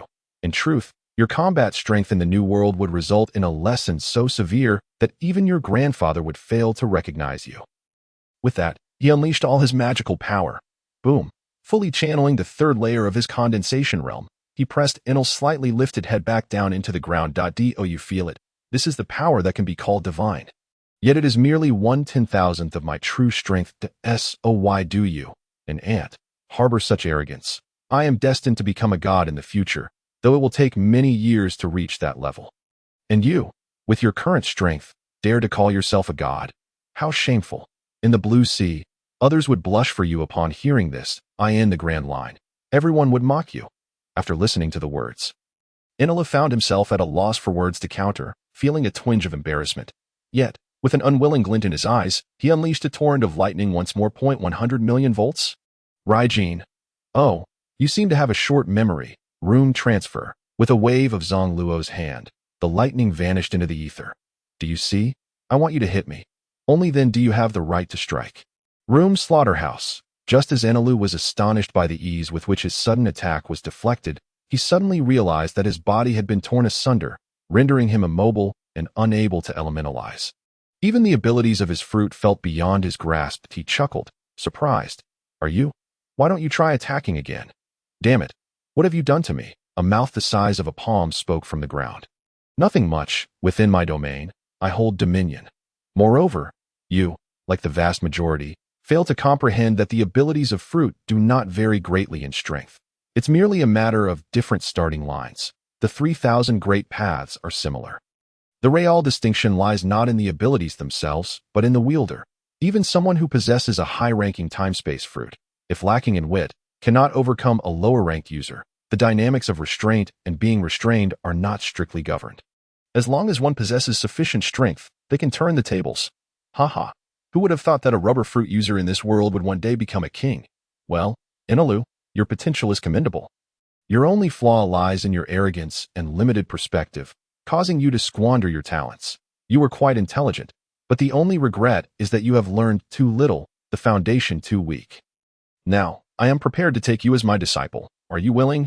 Inala turned his head away, refusing to even glance at Zang Luo. What a joke. A grown man bowing to a mere child. He had once been a deity. This was merely a peculiar encounter with a prodigy. How could he possibly play along with a child? Furthermore, after the earlier beating, he realized his own martial arts were utterly inadequate. Without the powers of his fruit, he was no match at all. Inalu believed he had identified his shortcomings, and with that awareness, he felt confident in his ability to grow stronger without the need for a mentor. Observing Inalu's expression, it was clear that the other was still clinging to his pride. The reason he sought to take Inalu as a disciple was that the lad had considerable potential, making him an excellent enforcer. More importantly, he valued the power of thunder. Having such a disciple would greatly facilitate his own physical enhancement, whether or not there were thunder tribulations in this world. If he ventured into the realm of cultivation, the requisite tribulations would surely be present. Without receiving the benefits of thunder tribulations, his physical form would remain frail, unable to yield satisfactory results in his cultivation. Inalu, you may not yet grasp my true capabilities. Indeed, my current cultivation is quite low, having only reached the core formation stage, and you are not significantly weaker than I. You cannot possibly comprehend the extraordinary aspects of the cultivation realm. Allow me to enlighten you on some fundamental principles of cultivation. After imparting his knowledge of cultivation to Inalu, he proceeded to demonstrate various spells and techniques. These techniques were all derived from the chaotic golden art, and they appeared undeniably spectacular. Inalu witnessed meteor showers of fire, observed freezing ice, and beheld blades of wind. The array of dazzling skills led him to believe that the other had consumed numerous devil fruits to acquire such proficiencies. In reality, however, the techniques Zang Luo employed were merely manifestations of his magical powers' attribute conversion, lacking the convenience of the abilities granted by devil fruits. This was the sole advantage of devil fruits over the magical powers of the cultivation realm. Yet, the singular nature of the abilities granted by devil fruits, unable to convert to other attributes, presented a small flawed. Is it true that a genuine celestial being can extinguish countless worlds with a mere gesture, rather than just a single island? Inalu contemplated. If he were to devise a training regimen independently, he would undoubtedly remain directionless, having haphazardly explored on his own. The child before him was significantly stronger. Having mastered 4 realms already, the prospect of facing the additional 40 or so higher realms was indeed daunting. The only discomfort lay in the fact that he was an adult, while the other was not yet 11. And it felt somewhat awkward to have such a young individual as a master. Zang Luo, is it permissible to avoid the formalities of apprenticeship? A simple nod would suffice. No, in the realm of cultivation, strength dictates respect. Inalu, you must understand that age merely indicates how many bowls of rice one has consumed. It does not confer wisdom. The knowledge I previously shared with you is not something you could discover even if you scoured this world. Furthermore, I am not a native of this realm. I hail from another world. Inalu recalled hearing that the universe was vast, teeming with countless galaxies, and that the world he inhabited was but a narrow crevice within the broader multiverse, a rather simplistic two-dimensional existence. The thought of becoming stronger and venturing beyond was enticing, particularly given that cultivators enjoyed significantly extended lifespans, nearly equal to that of the heavens themselves. Very well, I am willing to become your disciple. Upon hearing these words, Zang Luo utilized his abilities to reassemble the dismembered pieces on the ground. As Inalu felt his body and abilities returning, he exerted immense effort to rise and kneel. Clasping his fists, "Master, please accept my 3 bows." After Inalu completed his prostrations, Zang Luo used his magical power to lift him up, simultaneously channeling energy to heal his injuries. He also signaled for Inalu's family to enter. After introductions were made, Inalu stiffly greeted Zang Luo's family. He was unaccustomed to such warmth, but as it was his master's family, the proper etiquette must be observed. At that moment, Inalu marvelously discovered that his injuries had healed instantaneously, far surpassing his previous electrical therapies. Was this the effect of spiritual energy? You are correct. Yet due to the thinness of spiritual energy in this world, the best-known places for it are Thunder God Island, Green Bit, Nine Snake Island, and Sky Island. Of course, as of now, Sky Island possesses the highest concentration of spiritual energy, several times that of the previous locations. My cultivation technique allows me to harness this energy for training. Subsequently, Zang Luo began to impart the Tai Su He Dao Jing, a celestial-level manual, making him the second outsider to receive this technique. It wasn't that he wished to hoard the knowledge. Rather, he anticipated that through Enelil's growth, he could refine his own cultivation. Moreover, celestial techniques were merely celestial. Even divine-level techniques would be considered trifling in his presence. After imparting the manual, Zang Luo personally guided Enelu through the cultivation process several times. Enelu's innate talent was indeed remarkable. Possessing the observation haki enabled him to attune to spiritual energy with ease. Given his considerable experience, he progressed even more swiftly than Lami had. After 3 hours, Enelu successfully matched his realm to the first layer of foundation establishment. However, Zang Luo sensed that this realm did not accurately reflect Enelu's true strength, based on the power of Enelu's fruit. This realm should have aligned with the mid-stage of foundation establishment. It appeared that the weakness of Enelu's body was dragging him down. We all know that the capacity of a barrel is determined by its shortest stave. Now that you have transitioned, familiarize yourself with your newfound power, and subsequently refine your body with spiritual energy. The stronger your body, the higher you will ascend in the future. Understood, Master. At this moment, Enelu felt an exhilarating surge of power.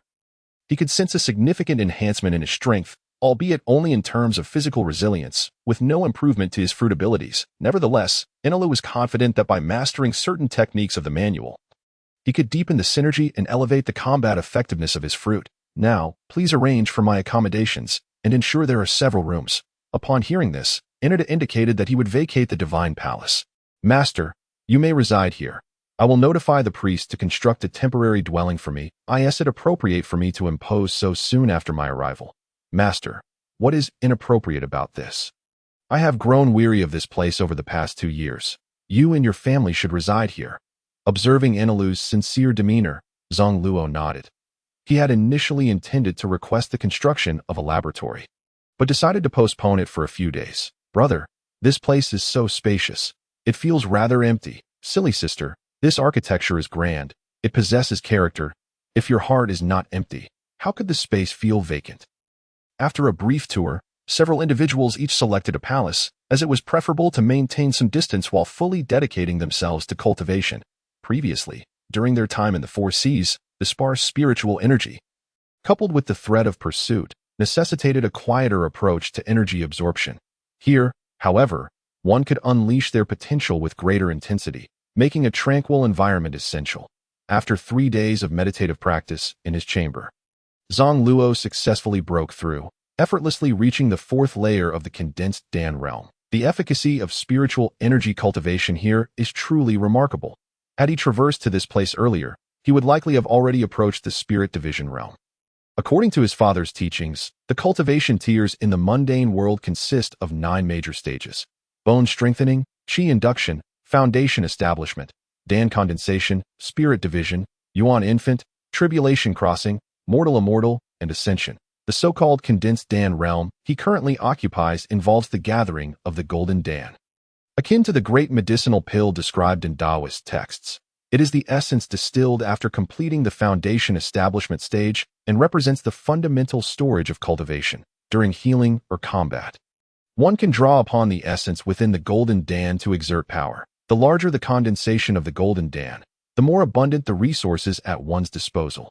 Generally, the golden dawn in the cultivation world are about the size of pills. But his father informed him that after practicing chaotic level techniques, his physical strength has increased, allowing him to condense the golden Dan to the utmost limit. Once the chaotic body reaches its limits, he can boldly attempt a breakthrough. His father advised him that the condensed Dan realm is essentially an enhanced version of foundation establishment, thus demanding utmost diligence. The spirit division realm, on the other hand, pertains to infusing the golden Dan with spiritual energy, effectively fragmenting the soul to imbue the golden Dan with an awareness avatar, thereby sharing consciousness with the brain. Individuals at this stage can endure even if their physical bodies are destroyed, relying on the golden Dan for a precarious rebirth. Given that he is still laying the groundwork, Zang Luo estimates that it will be a considerable time before he reaches the spirit division realm. So there is no rush to cultivate further. He must promptly delve into the study of the powers of the devil fruit. After exiting the chamber, he found Enelu experimenting with spells, observing as this fellow attempted to mimic various forms of lightning-based techniques. Occasionally, enormous swords forged from thunder would manifest, alongside flames of lightning. Master has emerged. Behold my new techniques. Enelu exclaimed. Alas, how flamboyant. Little AI, your lightning is an instrument of attack. Flames and gigantic swords are not my master. My parents and sister lack the requisite talent and require the transformation offered by the devil fruit. I am studying the devil fruit. And who says my efforts are in vain? The devil fruit is akin to the rarest treasures in other cultivation realms. Those worlds covet it yet cannot obtain it. But master, don't you have a plethora of devil fruits? Just pick the best one. You know nothing. The Tao encompasses myriad principles, and this pirate world is exceptionally peculiar, giving rise to an array of absurd abilities, making selection quite challenging. Thus, I desire them all. Furthermore, your lightning is incomplete. It lacks the apocalyptic divine thunder and the 9 heavens divine thunder of the cultivation world.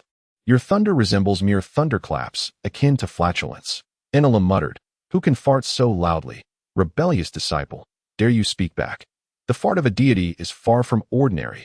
Very well, I intend to research devil fruits that have no side effects. Eventually, I shall consume 3,000 devil fruits of various attributes and ascend to the celestial realm, trampling upon the so-called prodigies. Wouldn't that be impressive? Master, didn't you teach me to be low-key? I shall arrange for my subordinates to come over immediately. Please wait. Master. Recognizing his master's displeasure, Enelu realized he had overstepped.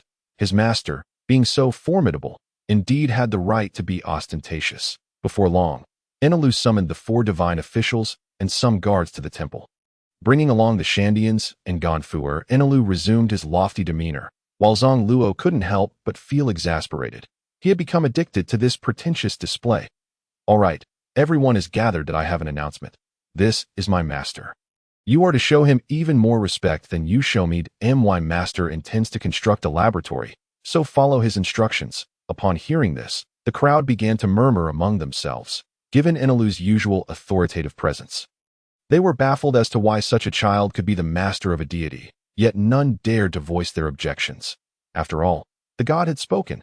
However, after Enelu finished speaking, he dashed off, claiming he needed to continue his research on techniques. Zang Luo observed this impatient behavior with a hint of confusion. Enelu was an incompetent disciple, leaving matters to his master without any follow-up. Truly befitting someone who had once been a god, never engaging in trivial affairs. As the divine presence departed, the onlookers felt compelled to show respect for the master, and upon receiving their directives, they promptly agreed to ensure everything was arranged properly.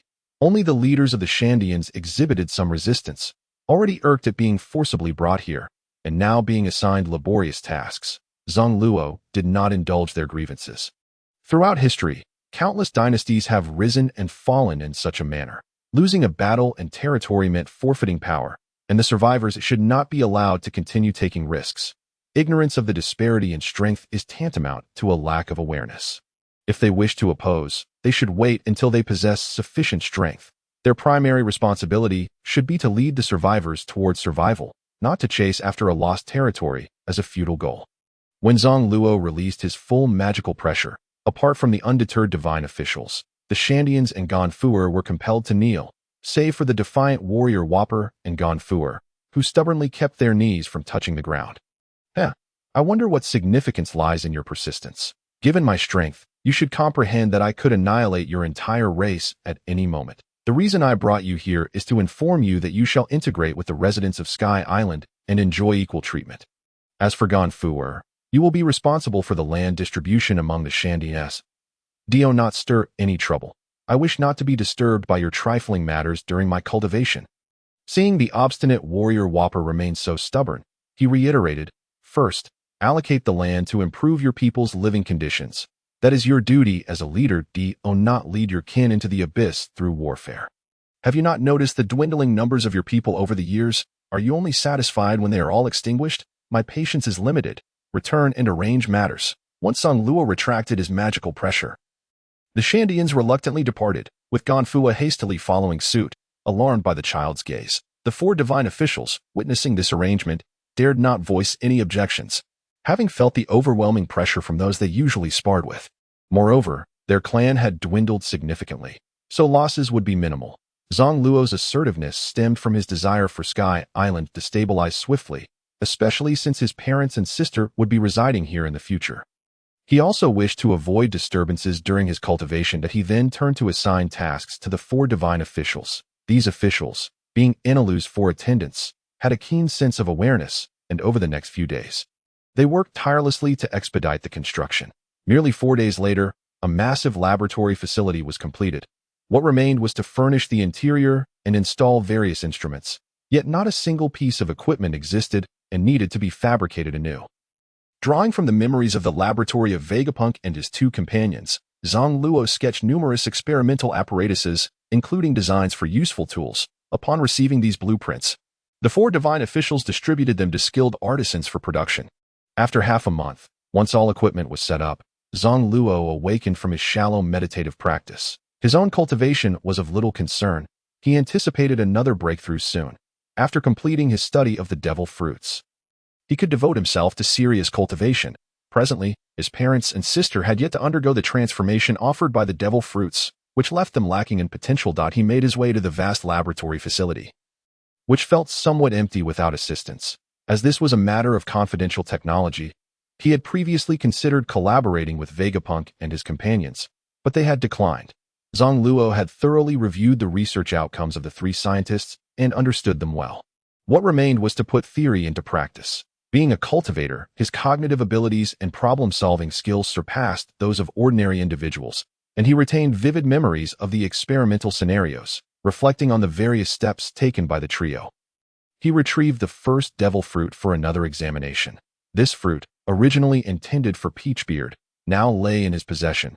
Zang Luo was reluctant to part with it, for it possessed the ability to transform him into a dragon. Specifically, a Chinese dragon.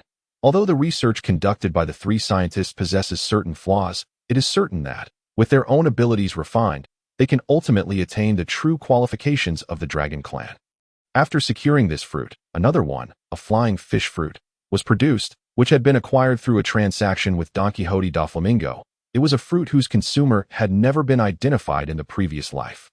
Preparing to study this seemingly inferior fruit first, he utilized his surgical fruit abilities to meticulously slice it. Through careful observation, Zang Luo documented the various unique characteristics of these distinct fruits. Merely observing and recording this data consumed 5 days, after which he commenced an analysis of the blood of those formidable beings. Through the examination of these blood components, he discovered the mysterious elements contained within the fruits they had consumed, which bore a striking resemblance to the genetic fragments found in the devil fruits, aside from the ordinary sea beast blood, which held little value. From the prior observations of several hundred fruits, it became evident that within each fruit, aside from the different substances representing various laws, there also existed a common mysterious material. Experimental results indicated that these substances, upon entering the body, would alter the bloodline factors. This material, in conjunction with the human body and the devil fruits, facilitated genetic recombination. Zang Luo dubbed the extracted and cultivated liquid as the gene fusion liquid. Simultaneously, he discovered that from the bloodline factors of the ability users, he could also extract the ability substances corresponding to the devil fruits they had consumed. He recognized that these ability substances were fundamental to the attainment of various powers, thus he began the extraction of these materials. However, this substance was exceedingly scarce. Within a bloodline factor, only 1/10 of its size could be extracted, and the components within the blood were not solely blood.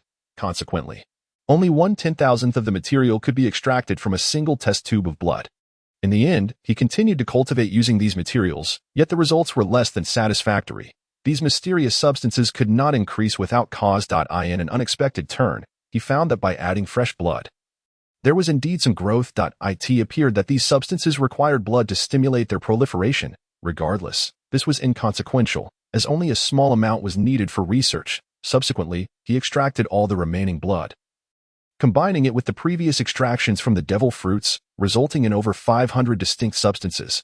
Zang Luo referred to these various blood and devil fruit-derived materials as law seeds, and with these law seeds, It was entirely possible to realize the scenario where countless paths converge into one in pursuit of the dream of consuming multiple devil fruits. He set these materials to fuse together and observe the outcomes.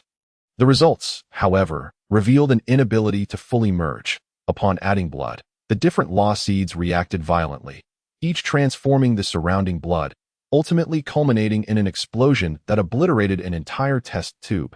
This startling revelation elucidated why one could not consume two devil fruits simultaneously. A sudden thought struck him.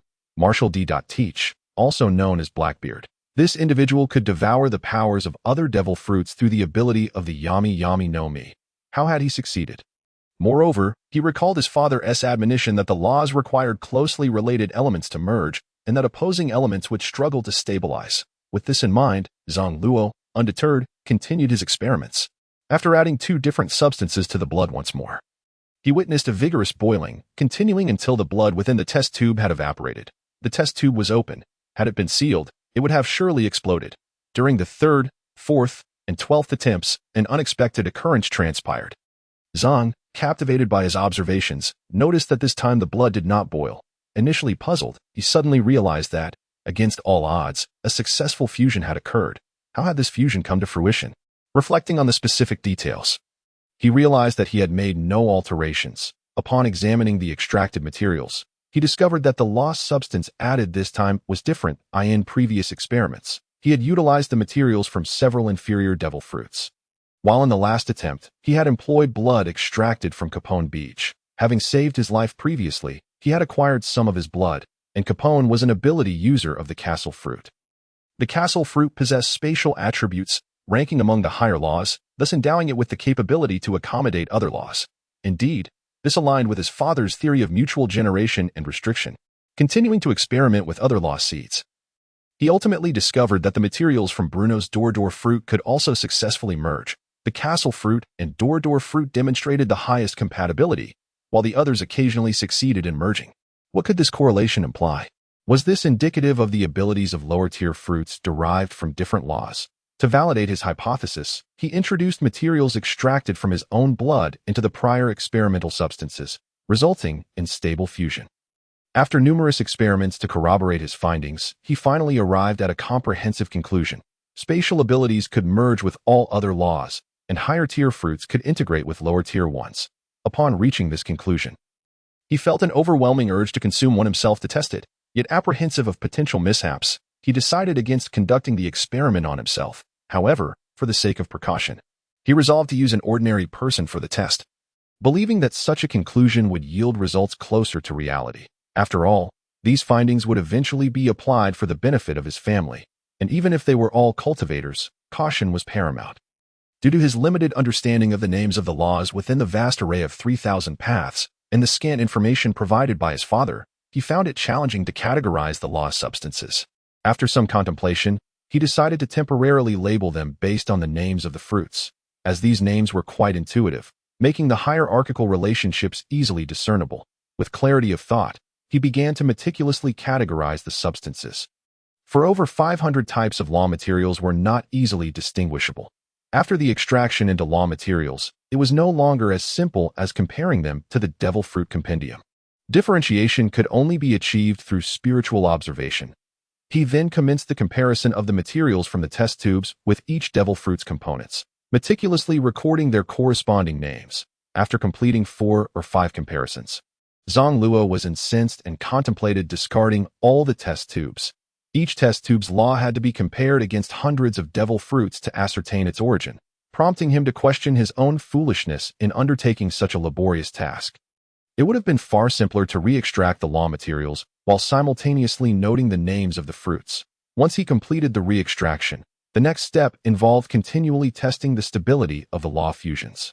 To ensure comprehensive data, each law seed had to be combined and ordered with the remaining hundreds. As he delved into this meticulous work, time seemed to fly. After 6 months, Zang Luo finally completed his research. Through countless experiments, he successfully arranged the laws in a specific order. This order was based on the direction of fusion and absorption, while the reverse order indicated potential awakening pathways. For instance, water attributes nurturing wood attributes do not occur directly. It is not that simple.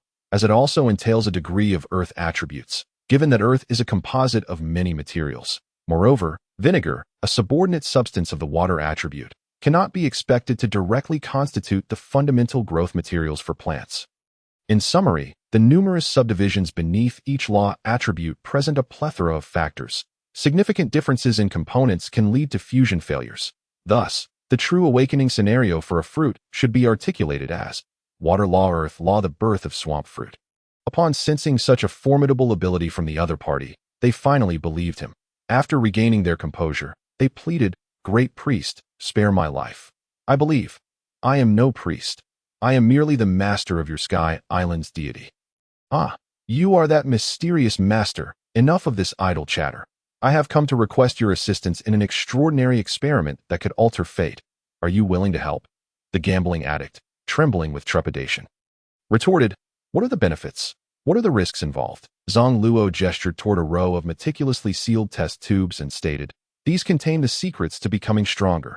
Your Sky Island's deity became immensely powerful by consuming a specific devil fruit.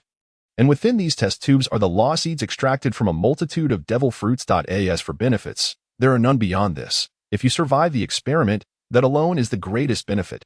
The gambling addict pondered for a moment, hesitating little, for the essence of a gambler is predominated by the thrill of chance. Nonetheless, he inquired, "What are the chances of success?" 80%. I have already verified it through the blood of various animal species. And the conditions are quite stable. So, have you made up your mind? The gambling addict nodded. Very well. I am willing to participate in the experiment. Success equates to becoming a being of divine strength, allowing one to liberate oneself. Yet, what a failure. Life has already taken its course. Achieving complete cooperation from the other party will facilitate the subsequent experiments, while the greatest fear lies in emotional instability leading to anomalous blood conditions, which could compromise the results. Holding a seemingly ordinary test tube, this contains a mixture of the essence of the black carbon fruit and the genetic fusion fluid, which Zang Luo refers to as the rule potion. The ability from the fruit is directly transferred into the body of this gambling addict, rendering the use of a conventional syringe unnecessary. The potion's effects manifest swiftly. Once the subject's body has undergone the transformative process, he is immediately prompted to test his newfound abilities. "Master, what should I do?" Attempt to channel your imagination and guide your energy to turn your fingers into black carbon. Following this guidance, the gambling addict diligently tried. And indeed, his fingers darkened, though not completely carbonized. It appears this individual, being inherently prone to gambling and lacking focus, struggles to harness sufficient power. Such a trivial effort is beyond his control. How can I revert to my original state? Fool, you were overly tense and gripping tightly. How could the transformation dissipate? Recall your previous state and simply relax your grip. After several attempts, the gambling addict found the process amusing. However, curiosity soon overcame him, prompting him to inquire of Zang Luo, "What purpose does turning into black carbon serve? I feel it lacks the prowess of the divine." Ha! What a naive thought. I have summoned you to assist in the experiment, not to create a master in a single attempt. Patience is key. The experiment has yet to truly commence. Upon hearing this, the gambling addict finally calmed down, initially believing this was the end. Well, what comes next? The following experiments are crucial. Your abilities stem from the black carbon fruit extraction, which offers limited enhancement to your fundamental combat strength. I now intend to further integrate the capabilities of your subordinate fruit to solidify your current foundation. Zang Luo then injected another vial of liquid into the gambling addict. This time, the rule potion was extracted from the ash fruit, another inferior variant, with the foundation of the subordinate fruit established. The effects became apparent. I feel my body strengthening somewhat. Hearing the gambling addict's exclamation, Zang Luo nodded, his consciousness scanning the fusion process within the subject, confirming that the ash fruit indeed enhances the potential of the black carbon fruit. His hypothesis proved correct. The next step involves attempting to awaken the upper-tier fruit abilities. However, if approached too directly, it seems the foundation may still be insufficient. After all, a mere ordinary person, devoid of any combat prowess, would benefit greatly from an additional enhancement through the sandy fruit. Contemplating this possibility, Zang Luo resolved to pay a visit to Crocodile. Every experiment deserves respect. Only then can we derive satisfactory results. He advised the gambling addict to await his return, promising to procure a more suitable devil fruit ability for foundational strengthening. Departing from Sky Island, Zang Luo harnessed his magic to soar towards the Sea of Qing, hurtling through the air at high speed, the atmosphere tearing with sonic booms. Whoa! Ha! In his rapid flight, he struck various poses, unable to contain his exuberance. Previously burdened with family obligations, he found himself under significant pressure. Now, alone, he was entirely free and relaxed, his spirits soaring. Soon he approached the altitude of Jaya Island, veering towards Alabasta. Alabasta, situated in the South Sea, was a mere 2 days' journey from Jaya Island. With full effort, he could reach it in approximately 2 hours.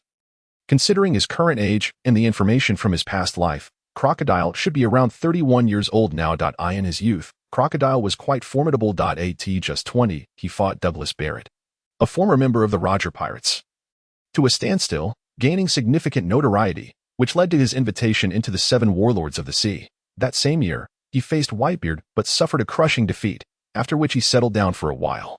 It was unclear what had driven him, but after some time, he set his sights on the Alabasta Kingdom, forsaking his own strength in pursuit of the ancient weapon, Pluton. Now, Crocodile had remained dormant for several years, leaving one to wonder how much his power had diminished. Logically speaking, an individual in their 30s should be at their peak. It was unusual for him to lack ambition.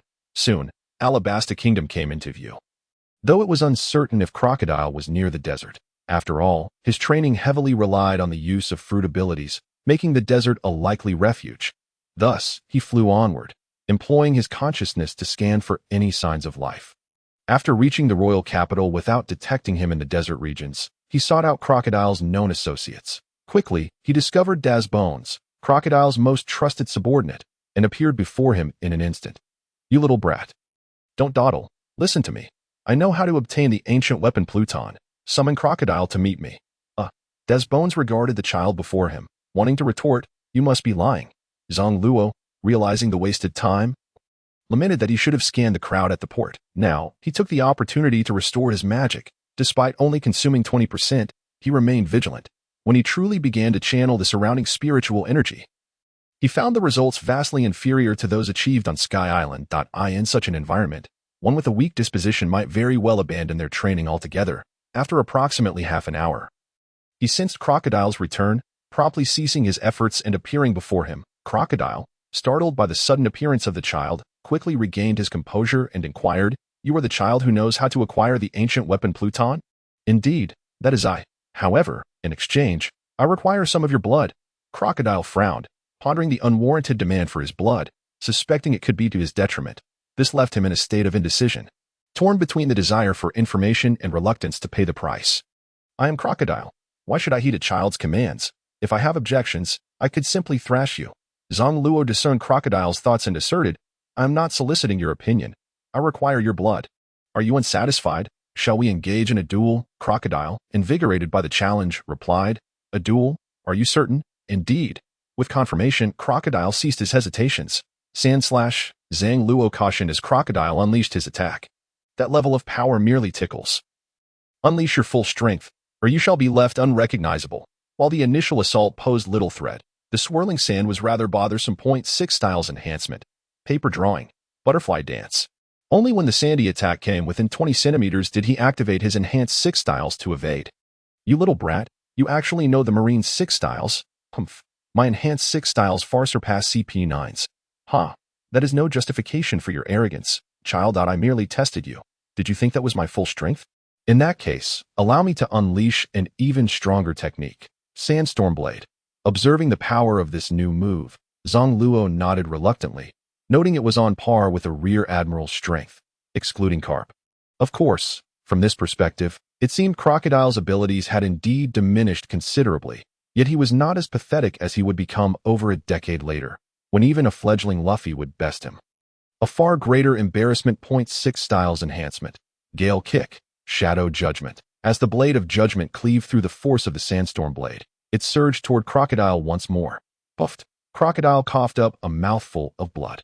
Fortunately, the kick-ass blade was not exceedingly sharp. Due to the distance, it had dulled, delivering a blow akin to that of a blunt object.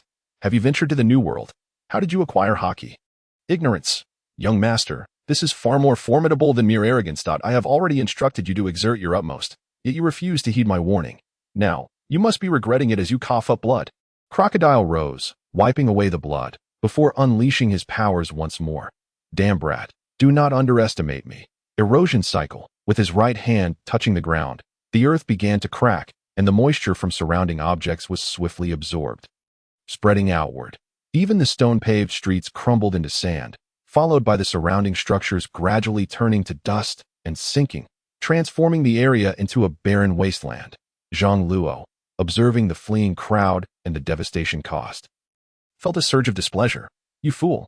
You are blind to reality. Despite your evident weakness, you refuse to concede defeat, always resorting to petty tactics. Enough. This ends now. 6 styles enhancement.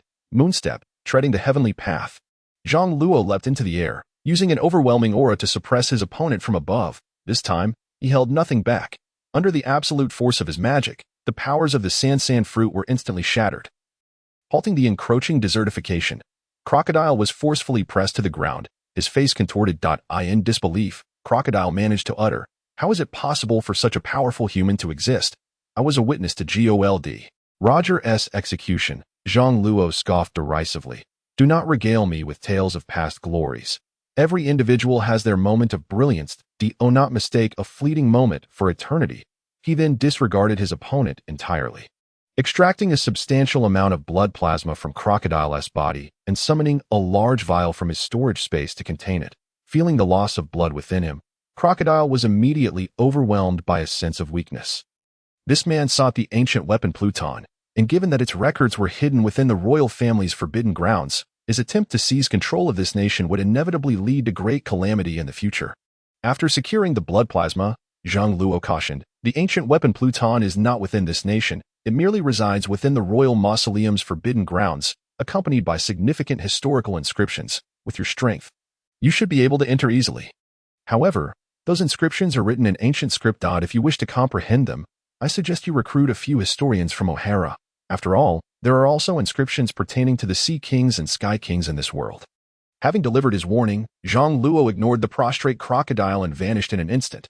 His final admonition stemmed from a desire to prevent the hypocritical Navy from launching a massacre order against O'Hara, leaving Robin as the sole individual capable of understanding the historical texts. After all, he had been residing in the Sky Island for an extended period, detached from the unfolding events in the Blue Sea. Even the lamentable conclusions of the original narrative were merely instances where he might lend a hand. He did not yet possess the grandeur to rescue those regrettable tales outside the laboratory on Sky Island.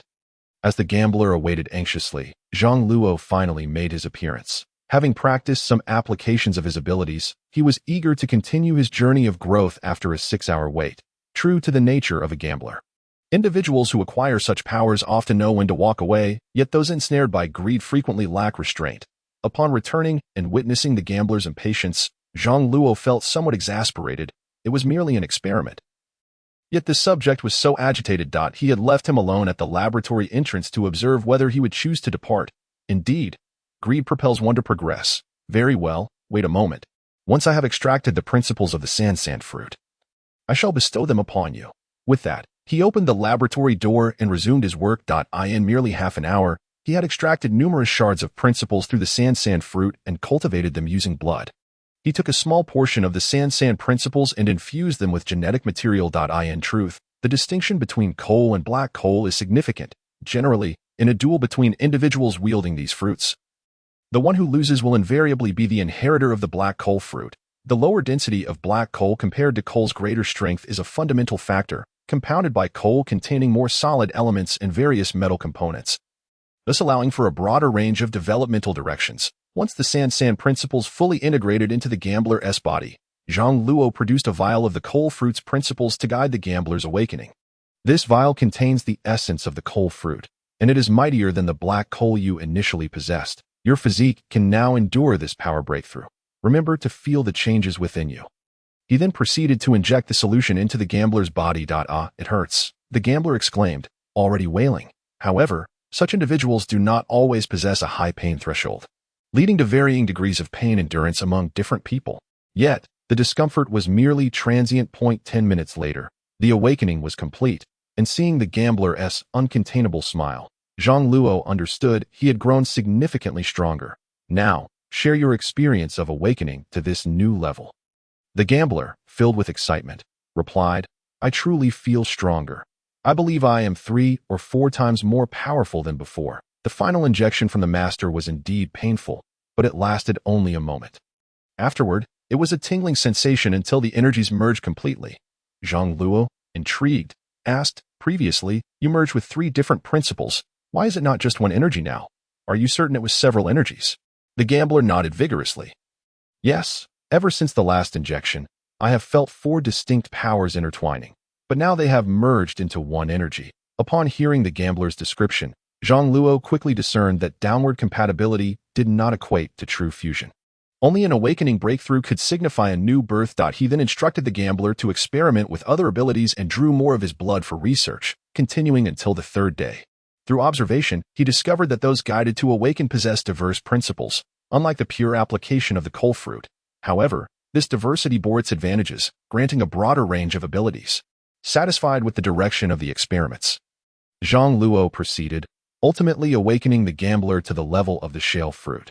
Nonetheless, there remained a significant distinction between those who awakened through the fusion of other principles and those who consumed the shale fruit directly. Directly consuming the shale fruit without establishing a proper foundation would result in a power level that could be considered first-rate. Conversely, the strength derived from awakening through lower-tier fruits could surpass that of first-rate levels. Thus, even at the same shale fruit tier, power levels varied greatly. After thoroughly searching for suitable principal materials and finding none, he decided to halt the experiments, as the initially chosen black coal fruit had resulted in a lack of compatible principal agents for the gambler. He permitted the gambler to leave.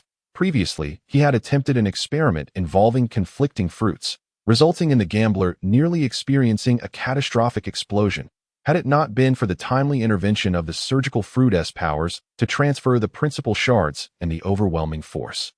The gambler would have met his demise. With the gambler's consent, he hastily departed, having faced the specter of death during the last experiment, which had frightened him immensely. His initial desire to remain and undergo all the injections vanished in an instant. Alas, it seems that conflicting principal attributes indeed hinder integration.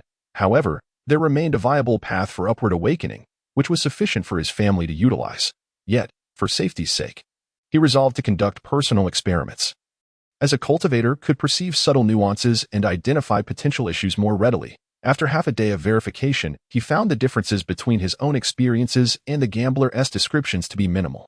Furthermore, the cultivator's physique proved superior, rendering even slight errors in fusion less perilous than for ordinary individuals. Through continuous personal integration, he discovered that his superhuman fruit could accommodate over 90% of principles, igniting great excitement within Zang Luo. How powerful! This sensation is exhilarating. It seems that as long as I awaken and integrate all lower-tier fruit abilities in the future, I shall undoubtedly grow tremendously strong.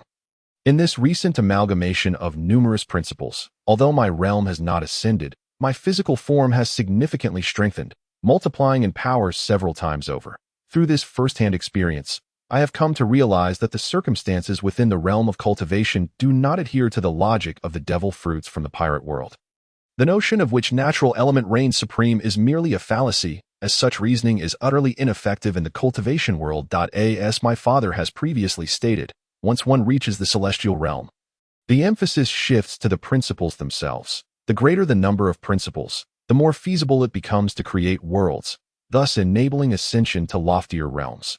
Consequently, the simplistic natural principles, while somewhat remarkable under the constraints of the pirate world, hold little weight here. Upon confirming my own achievements, I promptly ventured forth to facilitate the enhancement of my parents' and sisters' abilities, the results of 6 months of experimentation, while sparing us the necessity of researching the devil fruits, proved to be far superior. However, the intricacies of these principles could present challenges. Synthesizing a devil fruit for consumption is considerably less convenient than administering an injection. When my parents and sister learned that their qualifications could be altered, my sister was the most enthusiastic, while my parents appeared less fervently expectant. During the past 6 months, they have not only engaged in cultivation, but have also established a modest clinic, gaining a measure of renown in Sky Island, especially given their connection to a divine master. Dear parents, do not underestimate this qualification enhancement. Have you not found your cultivation rather sluggish due to the limited time you possess? Once you undergo this transformation to attain top-tier qualifications, it will take no more than half a year to reach my current level. At that point, With your lifespans extended into the thousands, you will be able to save even more lives. Upon hearing the prospect of saving more patients, my parents indeed showed increased interest. After all, they have devoted the majority of their lives to the healing arts, rendering them unable to suppress their innate desire to help others. As I organized the potions, I advised mother and father, do not take this cultivation method lightly. It requires diligent practice. Previously, your insufficient qualifications made cultivation arduous, possibly dampening your interest. However, after the enhancement, it will become as effortless as eating and drinking. Furthermore, once your cultivation reaches the Qi induction stage, you will develop spiritual consciousness, enabling you to perceive the afflicted areas of your patients directly, allowing for an immediate assessment of treatment efficacy and the ability to promptly rectify any erroneous approaches. Dankra hastily inquired, "Is this true, Luo?" I stared wide-eyed in disbelief. Have I ever spoken falsehoods or had a criminal record? Dankra shook his head. Not at all. You see, Luo, this information will undoubtedly ease my future efforts in assisting patients. I shall never again be hindered. Moreover, it is crucial to note that the castle fruit, serving as a foundation, provides unparalleled defense when fused with additional principles. Ultimately, upon awakening the complete spatial principle, its stability will surpass that of the authentic spatial principle, rendering it nearly impervious to those who have not transcended 2 or 3 major realms. This foresight is also part of my plans for the future. I have no intention of leading them into the perilous cultivation of the upper realms. Rationally, they are the family of the original Luo. Having saved them and altered their destinies, our karmic ties are essentially resolved, thus sparing them from the dangers of the cultivation world. That, of course, that is a matter for another time. For now, I am but a myriad, far from ascending to the celestial realm. After contemplating this, I confirmed the castle fruit principle for my sister. Although we possess some disparities in foundational abilities, we can still integrate a myriad of other principles. Once Rami underwent her transformation, she became remarkably audacious. Can you imagine the audacity of a 5 or 6-year-old girl? Rami, what is this? Dad? I feel I could defeat brother now.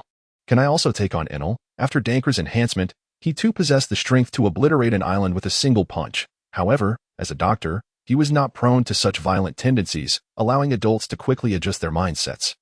Upon hearing this, I felt my sister was on the verge of becoming extraordinary, and I resolved to temper her exuberance with a dose of reality. I immediately unleashed my aura to suppress her. In an instant, Rami tumbled to the ground, unable to move. Bad brother, let me go. I dislike you. Rami, I am merely allowing you to experience the true situation. You are not as formidable as you believe. That fleeting surge of power upon breaking your physical limits is merely an illusion of amplified strength. Once I released Rami, she rose, dusting herself off, still glaring at me indignantly. All right, Rami, I have chosen the castle fruit as your foundation. In the event that I am not by your side, this ability will serve to protect our parents. Rami huffed. Do not worry. I will certainly ensure the safety of Dad and Mom.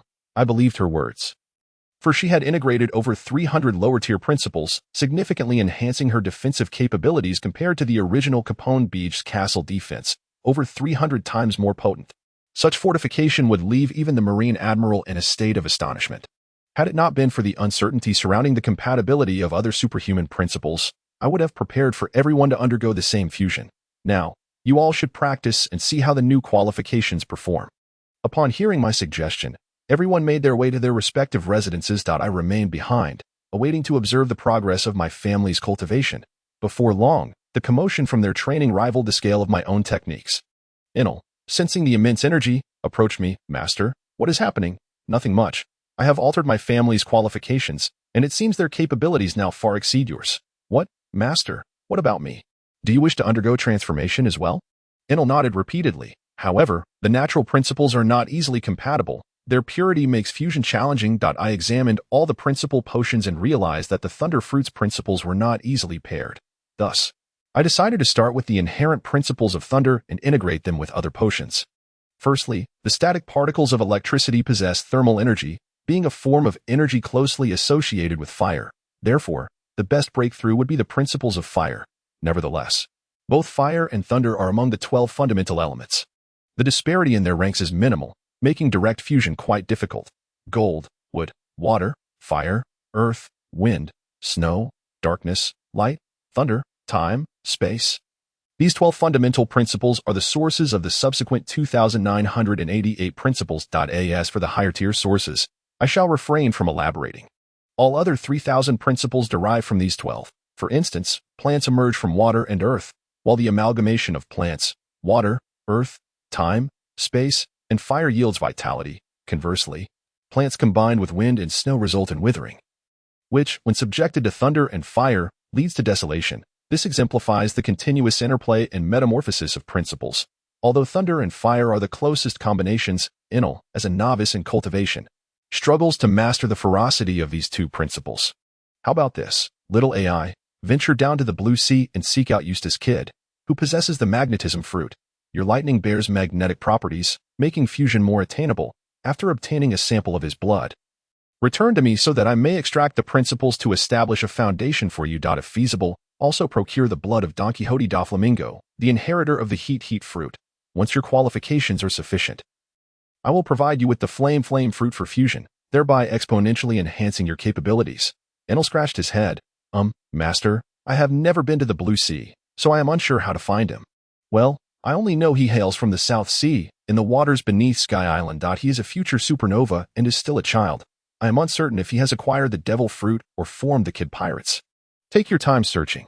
You are now at the 4th level of foundational cultivation, and with your swiftness, no one in the blue sea, aside from Kizaru, can surpass you. If you truly wish to avoid going, wait a few years. I plan to enter seclusion for some time before descending to the blue sea.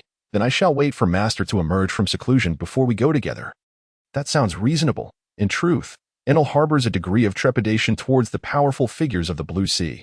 After I had previously defeated him, I informed him that many formidable warriors exist there. And coupled with his childhood experiences, he has developed a slight shyness, though it is not severe, while I, Luo, remain in seclusion on Sky Island. The blue sea has once again birthed a figure who has become a significant headache for the Marine headquarters, Murong Hai. Originally known as X. Drake, with a bounty of 1 billion, at present, the naval headquarters is exceedingly irate, including Zifa, Drake's mentor, who once held great hopes for the young man. Previously, while acting as an undercover agent within the Beast Pirates, he performed commendably, but now he has inexplicably annihilated his subordinate's naval informant and even dared to challenge Kaido, resulting in a confrontation where their strengths appear nearly equal. Now, X. Drake has personally declared his name change to Murong Hai and has established the Murong clan. Currently seeking to seize an island in Wano country. He has even proclaimed his intention to eliminate Momonosuke at the very outset. The naval headquarters has instructed all senior officials to analyze the situation. Yet none could ascertain the identity of Momonosuke. Among the many pregnant women in Wano, no one could be confirmed as having any past grievances with X. Drake, leaving them quite perplexed. Fleet Admiral Sengoku slammed his hand on the conference table, startling Carp, who was seated some distance away, causing him to drop the senbei he was holding. Carp, visibly displeased, picked up the senbei from the floor and consumed it all in one go. At that moment, Tsuru remarked, given the opponent's demonstrated combat prowess, it is indeed necessary to dispatch an admiral to address this, but other regions also require admiralial oversight. If we send too few, capturing them will become exceedingly difficult. Tsuru had initially harbored optimism for the young man that Drake's father was also a naval officer, which inspired Drake to aspire to become a Navy man himself. However, after Barrels defected and became a pirate, he turned exceedingly brutal, even towards his son Drake. This marked the first time Drake fled to another pirate crew after being beaten, only to encounter the naval officer Tsuru, who, recognizing him as a child, offered protection and guidance. To be candid, since their first meeting, Tsuru has imparted considerable instruction to him, especially upon learning of his background. His father had once been part of the Navy, which gave her confidence in nurturing him into a righteous naval officer. In retrospect, it appears she misjudged him, which is truly regrettable. Due to the high-ranking officials' disdain for individuals like Murong Hai, they promptly dispatched the hawkish newly appointed Admiral Akainu, alongside the nearing retirement Admiral Zifa. At this juncture, Murong Hai had captured Tenjetsu, the wife of Kazuki Oden, intending to eliminate her and thereby prevent Momonosuke from ever coming into existence. However, she was saved by her husband, Kazuki Oden. Recently, Oden had been in poor spirits, having previously dealt with the Beast Pirate subordinates and later their higher-ups, which turned Wano into a chaotic mess. Ultimately, this attracted Kaido, and during their confrontation, Oden found himself unable to gain the upper hand. Yet he managed to wound Kaido slightly. The fierce resistance from the entirety of Wano forced Kaido to temporarily retreat. Unexpectedly, another formidable individual, akin to Kaido, has emerged, although X. Drake is a subordinate of Kaido. He now claims the name Murong Hai. Boy, I see you have a death wish, daring to threaten my wife. In that case, you shall not leave here alive. At this moment, Kazuki Oden was not clamoring to set sail, thus preserving a harmonious relationship with his father, Kazuki Sukiyaki, who had also arrived. While his strength was modest, the combination of father and son made the outcome uncertain, given that Oden had only recently begun his training and needed more combat experience to improve. Tenjetsu, initially anxious, was relieved when her husband appeared just in time, now casting a hostile glare at the detestable Murong Hai, showing no mercy. Murong Hai awkwardly rubbed his forehead, recognizing that, legally speaking, he was indeed at fault. He believed Momonosuke was guilty, driven entirely by jealousy over Nami. It appears he is yet another Nami enthusiast, unable to tolerate seeing a beloved character sullied, despite Nami being only around 4 years old. Indeed, Murong Hai had traversed through the Soul Group, opting for X. Drake's body primarily due to his admiration for the ancient Zoan-type dragon fruit. He felt that this fruit had not been fully utilized by X. Drake. As a transmigrator, he was once a wealthy magnate and had chosen a local tier cultivation technique, the Magic Dragon Ascension Sutra. This was significantly more wealth than Zang Luo possessed during his own transmigration. Although he had been in this new world for just over a month and had only recently begun training, the technique resonated harmoniously with his current demonic fruit abilities, allowing him to match Kaido after merely half a month. However, this was merely superficial. In terms of endurance, if the battle were to continue for another hour, he would ultimately lose. This was also the reason Murong Hai chose to retreat after momentarily intimidating Kaido. Otherwise, seizing power outright would have been a more effective strategy. Faced with two opponents whose combined strength rivaled Kaido's, it was unwise to persist in battle. I apologize, but I may have apprehended the wrong person. Upon hearing this, Kazuki Oden's eyes widened. As a young man, he was filled with spirited defiance. Mistakenly apprehending someone is not an option. You, boy, have completely misjudged the situation with the pathetic lot you brought. Aside from you being somewhat troublesome, what are the rest of them worth? Murong Hai and his subordinates glared at Kazuki Oden with hostility, although he was a dual-wielding swordsman wielding the formidable weapons Taiyuya and Inma. The strength of powerful weapons does not justify arrogance. So, young Oden, does this imply you are unwilling to seek a peaceful resolution? His father, Kazuki Sukiyaki, stepped forward, scolding, "Humph, you intend to kill my daughter-in-law. That is one crime. Then you invade Wano, causing national damage. That is another crime. Furthermore, you are a pirate and a wanted criminal. That is a third crime. Each charge is sufficient for me to disregard you." As Kazuki Sukiyaki spoke, he drew his weapon. As a descendant of the legendary swordsmith KCH, his forging skills were commendable, and he wielded the family heirloom, the Cursed Blade, Oden's heirloom, the Daijamon 21, the second-generation Kitetsu. Murong Hai secretly loathed this man for flaunting his weaponry. With such a fine weapon, should he consider seizing it? After all, he was a cultivator, and combined with his Zoan abilities, his martial prowess was not to be underestimated. As he activated the Magic Dragon Ascension Sutra, Kazuki Sukiyaki launched a slash, immediately followed by Kazuki Oden's attack. Oden's dual-wielding style, Peach Blossom White Water. Murong Hai barely managed to evade Kazuki Sukiyaki's strike, and when faced with Kazuki Oden's assault, he could only respond hastily. X. Hunting ground. Murong Hai simultaneously swung his sword with his right hand and his axe with his left, forming an X-shaped slash to block Kazuki Oden's attack, although he succeeded in parrying. It was evident to keen observers that his opponent was leveraging the advantage of superior weaponry. "Boy, with such meager strength, you dare seek your demise in Wano," Oden retorted. "Ah, young Oden, you may not yet grasp the true strength of Lord Muro. Is this your idea of superiority, Magic Dragon Fist?" Just as Oden prepared to strike again, he sensed the brutal haki emanating from his opponent's attack and did not dare to be careless. He wrapped his armed haki around his dual swords and lunged towards him. Oden's dual-wielding style, Spear, Imitation Demon. The two attacks collided and erupted violently, instantly reversing the situation, with Murong Hai gaining the upper hand. Oden was pushed back several meters by the sheer force of the devastating punch. Observing this turn of events, Murong Hai remained as composed as ever, while Kazuki Sukiyaki shifted from a passive stance to actively supporting his son in their full-on assault.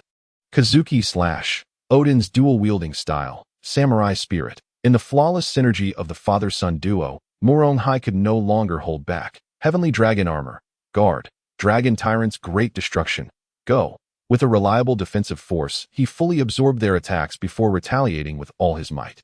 Puff, puff. The two were sent tumbling over themselves, their once poised demeanor now reduced to a submissive state. Seeing them injured by his onslaught and unwilling to retaliate, Murong Hai felt a wave of relief wash over him. Even if Kazuki Oden had not unleashed his full potential, it was likely close to his limits. After all, the combined strength of the two previous techniques could be executed at least 2 more times.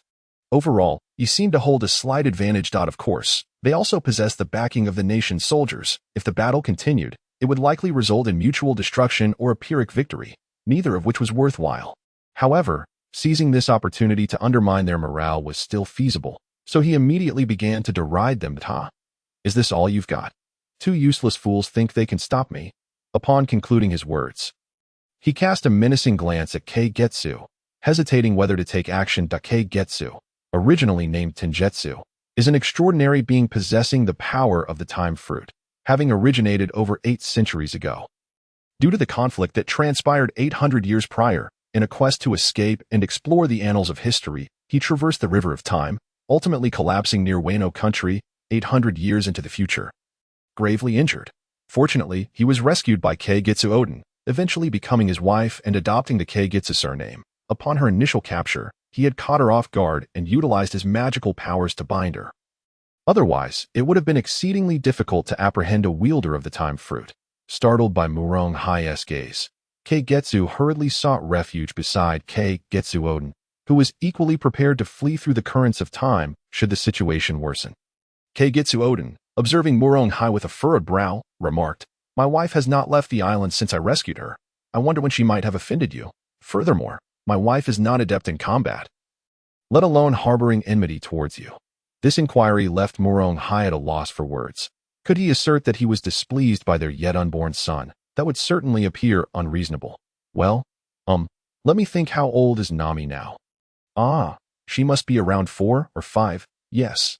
Then you two shall not bear children for the next 25 years, and thus, we shall have no grievances. The bystanders were left speechless. Could it be that Murong Hai had taken an interest in Keigetsu? Noticing Keigetsu Oden tightly embracing Keigetsu and concealing her behind him, it became apparent that a misunderstanding had arisen. No, I am not interested in your wife. Rather, I harbor disdain for the boy she is destined to bear. In essence, it was simply imperative that no child named Keigetsu Momonosuke be born. Upon hearing this, the surrounding individuals still felt it was a frivolous dispute. However, Keigetsu Oden and his wife felt a sudden unease. Fortunately, Keigetsu had previously researched future history and had already sent Momonosuke 20 years into the future to be with Luffy. Thus, no outsiders would be privy to the whereabouts of their son. Nonetheless, Murong Hai, noticing the peculiar looks from those around him, dismissed these thoughts. The current atmosphere suggested neither party wished to continue the conflict. As both sides retreated in unison, Murong Hai stationed himself and his subordinates at the island's edge. Observing that his followers bore injuries, he felt a pang of guilt. After all, this skirmish had been instigated by his own impulsiveness. Despite achieving his objective, it bore no direct benefit to his companions. With only around 20 subordinates remaining, he reflected on the hundreds he had once commanded within the Beast Pirates, lamenting that only these few had chosen to follow him. All right, I wish to extend my apologies to all of you. Many of you likely found this battle rather perplexing, yet explaining the reasons is not within my capacity. If you are willing to stand by me, I shall treat you as brothers in life and death. That very evening, Murong Hai imparted the first 2 levels of the magic dragon Houtian scripture to his subordinates. The scripture comprises 9 levels, originally introduced as a creation of wandering cultivators from the celestial realm, capable of leading to the realm of celestial beings. Although this realm is the most rudimentary within the celestial hierarchy, it nonetheless surpasses that of ordinary mortals, as Murong Hai guided his followers in cultivation. His remarkable feats were laid before Doflamingo. Initially, upon acquiring the chi condensation technique, Doflamingo had diligently practiced, and after months of effort, he had reached the first layer of Dan condensation. Coupling this with his fruit abilities and combat experience, his power rivaled that of top-tier generals. This was a significant improvement compared to Zang Luo, for Zang Luo, even without magical suppression, might not secure a victory against a general due to his lack of combat experience. As Doflamingo's confidence soared, contemplating his next moves, he became aware of Murong Hai's exploits. Fufufu, Yet another power. Is it cultivation? Why has this cultivation system suddenly become so prevalent? From observing Murong Hai's recent engagements, Doflamingo noted that his rate of improvement far surpassed his OWN. It had taken Doflamingo over half a year to reach his current strength, while Murong Hai had achieved a significant power increase in less than a month. Pangu himself would be envious of such swiftness. When Doflamingo dispatched his subordinates to establish contact, he received no immediate results. The following day, however, a subordinate arrived seeking him, introducing himself as Takeda Shin, sent to negotiate on behalf of Doflamingo. Despite Murong Hai's 20 subordinates, only 4 or 5 were truly formidable. To rapidly enhance their combat strength, acquiring devil fruits was essential. Observing the cultivation progress over the past few days, he noted that the aptitude varied greatly among his followers. Only 3 had sensed chi within 2 days, while a few others required 5 days to grasp it, with the remaining individuals unable to cultivate at all. Fortunately, these loyal companions were not to be abandoned, especially since none had consumed a devil fruit. Thus, Murong Hai resolved to focus his efforts in this direction.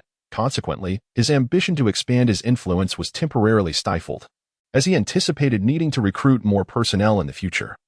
Realizing it would be impractical to rely solely on experts for mundane tasks, upon learning of the demand for a substantial quantity of devil fruits, Doflamingo was astonished. The previous cultivator had similarly sought a significant number of these fruits. What exactly were they all planning to do with them? Fufufu, devil fruits. You may specify a quantity, and I can procure them. However, what value can you offer in return? Takeda Shin responded. Before our departure, our leader instructed us to acquire them at 3 times the market value. The more, the better.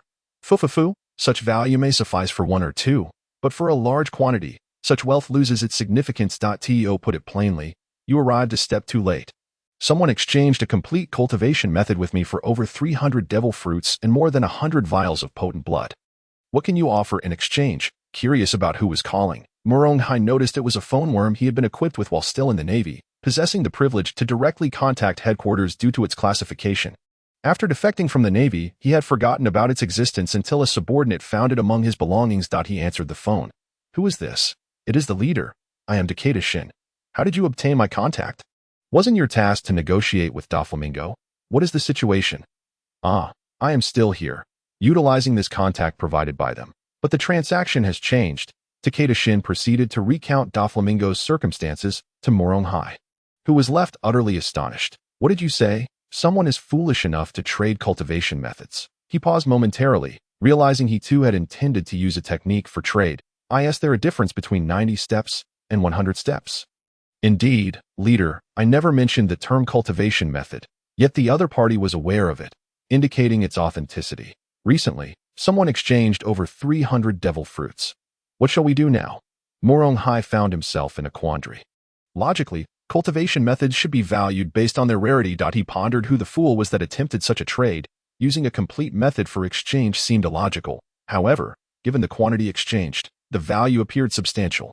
1 ordinary devil fruit is worth at least 100 million. Thus, 300 fruits must be worth significantly more. And even if the other party was a fool, they wouldn't only seek ordinary fruits. This batch of devil fruits could be valued at around 1 billion. While the worth was impressive, he considered the possibility that the cultivation method S grade varied in value. He instructed his subordinate to ascertain the name of the technique. Qi condensation technique. That sounds rather mundane. It resembled a method designed to dupe novice cultivators. After a moment of contemplation, Murong Hai decided to show the first level of the technique to the other party. If they expressed interest, he would offer the 2 levels he had imparted as a bargaining chip. Following the leader's instructions, Takeda Shin prepared to speak. Doflamingo waved his hand, feeling agitated. Did he underestimate someone? The martial arts practiced by others are complete, yet only a fragment remains in your possession. Thus, you are immediately ready to dismiss us. Takeda, feeling a surge of urgency, implored, Lord Doflamingo, our clan leader's martial arts are truly formidable.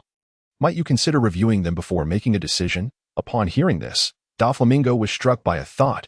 The so-called Murong Hai had swiftly ascended to the level of a general from the rank of a mere rear admiral within a month.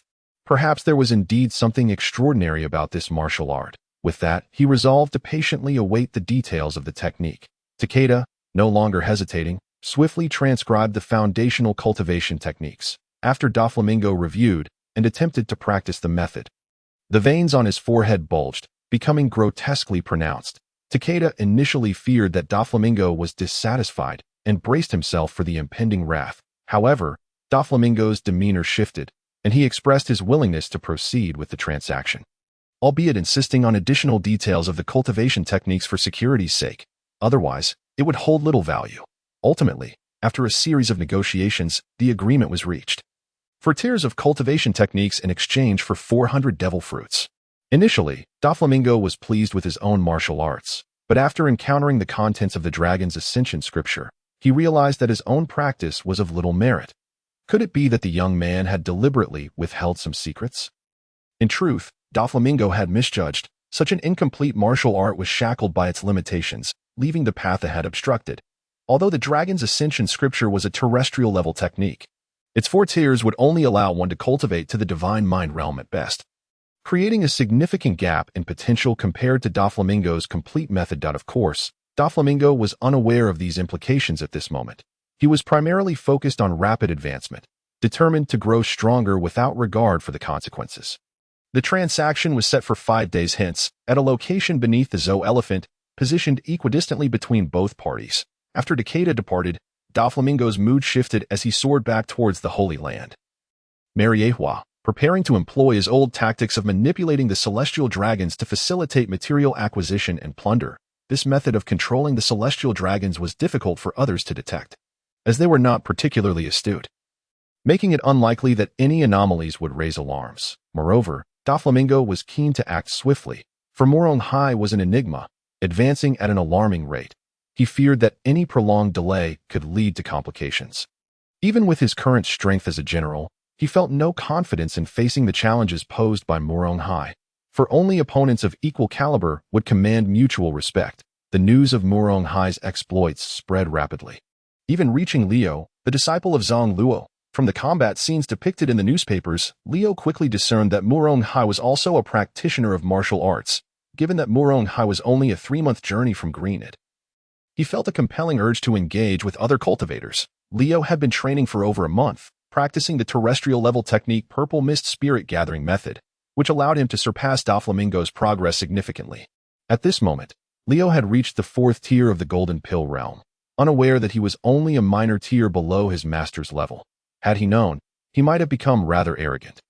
However, due to his stature, his strength would naturally be somewhat diminished. Leo's rapid advancement was primarily due to the abundant spiritual energy in Greenbit.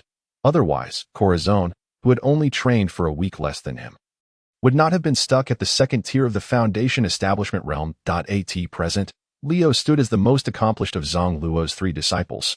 Unbeknownst to anyone that this seemingly inconspicuous little human had attained strength comparable to that of a general. Meanwhile, upon receiving the precise details of the transaction time and location, Morong Hai prepared his subordinates to raid passing vessels, irrespective of whether they were merchant ships, pirate ships, celestial dragon ships, or naval warships.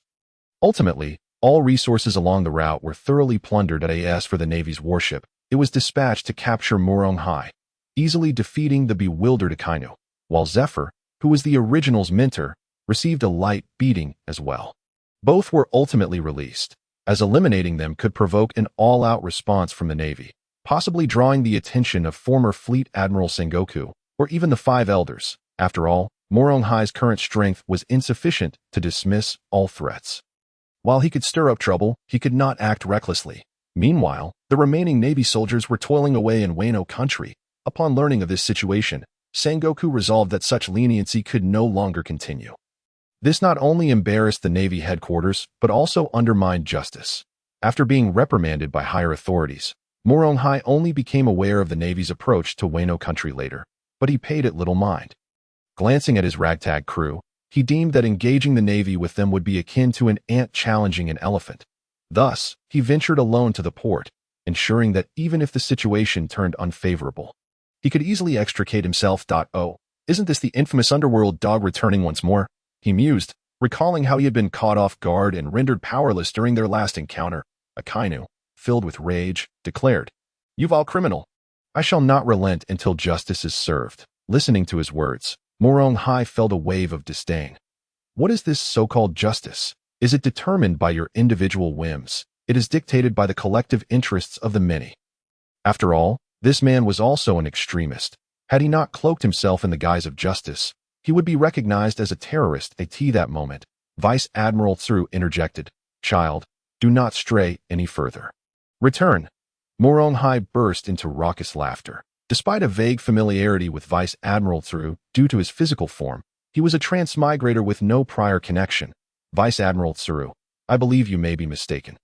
I am not Drake, that I truly am not that person, though this body indeed belongs to him. Can you comprehend my explanation?"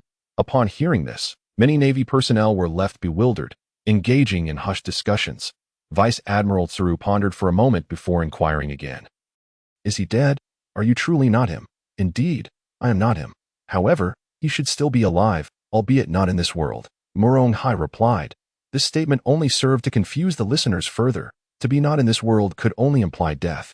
Morong Hai himself was unaware of where Drake's soul had been reborn. After all, the terrifying organization behind that phenomenon was shrouded in mystery, and those who had successfully traversed through it were well aware of its horrors.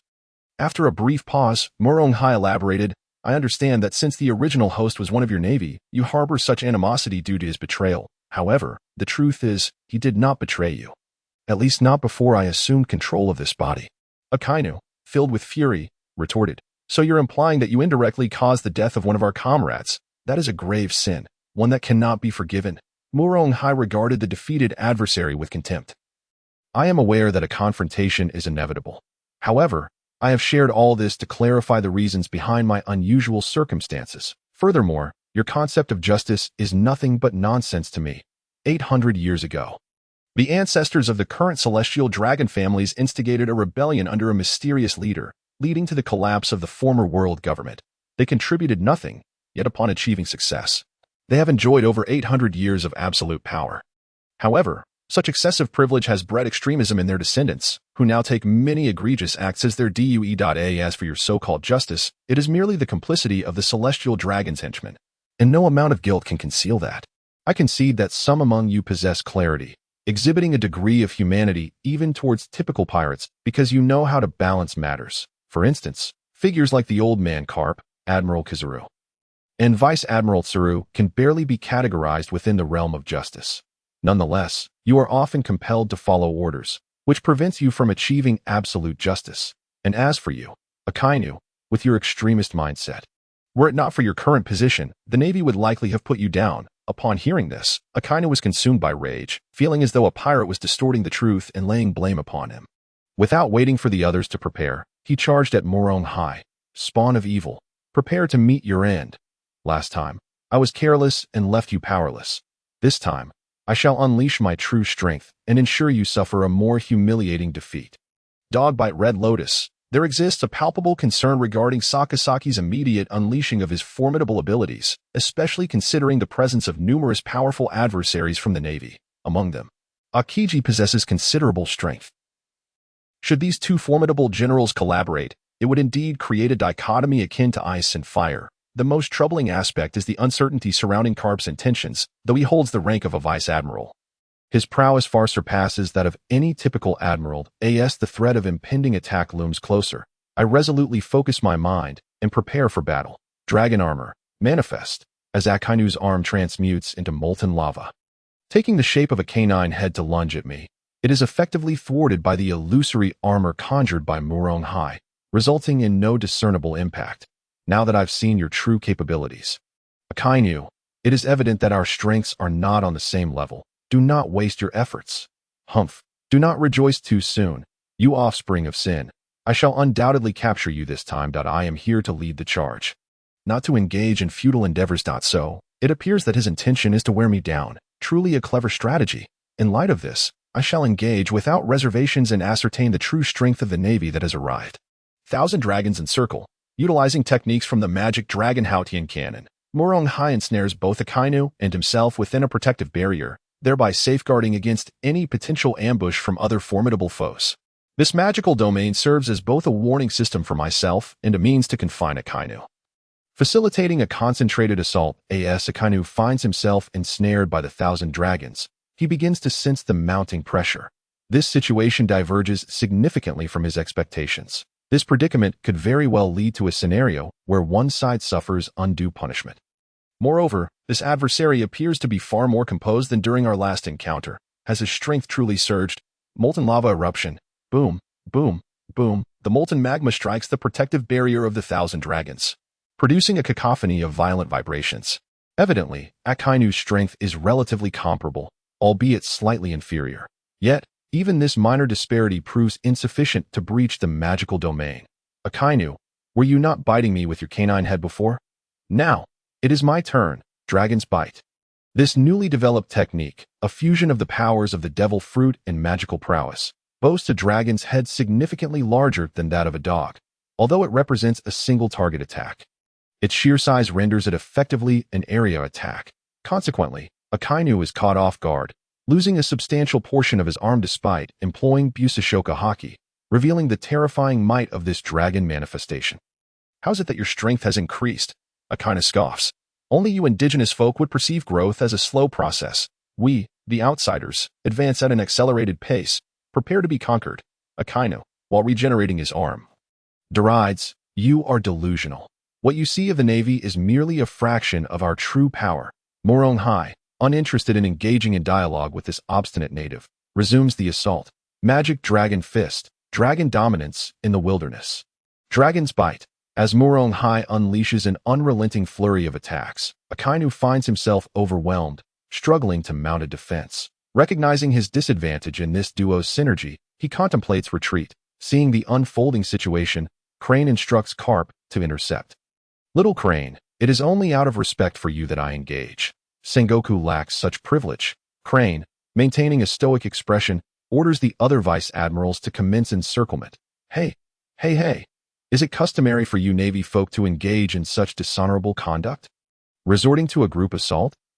Humph, against you, child of sin, any method is justified. Akainu retorts before launching another attack. Morong Hai, thoroughly irritated by this relentless adversary, perceives him as stubborn and inflexible. The others do not lag behind. As a torrent of attacks descends upon him, Morong Hai employs dual safeguards. 1,000 dragons encircle. Dragon armor. However, Carp's strike precedes the rest, surpassing Akainu's speed. With a single punch, he shatters the barrier of the 1,000 dragons. Although I had sensed Carp's superiority, this blow reveals a strength approximately 30% greater than my own. With no time for further contemplation, I brace myself for the oncoming onslaught as 2 admirals and 5 vice admirals unleash their full might. Only Crane refrains from joining the fray. Within less than a second, the combined onslaught of 7 strikes lands upon Morong Hai's dragon armor.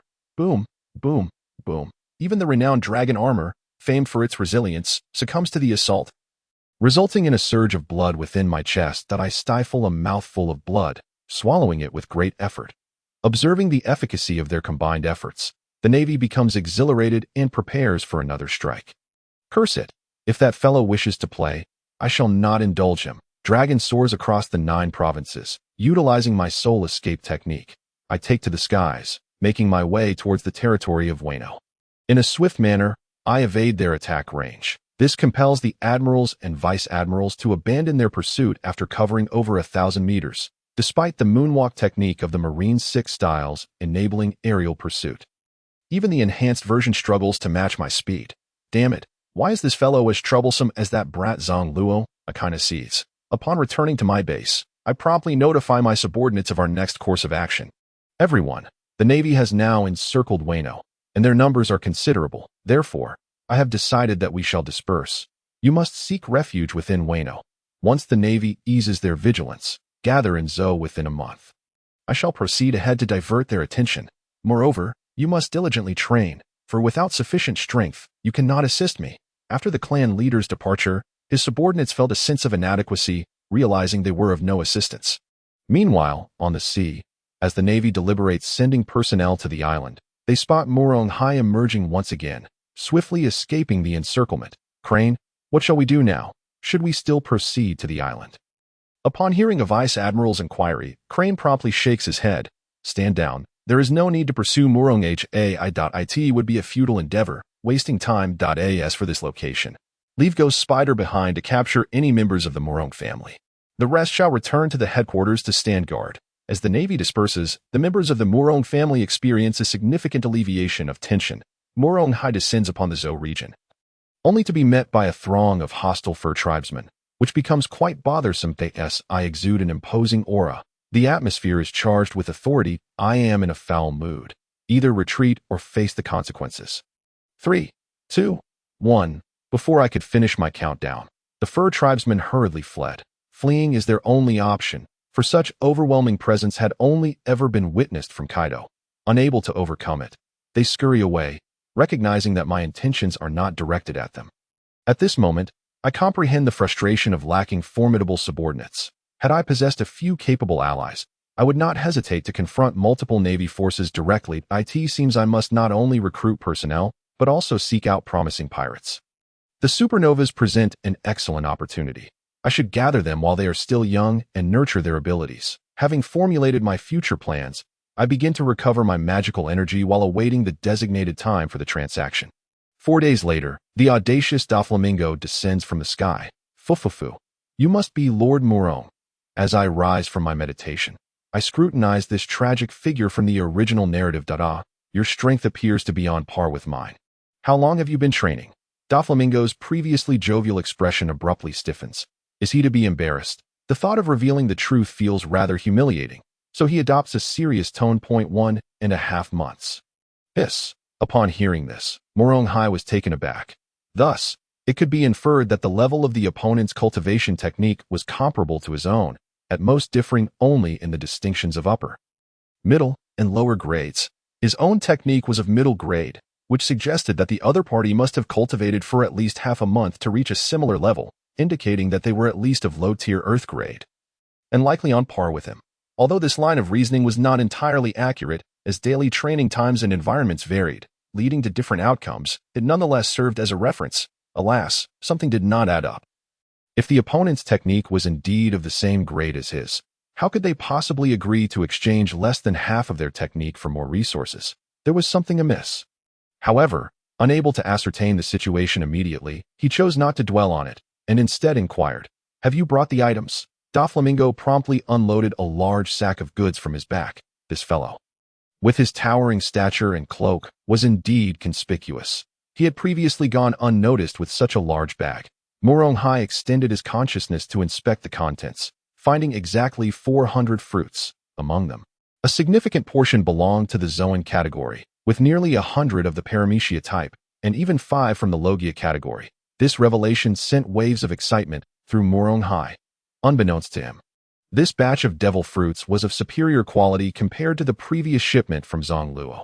Since agreeing to continue their trading arrangement with Zang Luo, Doflamingo had been diligently collecting, and over the past 6 months, he had amassed a considerable number of fine fruits. However, due to the nature of the cultivation techniques, Doflamingo felt deceived and thus brought along all the fruits, including those he had obtained in the Holy Land of myriad. Morong Hai eagerly produced the manuscript of his technique and tossed it to Doflamingo. In turn, Doflamingo hurled the sack over to Morong, who hurriedly caught it, fearing it might fall and sustain damage. Indeed, one could hardly expect a man engaged in both legal and illicit trade to be overly concerned about damaging items worth billions. In truth, Doflamingo was even more anxious, having discarded his burden solely to retrieve the technique. After a cursory examination of the manuscript, Morong Hai discerned no issues, being a cultivator himself and somewhat capable of distinguishing the authenticity of techniques. With the technique confirmed to be legitimate, he prepared to depart. After approximately 10 days had elapsed, once around 20 of his subordinates had gathered, they resolved to head towards the East Sea, a relatively stable region, to gradually expand their influence. That area was quieter, and most importantly, they awaited Nami's growth. How delightful! Observing the clan leader lost in thought, drooling, his subordinates assumed he was unwell, when Morong Hai noticed a hand waving in front of him. He snapped back to reality, asking, "What are you doing? Captain, are you ill? Get away. You are the ones who are sick. I am perfectly fine. Now, let's set sail." Thus, the group reappeared upon the sea, causing a stir as they engaged in various exploits, seizing supplies and, notably, abducting individuals, which incited considerable resistance from numerous pirates.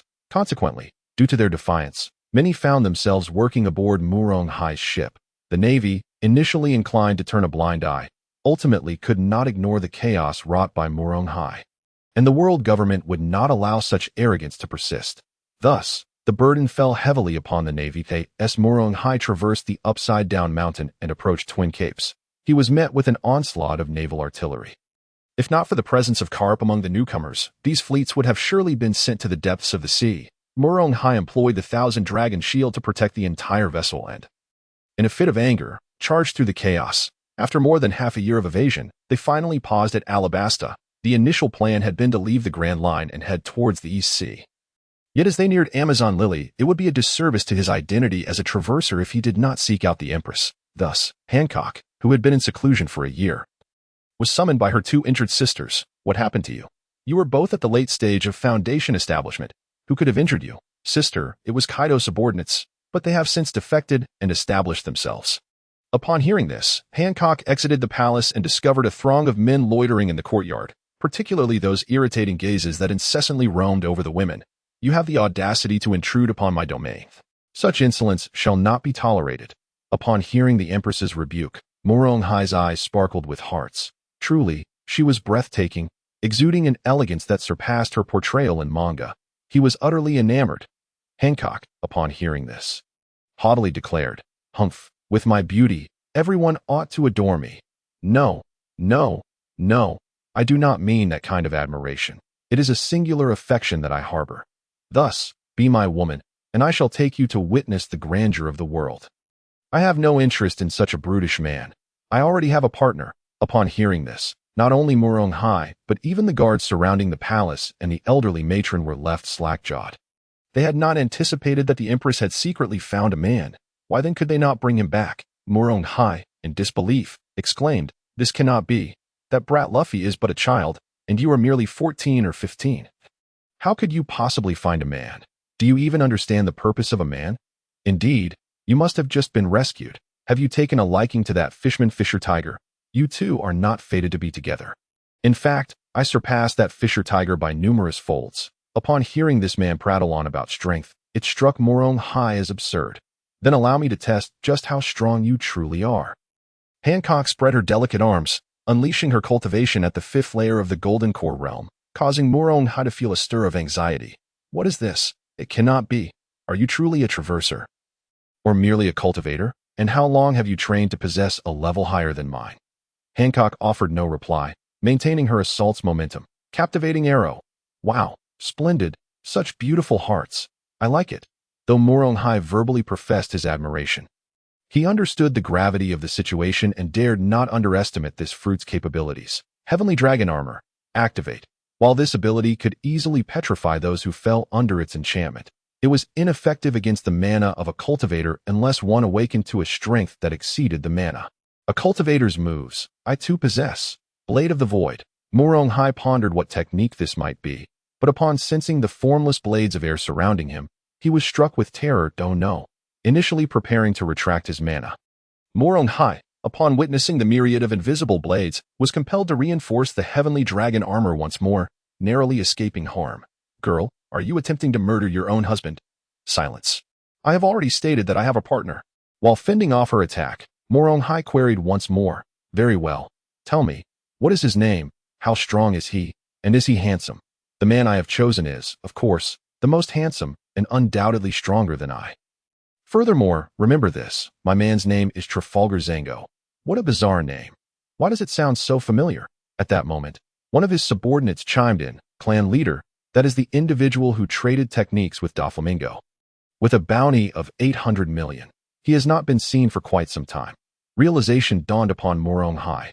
The name on the wanted poster had an extra character. It was not merely a pseudonym for hiding, nor was it due to the discovery of the surgery fruit. Rather, the high bounty stemmed from his prowess as a cultivator. No wonder it made sense. Thus, Zango was akin to him, a traverser and cultivator. Ah, it strikes me now, that little brat was the one who cleaved my former self in twain. Yet, the opponent must be 2 years younger than Hancock. To think such a triviality could intertwine their fates is utterly disheartening. However, he was merely a child, and my bounty currently stands at 1 billion. Hancock, this maiden, is as good as mine. I shall execute a preemptive strike and see who can win the Empress's heart.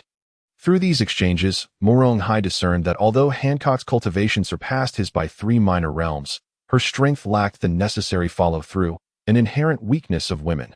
This made her an ideal target for someone like him. A strength-oriented man. All right, girl, you have initiated enough attacks. It is now time to test my strength. Morong-hai ceased his concealment, confident that she had nearly surpassed the strength of an admiral and would not be easily defeated, especially as he wielded the three forms of haki, representing the pinnacle of potential in the pirate world. Thus, he did not hold back that dragon's might. Witnessing such a vast and formidable assault, the elder matron commanded the guards to retreat to a safe distance while simultaneously aiding in the defense. "How dare you disrespect the subjects of this household? You have incited my ire," she declared. Confinement domain, void blade. This spatial manipulation technique, elusive and intangible, posed significant trouble for Morong-hai. Despite his previously commendable speed, he now felt ensnared as if trapped in a quagmire. The void, though seemingly ephemeral, rendered him powerless. "Ah, is your technique of the spatial variety?" he inquired. "Humph, ignorant man. My partner has bestowed upon me this power." Morong-hai felt a sense of frustration battling this woman, a mix of indignation and exasperation. "Demon Dragon Fist, break," he shouted, launching into a physical assault. However, Hancock's martial skills were equally impressive. Her mastery of haki surpassed even that of Morong-hai. Yet, this was merely the initial phase. As their skirmish progressed, Hancock gradually found herself at a disadvantage, not due to lack of combat experience, but rather from the overwhelming drain on her stamina, outmatched by the capabilities of his own type user. Additionally, Morong-hai's technique was perfectly suited to his abilities, granting him remarkable endurance. After 2 hours of relentless pursuit, Hancock was forced to retreat, but Morong-hai relentlessly followed. A day later, Hancock, evading her pursuer, flew to Gaia Island. By this time, her magical energy had dwindled to a mere 20%. She marveled at Morong-hai's strength and tenacity from a distance. His unyielding chase stemmed from an instinctual sense of impending victory. Although Hancock's speed outstripped his, she could not elude him. When he had initially witnessed her escape, he had been unwilling to let such an opportunity slip away, informing his crew of their final destination, Windmill Village, before pursuing her alone. Now, witnessing Hancock's continued flight despite the distance she had covered, he wondered how much strength she had left. Yet, he dared not gamble on it. Instead, he resolved to employ a mysterious technique recorded in his arsenal. Void Soul Piercer. An invisible assault surged forth. Morong-hai, caught unawares, suffered a sudden, disorienting pain that threatened to shatter his consciousness. He barely managed to erect a barrier to protect the last vestiges of his awareness. Hancock, too, was astonished by the devastating effect of her least favored soul attack on him. Upon regaining consciousness, Morong-hai's face twisted into a mask of fury and malice, yearning to inflict 100-fold torment upon her. However, he instinctively chased for several hundred meters before fully rousing himself. Should another soul attack strike, he risked becoming a mere fool. Realizing this, he hesitated to continue, begrudgingly watching Hancock slip further away. Moreover, he surmised that her so-called little man was likely formidable in his own right, prompting him to prioritize bolstering his own strength in the East Sea. Hancock, recognizing that her pursuer had ceased, remained cautious, aware of her own fragility, and sought a secure place to recuperate her magical energy.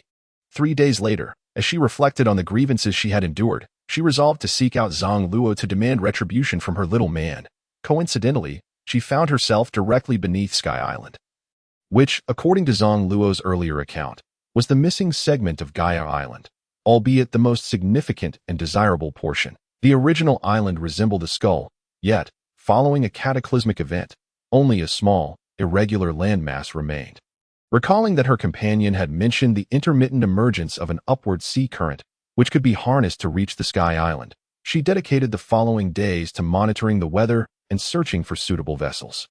One ship appeared particularly accommodating, as she feared that her magical energy might be exhausted, leaving her stranded at this juncture. Hancock remained oblivious to the fact that her mid-stage cultivation could allow her to ascend directly. Finally, one fateful morning, the sea erupted with tumultuous activity. After observing for a moment, Hancock discerned that it was indeed the upward sea current. Hastily, she navigated her vessel towards it, and amid a series of heart-stopping maneuvers, her ship smoothly ascended with the current. As she embarked on this unknown route for the first time, her nerves were palpable. Minutes later, sensing the excitement above, she could hardly contain her exhilaration. Upon passing through the celestial gate, she encountered the toll-collecting elder Amazon, who exclaimed, Another matron. Awakened from her slumber by the commotion, the Amazon spotted yet another stowaway and called out, "Don't run. Hurry and pay your passage fee. 100 million berries." Hancock was taken aback. There was a toll to pay. Realizing the absurdity, she disembarked and approached the elder with a charming demeanor. Initially, the Amazon was steadfast in her resolve, but within half an hour, she had acquiesced to Hancock's charms, accepting her as a goddaughter. Subsequently, Hancock received generous assistance from her newfound benefactor and departed with great enthusiasm. Much later, the Amazon found herself feeling somewhat empty as Hancock ventured further afield. Intent on uncovering Zang Luo's whereabouts, she was intercepted by Enneru from the Blue Sea. "Do you dare intrude upon my palace?" Enneru exclaimed, "Da, I have heard from my companion that you must be that foolish deity." What? How dare you speak so disrespectfully to a god? You have enraged me beyond measure. Prepare to face divine retribution. Enneru's anger manifested as arcs of lightning crackled around him, prompting him to strike. "Divine judgment," he proclaimed, yet Hancock merely raised her hand, declaring confinement domain. Enneru unleashed his full might, but to no avail. His attack fizzled into silence as he stared dumbfounded at the restrained lightning in the void. Momentarily bewildered, "You are a cultivator. Wait, how do you wield the void harmonization technique?" "Humph, naturally it was taught to me by my partner." "Your partner? Who could that be?" "Why, it is my beloved Zang Luo." "What? My master, your partner? Then, does that mean you are the master's wife?" Upon hearing the term master's wife, Hancock blushed furiously, yet her heart swelled with delight. She shyly nodded. "Indeed, I have come to seek him." Enneru, sensing Hancock's strength to be comparable to his mentor's, and knowing his master hailed from the Blue Sea, decided to relay this information. He left Hancock momentarily stunned in place. Enneru descended with lightning speed to Zang Luo's training quarters, calling out, "Master, master, come quickly. Your wife, your spouse has come to find you." Startled by this news, Zang Luo, who was not in deep meditation, felt his blood surge with excitement, yet he managed to avoid exacerbating his injuries. Upon emerging, he scolded Enneru, "You wayward disciple, do you not realize I am in seclusion? Your reckless disruption may have consequences for my cultivation. Master, this is not important." "Silence. You dare say my safety is of no concern? You truly are a rebellious disciple. That is not it." "Master, please let me finish. The visitor claims to be your partner, immensely powerful and far stronger than I, with long legs." "Long legs? You imbecile." That last remark could easily lead to misunderstandings about my character. After shooting a glare, he inquired, "What is her name?" "Ah, master, I forgot to ask." "You fool. I shall investigate for myself." Upon ascertaining that the visitor was indeed Hancock, his heart raced with excitement. Could it be that a feast has arrived? Observing her bashful demeanor and her declaration of him as her partner, he was filled with intrigue. Hancock, upon seeing Zang Luo's figure before her, leapt into his embrace, lamenting the grievances she had suffered during their separation. One can only imagine the sight. A woman of 1.8 meters bending over into the arms of a man standing at 1.6 meters, a most incongruous pairing, especially as her emotions surged, rendering her thoughts chaotic. Fortunately, the area was devoid of onlookers to witness her embarrassment. Zang Luo endeavored to maintain a serious facade as he consoled her, "By the way, dear companion, what is your current level of strength?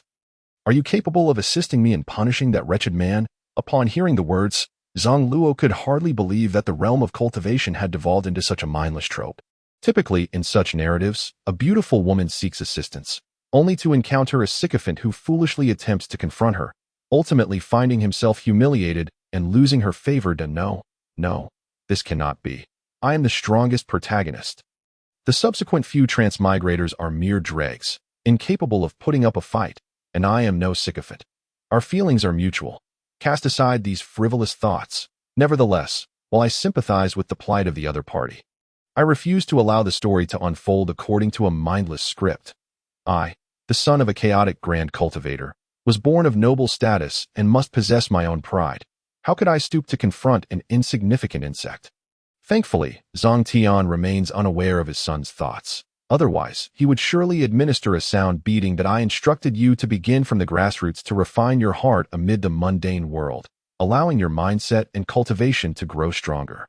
Not to rely on an air of superiority, Zang Luo released his aura with pride. He declared, I have reached the pinnacle of the 9th layer of the Dan formation realm and am preparing to break through to the spirit separation realm in the coming days. Ah, the man I have set my sights on is indeed formidable. After more than a year apart, he is on the verge of a breakthrough. What does that matter? I have only been cultivating for just over half a year. Had I not been sidetracked by my research on the devil fruit for over 6 months, I would likely have reached the mid-stage of the spirit separation realm. All right, my dear lady, I must change your title. Let us call you Xiao Henin. Oh no, Xiao Han doesn't quite suit. Xiao Ku sounds a bit off too. How about Xiao Ku? How did you come up with such a name? It hardly allows for a more affectionate address. After all, given our recent interaction, the sentiments are already understood, and our relationship is essentially established. A more endearing title is not excessive, is it?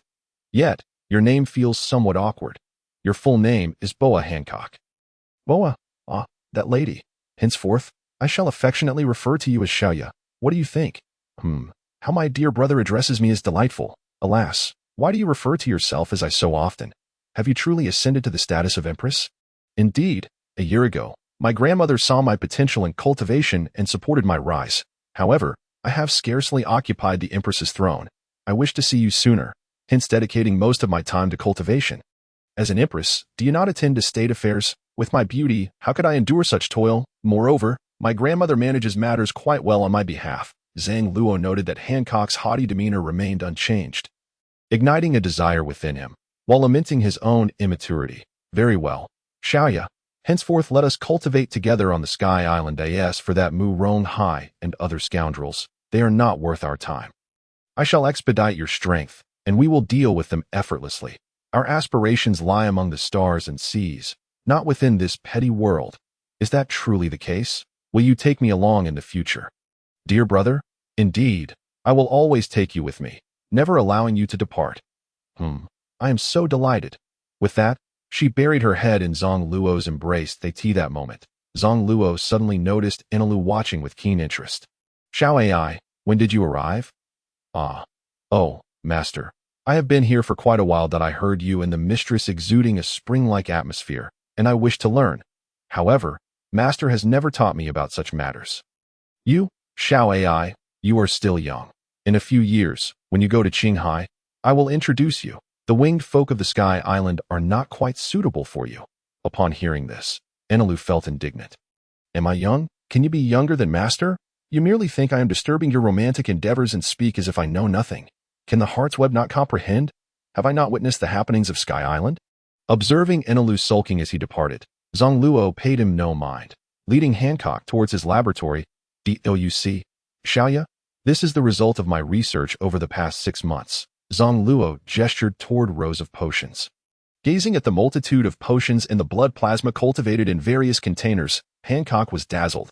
What purpose do these serve? Of course, they enhance the potential of the fruits. The sweet fruit you consume is also of the paramecia type. Thus it can accommodate numerous subordinate fruits. Oh, will the enhancement rival the prowess of cultivation techniques? Therein lies a difficulty in comparison, for the potions I have researched serve as shortcuts to cultivation, enabling our bodies to innately possess affinity for the laws, akin to the offspring of the Tao. Each potion we assimilate can save us hundreds of years of cultivation time, and for ordinary folk, a single potion could save thousands, if not tens of thousands, of years. Hence, even in the realm of cultivation, their value is immense. Heavens, I can hardly wait. Can we begin now? Dear brother, one moment. I will find a potion suitable for your current loss. With that, Zang Luo selected a dozen potions from the hundreds available, some of which were unsuitable unless one awakened to the level of a superior fruit. However, the chosen few were not the most ideal, for she was to be his future wife, and he naturally wished to be attentive. Xiaoya, please wait here for half a day. I shall return from Qinghai with a few more suitable potions. You are leaving, dear brother? I wish to accompany you. Silly, it is merely half a day. Moreover, I travel at such speed that you would tire easily, and I would be heartbroken. Hancock's cheeks flushed as she bashfully covered her face. Then I shall await your return. Having reassured Hancock, he swiftly departed. Could he express that the true reason was her tendency to slow him down and waste time?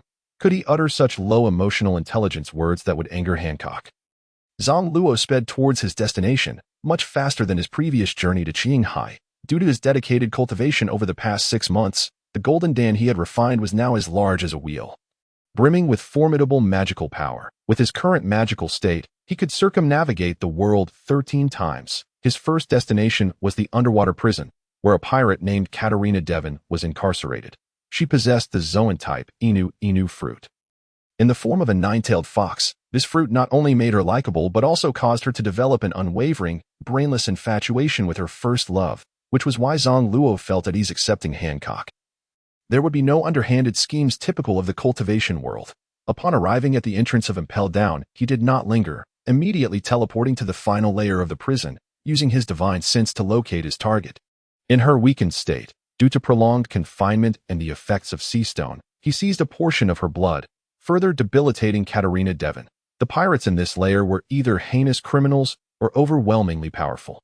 Upon witnessing this sudden intruder, they began to threaten Zang Luo, demanding their release.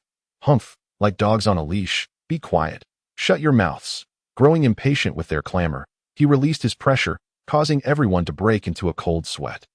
The sheer terror of his power was such that even the strongest they had ever encountered paled in comparison. What on earth is happening in the outside world that even a child possesses such strength? What is the purpose of their imprisonment and Impel Down if a mere child could wield such might? If they were to escape, they would live like grandchildren, leading to a disoriented silence among the pirates. Zang Luo was determined not to leave empty-handed. With so many strong individuals, he intended to collect all their blood. Thus, he swaggered about, gathering and categorizing the samples before storing them in his spatial realm. Any guards who dared to obstruct him were swiftly dispatched with a single blow. By the time he returned to the first layer, he had amassed over 1,000 samples of blood plasma. While Impel Down housed thousands, not all were capable individuals, and thus those without abilities were not collected. Upon emerging to the surface, he was intercepted at the entrance by Magellan, the warden, accompanied by a throng of subordinates who had just noticed the situation through the surveillance monitors. Haha, little brat, are you not the notorious Zang Luo with a bounty of 800 million? What brings you to Impel Down? And why do you seek to leave? Consider this your new home. Zang Luo paid no heed to the words of his adversary, for an opportunity had presented itself, accompanied by several subordinates, including the capable Sati. Unbeknownst to the opponent, a substantial quantity of blood was siphoned away, resulting in a wave of dizziness. Upon regaining consciousness, he discovered that he was alone at that moment. A prison guard emerged from the depths to report the situation. After listening, Magellan hurriedly summoned his men to investigate, only to find that over 1,000 individuals were in dire straits. They had not been adequately nourished, merely clinging to life, and now they could no longer sustain themselves. He promptly notified the medical officer for an assessment, which yielded the same conclusion. The cause was significant blood loss. Warden, do these individuals require medical attention? Magellan exclaimed in anger. Are you a fool? With your few medical personnel, how do you expect to save so many? Well, Warden, the primary issue is their starvation, compounded by blood loss. Perhaps a proper meal could aid their recovery. You imbeciles, then why are you not hastening to provide treatment? Understood. We shall act immediately. The rationale behind keeping these capable individuals alive was to exert maximum control over them. Should an heir perish without a suitable successor, and should that successor turn out to be a pirate, the repercussions could be severe. Thus, the Navy advocated for the incarceration of these heinous criminals rather than their immediate execution. After departing from Impel Down, Zang Luo's next destination was Tequila Wolf, known as the Second Amazon Lily, the Kamabaka Kingdom. His objective was the hormone fruit ability wielded by the cross-dressing king, Emporio Ivankov. In Ivankov's hands, the fruit had been misused to such an extent that it was unclear whether he had originally experimented on himself, resulting in his grotesque appearance. Over time, he had significantly improved his ability to transform men into women, rendering women more beautiful in his grasp, while men merely became embellishments of femininity. Those transformed beings later inflicted unspeakable torment upon Sanji. Upon seeing Zang Luo before him, Ivankov's mouth fell agape in astonishment, as if he could devour 2 enormous fried dough sticks. Boy, have you come to your senses? Come to my senses? You must be joking. I am here to settle the score for your previous interruption. 6 powers, shave, storm. Boy, you seem more irate. Perhaps you need a surgical procedure. Ivankov was stunned to find himself sent flying by a single kick from this little imp, bloodied by the force of the blow. How had he progressed so rapidly? Ivankov instinctively attempted to defend himself, having trained diligently since their last encounter just over a year ago, believing he would be fine. The outcome was far from what he had anticipated. Zang Luo, seeing no desire for combat, simply acquired the plasma and departed.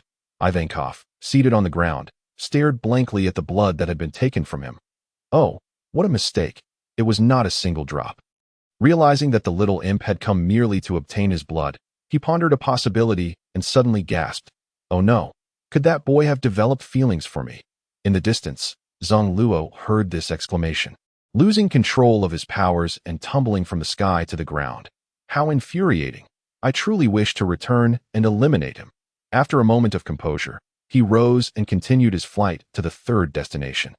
Upon acquiring the last of the Lucky Fruits plasma, he did not linger, intending to gather other abilities at a later date. However, he needed to pay a visit to Doflamingo, as he had instructed him to continue collecting. And he was curious about the results. Arriving at their original base in Dressrosa, he found that many had vanished. Through his spiritual sense, he detected that Doflamingo was in the palace. Had he already usurped the position of the king of Dressrosa? Zang Luo swiftly appeared before Doflamingo, who, upon seeing Zang Luo, instantly recalled the deception and launched an attack. Dragon's Fist. Zang Luo sensed that Doflamingo had become rather inflated with arrogance. Was he acting out of insanity from prolonged training or merely testing his strength? With a mere gesture, he nullified Doflamingo's assault and was astonished by his rapid advancement. Had he truly approached the brink of breaking through to the fourth layer of condensed Dan? I say. Doflamingo, is this how you greet someone? Hehehe, you little brat deceived me, and you think I should greet you warmly? I would relish the opportunity to eliminate you. No one has ever deceived the Don Quixote family. Zang Luo was left bewildered, and as Doflamingo continued his assault, he showed no mercy and swiftly suppressed him. Confinement. Can we not engage in civil discourse? I have only crossed paths with you once. And as for the techniques we exchanged, it is of no concern. Otherwise, you would not have achieved your current level of cultivation. When have I ever deceived you? Doflamingo realized he was utterly immobilized. As were the palace guards, and in his heart, Zang Luo comprehended the situation. So you believe that better techniques were traded, and thus I have deceived you. This is not merely a matter of monetary exchange. Listen, Doflamingo, let us not speak in such terms.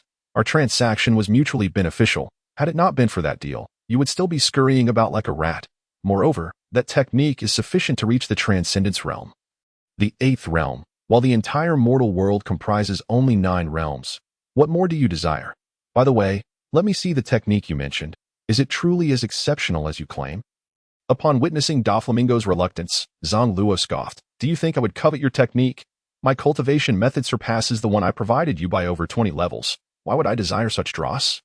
To be frank, the technique I gave you was merely a scavenged one. I did not even spare you a higher tier one. And you still wish to hoard it? Do you truly see yourself as a prize dish? The reason I wish to examine the technique you traded is to ascertain why my method is deemed inferior by you. Doflamingo, realizing he had no grounds to dismiss the claim, pondered that Zang Luo's prowess must stem from a superior technique. After a moment's hesitation, he retrieved a few pages of the technique. Zang Luo beckoned with his finger and snatched the pages from Doflamingo. After perusing them, he burst into laughter. Ha ha ha. This is laughable. You dare claim this inferior technique surpasses what I provided? I must ask, what exactly makes it superior? Doflamingo was prepared to argue that it was simply faster to cultivate, but before he could speak, Zang Luo continued. This inferior technique likely only allows cultivation to the spirit separation realm. Compared to what I traded to you, it falls short by 2 major realms. After attempting to practice the technique, he inquired, did you assume this method enabled rapid cultivation? Doflamingo replied coldly, otherwise, what would it be? This is indeed a demonic technique.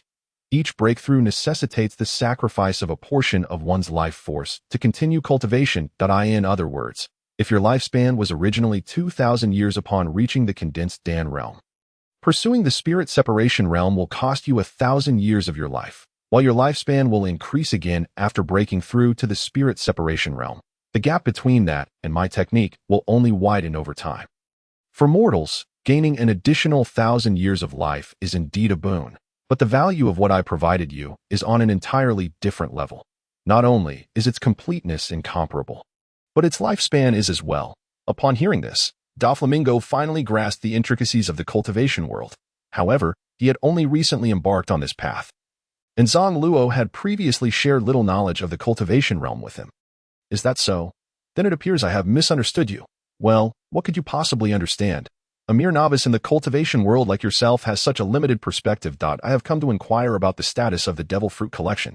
After hearing this, Doflamingo found himself at a loss for words. Why are you silent? Do you have it or not? If so, present it for trade.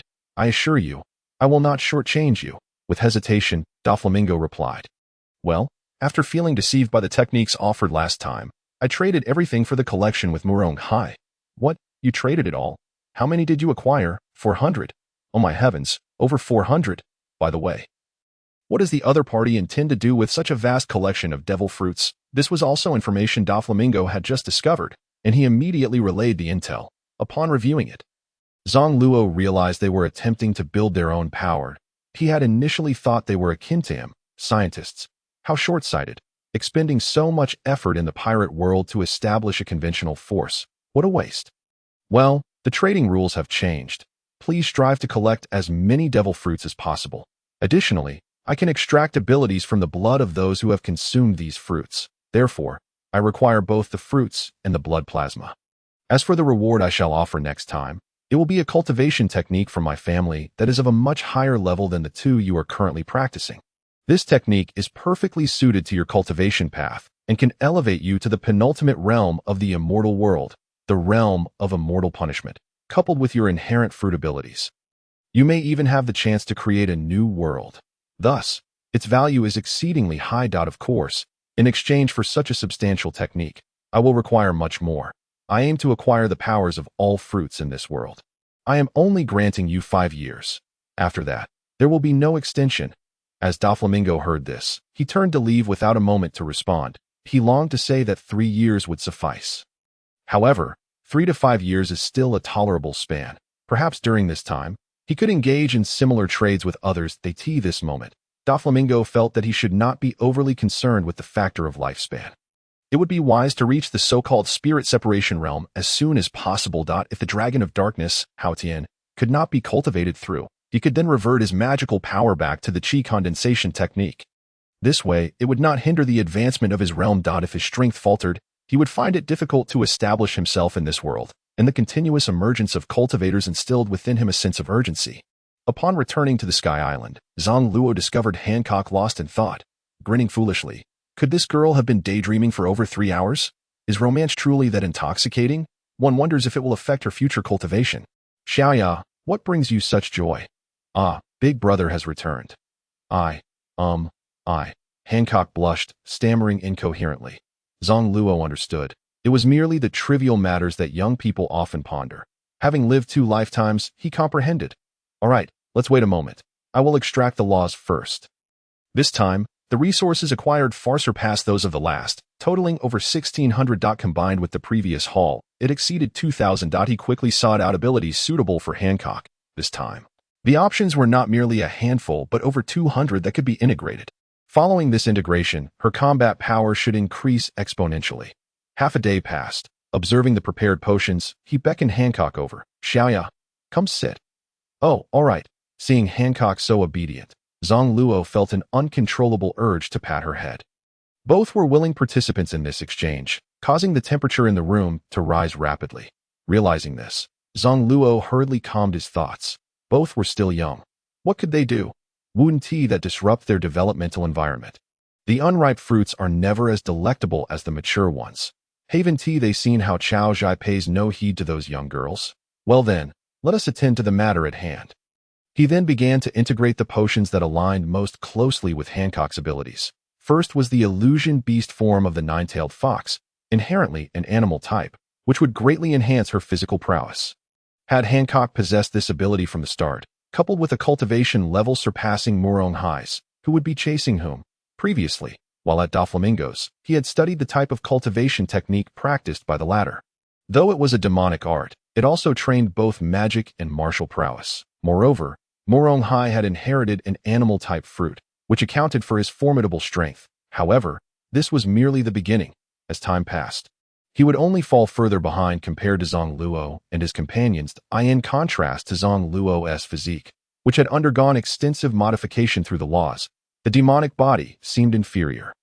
It was akin to 2 copper swords, both initially crafted from copper, yet one continuously infused with meteoric iron and other metallic elements. Reforged anew, the disparity between the two swords would only widen.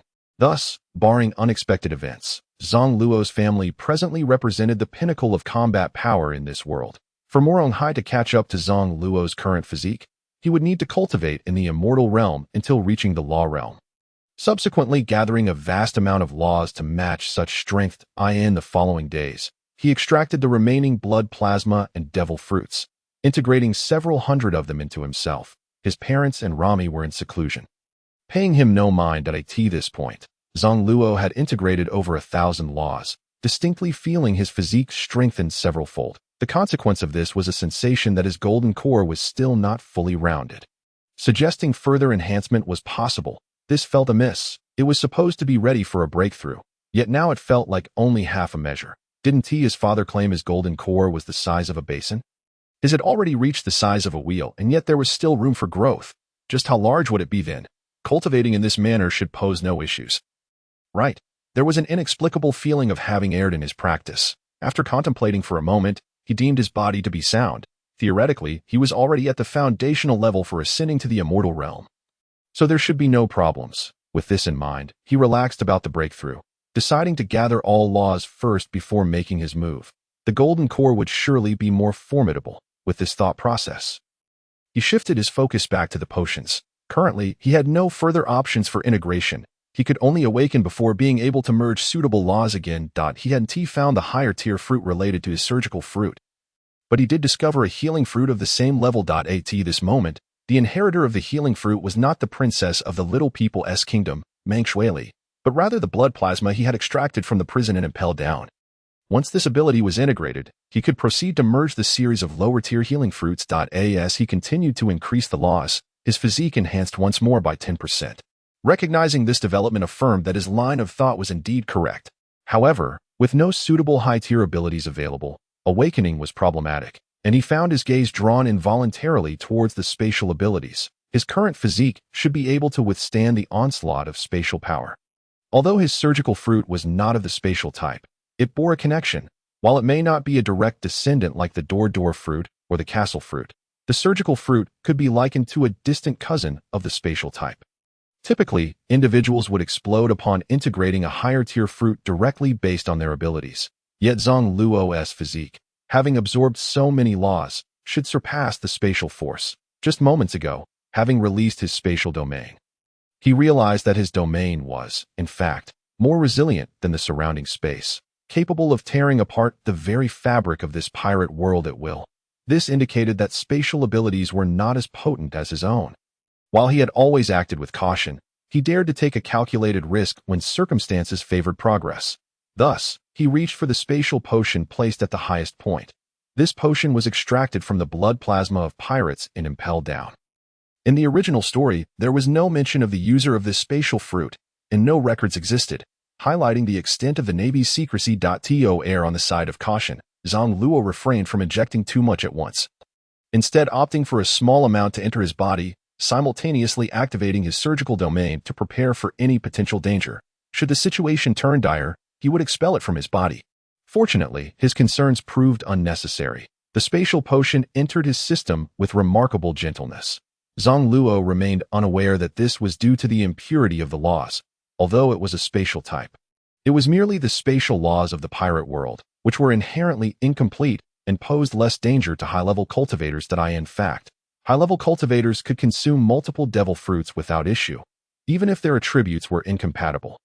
They could absolutely suppress the effects. However, most individuals were influenced by the common knowledge of ordinary people and therefore lacked the boldness to attempt such risks. Zang Luo's success was primarily owing to the significant assistance of his chaotic level cultivation technique, coupled with the fact that he could no longer be considered an ordinary body. He had not looked in a mirror for some time and was unaware that his appearance had returned to closely resemble his father's. This was the result of the bloodline transformation that came with his transmigration, having unknowingly evolved into a nascent form of the chaotic body. Although still relatively weak, he was difficult to harm. Had he known that his current physique was capable of integrating complete laws, he would not have been so meticulous. Upon realizing that merging spatial abilities posed no danger, he promptly injected the remaining potion into his body. The extracted law potions did not carry the same restrictions as devil fruits. Even in small amounts, they would proliferate over time. Of course, utilizing a large quantity of potions would yield quicker metamorphic effects. He succeeded and awakened. Ha ha ha. With a foundation of spatial law, the remaining laws could continue to integrate.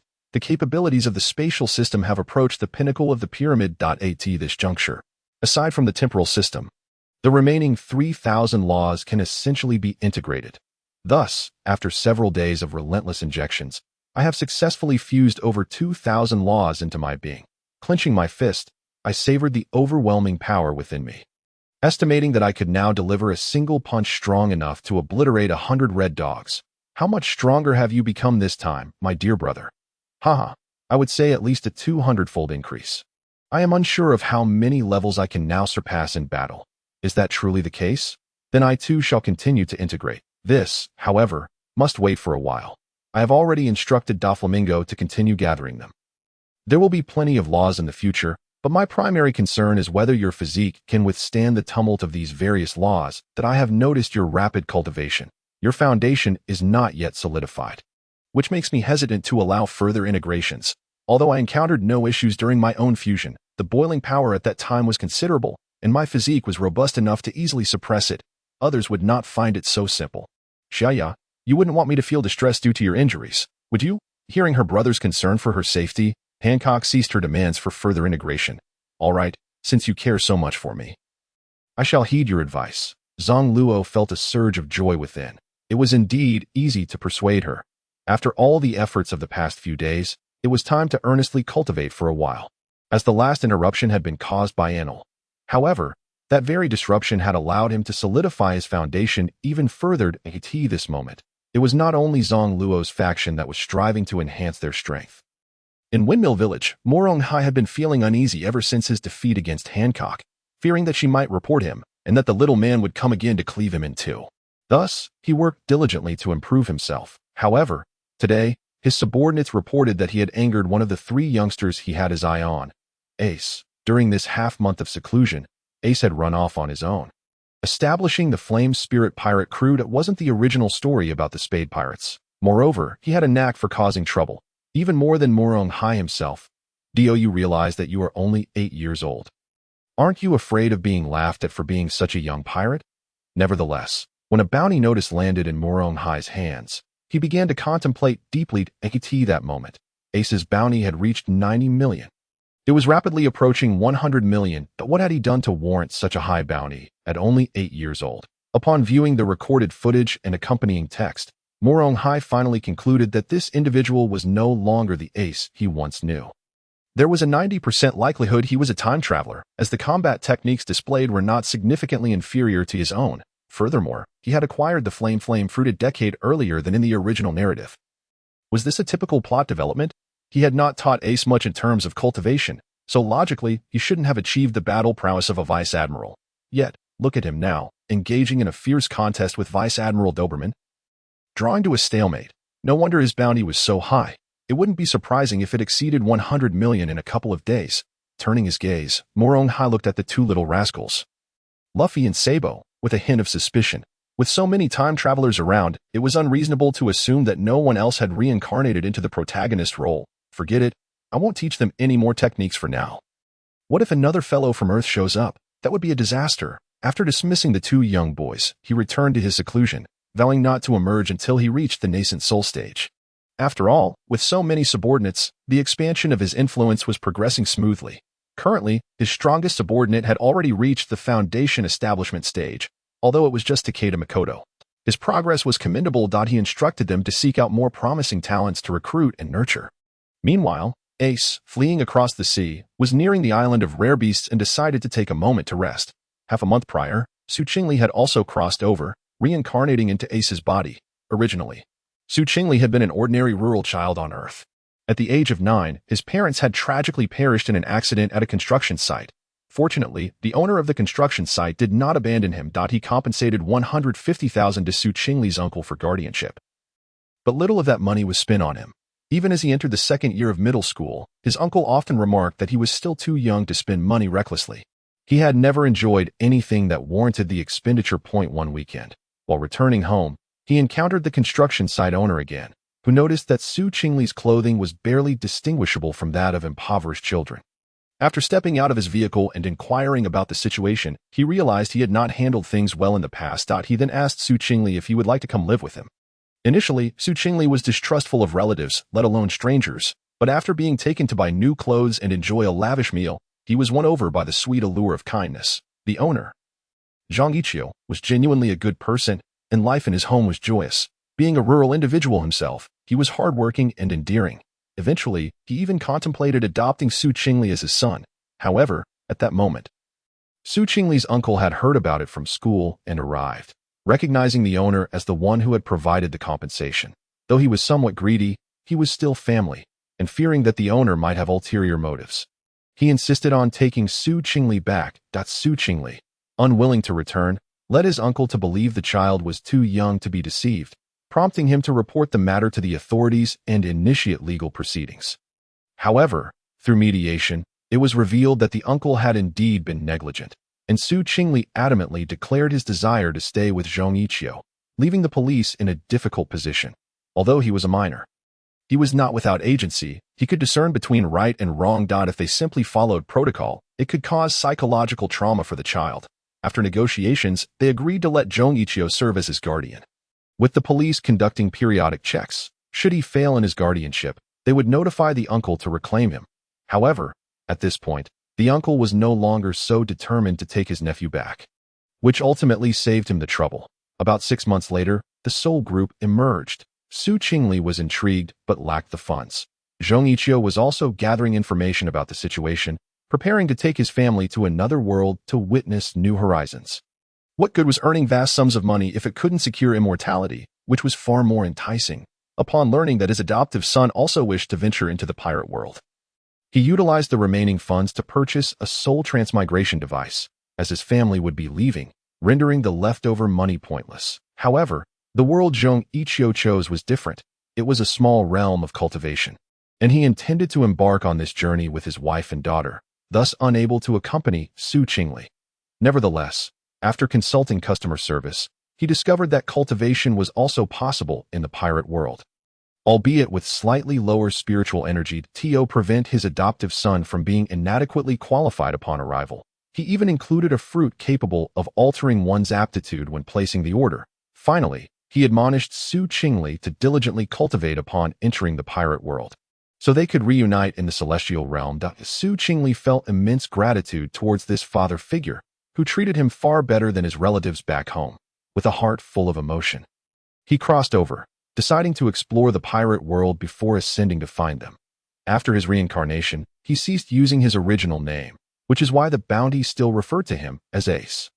It wasn't that he didn't want to use his original name. Rather, since this was a new beginning, he chose to embark on this new life under the name Ace. Upon his arrival, through his memories, he discovered that Murong Hai was a cultivator, and furthermore, a figure with a bounty of 1 billion. Fearing the revelation of his anomaly, he departed alone, recruiting subordinates while cultivating. In just half a month, he reached the late stages of foundation establishment. His rapid progress could be attributed not only to the aptitude-altering fruit, but also to the fact that when he had expressed his desire to be reborn as Ace to his father figure, the latter had diligently selected a transcendent cultivation technique, the flame spirit scripture, for him.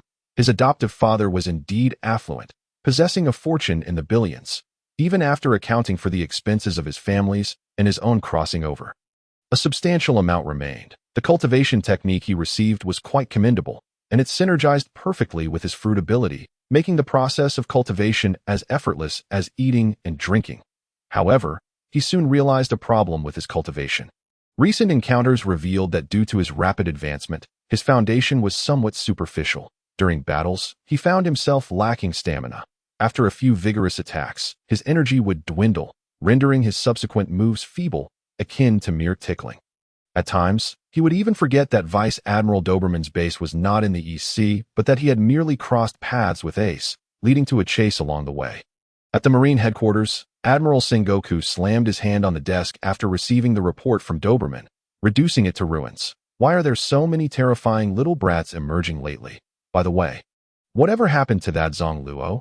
Vice Admiral Crane began to speak. Since the failed encirclement a year ago, he has vanished. However, According to certain rumors, he reappeared 6 months ago, engaging in a confrontation with Sir Crocodile in Alabasta. One of the 7 warlords, Fleet Admiral Sengoku, inquired urgently. What was the outcome?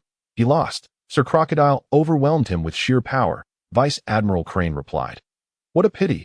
Had this young man been willing to become one of the 7 warlords, it would have instilled considerable dread among pirates. Sengoku sighed. Indeed, this boy harbors no ill intentions. According to detailed reports, Zang Luo and his companions are survivors who escaped from the Kingdom of Fervance. Descriptions from other survivors indicate that he saved over 1,000 people. Crane continued. Just yesterday, we received news from peripheral sources that this young man was spotted on various islands, including the Kamabaka Kingdom and Dressrosa. A little over 10 days ago, hearing that Vice Admiral Crane had not mentioned Impel Down, Vice Admiral John Giando reminded, I've heard that this lad recently infiltrated Impel Down, leaving thousands of pirate criminals in a state of near death. John Giando had a classmate who worked as a warden in Impel Down, and he had discreetly informed him of this during their recent conversation, although he had not intended to disclose this information. Especially since it was supposed to be confidential, he couldn't help but share it in the context of Fleet Admiral Sengoku's discussion, whether it was a desire to impress or a genuine sense of justice. He regretted speaking up only after the words had escaped his lips that moment. All eyes turned towards him, particularly Sengoku, who stood up, glaring at him. Is what you said true? John Giando could only nod in affirmation. Yes, it is true. A classmate of mine is a warden in Impel Down. Bang! Sengoku slammed his fist onto the desk, shattering it to pieces. When did this happen?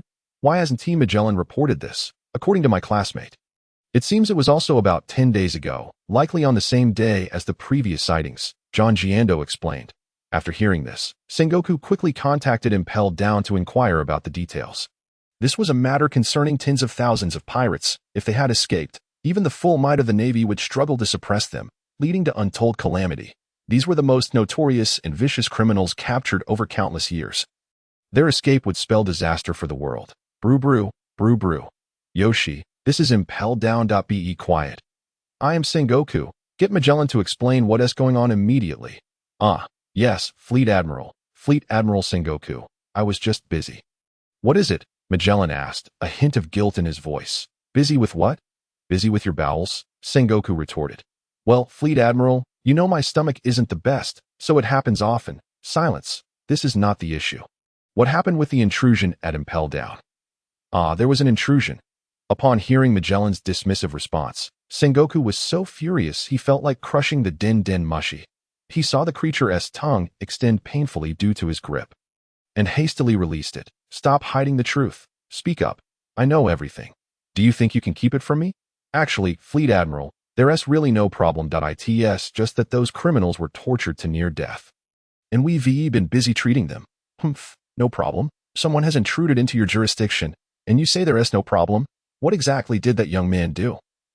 He took a portion of blood from all the devil fruit users, including mine, Magellan admitted awkwardly. At that moment, a pin could be heard dropping in the conference room, as nearly everyone present was a devil fruit user. So, was this targeted at devil fruit users, or is there some sort of research involved? Sengoku pressed further.